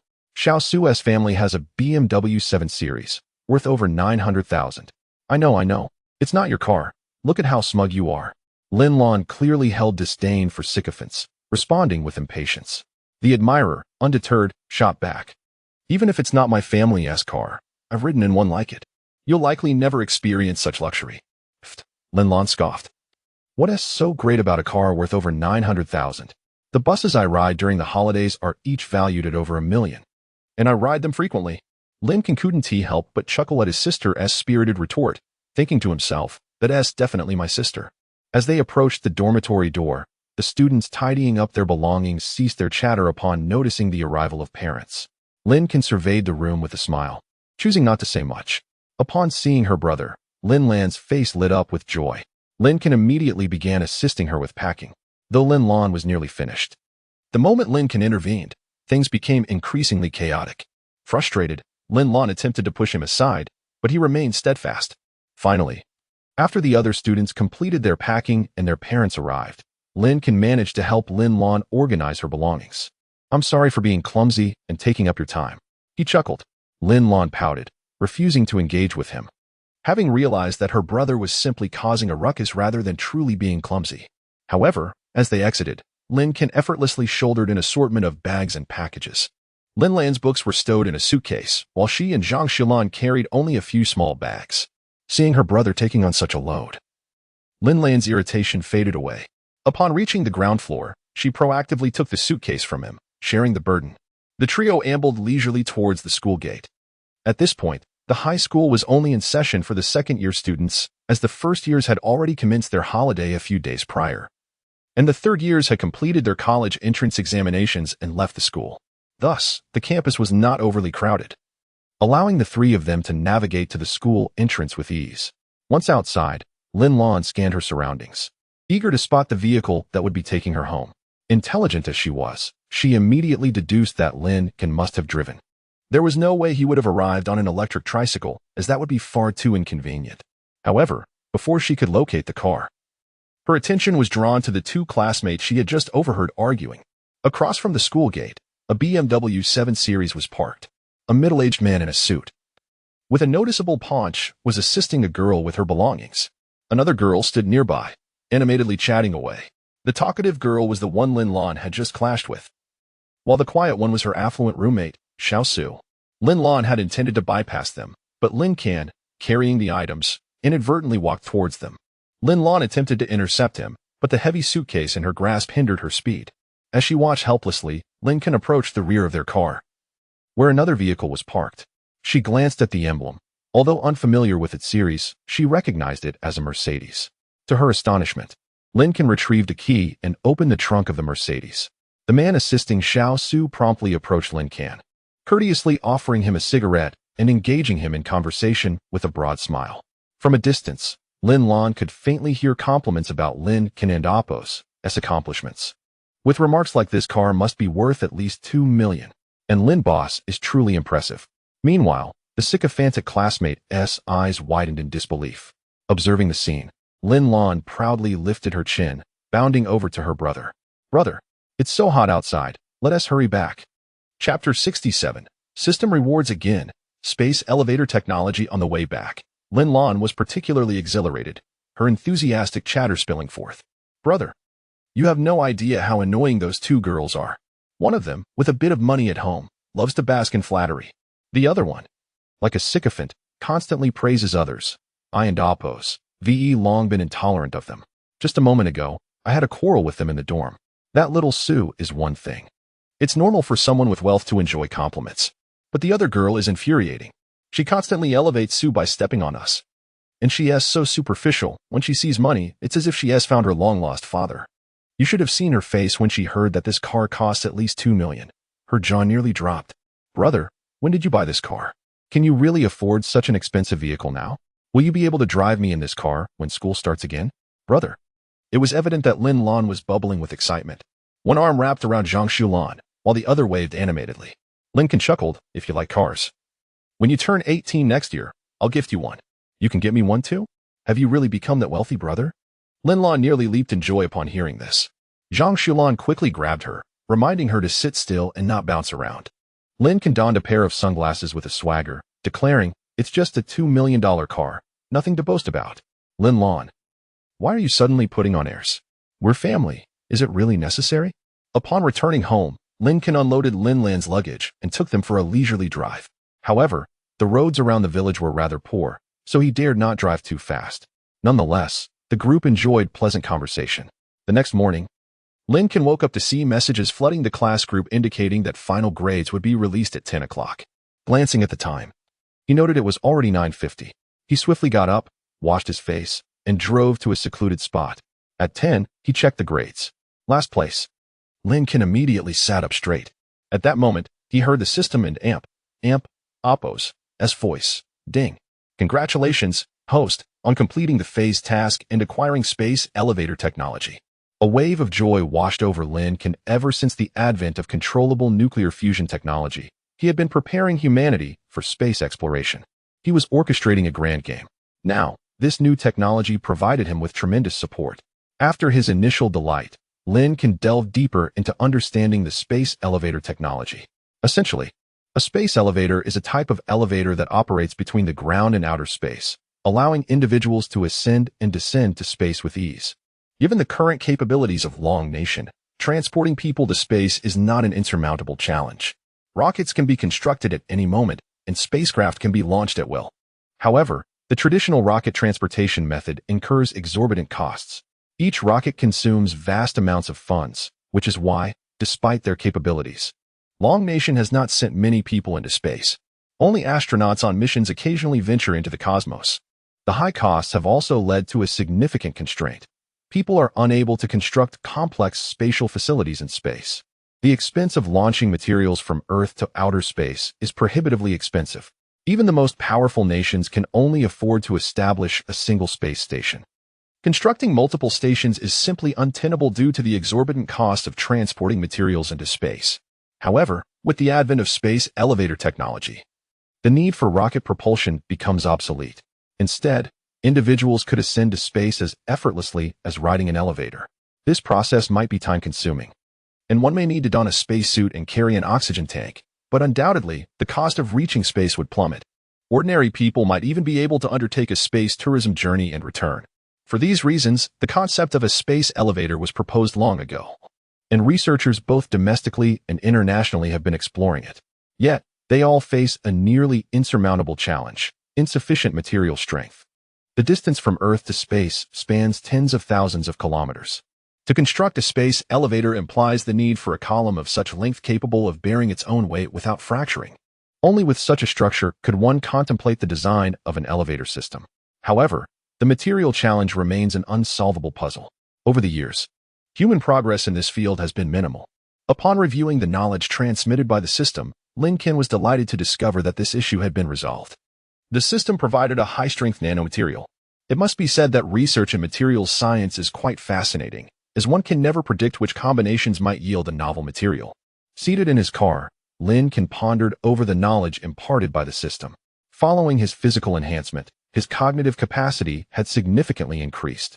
He felt no discomfort in assimilating the vast amount of information transmitted. It was effortless for him.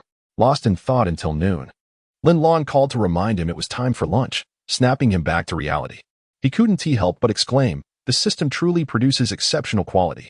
The system not only provided a new material, but also outlined the construction method for the space elevator. It detailed potential issues that might arise during construction and offered solutions for various technical challenges. As long as he possessed sufficient high-strength materials, he could indeed construct the space elevator. As he drove home, Lin Can felt a twinge of hesitation regarding whether to submit this technology. He carefully analyzed in his mind. Unlike the body enhancement potion, which he could conceal and reserve for select individuals, the space elevator technology would require substantial investment. Furthermore, the construction process would inevitably draw attention, making it impossible to keep it hidden. With a sigh, Lin Can reflected that as long as he remained on Earth, his development would inevitably face limitations. Some technologies, even if known, could not be monopolized alone. Moreover, Given his current capabilities, he truly could not construct a space elevator. Lost in contemplation, he arrived at his doorstep. Observing the air conditioner whirring beside his home, he concluded that it would be best to submit this technology. After all, it would serve to benefit Long Nation and humanity as a whole. Chapter 68. Another favor for Lin Can. After spending 2 days at home, Lin Can decided to depart. However, before leaving, he promised Lin Can that he would accompany her on the first day of school, allowing her classmates to witness her descent from a $2 million vehicle. Upon returning to Luo City, Lin Can headed straight to the airport. He had already been in touch with Liu Yang, requesting assistance in arranging a flight to the Qinghe Lake Research Base. Liu Yang, the minister of the Ministry of Science and Technology, was usually quite busy. Yet he enthusiastically attended to Lin Can and Appo's request, which was a manifestation of his cordiality towards Lin Can. Aware of this, Lin Can opted to consult Liu Yang rather than directly contacting the relevant personnel to resolve the flight issue. This back and forth fostered a closer relationship between the two. Although both were scientists, they were quite astute, engaging in subtle maneuvers with one another. Upon arriving at the Qinghe Lake Research Base, it was evident that few researchers remained, as most had relocated to the power station. Lin Can took the opportunity to review the operational status of controlled nuclear fusion. The deputy chief engineer, Gao Weihai, was present and briefed Lin Can on the current research progress. Lin Can's paper outlined 2 approaches to achieving controlled nuclear fusion. They had successfully implemented the first method. Due to the smooth execution of the first method, the second approach had not garnered much attention. Most personnel had shifted their focus to the power station, eagerly anticipating its construction, with only Gao Weihai and a few others still exploring ways to realize the second method. After surveying the base, Lin Can could not help but exclaim, "Old Gao, I must say, you are the most essential scientific talent humanity requires. You seek not fame, shy away from the limelight. Resist the temptations of wealth, and approach your work with utmost seriousness. Most importantly, your unwavering dedication exemplifies a spirit that refuses to relent until its goals are achieved." Gao Weihai chuckled in response, having grown indifferent to such praise over time. Nevertheless, Lin Can and Appo's calling him Old Gao struck a chord within him, as it felt like a turning point in their relationship. Lin Can did not engage in lengthy conversations, but the few exchanged words left Gao Weihai feeling quite pleased. While he might not have cared much for accolades regarding his status or reputation, commendations for his diligence and perseverance resonated deeply with him. Lin Can expressed his anticipation for the second method of controlled nuclear fusion and urged Gao Weihai to inform him as soon as progress was made. Subsequently, Lin Can proceeded to the power station. The majority of the Volcano Group personnel were now at the power station, with the technical department being the busiest, collaborating with the experts from the Dragon Academy and the personnel from the Dawn Project to plan the construction of the power station. Jiang Tang, leading the Comprehensive Management Department, had established an office here, where everyone was engaged in supportive tasks. Upon Lin Can's arrival, Jiang Tang was elated. She swiftly organized her work and took Lin Can for a stroll. The fusion power station was not far from Qinghe Lake. Driving, Jiang Tang brought Lin Can to the lakeside, where she pointed at the shimmering water surface. "A few days ago, I spotted a school of exquisite fish here. Their colors so vibrant." She wished to share her recent experiences with Lin Can. In turn, Lin Can recounted his experience of picking Lin Can up from school. As they chatted and wandered, they strolled quite a distance around Qinghe Lake. For the next month, Lin Can remained at Qinghe Lake, returning only when Lin Can and Appo's school was about to commence. The nuclear fusion power station was being constructed with national effort, projected to be completed by year-end. If all went smoothly, it was possible that the electricity generated could be utilized during the New Year celebrations. At that time, the power produced by this single station would suffice for half of the Dragon Kingdom. In the future, as several similar stations were constructed elsewhere, traditional coal-fired and wind power generation could be phased out. The Dragon Kingdom's rise was imminent.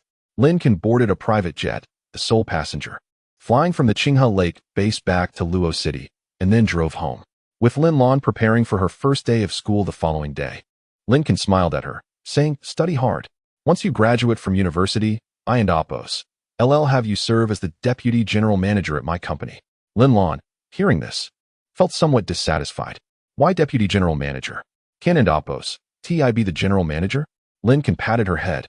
"The general manager is Jiang Tang. She is already exuding strong leadership qualities. You probably would and Appo's stand a chance against her." Upon hearing Jiang Tang and Amp, Oppo's name, Lin Lan stuck out her tongue and ceased to argue further. The following morning, Lin Can drove his parents and Lin Lan towards the county town.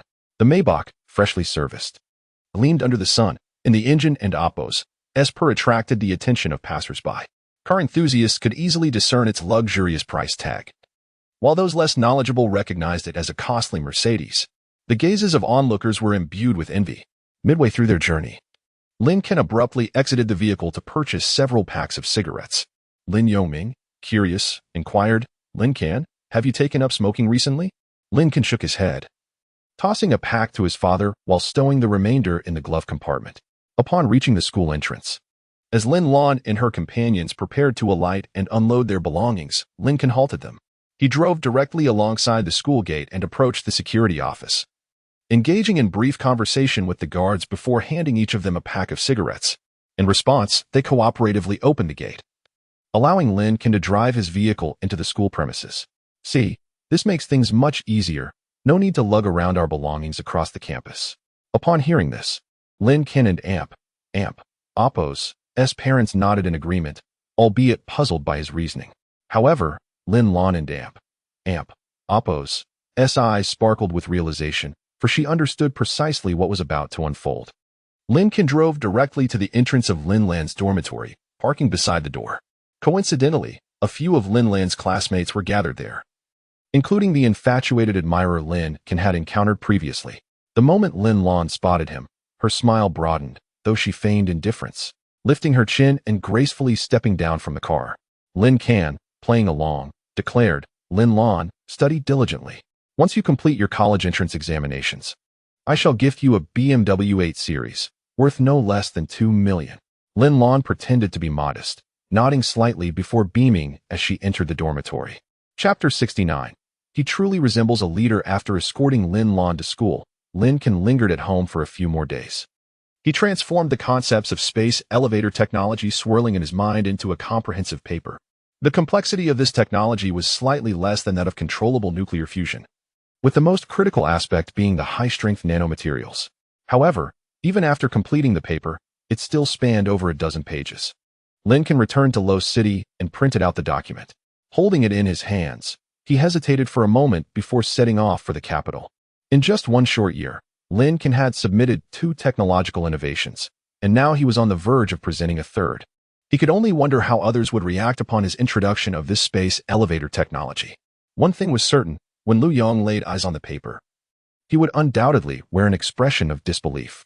2 nanometer photolithography machines, controllable nuclear fusion technology, and space elevator technology, each of these innovations could be hailed as a stroke of genius. Yet, presenting all 3 simultaneously would invite skepticism. How could one individual possibly conceive such advancements all at once? There might even be those who would target Lin Can, intending to study him like a laboratory specimen. However, at this moment, Lin Can was unperturbed by such thoughts. Whether in intellectual pursuits or martial matters, he felt capable of addressing any challenge. Upon arriving in the capital, Lin Can headed straight for Lu Yong and Amp, Oppo's office. The Ministry of Science and Technology was not accessible to just anyone, but as the vice minister, Lin Can found himself free to traverse any space within. He arrived effortlessly at the door of Lu Yang and Oppo's office and gently knocked. Lu Yang had just returned from Qinghe Lake, where he had been closely monitoring the fusion power plant. He had only just settled into his office when Lin Can appeared.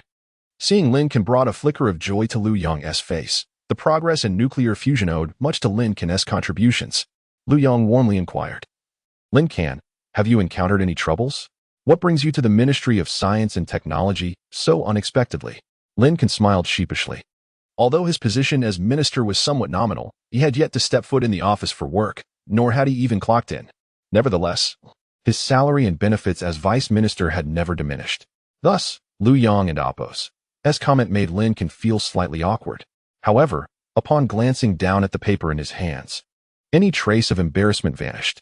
He approached Lu Yang and Amp, Oppo's desk, placed the paper before him, and solemnly declared, "This pertains to the future of humanity." At these words, Lu Yang and Oppo's eyes widened in surprise. He did not question the veracity of Lin Can and Oppo's statement. Rather, he gazed intently at him, seemingly attempting to discern something profound from his expression. Lin Can smiled calmly and softly suggested, "I am uncertain whether to disclose this publicly. Please review it first and assess its feasibility."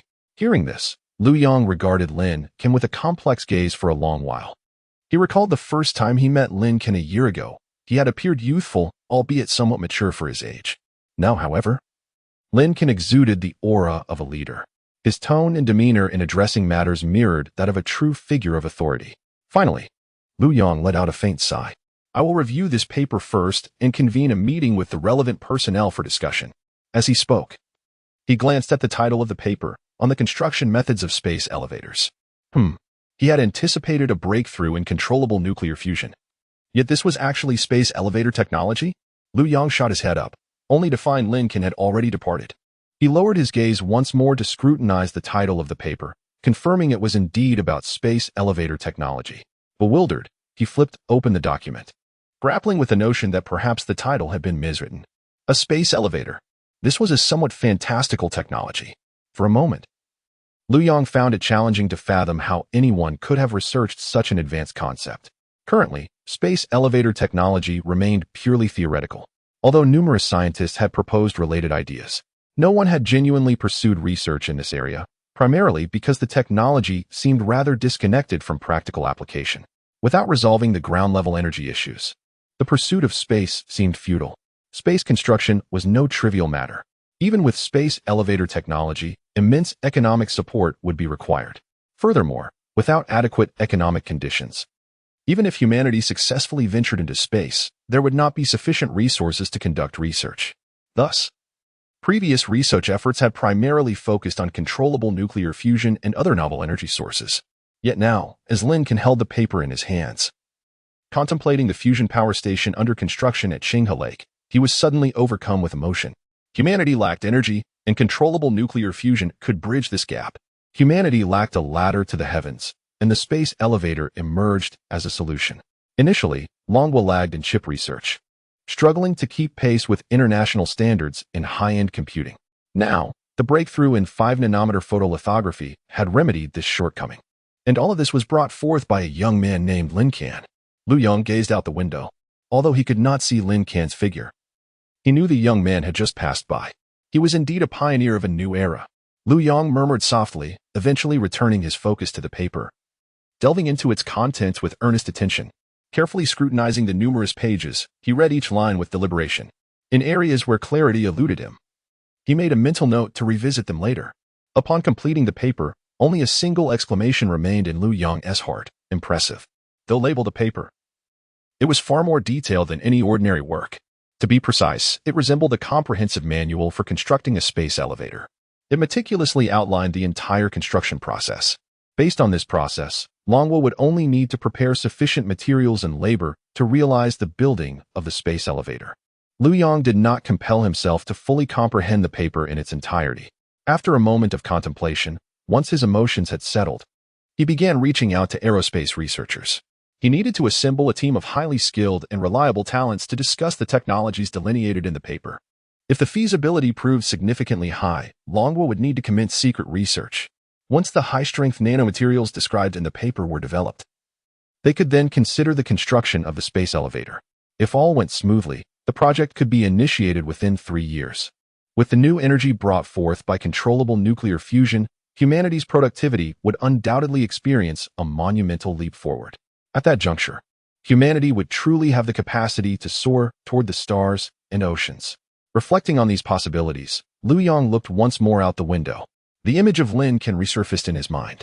Such an extraordinary individual was increasingly embodying the essence of a leader. What fate awaited him in the future? Chapter 70. Why did you steal a glance at me? While Lu Yong contemplated Lin Can's future, Lin Can was leisurely wandering through a grand shopping mall in the capital. The distance of over 1,000 kilometers made this visit quite rare for him, prompting him to purchase gifts for his parents and for Jiang Tang. Currently, Jiang Tang resided in the remote northwest, where, despite an abundance of food and drink around Qinghe Lake, shopping opportunities were scarce, making it somewhat challenging for her to acquire new items. After all, that area was primarily focused on researching fusion power stations. Aside from Lin Can and a select few like Lu Yong, it was rather difficult for others to access the region. This was also the reason why Jiang Tang remained there, not accompanying Lin Can on his outings. After completing his shopping, Liu Yang had already connected with several aerospace researchers. He first had them sign a confidentiality agreement before presenting Lin Can's paper. The researchers began discussing the feasibility of the paper, and ultimately, they all concurred that the technological viability outlined within was exceptionally high. If they could successfully produce the high-strength nanomaterial, then the Dragon Nation would have the potential to construct a space elevator. The group marveled at this prospect and inquired of Liu Yang, who authored the paper. After a moment of silence, reflecting on Lin Can's attitude when he had given him the paper, Liu Yang hesitated and refrained from disclosing Lin Can and Oppo's name. Instead, he stated that it was the recent research achievement of a scientist who preferred to remain anonymous. The others looked at each other in confusion. An anonymous scientist? Did he fear that the publication of this paper might disrupt his normal life? At that moment, Lin Can had boarded a flight back to Luo City. With September approaching, the school term was about to begin. Lin Can had a clear sense of his identity. First and foremost, he was a student at Luo City Vocational and Technical College, followed by being an unnamed scientist, and lastly, the Deputy Minister of the Ministry of Science and Technology, the Chief Engineer of the Dawn Project, and the inventor of new lithography technology. Since all the technologies were provided by the system, Lin Can approached his studies with utmost seriousness. Upon returning to Luo City, he began preparing for classes. His friends Fatty and the others had not yet arrived on campus. During their first year, Fatty had come 3 days early to indulge in the local cuisine. However, after a year of university life, he had already sampled the culinary delights from the east to the west of Luo City. Having nearly tasted everything, he decided against arriving early this time. After tidying up his residence, Lin Can received a call from his parents. Feeling a bit idle at home, they expressed a desire to visit Luo City. So Lin Can promptly purchased their train tickets. A few hours later, he met them at the high-speed train station. Just as he was about to show them around Luo City, Liu Yang called. He informed Lin Can that the feasibility of the space elevator technology had been reported to the leaders of the Dragon Nation, who urgently requested a meeting with Lin Can. Recognizing the significance of the matter, Lin Can wasted no time. He quickly escorted his parents to his home before driving straight to the airport. Liu Yang had already arranged a flight for Lin Can. After a whirlwind of activity, he headed directly to the capital. In recent days, he had made 2 trips already. Upon meeting Liu Yang, he suggested, Lin Can, why not consider residing in the capital? The Academy of Dragon Science can allocate you an apartment. Lin Can chuckled and shook his head. He still needed to attend school, so relocating from Luo City was out of the question. As they conversed and walked, they met with the leaders. Subsequently, the plan for the construction of the space elevator was solidified. Following discussions among the expert group, they initiated a project named Star Harvest, with Lin Can appointed as the chief engineer.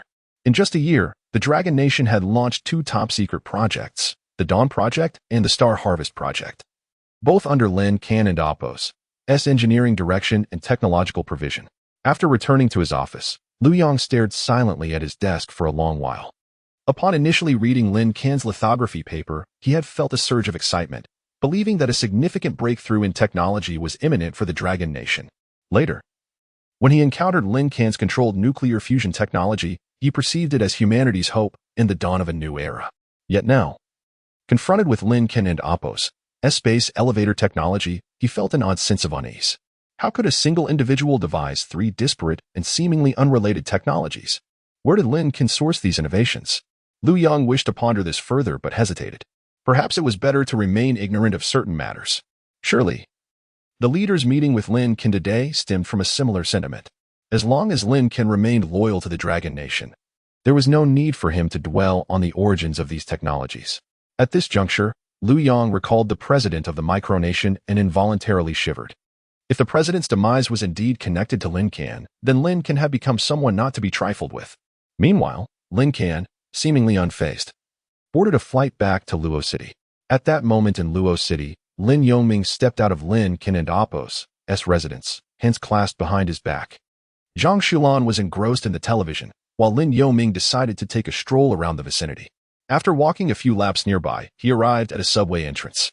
Luo City only had 1 subway line running from the east to the west, usually bustling with passengers. Lin Yongming had previously taken the subway but had never experienced the one in Luo City. After a moment's hesitation, he purchased a ticket, eager to enjoy the ride. However, once aboard, he discovered there were no seats available. He settled down in the space between the train cars. The cool air conditioning inside the subway provided a refreshing sensation that enveloped him comfortably. He took out his phone to message Zhang Xiaolan, inviting her to join him for a cool ride on the subway. Just as he was typing, a girl suddenly approached him, her face contorted with anger. "Why did you take a picture of me?" she exclaimed, snatching Lin Yoming's phone from his hands. Lin Yoming, bewildered, looked up at her furious demeanor, utterly confused. Chapter 71. Defamation comes without cost. Lin Yoming was merely an ordinary farmer.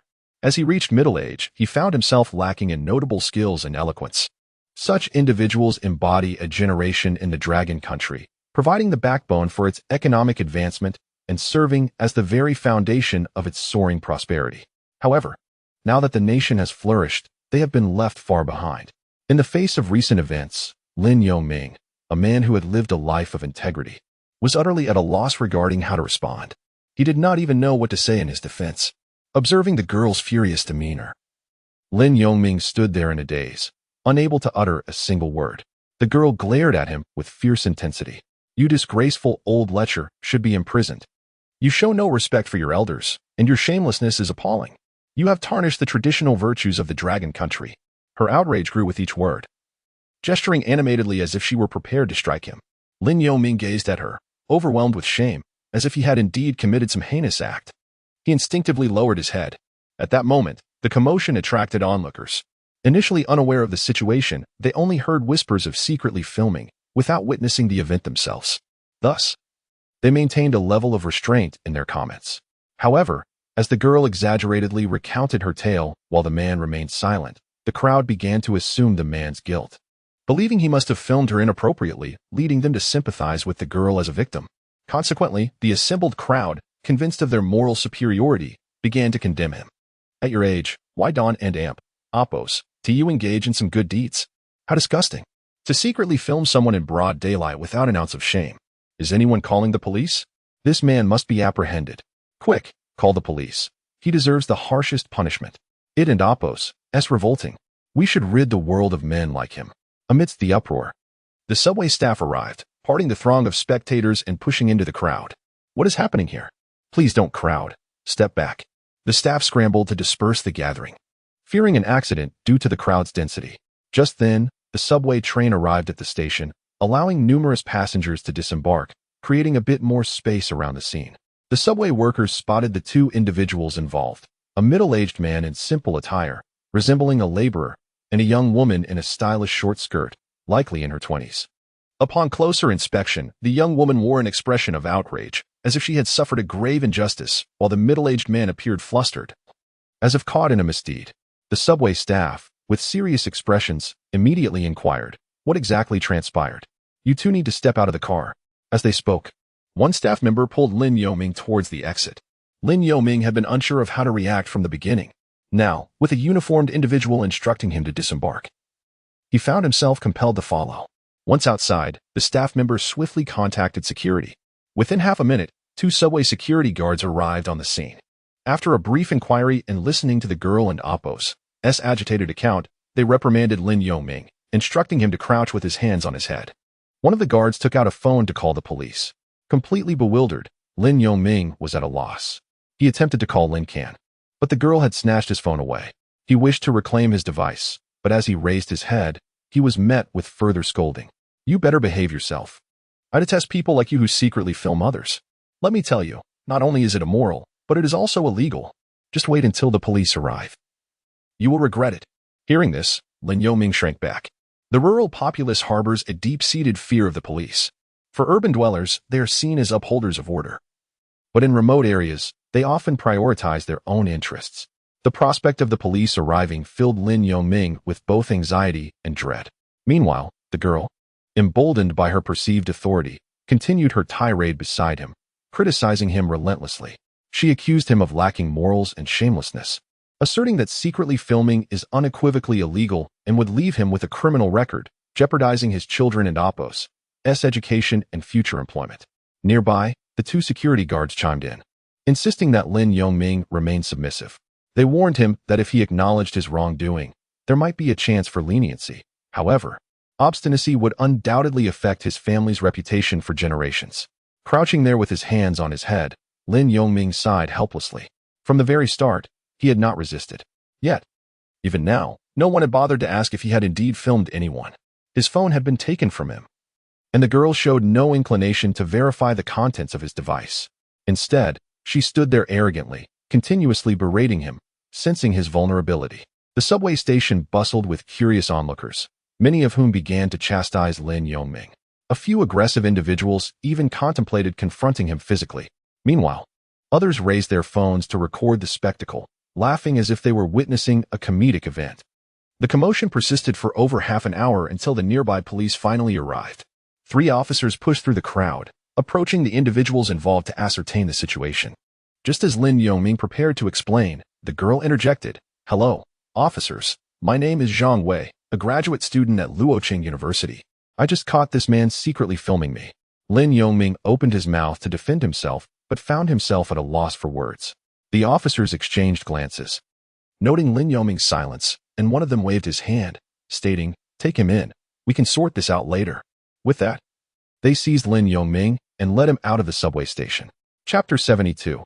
Have you all lost your minds? How could you have captured him? At noon, Lin Can received a call from Luoyang and hurriedly took a flight to the capital. After meeting with the leaders, he returned home only to find it was already the early hours of the morning. Surprisingly, Lin Can did not feel fatigued. It had been a long time since he had experienced the sensation of exhaustion. On Earth, there was truly nothing that could wear him out. As he departed, Lin Can parked his car at the airport. Now, he drove home, taking the half-hour journey to reflect on his encounter with the leaders. Eventually, a faint smile graced his lips as he mimicked a few of their expressions. Upon exiting the vehicle, he pulled out his phone only to discover it was still in airplane mode. Switching it back to normal, he was immediately greeted by a barrage of messages, some from Jiang Tang, some from a few classmates, and the majority from his mother. Curiously, he opened his mother and Appo's messages, and as he read, a sense of unease began to creep in. She informed him that his father had gone out for a stroll that afternoon and had yet to return. Lin Can and Appo's first thought was one of dread. They might have been abducted. Having experienced a similar situation before, this was his immediate concern. At that moment, regret washed over him. He lamented not providing his parents with ample amounts of body-enhancing elixirs. Though the potion required utmost confidentiality, if he had shared a bit more with them, they might not have divulged the secret. With stronger physical capabilities, they would have no reason to fear abductions. If their physical prowess matched his own, they could face a regimented army without trepidation. Lin Can called his mother, only to find that Zhang Shulan was not at home. She was anxiously searching the neighborhood for Lin Yongming, who had not returned. Without delay, Lin Can rushed over and soon found her. "Mom, do not worry. The security in Luoqing is stringent. I have been here, and the Longguo authorities have dispatched numerous personnel for stability." He reassured her before immediately dialing contacts. His first call was to Director Wang Minji of the General Bureau. This marked Lin Can and Appo's third attempt to reach him, but this time, Wang and Appo's demeanor was notably more respectful. Previously, he had only been aware that Lin Can held a significant identity, but the specifics were unknown. Now, with Lin Can's identity public, Wang Minji was fully informed. Upon receiving Lin Can and Appo's call, he hurried to a quiet spot and answered eagerly. "Hello, Mr. Lin. It and Appo's. It's a pleasure to speak with you." Wang Minji's tone was now markedly cordial, but Lin Can had no time for pleasantries. Skipping the niceties, he stated bluntly, "My father has gone missing in Luoqing this afternoon. Please arrange for someone to help me find him." Wang Minji nearly dropped his phone upon hearing those words. The disappearance of Lin Can's father was a matter that, if mishandled, could cost him his position, or worse, lead to charges of dereliction of duty. Realizing the gravity of the situation, Wang and Appo's voice trembled slightly as he asked, "Mr. Lin, could you provide your father's details? I will arrange for an immediate search." After a brief recollection, Lin Can described his father's appearance and attire, providing his name, age, and height. Once the call ended, Wang Minji meticulously recorded the information before contacting every police station in the city to locate an individual named Lin Yongming, 45 years old. Approximately 175 centimeters tall, slender, dressed plainly, resembling a laborer. Before long, the alert reached every police officer in Luoqing. At a precinct in the west of the city, several officers paused upon receiving the information.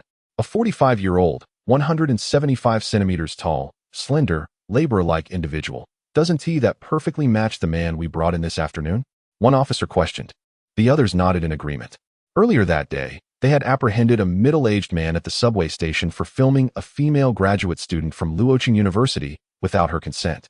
Given the victim and Oppo's status as a student, the officers leaned in her favor. Initially, the middle-aged man did not deny his actions, saying nothing at all. Thus, the officers brought him in for questioning.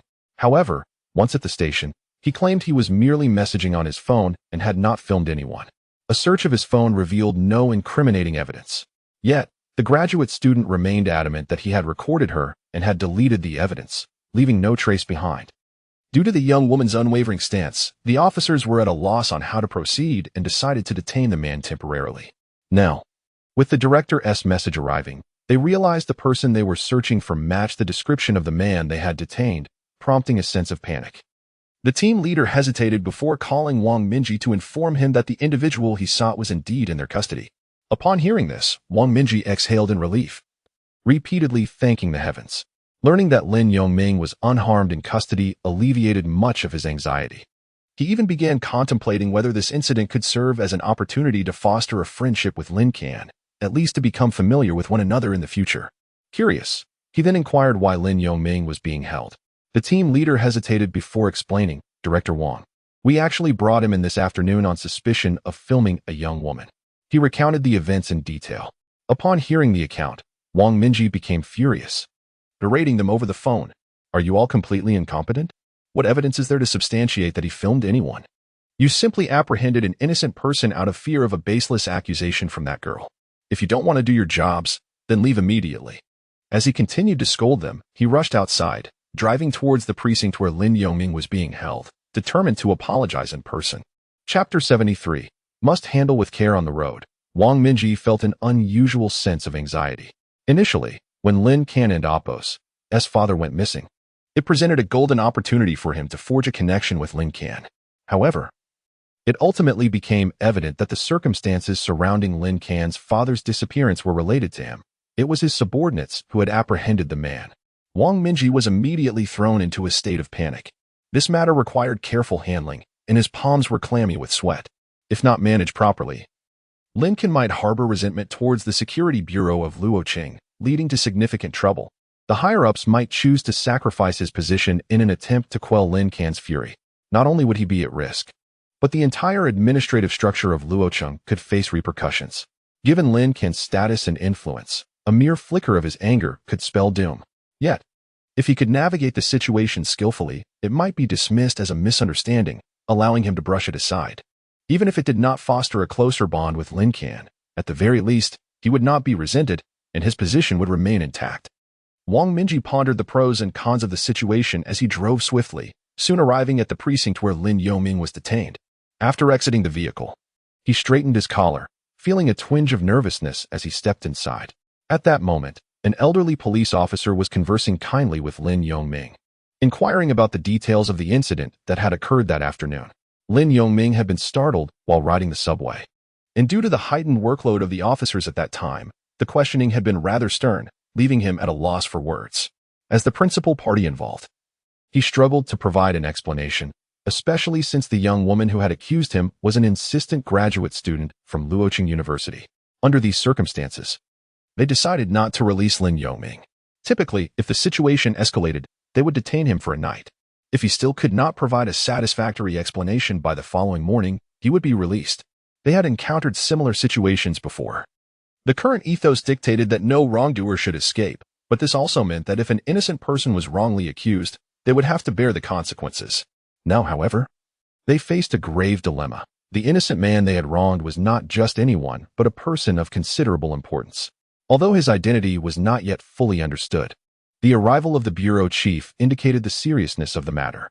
Consequently, they assigned a kind-hearted and gentle old officer to establish rapport with Lin Yongming. Having spent the afternoon cooped up in a small room and missing a meal, Lin Yongming felt neglected. However, after Wang Minji and Oppo's call, provisions were promptly delivered: steamed buns, oden, milk, and bottled water from a convenience store. Sunflower seeds and peanuts adorned the table. The air conditioning was switched on, and a blanket was brought in. Lin Yongming was somewhat taken aback by this sudden display of warmth. Nevertheless, the old officer was patient, gradually guiding Lin Yongming through the narrative of the afternoon's events. As he recounted his experience of merely fiddling with his phone when he was reprimanded for allegedly taking photographs, his initial nervousness dissipated, allowing his account to flow smoothly. Upon concluding his story, the old officer grasped his hand warmly and said, "Comrade, I sincerely apologize. We have wronged you." He continued to express contrition, detailing the shortcomings of their procedures and requesting guidance and criticism. He explained that the afternoon had been chaotic due to several serious incidents in the city, which had delayed their attention to this matter. His eloquence combined with his apologies quickly won Lin Yongming and Apos' forgiveness. As a straightforward rural man who occasionally worked on construction sites, Lin Yongming found it easy to be swayed by the seasoned officer and Apos' charm. Just as the old officer and Lin Yongming were reaching an amicable understanding, Wang Minji entered the room. Upon his arrival, everyone stood up, their expressions tinged with apprehension. Wang Minji wasted no time, directly inquiring, "Where is he? Where is he now?" Immediately, someone led him to the room where Lin Yongming was being held. At that moment, Lin Yongming was seated, snacking on sunflower seeds, while a television in the room played a drama. Upon noticing the newcomers, Lin Yongming momentarily hesitated, feeling anxious about their intentions. Given that the old officer had already apologized and acknowledged their mistake, he found it perplexing that he was still being detained, with even his phone withheld. Seeing another person approach, Lin Yongming instinctively feared he might be subjected to further interrogation. However, Wang Minji's demeanor was affable. He smiled and nodded at Lin Yongming, alleviating his tension, then took a seat beside him and warmly shook his hand. "My friend, you've been incredibly cooperative this afternoon. We truly appreciate your efforts." Wang Minji's eloquence surpassed that of the old officer. His words framed Lin Yongming's actions as collaboration, transforming the narrative of the day into something meaningful, even though he had done nothing but wait in confinement. As they conversed, the door swung open once more, revealing a young man and a middle-aged woman, Lin Can and Zhang Xiaolan. Having learned of Lin Yongming and Apos' whereabouts from Wang Minji, they rushed over in their vehicle. The officers on duty, unfamiliar with the newcomers, promptly stood to inquire about their purpose. Lin Can, with a piercing gaze, scanned the room and coldly asserted, "I am Lin Can. Is Director Wang not here yet?" At that moment, Wang Minji, who had been chatting with Lin Yongming, heard the commotion. He quickly jogged to the front hall, exclaiming, "Mr. Lin, please come in, we can talk inside." After a cordial handshake with Lin Can, he ushered them into the room. Lin Can wasted no time, demanding, "Where and Apos' my father?" "He and Apos' inside, just inside. Your father is currently watching television," Wang Minji replied. Hearing this, Lin Can's expression softened slightly as he ushered his mother into the room, with Wang Minji hurriedly following suit. Chapter 74. A grave predicament. Once Lin Can and his companions entered, the people in the hall exchanged bewildered glances. No one knew what had transpired, but the cautious demeanor of the director immediately alerted them to Lin Can's extraordinary status. The more astute individuals memorized Lin Can's appearance, vowing not to offend him upon their next encounter. Meanwhile, those who followed current affairs were astonished to hear his name. Just days prior, news broke regarding his remarkable achievements. The inventor of controllable nuclear fusion and the creator of the lithography machine. These were accomplishments that seemed beyond imagination. However, skepticism lingered in their hearts. If this individual was indeed the legendary Lin Can, he appeared rather youthful for such groundbreaking accomplishments. It was inconceivable for a scientist of that caliber to seem merely in his 20s. The Dragon Kingdom had introduced Lin Can and Apos' achievements without revealing his photograph or providing extensive details, leaving them uncertain of his true identity. Regardless of which Lin Can it was, the respect shown by the director shaped their internal attitudes. As Lin Can stepped into the room, Lin Yongming had already heard his voice and stood up, preparing to investigate. Upon seeing Lin Can, he exhaled in relief. His son was exceptionally capable, and Lin Yongming felt reassured with his arrival. Lin Can scrutinized his father, noting his calm demeanor and orderly attire, which eased his own worries. It seemed that although trouble had arisen, it was not overly severe. "Director Wang, please take a seat. Let us discuss this matter," Lin Can beckoned. "Of course." Wang Minji promptly nodded, sitting down respectfully beside him. Though it was his domain, Lin Can now clearly commanded the space. A peculiar sensation stirred within Wang Minji. Meeting Lin Can felt akin to encountering his superior, eliciting an instinctive sense of tension. This unease did not stem from Lin Can's status, but rather from an inexplicable aura that compelled compliance. Lin Can chuckled softly, stating, "I appreciate your assistance, Director Wang. Without your help, I would be at a loss regarding my father's disappearance." Wang Minji hastily waved his hand. No, Mr. Lin, you are too kind. This was indeed a lapse in our duties." Lin Can smiled gently, refraining from further argument. He inquired briefly about Lin Yoming and Apos' experiences that afternoon, but did not delve deeply into the matter. After exchanging a few casual remarks with Wang Minji, Lin Can rose to take his leave. Wang Minji immediately moved to the entrance to see them off. As they reached the hall's entrance, Lin Can suddenly turned, a smirk playing on his lips. "Director Wang, in less than a year, I have encountered 2 incidents of defamation and covert filming in Luoqing. Your department's performance certainly leaves room for improvement." With that, he departed without a backward glance. Wang Minji stood stiffly, watching them leave, wiping the sweat from his brow. He then turned and commanded, "Gather all responsible parties for a meeting tonight to discuss the issue Mr. Lin just raised." With that, he retreated into his office, pulling out a chair to sit down, feeling his legs weaken. The 3 of them entered the car, enveloped in silence until Lin Can finally spoke. "Father, please recount in detail what transpired this afternoon." Thus, Lin Yoming recounted the events of the day, along with his psychological state, the initial fear and panic, the confusion while being detained, and the bewilderment that followed the arrival of the old police officer and Wang Minji. Upon hearing his father and Apos' account, Lin Can scoffed. Lin Yoming remarked, "I believe the officers were not at fault. I was genuinely too anxious to explain. They did not mistreat me, only confining me to that room." He defended the officers, having formed a bond with the old cop, harboring no resentment towards them. Lin Can, however, merely smiled faintly. Their actions could hardly be deemed wrong, as they were motivated by a desire for the city's safety. Yet, they had shown a degree of negligence in their duties. Given his father's situation, they should have recognized it as an instance of covert filming. To maintain the peace, they chose to detain his father rather than clarify matters with the young woman involved. Nevertheless, seeing his father and Apos' reluctance to pursue the issue, Lin Can chose not to press further. He had warned Wang Minji that he ought to commence earnest work henceforth. Upon returning home, Lin Can urged his parents to rest, for it was already late, and any further commotion would only lead to daybreak. After tidying up, he retired for the night. Yet, the following morning, he awoke to boredom and glanced at his phone, only to be astounded by a post from a female student at Luoqing University alleging that she had been covertly filmed. The post was trending, drawing widespread condemnation of the perpetrator. As Lin Can delved into the news, he was horrified to discover that the image of the alleged perpetrator was none other than his father, unpixelated and displaying an expression of distress. Enraged, he slammed his hand down, shattering the bedside table into splinters. He immediately dialed Wang Minji. "Director Wang, have you been following the recent trending news? What kind of work are you conducting?" After rebuking him, Lin Can hung up and called influential figures in the capital, seeking their assistance in addressing the situation. Wang Minji, bewildered by the sudden reprimand, recalled convening all responsible parties for a meeting the previous night, where he had sternly addressed the 2 incidents involving Lin Can. Yet, he never anticipated being chastised again so soon. Reflecting on Lin Can and Apos' words, he quickly retrieved his phone to check the latest headlines. Before long, he stumbled upon the trending news about the covert filming incident, meticulously scrutinizing its contents. The victim claimed to be a graduate student from Luoqing University, and his father's photo was clearly exposed. As he continued reading, Wang Minji felt a wave of dread wash over him, his face paling as he realized the grave oversight he had made the previous night. He had neglected to address the matter concerning the girl who defamed Lin Can and Apos' father, and now she had escalated the situation. This was disastrous. They were now in deep trouble.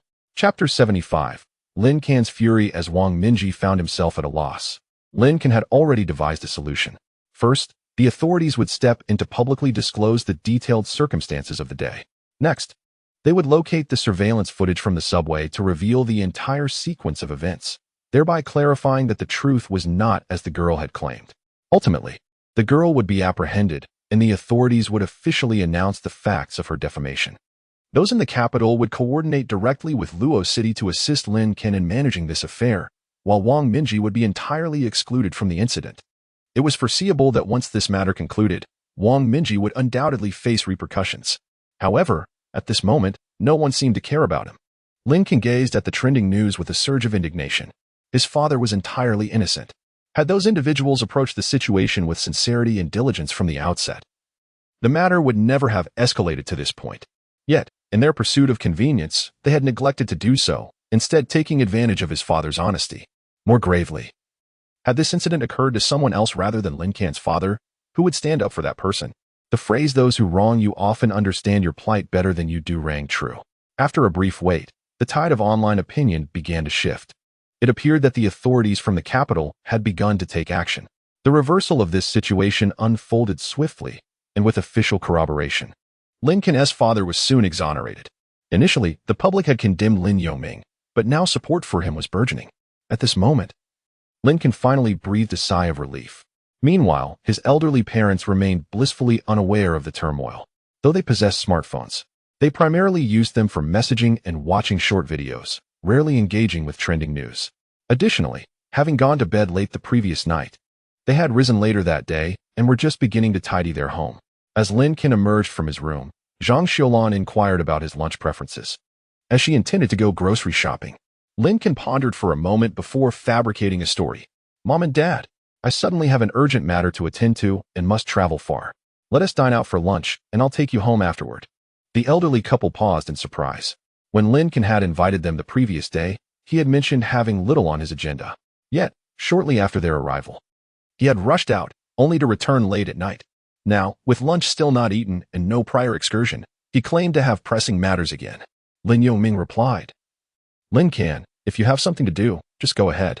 Your mother and I can explore here on our own. We have everything we need in this house. So you needn't worry about us." Lin Can shook his head with a smile. Under normal circumstances, this would not pose an issue. However, the current situation was different. With his father trending online, Lin Can feared that they might draw attention if they ventured out. Moreover, his parents were still oblivious to the incident. He dreaded the thought of them discovering the full story if they were to be surrounded by onlookers, which would undoubtedly cause them distress. Lin Can wished to spare them such an ordeal. His parents were elderly and deserved a tranquil life. After much deliberation, Lin Can resolved to send them back to their hometown, where they would be safe from any complications. He gently persuaded his parents to return home. Given Lin Can and Appo's resolute demeanor, they refrained from arguing. At noon, they enjoyed a meal at a nearby restaurant. Upon their departure, Lin Can provided them with 9 bottles of health-enhancing potion. Each parent took 3 bottles, while the remaining 3 were designated for Lin Lan. After consuming these potions, their physical resilience would be 5 times that of an average person, a condition sufficient to handle most emergencies. Before they left, Lin Can earnestly advised them on the precautions for taking the potion. Only after they had memorized the instructions did he feel satisfied enough to see them off at the high-speed railway station. Upon returning home, Lin Can resumed monitoring the online discourse. With the authorities intervening, the matter had been resolved, and the fervor surrounding it had dissipated across major platforms.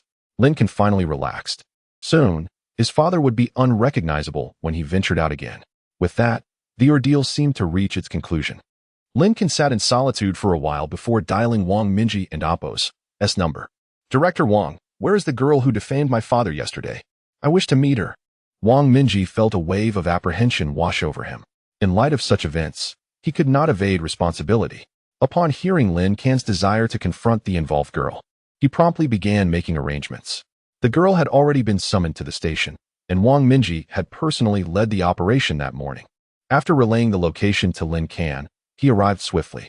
Upon his arrival, Lin Can inquired of the girl, "What made you believe you were being photographed without your consent?" The girl responded with an air of self-importance, "I am so beautiful that I am often photographed without permission. I must be vigilant." Lin Can scrutinized her for a moment. While not unattractive, she hardly qualified as beautiful. Her looks were on par with Lin Lan and Appo's, yet she lacked the vitality that Lin Lan possessed. If individuals like her had to constantly guard against unsolicited photography, it was evident that few people in the world could be deemed safe. These thoughts flickered through Lin Can and Appo's mind before he pressed further. "However, when you reported it, the search of that person and Appo's phone revealed no photos of you. Why did you still choose to post online?" The girl, indignant, retorted, "Just because there are no photos doesn't mean he didn't take them." Lin Can and Wang Minji exchanged bewildered glances. Lin Can instinctively questioned, "How can the absence of photos prove that he took pictures of you?" The girl, her brows furrowed in anger, snapped, Perhaps he deleted the photos. Having viewed the surveillance footage, Lin Can was well aware of the events that transpired. He immediately challenged her. But you directly seized his phone. How could he have had the time to delete any photos? It appears you sought to defame him to gratify your twisted sense of pleasure.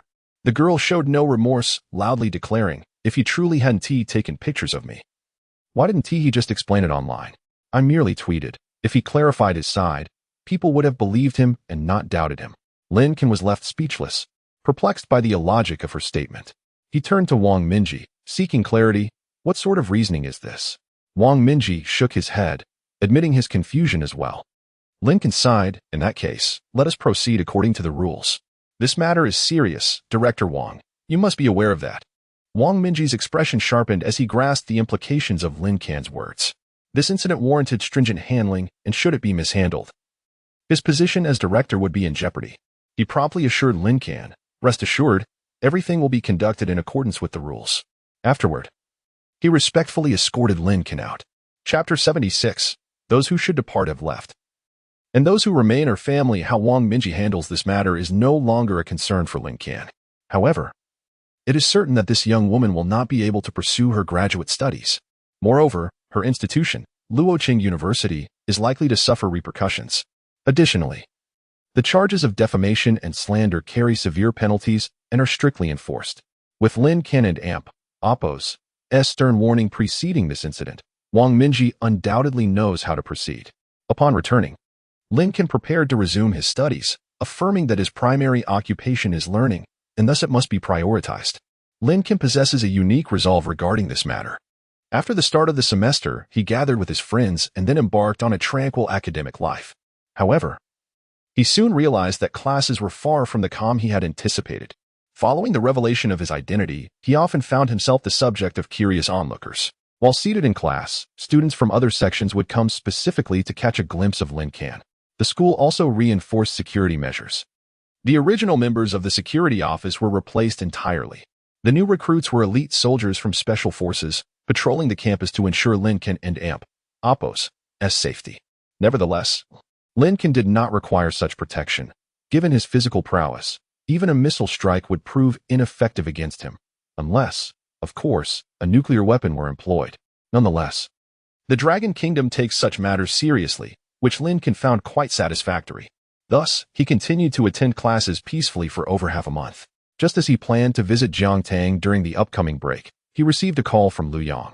Initially, Lin Can thought it might be an update on the nuclear fusion power station or advancements with the lithography machine. To his surprise, Lu Yang announced that the polymer nanomaterial for the space elevator had been successfully developed. Lin Can was both astonished and elated. He was amazed that, merely half a month after submitting the technology, they had already replicated the new material. His joy stemmed from the realization that with the synthesis of this polymer nanomaterial, the technical challenges surrounding the space elevator would be significantly mitigated. The next steps would involve mass production of this material followed by the construction of the elevator. However, Lu Yang informed Lin Can that large-scale production of this new material was not yet feasible due to the complexity of its synthesis, which demanded substantial resources. While the Dragon Kingdom and Oppo's current national strength could support such consumption, waiting a bit longer might yield better options. Controlled nuclear fusion had been achieved. Once the nuclear fusion power station was operational and could supply ample energy, the production of this new material would not be delayed. Lin Can concurred with this perspective. Nevertheless, that afternoon, he decided to visit the capital to inspect the newly developed polymer nanomaterial. The research was conducted by a doctoral team from the Dragon Academy. After analyzing Lin Can's thesis, they swiftly mastered the techniques necessary to produce the new material. Lin Can engaged in a brief discussion with them, particularly with the team leader, Liang Mingjie. After their conversation, Lin Can recognized Liang as a remarkably creative and agile thinker. After exchanging contact information, Lin Can praised the team for their accomplishments and assured them that he would seek them out for future technological endeavors. The team members were overjoyed.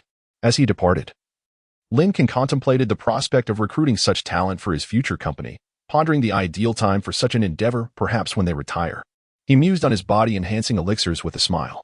With thoughts of his future plans, Lin Can returned to his studies. The system is foundational to all endeavors. Thus its rewards must not be neglected. Upon returning, Lin Can devised an ingenious plan. He began offering monetary rewards to his classmates for their diligent studies. regardless of their exam results. Any effort in learning would garner cash incentives. To motivate his peers, Lin Can prepared a sum of 1 million in cash as rewards for the semester. He could not quite articulate whether his intent was to contribute to the class or merely to make it easier for himself to achieve the lowest scores. The latter seemed more likely, as he had grown indifferent to the opinions of others. Time passed, and eventually, good news arrived from Qinghe Lake. The nuclear fusion power station had been constructed, and they were preparing for generating experiments. The personnel involved in the Dawn project had concluded their work and returned to Luoqing. Upon their return, some approached Lin Can to resign. They had initially joined the volcano group solely for this project, as most had been assigned by Liu Yang. Thus, their departures were entirely anticipated by Lin Can. Nevertheless, he made an effort to retain them, stating, "If anyone wishes to stay, I can double your salaries. Although we have no immediate business, opportunities will certainly arise in the future, and this will not hinder your pursuit of personal fulfillment." The prospect of doubled salaries attracted a considerable number of individuals. However, after contemplation, many ultimately chose to resign. Most of them had families in other locales and were unwilling to remain in Luoqing. Furthermore, upon returning home, they would have more options. Lin Can did not obstruct their decisions, smiling as he distributed their salaries and bonuses. The technical department departed en masse, as the two departments had always functioned as separate teams. Conversely, a few members from the comprehensive management department chose to stay, along with 2 from the general management office. Ultimately, after the exodus, only 10 individuals remained in the Luoqing office, including a driver, a receptionist, a janitor, and Jiang Tang. The comprehensive management department retained 4 members, while the general management office kept 2. Lin Can convened a meeting, smiling as he addressed the remaining staff. "I will draft a new work agreement and confidentiality agreement. If there are no objections, please sign it, and we shall become a cohesive unit." As he spoke, he produced a vial of body-enhancing elixir, adding, "As a united team, the company will offer new benefits." Chapter 77, The Spring Festival Gala That Even Dogs Won't Watch. What does it mean to be one of your own? Recently, Lin Can has been pondering this question deeply. His conclusion is that it refers to those who can advance and retreat together with oneself, regardless of circumstances. This is no simple matter, especially given Lin Can's lofty ambitions. Among the individuals in the company, he only places his trust in Jiang Tang. The rest must undergo further scrutiny. However, following recent events, the personnel in the company can now be considered as part of his inner circle. Lin Can allocated a portion of the funds from the nuclear fusion power plant project and distributed another bonus to everyone, encouraging them to continue with the construction of the beverage factory. Additionally, he imposed a few more requirements. The beverage factory must be capable of brewing traditional Chinese medicine and packaging it, with stringent sterile conditions enforced throughout the process. Upon hearing this, many assumed Lin Can intended to produce the kind of brewed medicine packages that have proliferated in the market. However, these products do not conform to fixed formulas, leaving them puzzled about the significance of this operational layout. Nevertheless, within the company, Lin Can and Oppo's words carry significant weight, and none dared to challenge his directives. For the current volcano group, this was indeed the only feasible path forward, igniting enthusiasm among the remaining few. They commenced planning for the factory's construction while simultaneously strategizing on recruitment. Lin Can granted them complete autonomy over these managerial details, showing no inclination to intervene. Jiang Tang, however, approached this task with utmost seriousness, diligently attending to every aspect. As October rolled in, the National Day holiday commenced, and the entire company took a break. Jiang Tang visited Lin Can at school. Despite his newfound wealth and housing, Lin Can still cherished residing in the dormitory, relishing moments of camaraderie with his friends and engaging in morning routines together before classes. This familiarity brought him comfort. However, with no classes during the National Day holiday, Lin Can and Oppo's nature meant he would not preemptively study the textbook content. In fact, he had never been attentive during lectures, often lost in contemplation of various plans. He had nearly finalized his subsequent strategies, merely awaiting the next reward from the system. Jiang Tang and Oppo's purpose for visiting was to invite Lin Can on a trip. She wished to travel not to a famous tourist attraction, but to the nuclear fusion power plant by Qinghe Lake. Without Lin Can's guidance, she would be unable to enter the premises. Lin Can shared her interest, recognizing that the power plant's successful operation was crucial for the implementation of space elevator technology, which, in turn, would enable him to ascend into space and realize his ambitions. Lin Can submitted a request to his superiors, securing a private aircraft for the journey. as there were no commercial flights to Qinghe Lake Airport. Given his status, such a request posed no issues. That afternoon, the private jet arrived at Luocheng Airport, and Lin Can, accompanied by Jiang Tang, set off for Qinghe Lake.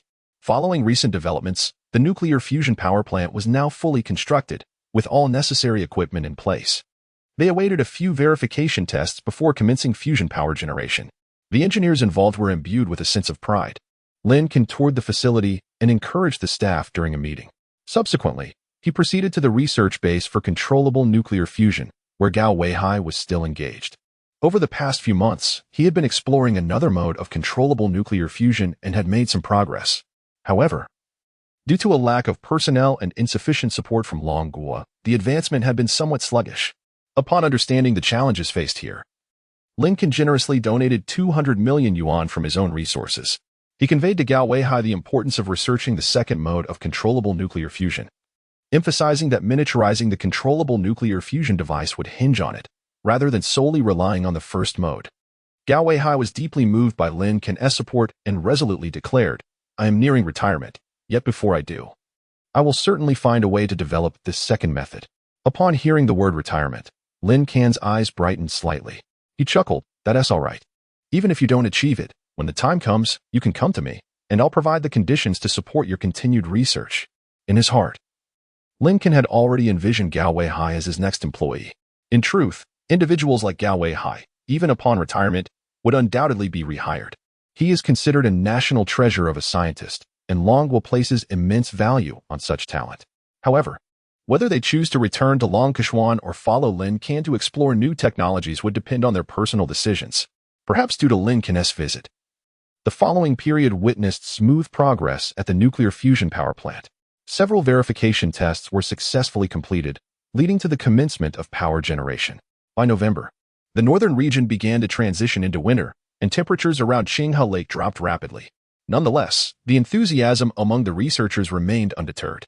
Following the completion of the nuclear fusion trials, they promptly entered the power generation phase. A gathering of scientists assembled near the power plant, including Lu Yang. Their eager gazes were fixed upon the power station. Amidst their fervent anticipation, the power station commenced its first official operation. A light above the station would illuminate if the power generation succeeded.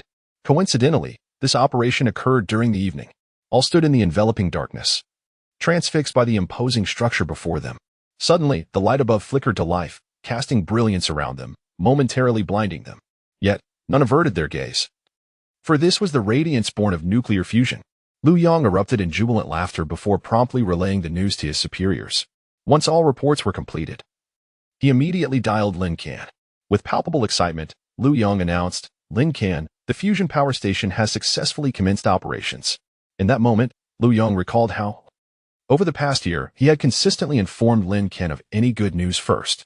After all, Lin Can had been the architect behind these successes. The thought left him feeling somewhat awestruck. Meanwhile, Lin Can, on the other end of the line, inquired, "Minister Lu, this good news will undoubtedly be announced to the public, correct? When do you plan to make that announcement?" Lu Yang pondered briefly. "I lack the authority to decide on this matter. I will need to consult with my superiors." Lin Can chuckled, "Minister Lu, I have a suggestion. We could host a nationwide New Year's gala to unveil this achievement during the event." Lu Yang was momentarily taken aback. Announcing such a significant accomplishment during a New Year's gala seemed somewhat unorthodox. However, Lin Can's next words dispelled his reservations. "Minister Lu, serious matters should be announced with gravity, while joyous occasions warrant a lively presentation. I believe this is not merely about revealing results at a gala. Rather, it is about orchestrating a celebration specifically to announce this success. In essence, it elevates the significance of the occasion." Upon hearing this, Lu Yang was struck by the rationale and found it compelling. However, he inquired, "Since the announcement is to be made at the evening gala, why not choose the festive occasion of the New Year's Spring Festival Gala? Would that not be more celebratory?" Lin Can chuckled heartily. "As for the Spring Festival Gala, let's forget it. In this day and age, even dogs do not watch it." Chapter 78. The electricity from nuclear fusion invades every household. Lin Can and Oppos, as proposal was submitted by Lu Yang, and ultimately, it passed the review from the higher-ups. Many believed that hosting a gala on New Year and Oppos, Este to announce this news was indeed a splendid choice. The only challenge lay in ensuring that the requisite infrastructure was completed in a timely manner. although the power station had been constructed. The transmission lines and related equipment were yet to be finished, with only 2 months remaining. A consensus was reached among the technical staff to expedite the construction of the transmission facilities at the Qinghe Lake Power Station. On New Year's Day, the electricity generated from the fusion power plant would be integrated into the grid. At that moment, Longwa might experience a brief power outage, but when the power returned, it would be sourced from nuclear fusion. This matter was openly discussed, and Longwa did not treat it as a secret. Consequently, news of this development swiftly spread abroad, revealing that Longwa was poised to commence the nationwide use of electricity generated from nuclear fusion. However, many overseas were left perplexed by this announcement. Longwa had recently deployed numerous smokescreens, with conflicting reports suggesting that nuclear fusion had either already been achieved or was merely in its infancy. Various narratives surrounding nuclear fusion power emerged, with some claiming that Longwa was already utilizing electricity derived from fusion months prior.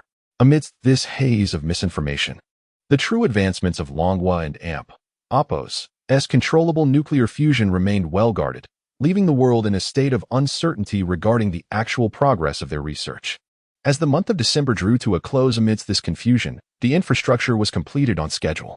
During this period, the central media began to generate excitement for the New Year's Gala. Such events were customary each year, however. Due to the absence of traditional significance and the lack of a 7-day holiday, previous celebrations had been rather subdued. Yet this time, in anticipation of the momentous announcement, the New Year's Gala was prepared with grandeur. Numerous A-list celebrities were invited, and an array of performances including skits, stand-up comedy, songs, and dances were meticulously arranged. On the evening of December 31st, the audience was indeed captivated. This year's New Year's Gala was hailed as the most extravagant in history. That night, Lin Can welcomed his parents and Lin Lan to Luoqing, where they settled into their spacious residence to watch the festivities on television. Shortly after 7, Jiang Tang arrived with her parents. Upon seeing Lin Can, Principal Jiang felt somewhat awkward and greeted him politely. Lin Can, displaying warmth and hospitality, readily offered them tea. Initially, the atmosphere was a tad uncomfortable. Principal Jiang felt guilty for his intentions in orchestrating an opportunity for Jiang Tang and Lin Can to interact. However, Lin Can bore no ill will regarding this matter. Yet, he was not the type to openly express his feelings to Principal Jiang, resulting in a lingering awkwardness. Fortunately, this state did not persist for long, as the New Year's Gala commenced shortly thereafter. The television program captured everyone's attention, drawing their gazes to the screen. The evening unfolded with songs, skits, magic acts, and various performances. Lin Lan was animated from the first act, exclaiming in excitement, "Wow! Jay is singing with Wang Feng. Why does it feel a bit off? Oh, is that Uncle Ben Shan? He and Apos still performing at his age. Wait, why is Shintang with him? When did they collaborate?" As Lin Lan and Apos chatter filled the room, the performances flowed seamlessly. Earlier in the day, Lin Can had informed his parents that they would be watching until the early hours. Thus, they were well prepared to remain seated in front of the television. In contrast, Principal Jiang and his wife began to fidget, evidently unaware of the surprise that awaited them that night. Principal Jiang attempted to excuse themselves several times, but Lin Can insisted they stay for just one more act, and then another, and another, until it was nearly midnight. At 11:50 p.m., the program abruptly halted. The screen transitioned to an interview set against a desolate hillside. A group of workers, donned in safety helmets and wielding tools, were busily engaged in their tasks. A reporter inquired about their activities, to which one worker replied, "We are preparing for nuclear fusion power generation." At that moment, he retrieved a walkie-talkie and announced, "All units prepare to integrate the electricity generated from nuclear fusion into the grid across Longwa in 3, 2, 1, commence." As the final words echoed, the lights went out. It was as though all of Longwa had extinguished. Except for hospitals and a few locations with backup power, darkness enveloped the land. Lin Can and Apos' home was no exception. The sudden blackout startled everyone, and Lin Lan murmured, "Why did the power go out? Is electricity often insufficient in the city?" Lin Can and Jiang Tang exchanged knowing smiles, fully aware of the truth. Approximately 3 minutes later, power was restored. The television flickered back to life, and the host's voice resonated. From this moment forth, the electricity we use in Longwa is generated from nuclear fusion.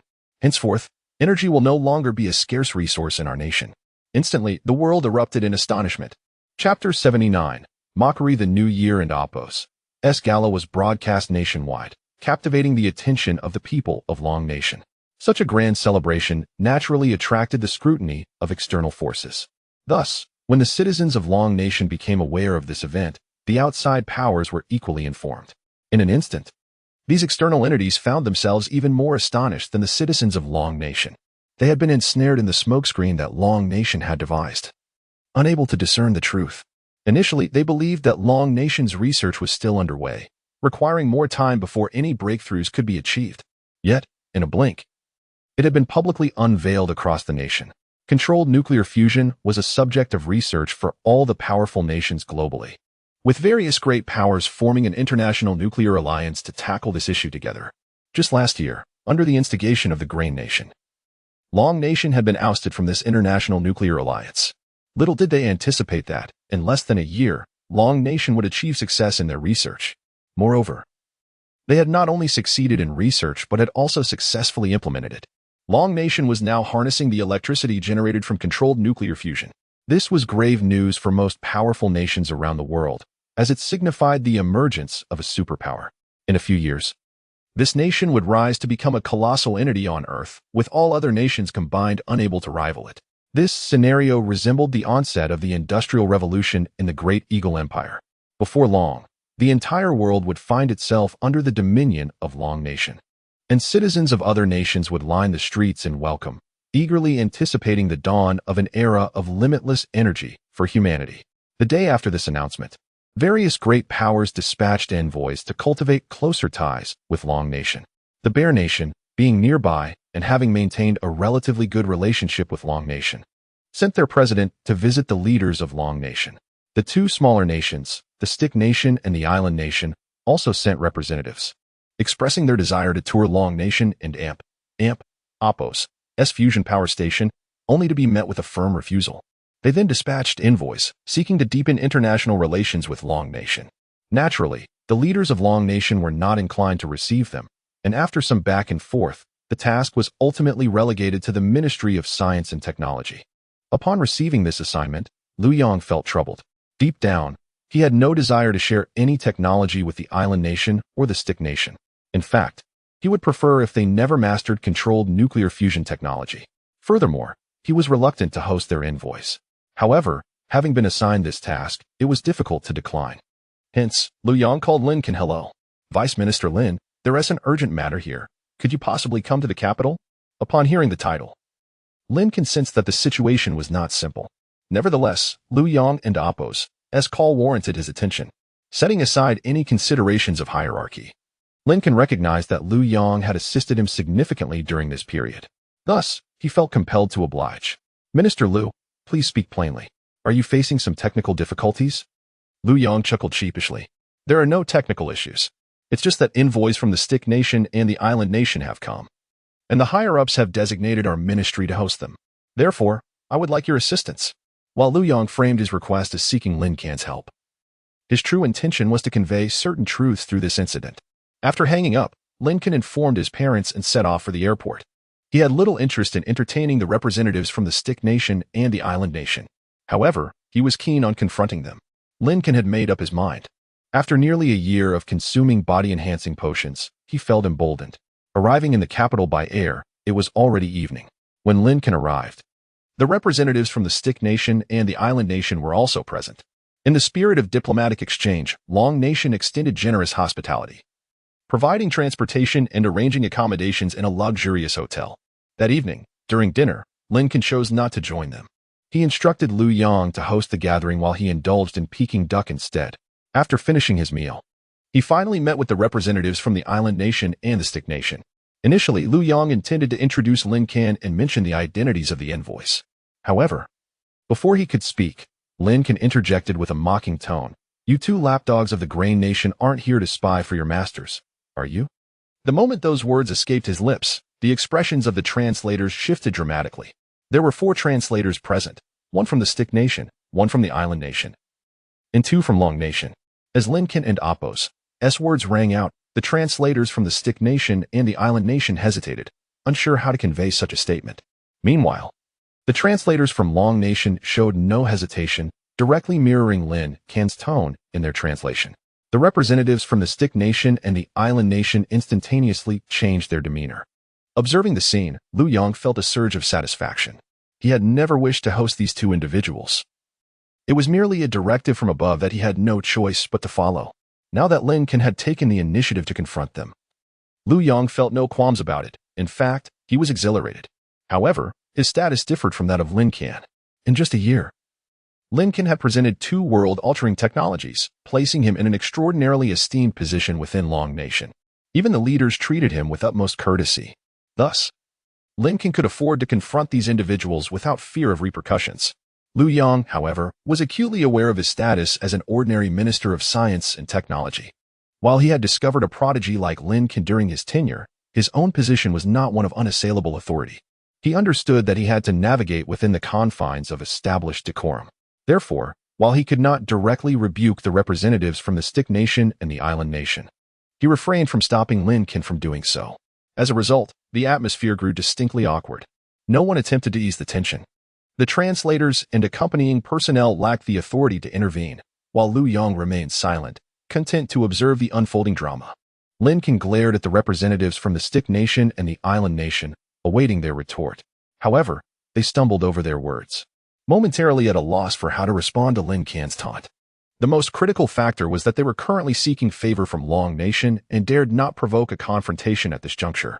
Noticing the absence of a counterattack from his adversaries, Lin Can and Apos' spirits soared even higher. He continued his mockery. "You pathetic creatures. One of you can and Apos, to even stay home to enjoy your kimchi, and the other is preoccupied with nuclear waste. How dare you show your faces in Long Nation? If you're not ashamed, we certainly are. The mere fact that you stand on our soil is an affront."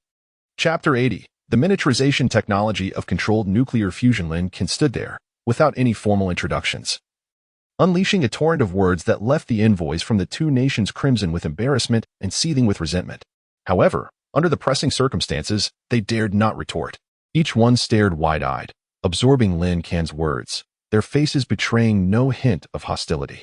This demeanor gradually stifled Lin Can's fervor, rendering his discourse somewhat lacking in substance.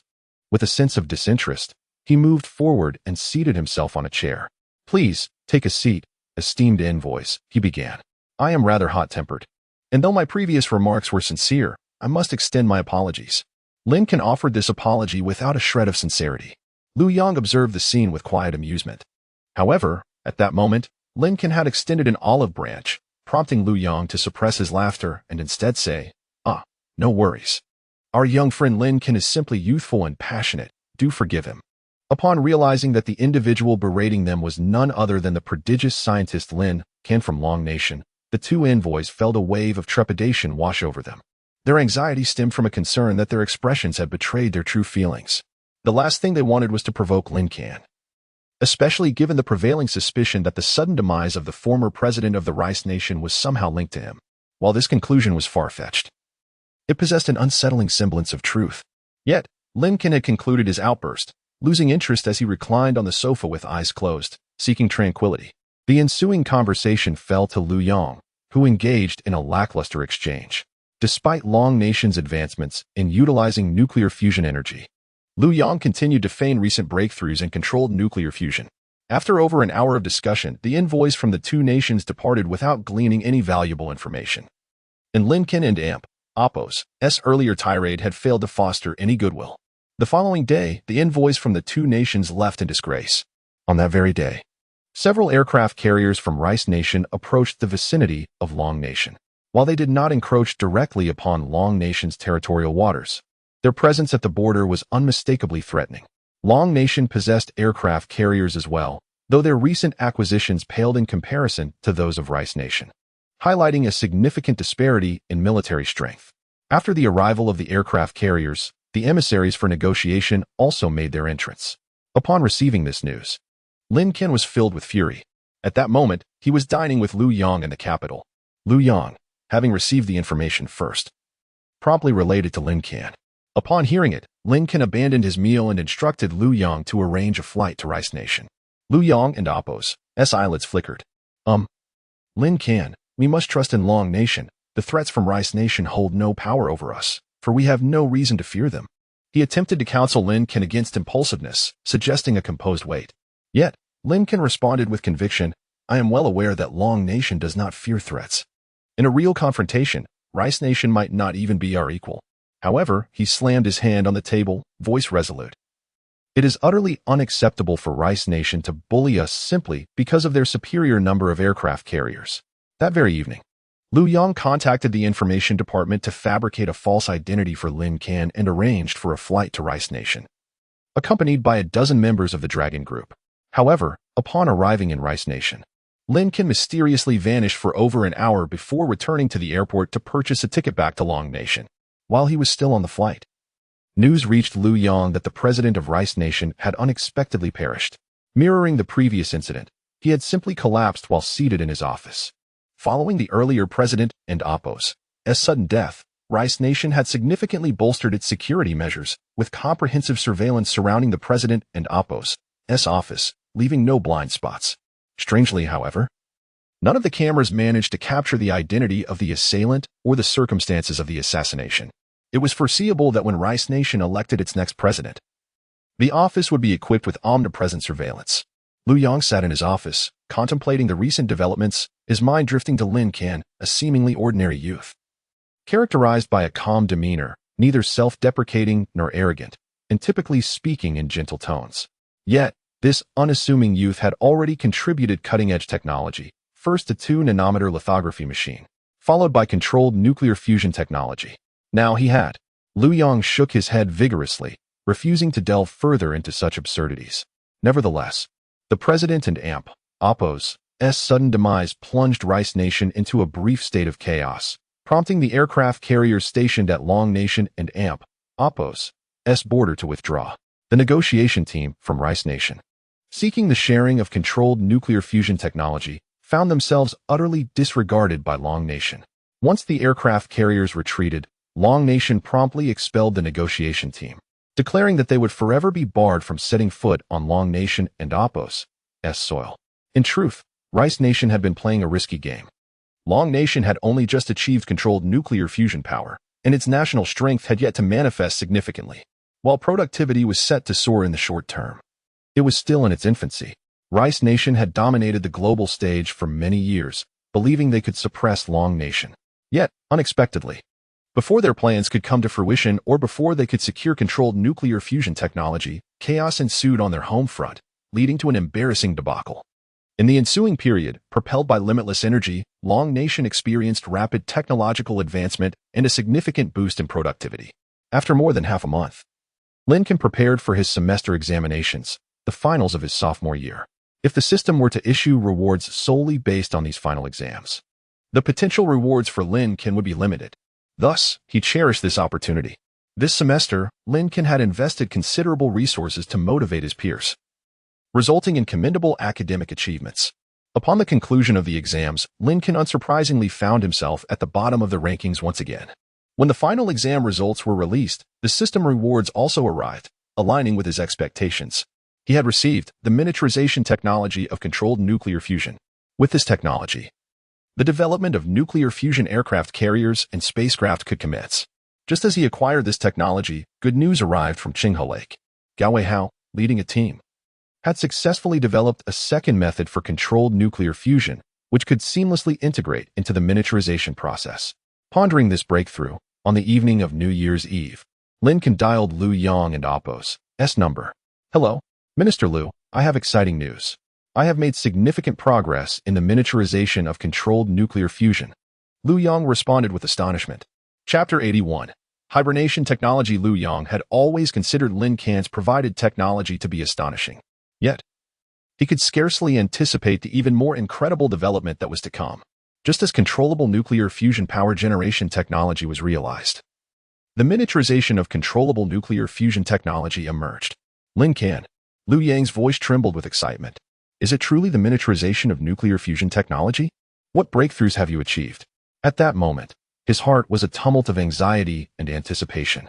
Previously, nuclear fusion technology could only be controlled under specific conditions, rendering its energy utilization impossible.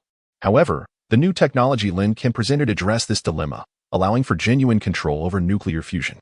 With the realization of this technology, Constructing nuclear fusion power plants would no longer pose a significant challenge. Nevertheless, the miniaturization of nuclear fusion technology still seemed a distant goal. Gao Weiwa and his colleagues had predicted that it would take at least another decade for Longwo to overcome this technological hurdle. Yet, astonishingly, within less than a year, Lin Can claimed to have made significant progress in this area. Liu Yang felt an exhilarating mix of excitement and tension. Lin Can's calm voice transmitted through the phone. "In a few days, I will write a paper, just like the ones I submitted before." All right. Liu Yang noticed his hands beginning to tremble. Just like the previous papers. This implied that Longwo might achieve miniaturization of nuclear fusion technology within a year. If miniature nuclear fusion devices were developed, they would undoubtedly be employed in Longwo's aircraft carriers. The thought of nuclear fusion aircraft carriers left Liu Yang breathless. The era of Longwo's dominance on the global stage was on the horizon. After hanging up the phone, he promptly began reporting this matter, disregarding the impending year's end. Meanwhile, after Lin Can ended the call, he accompanied his parents to make dumplings, showing no urgency to write the paper. He was in no rush for the immediate days. It wasn't until the evening when he found some leisure that he opened his computer and began organizing his thoughts. Thus, each night he penned portions of the paper, and it took a full week for Lin Can to complete it. This paper was exceptionally detailed, encompassing various intricacies. The previous two papers he submitted spanned around 10 to 20 pages, whereas this one exceeded 50 pages. Reading through it felt akin to having Lin Can personally guide one through the material. It was remarkably comprehensible. This thoroughness, however, caused a slight delay in its submission. During this period, Lin Can also visited relatives, sought out Jiang Tang, and even took his family on a little excursion. By the time he submitted the paper, it was already the 6th day of the Lunar New Year. Despite the various trivial matters that delayed him, Liu Yang bore no grievances. Over these days, he had already organized an expert team. As soon as Lin Can's paper arrived, they commenced deliberations. This discussion was not centered on the feasibility of the paper, but rather on how long it would take to replicate the outline technology given Longwo's current circumstances. With Lin Can's now substantial authority, no one questioned the credibility of his submissions. After a night of discussions among the experts, the consensus emerged. The miniaturized device could be produced within 6 months, and the first nuclear fusion engine could be completed within a year. The paper and Oppo's remarkable detail eliminated any significant technical challenges. This conclusion left Liu Yang elated, and he promptly reported the news. A few days later, Longwo initiated a highly confidential project. Lin Can was appointed as the chief engineer of this project without being present, while Gao Weiwa and another mechanical researcher took on the roles of deputy chief engineers. Gao Weiwa wasted no time.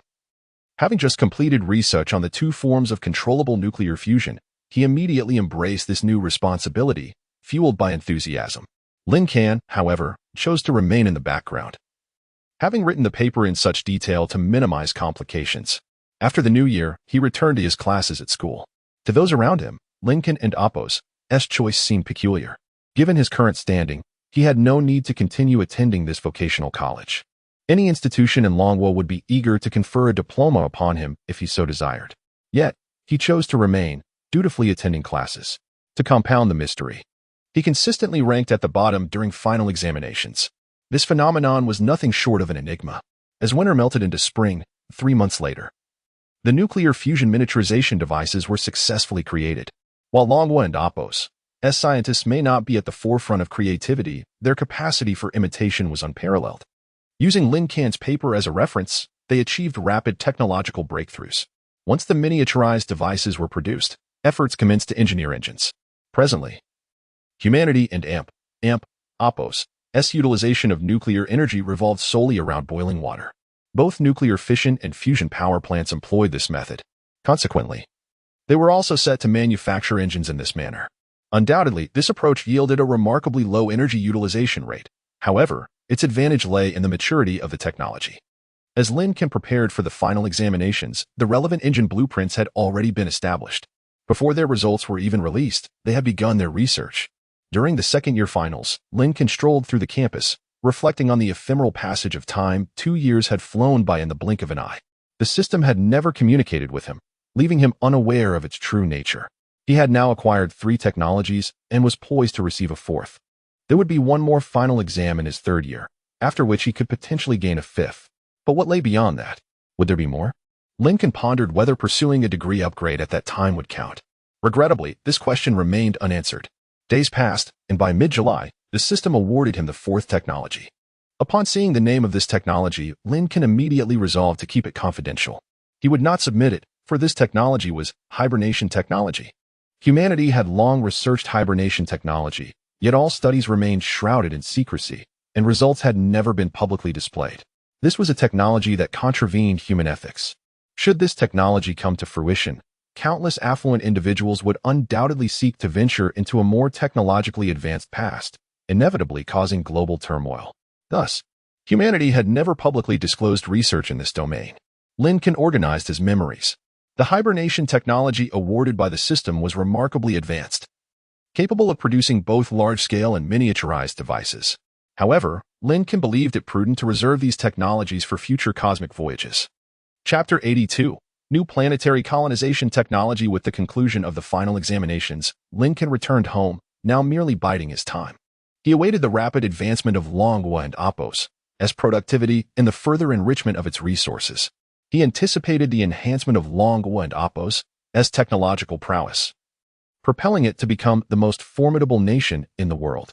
At that moment, the research into space elevator technology would undoubtedly accelerate. The completion of the first space elevator would signal humanity's foray into the cosmos.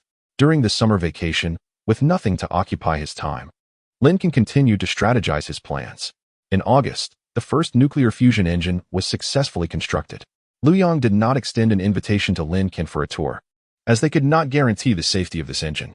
This dilemma had troubled them for over 2 months, and it was not until late October that a resolution was reached. As Lin Can had anticipated, the inaugural engine was installed on an aircraft carrier. Given humanity's current technological capabilities, the aircraft carrier indeed represented the pinnacle of weaponry. It was capable of launching and landing aircraft and transporting vast quantities of resources. Moreover, many of the aircraft carriers belonging to the United States were already powered by nuclear energy, showcasing advanced technology. However, with the advent of Longhua and Apos' nuclear fusion engine, their once impressive advancements now seemed somewhat trivial. In November, the nuclear fusion aircraft carrier successfully set sail. Longhua's media clamored to report the event, and the populace rejoiced, fervently proclaiming, "Listen to the dragon's roar." Subsequently, Longhua's aircraft carrier headed straight for the Pacific, arriving at the maritime boundaries of the United States. They did nothing but anchor near the border, not daring to cross it even by a fraction. Longhua's new fighter jets took off and landed from the carrier, seemingly engaged in test flights. Yet, panic ensued in the United States. Earlier in the year, when Longhua had unveiled its controllable nuclear fusion power technology, the United States had positioned its aircraft carriers near Longhua. Now, as Longhua returned to assert its might, the Americans were rendered speechless. After demonstrating their prowess, Longhua and Apos' aircraft carrier continued its voyage across the ocean. It traversed from North America to South America, then circled back to Europe, before making its way to Africa, passing through to Australia, and finally completing a circuit around the Indian Ocean. Longhua broadcasted the position of the aircraft carrier daily. Wherever this new carrier sailed, nations remained silent, too intimidated to voice any objections. Everyone understood that Longhua and Apos' technological advancements had leaped ahead by an entire era, and it was unwise to provoke them. In fact, many nations felt it preferable to antagonize the United States than to challenge Longhua, knowing that it would not be long before they were no longer on the same level. As the nuclear fusion aircraft carrier circumnavigated the globe, its energy reserves remained plentiful, and its speed was astonishing. Upon returning to Longhua, the spring festival had yet to commence. With another winter upon him, Lin Can chose not to leave Luocheng after his examinations. The beverage factory he had invested in was now completed, with all equipment installed and commissioned. Technicians had been hired to maintain the machinery, though production had yet to commence. Lin Can attempted to utilize the factory's equipment to concoct several hundred kilograms of medicinal liquid, successfully producing a body-enhancing potion after dispensing it into small vials. With this achievement, Lin Can felt a sense of relief and continued to wait. By year's end, the results of the final examinations were finally released. Unsurprisingly, Lin Can found himself once again at the bottom of the rankings. What intrigued him now were technologies related to aircraft carriers or spaceborne motherships. However, to his disappointment, the system's reward this time was not among these technologies, but rather new planetary colonization technology. As the name materialized in Lin Can's mind, he was momentarily bewildered. Planetary colonization. This term was somewhat elusive, yet upon comprehension, it struck him as odd. How could such technology exist? Was it meant to facilitate my departure from Earth to develop technology on other planets? That was never my intention. Lin Can muttered to himself as the system began transmitting a plethora of memories. Instantly, his face paled, having consumed body-enhancing potions for an extended period. His physical prowess was formidable. Yet, even so, the overwhelming influx of technology left him feeling disoriented. As he meticulously organized the memories in his mind, Lin Can became increasingly dazed. This so-called planetary colonization technology was not merely a singular technology, but rather encompassed thousands of them. Transforming a planet with a barren, rocky surface into an Earth-like environment was no trivial endeavor. Within these myriad technologies lay the fabrication of various equipment, the discovery of valuable new materials, and theoretical knowledge that Lin Can had yet to grasp. Sitting alone by the bridge at the village's entrance, he absorbed the enormity of this technology, suddenly bursting into self-deprecating laughter. The emergence of this technology left Lin Can with an unsettling feeling. Either he could no longer remain on Earth, or humanity as a whole would be unable to stay, thus necessitating the development of such technology. Whatever the reason, it did not bode well. Furthermore, the system's provision of such a vast array of technology suggested that future rewards might be scarce. Lin Can lingered in this melancholic reflection for a considerable time before returning home. After the new year, he resumed his studies. In his senior year, there were no classes left, and no final examinations remained, as everyone had embarked on internships. Lin Can spent his days reclining in his dormitory, contemplating various matters. To ascertain whether future rewards were forthcoming, he resolved to pursue a bachelor's degree. Upon learning of this decision, Principal Jiang promptly filed an application with the Education Department. In June, after successfully completing the transition examination, Lin Can received delightful news. Luoqing Vocational and Technical College had elevated its status from a junior college to a bachelor's program, now renamed Luoqing University. When Lin Can's results emerged, Jiang Tang playfully suggested he enroll at Luoqing University. Principal Jiang even called, offering to ensure that Lin Can and Apos' entire class would be guaranteed admission if he chose to attend, allowing them to form a new class together. Lin Can, curious to test whether the system would continue to grant rewards, agreed to the proposal. Consequently, his friends, who had either skipped classes or slept through them, unwittingly passed the transition examination and became undergraduates. However, during the final examinations, Lin Can faced disappointment once again. Despite finishing at the bottom of the rankings, the system did not appear. Lin Can recognized that the system would not manifest again. Nevertheless, he found the current situation to be satisfactory. He submitted his resignation and departed for Lonka Institute without a second thought. Chapter 83. The first journey into space. Lin Can visited the Dragon Science Institute. Yet his presence did not expedite the research there. The studies on controlled nuclear fusion had reached their conclusion, and the researchers were now diligently working to enhance the safety of nuclear fusion power generation equipment and to establish new power plants. Regarding the space elevator, new high-strength nanomaterials were being produced in abundance. It was estimated that it would take another 2 years to amass sufficient resources to construct the space elevator. However, the miniaturization technology for nuclear fusion was advancing rapidly, with a new type of engine expected to be developed by the end of the year. Lastly, the lithography machine had reached a significant level of maturity, with 5-nanometer lithography machines being quite advanced. Nevertheless, due to limitations in fundamental science, Dragon Nation had yet to manufacture a 2-nanometer lithography machine. Despite this, there was no cause for concern. Other nations had begun actively seeking collaboration with Dragon Nation, eagerly offering their most advanced technologies to assist in overcoming various technological bottlenecks. Their motivation was straightforward. They wished for Dragon Nation to share in their advancements across other technologies. However, Dragon Nation and Apos' technological stance had always been dictated by the Ministry of Science and Technology, currently overseen by Liu Yang and Lin Can. Consequently, Lin Can accepted foreign technology without any psychological burden, while refraining from sharing Dragon Nation's innovations in return. This behavior was internationally labeled as technological piracy. Yet no one dared to voice their objections, especially since Dragon Nation had swiftly constructed its second nuclear fusion aircraft carrier. The deterrent power of these 2 nuclear fusion carriers far surpassed that of 2 nuclear warheads. As long as Dragon Nation's nuclear fusion carriers remained at sea, other countries dared not voice their grievances. With the impetus of various technological advancements and the pervasive fear of Dragon Nation among other nations, its development surged at an astonishing pace. 3 years later, Dragon Nation had undeniably become the world's foremost superpower. The electricity generated by its fusion power plants was transmitted globally, benefiting countless smaller nations and significantly elevating their citizens' living standards. Unbeknownst to many, the international perception of Dragon Nation underwent a transformation. Previously, Western countries had been disparaging, but now, they refrained from speaking out, fearful of the approach of Dragon Nation's nuclear fusion carriers. Meanwhile, smaller nations, having benefited from the energy provided by Dragon Nation, praised its contributions. Suddenly, Dragon Nation appeared poised to lead the world in development. Yet, Lin Can remained unfocused on these accolades. He understood that with the advancement of technology, humanity would inevitably move towards a great unity. In the years to come, humanity's adversaries might be other civilizations in the cosmos.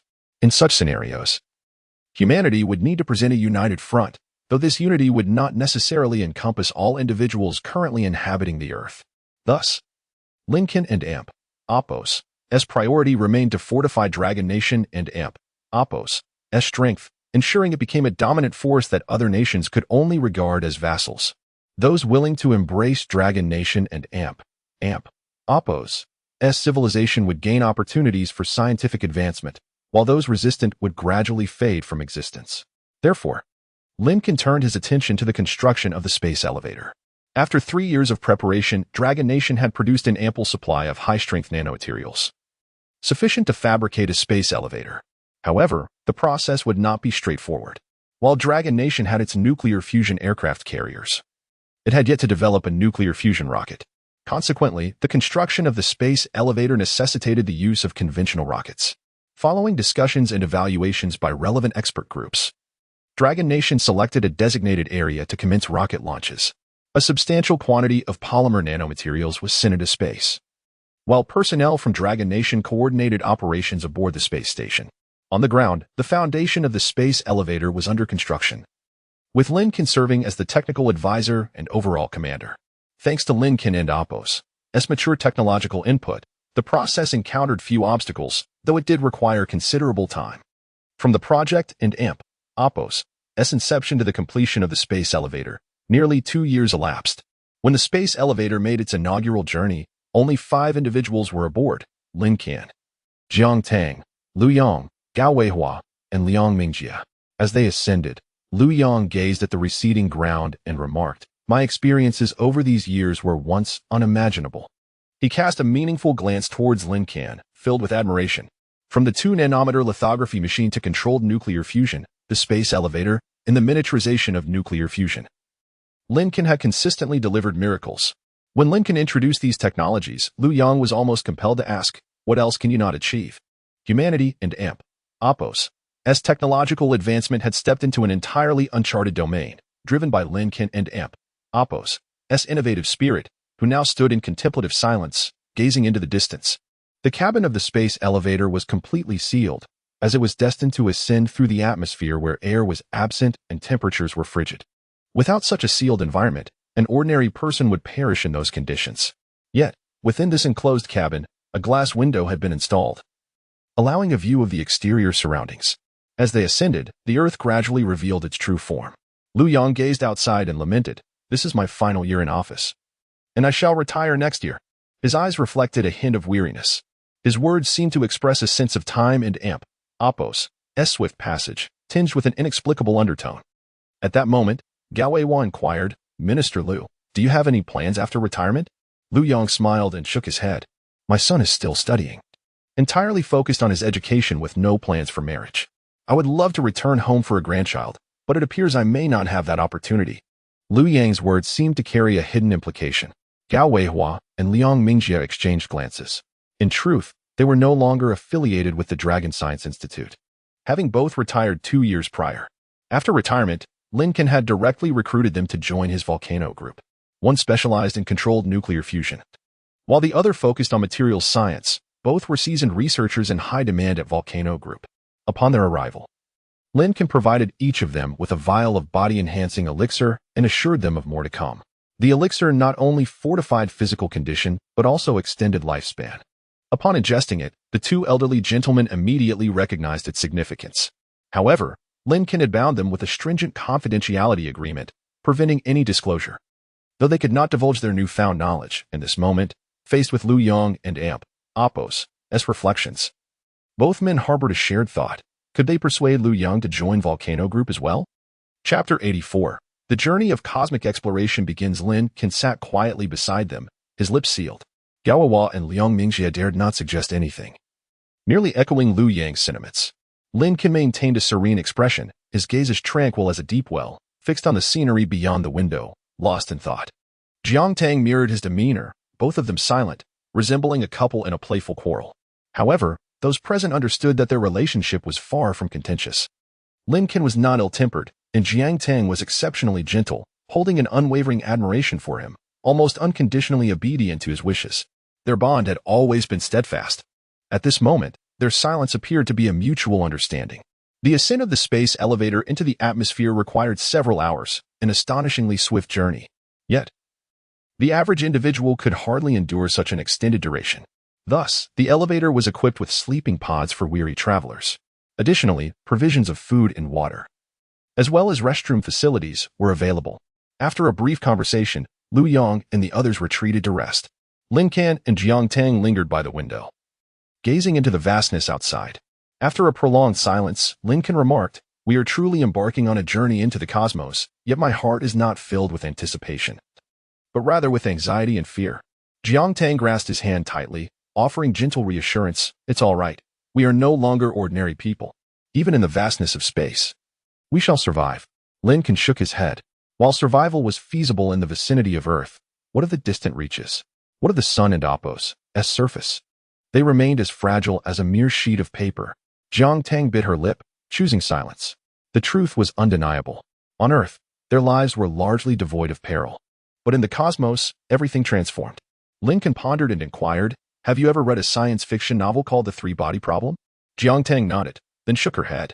"I have only read the first part. I lack the time for the subsequent volumes." Lin Can elaborated.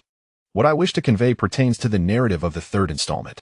In that tale, humanity faced defeat in a cosmic war, resulting in the entire solar system being rendered two-dimensional by a mere slip of paper.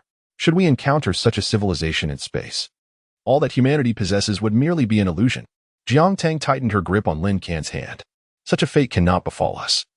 I recall that humanity was attacked only after being discovered by extraterrestrial beings, yet we remain unseen." As she spoke, a hint of unease crept into her voice. If the solar system were indeed to become two-dimensional, they would find themselves utterly without escape. Lin Can leaned closer, wrapping his arm around Jiang Tang and Apos' shoulders. "That is precisely why I hasten the development of space elevator technology. Only by venturing into space can we accelerate our advancement in science and technology." He tilted his head skyward, where darkness began to envelop the surroundings. "I do not wish for extraterrestrial civilizations to discover us while we remain trapped on the ground. In such a scenario, we would be utterly powerless." This was a crucial aspect of Lin Can's plan. After several hours, they arrived at the space station in geostationary orbit, bustling with personnel. Although only 5 individuals occupied the space elevator, it transported a significant amount of cargo. The workers hurriedly unloaded and organized the supplies in their designated places. The next task was to expand the station and Apos' area, ultimately transforming it into an aerial base capable of launching spacecraft. It was Lin Can and Apos' inaugural journey into space. Donning his spacesuit, he and Jiang Tang stepped out of the station, standing at the edge, gazing into the cosmos. The universe was tranquil yet radiant, adorned with distant stars gleaming in the dark. Lin Can scanned the expanse, finally resting his gaze on Mars, not too far from Earth. Through the internal communication device, he addressed Jiang Tang. "Humanity's next endeavor is to develop Mars." Jiang Tang's eyes sparkled with hope as she followed his gaze. Upon returning to Earth, Lin Can began to organize the wealth of knowledge stored in his memory. There was a plethora of information regarding planetary colonization techniques, which he intended to compile comprehensively. When the conditions were right, they would commence the colonization of new planets, contingent upon advancements in spacecraft technology. The fusion-powered spacecraft had become a coveted aspiration for countless scientists. In this regard, the Dragon Kingdom provided immense support, gathering numerous scholars to delve into this technology. 3 years later, their efforts bore fruit. At the headquarters of the Volcano Group, Lin Can stood on the balcony, gazing at the spacecraft poised for launch, reflecting, "I am nearing 30. Humanity has finally taken flight." Behind him, Lu Yang, Gao Weihua, Liang Mingjie, and others shared in his sentiment. 30 was indeed a time of youthful vigor, unlike them, who were in their 60s or 70s. Had it not been for the body-enhancing serums supplied by Lin Can, they might have been reliant on canes by now. In the distant sky, the sun dipped below the horizon. Lin Can raised his arm, proclaiming, "Today marks a momentous occasion. The Volcano Group shall celebrate all night. From tomorrow onward, we shall embrace a new era." As his words resonated, the younger individuals erupted into cheers. The festivities of that night are best left unmentioned.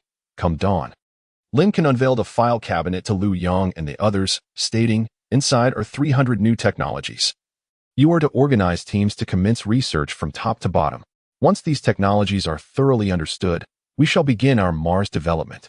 Lu Yang and the others were utterly astonished. Over a decade ago, Lin Can had astonished everyone by submitting 2 technologies annually. Yet, in the past 10 years, he had not introduced any new advancements, leading many to believe he had exhausted his contributions. Now, they realized he had been quietly amassing a treasure trove of 300 innovations. Lu Yang gazed at the file cabinet in disbelief, eventually asking, "What do these technologies pertain to?" Lin Can smiled calmly. "As I have just mentioned, once thoroughly researched, they will facilitate our endeavors to develop Mars." Lu Yang's demeanor turned serious. Lin Can continued, "We are about to embark on our journey of cosmic exploration." Chapter 85, The Space Fleet Alliance. Following the successful construction of the space elevator, technological advancements accelerated at an astonishing pace. It seemed that only after humanity ventured into the cosmos did they develop a profound reverence for the vastness above, leading to an intensified enthusiasm for exploring novel technologies. Remarkably, as efforts coalesced around aerospace technology, the quality of life did not deteriorate. The advent of controlled nuclear fusion effectively addressed the energy shortfall. In the third year post the space elevator and Oppo's inauguration, the first large-scale spacecraft of the Dragon Nation was developed. This vessel, powered by nuclear energy, lacked ecological recycling systems and hibernation capabilities, thus confining its operations to the vicinity of the solar system rather than interstellar travel. Nevertheless, its emergence bore significant strategic importance, symbolizing humanity's genuine ability to traverse beyond the solar confines. Although the spacecraft could only operate in the cosmos for a maximum of 5 years, that duration was ample for extensive exploration. Such a remarkable achievement sent ripples across the globe. However, Lin Can remained composed, displaying no overt excitement. As he had long anticipated this achievement, he patiently awaited the next technological breakthrough, seemingly unconcerned about matters in space while remaining on Earth. Ironically, every action in space required Lin Can's approval and confirmation. A decade later, advancements in ecological recycling technology were realized, leading to the retrofitting of dozens of spacecraft with these systems, enabling prolonged voyages. At this juncture, Earth and the space fleet had begun to diverge into distinct entities. Lin Can eventually departed Earth, joining the ranks of the space fleet, which had formed the Space Fleet Alliance, with Lin Can assuming the presidency. Upon the establishment of the alliance, immediate efforts were directed towards the exploration and development of other planets within the solar system, with Mars emerging as the most promising candidate. Lin Can invested all his expertise into the development of Mars. During this phase, the inhabitants of Earth remained oblivious to the ongoing endeavors in space, as no live broadcasts or recorded footage were transmitted back home.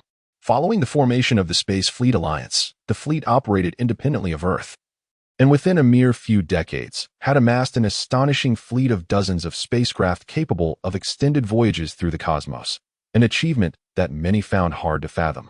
Even to the point of disbelief, the development of Mars posed no insurmountable challenges.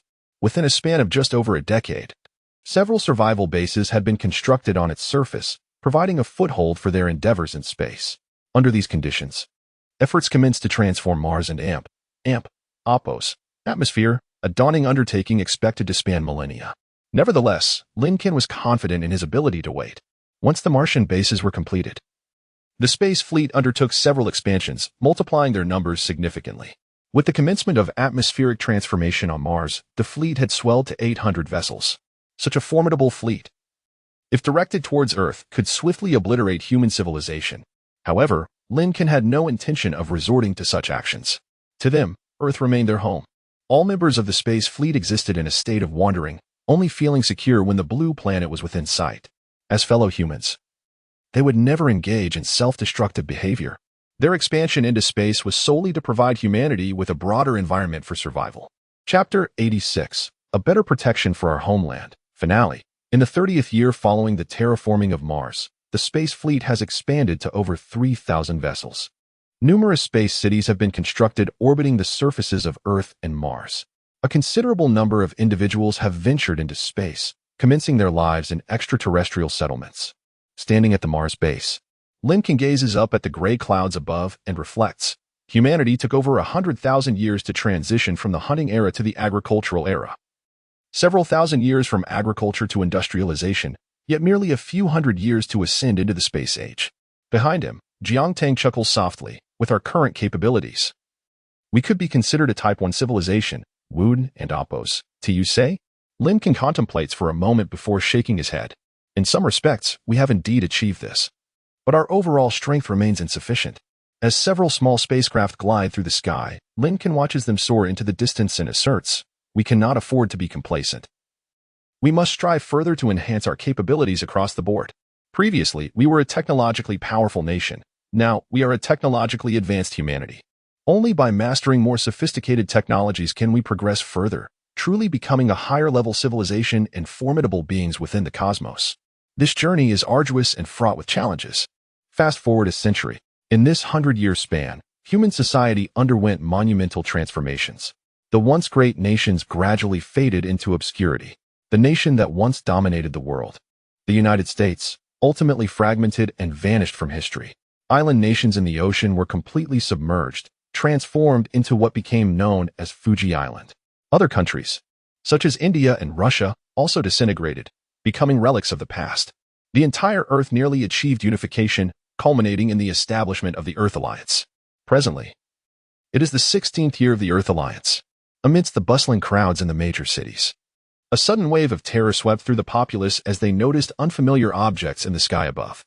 A colossal fleet of spacecraft loomed overhead. Initially, many assumed it was the space fleet, but as the vessels approached Earth with alarming speed and encircled it, the Earth Alliance quickly realized that these were not their ships. Upon closer inspection, it became evident that these spacecraft were of an entirely new design, with reflective surfaces gleaming brilliantly under the sunlight. Their elliptical shapes closely resembled the legendary UFOs, embodying unmistakable extraterrestrial technology. The sight of these ships encircling Earth instilled panic among the citizens. The Earth Alliance members urgently reached out to the space fleet, but received no response. Moreover, there were no signs of resistance or battle in space. Could it be that the space fleet had been silently eradicated? An ominous cloud of dread enveloped the hearts of all. Soon, small spacecraft began to appear in the sky, presumably signaling the aliens and Oppos, intent to land on Earth. This realization deepened the fear among the inhabitants. Were they facing an impending invasion? After millennia of peaceful existence, had the time come for humanity to confront extraterrestrial beings? Would humanity face annihilation? In the midst of this anxiety, Earth seemed to come to a standstill, reflecting the collective shock of its people. It seemed inevitable that the mounting fear would soon erupt into widespread panic, with frantic individuals potentially resorting to desperate measures. However, before this fear could fully manifest, another space fleet appeared in the sky. Recognizing the vessels, the populace realized this was Earth and Oppos' fleet. Enormous spacecraft, each comparable to a small city, approached at remarkable speed, then decelerated abruptly, circling Earth a few times before the astonished crowd noticed that the alien ships had vanished. Moments later, the Earth Alliance received communication from the space fleet. They announced that the crisis had been averted. Lin Can, seated before the communicator, calmly stated, "We have located the planet of these extraterrestrial beings. They attempted to invade us, and now it is our turn to retaliate." The Earth Alliance members fell silent. To encounter extraterrestrial life and be poised to strike back? How far had the space fleet advanced? Lin Can smiled, gesturing forward as he declared, "We set forth, not for conquest of the cosmos, but to better safeguard our homeland." The end.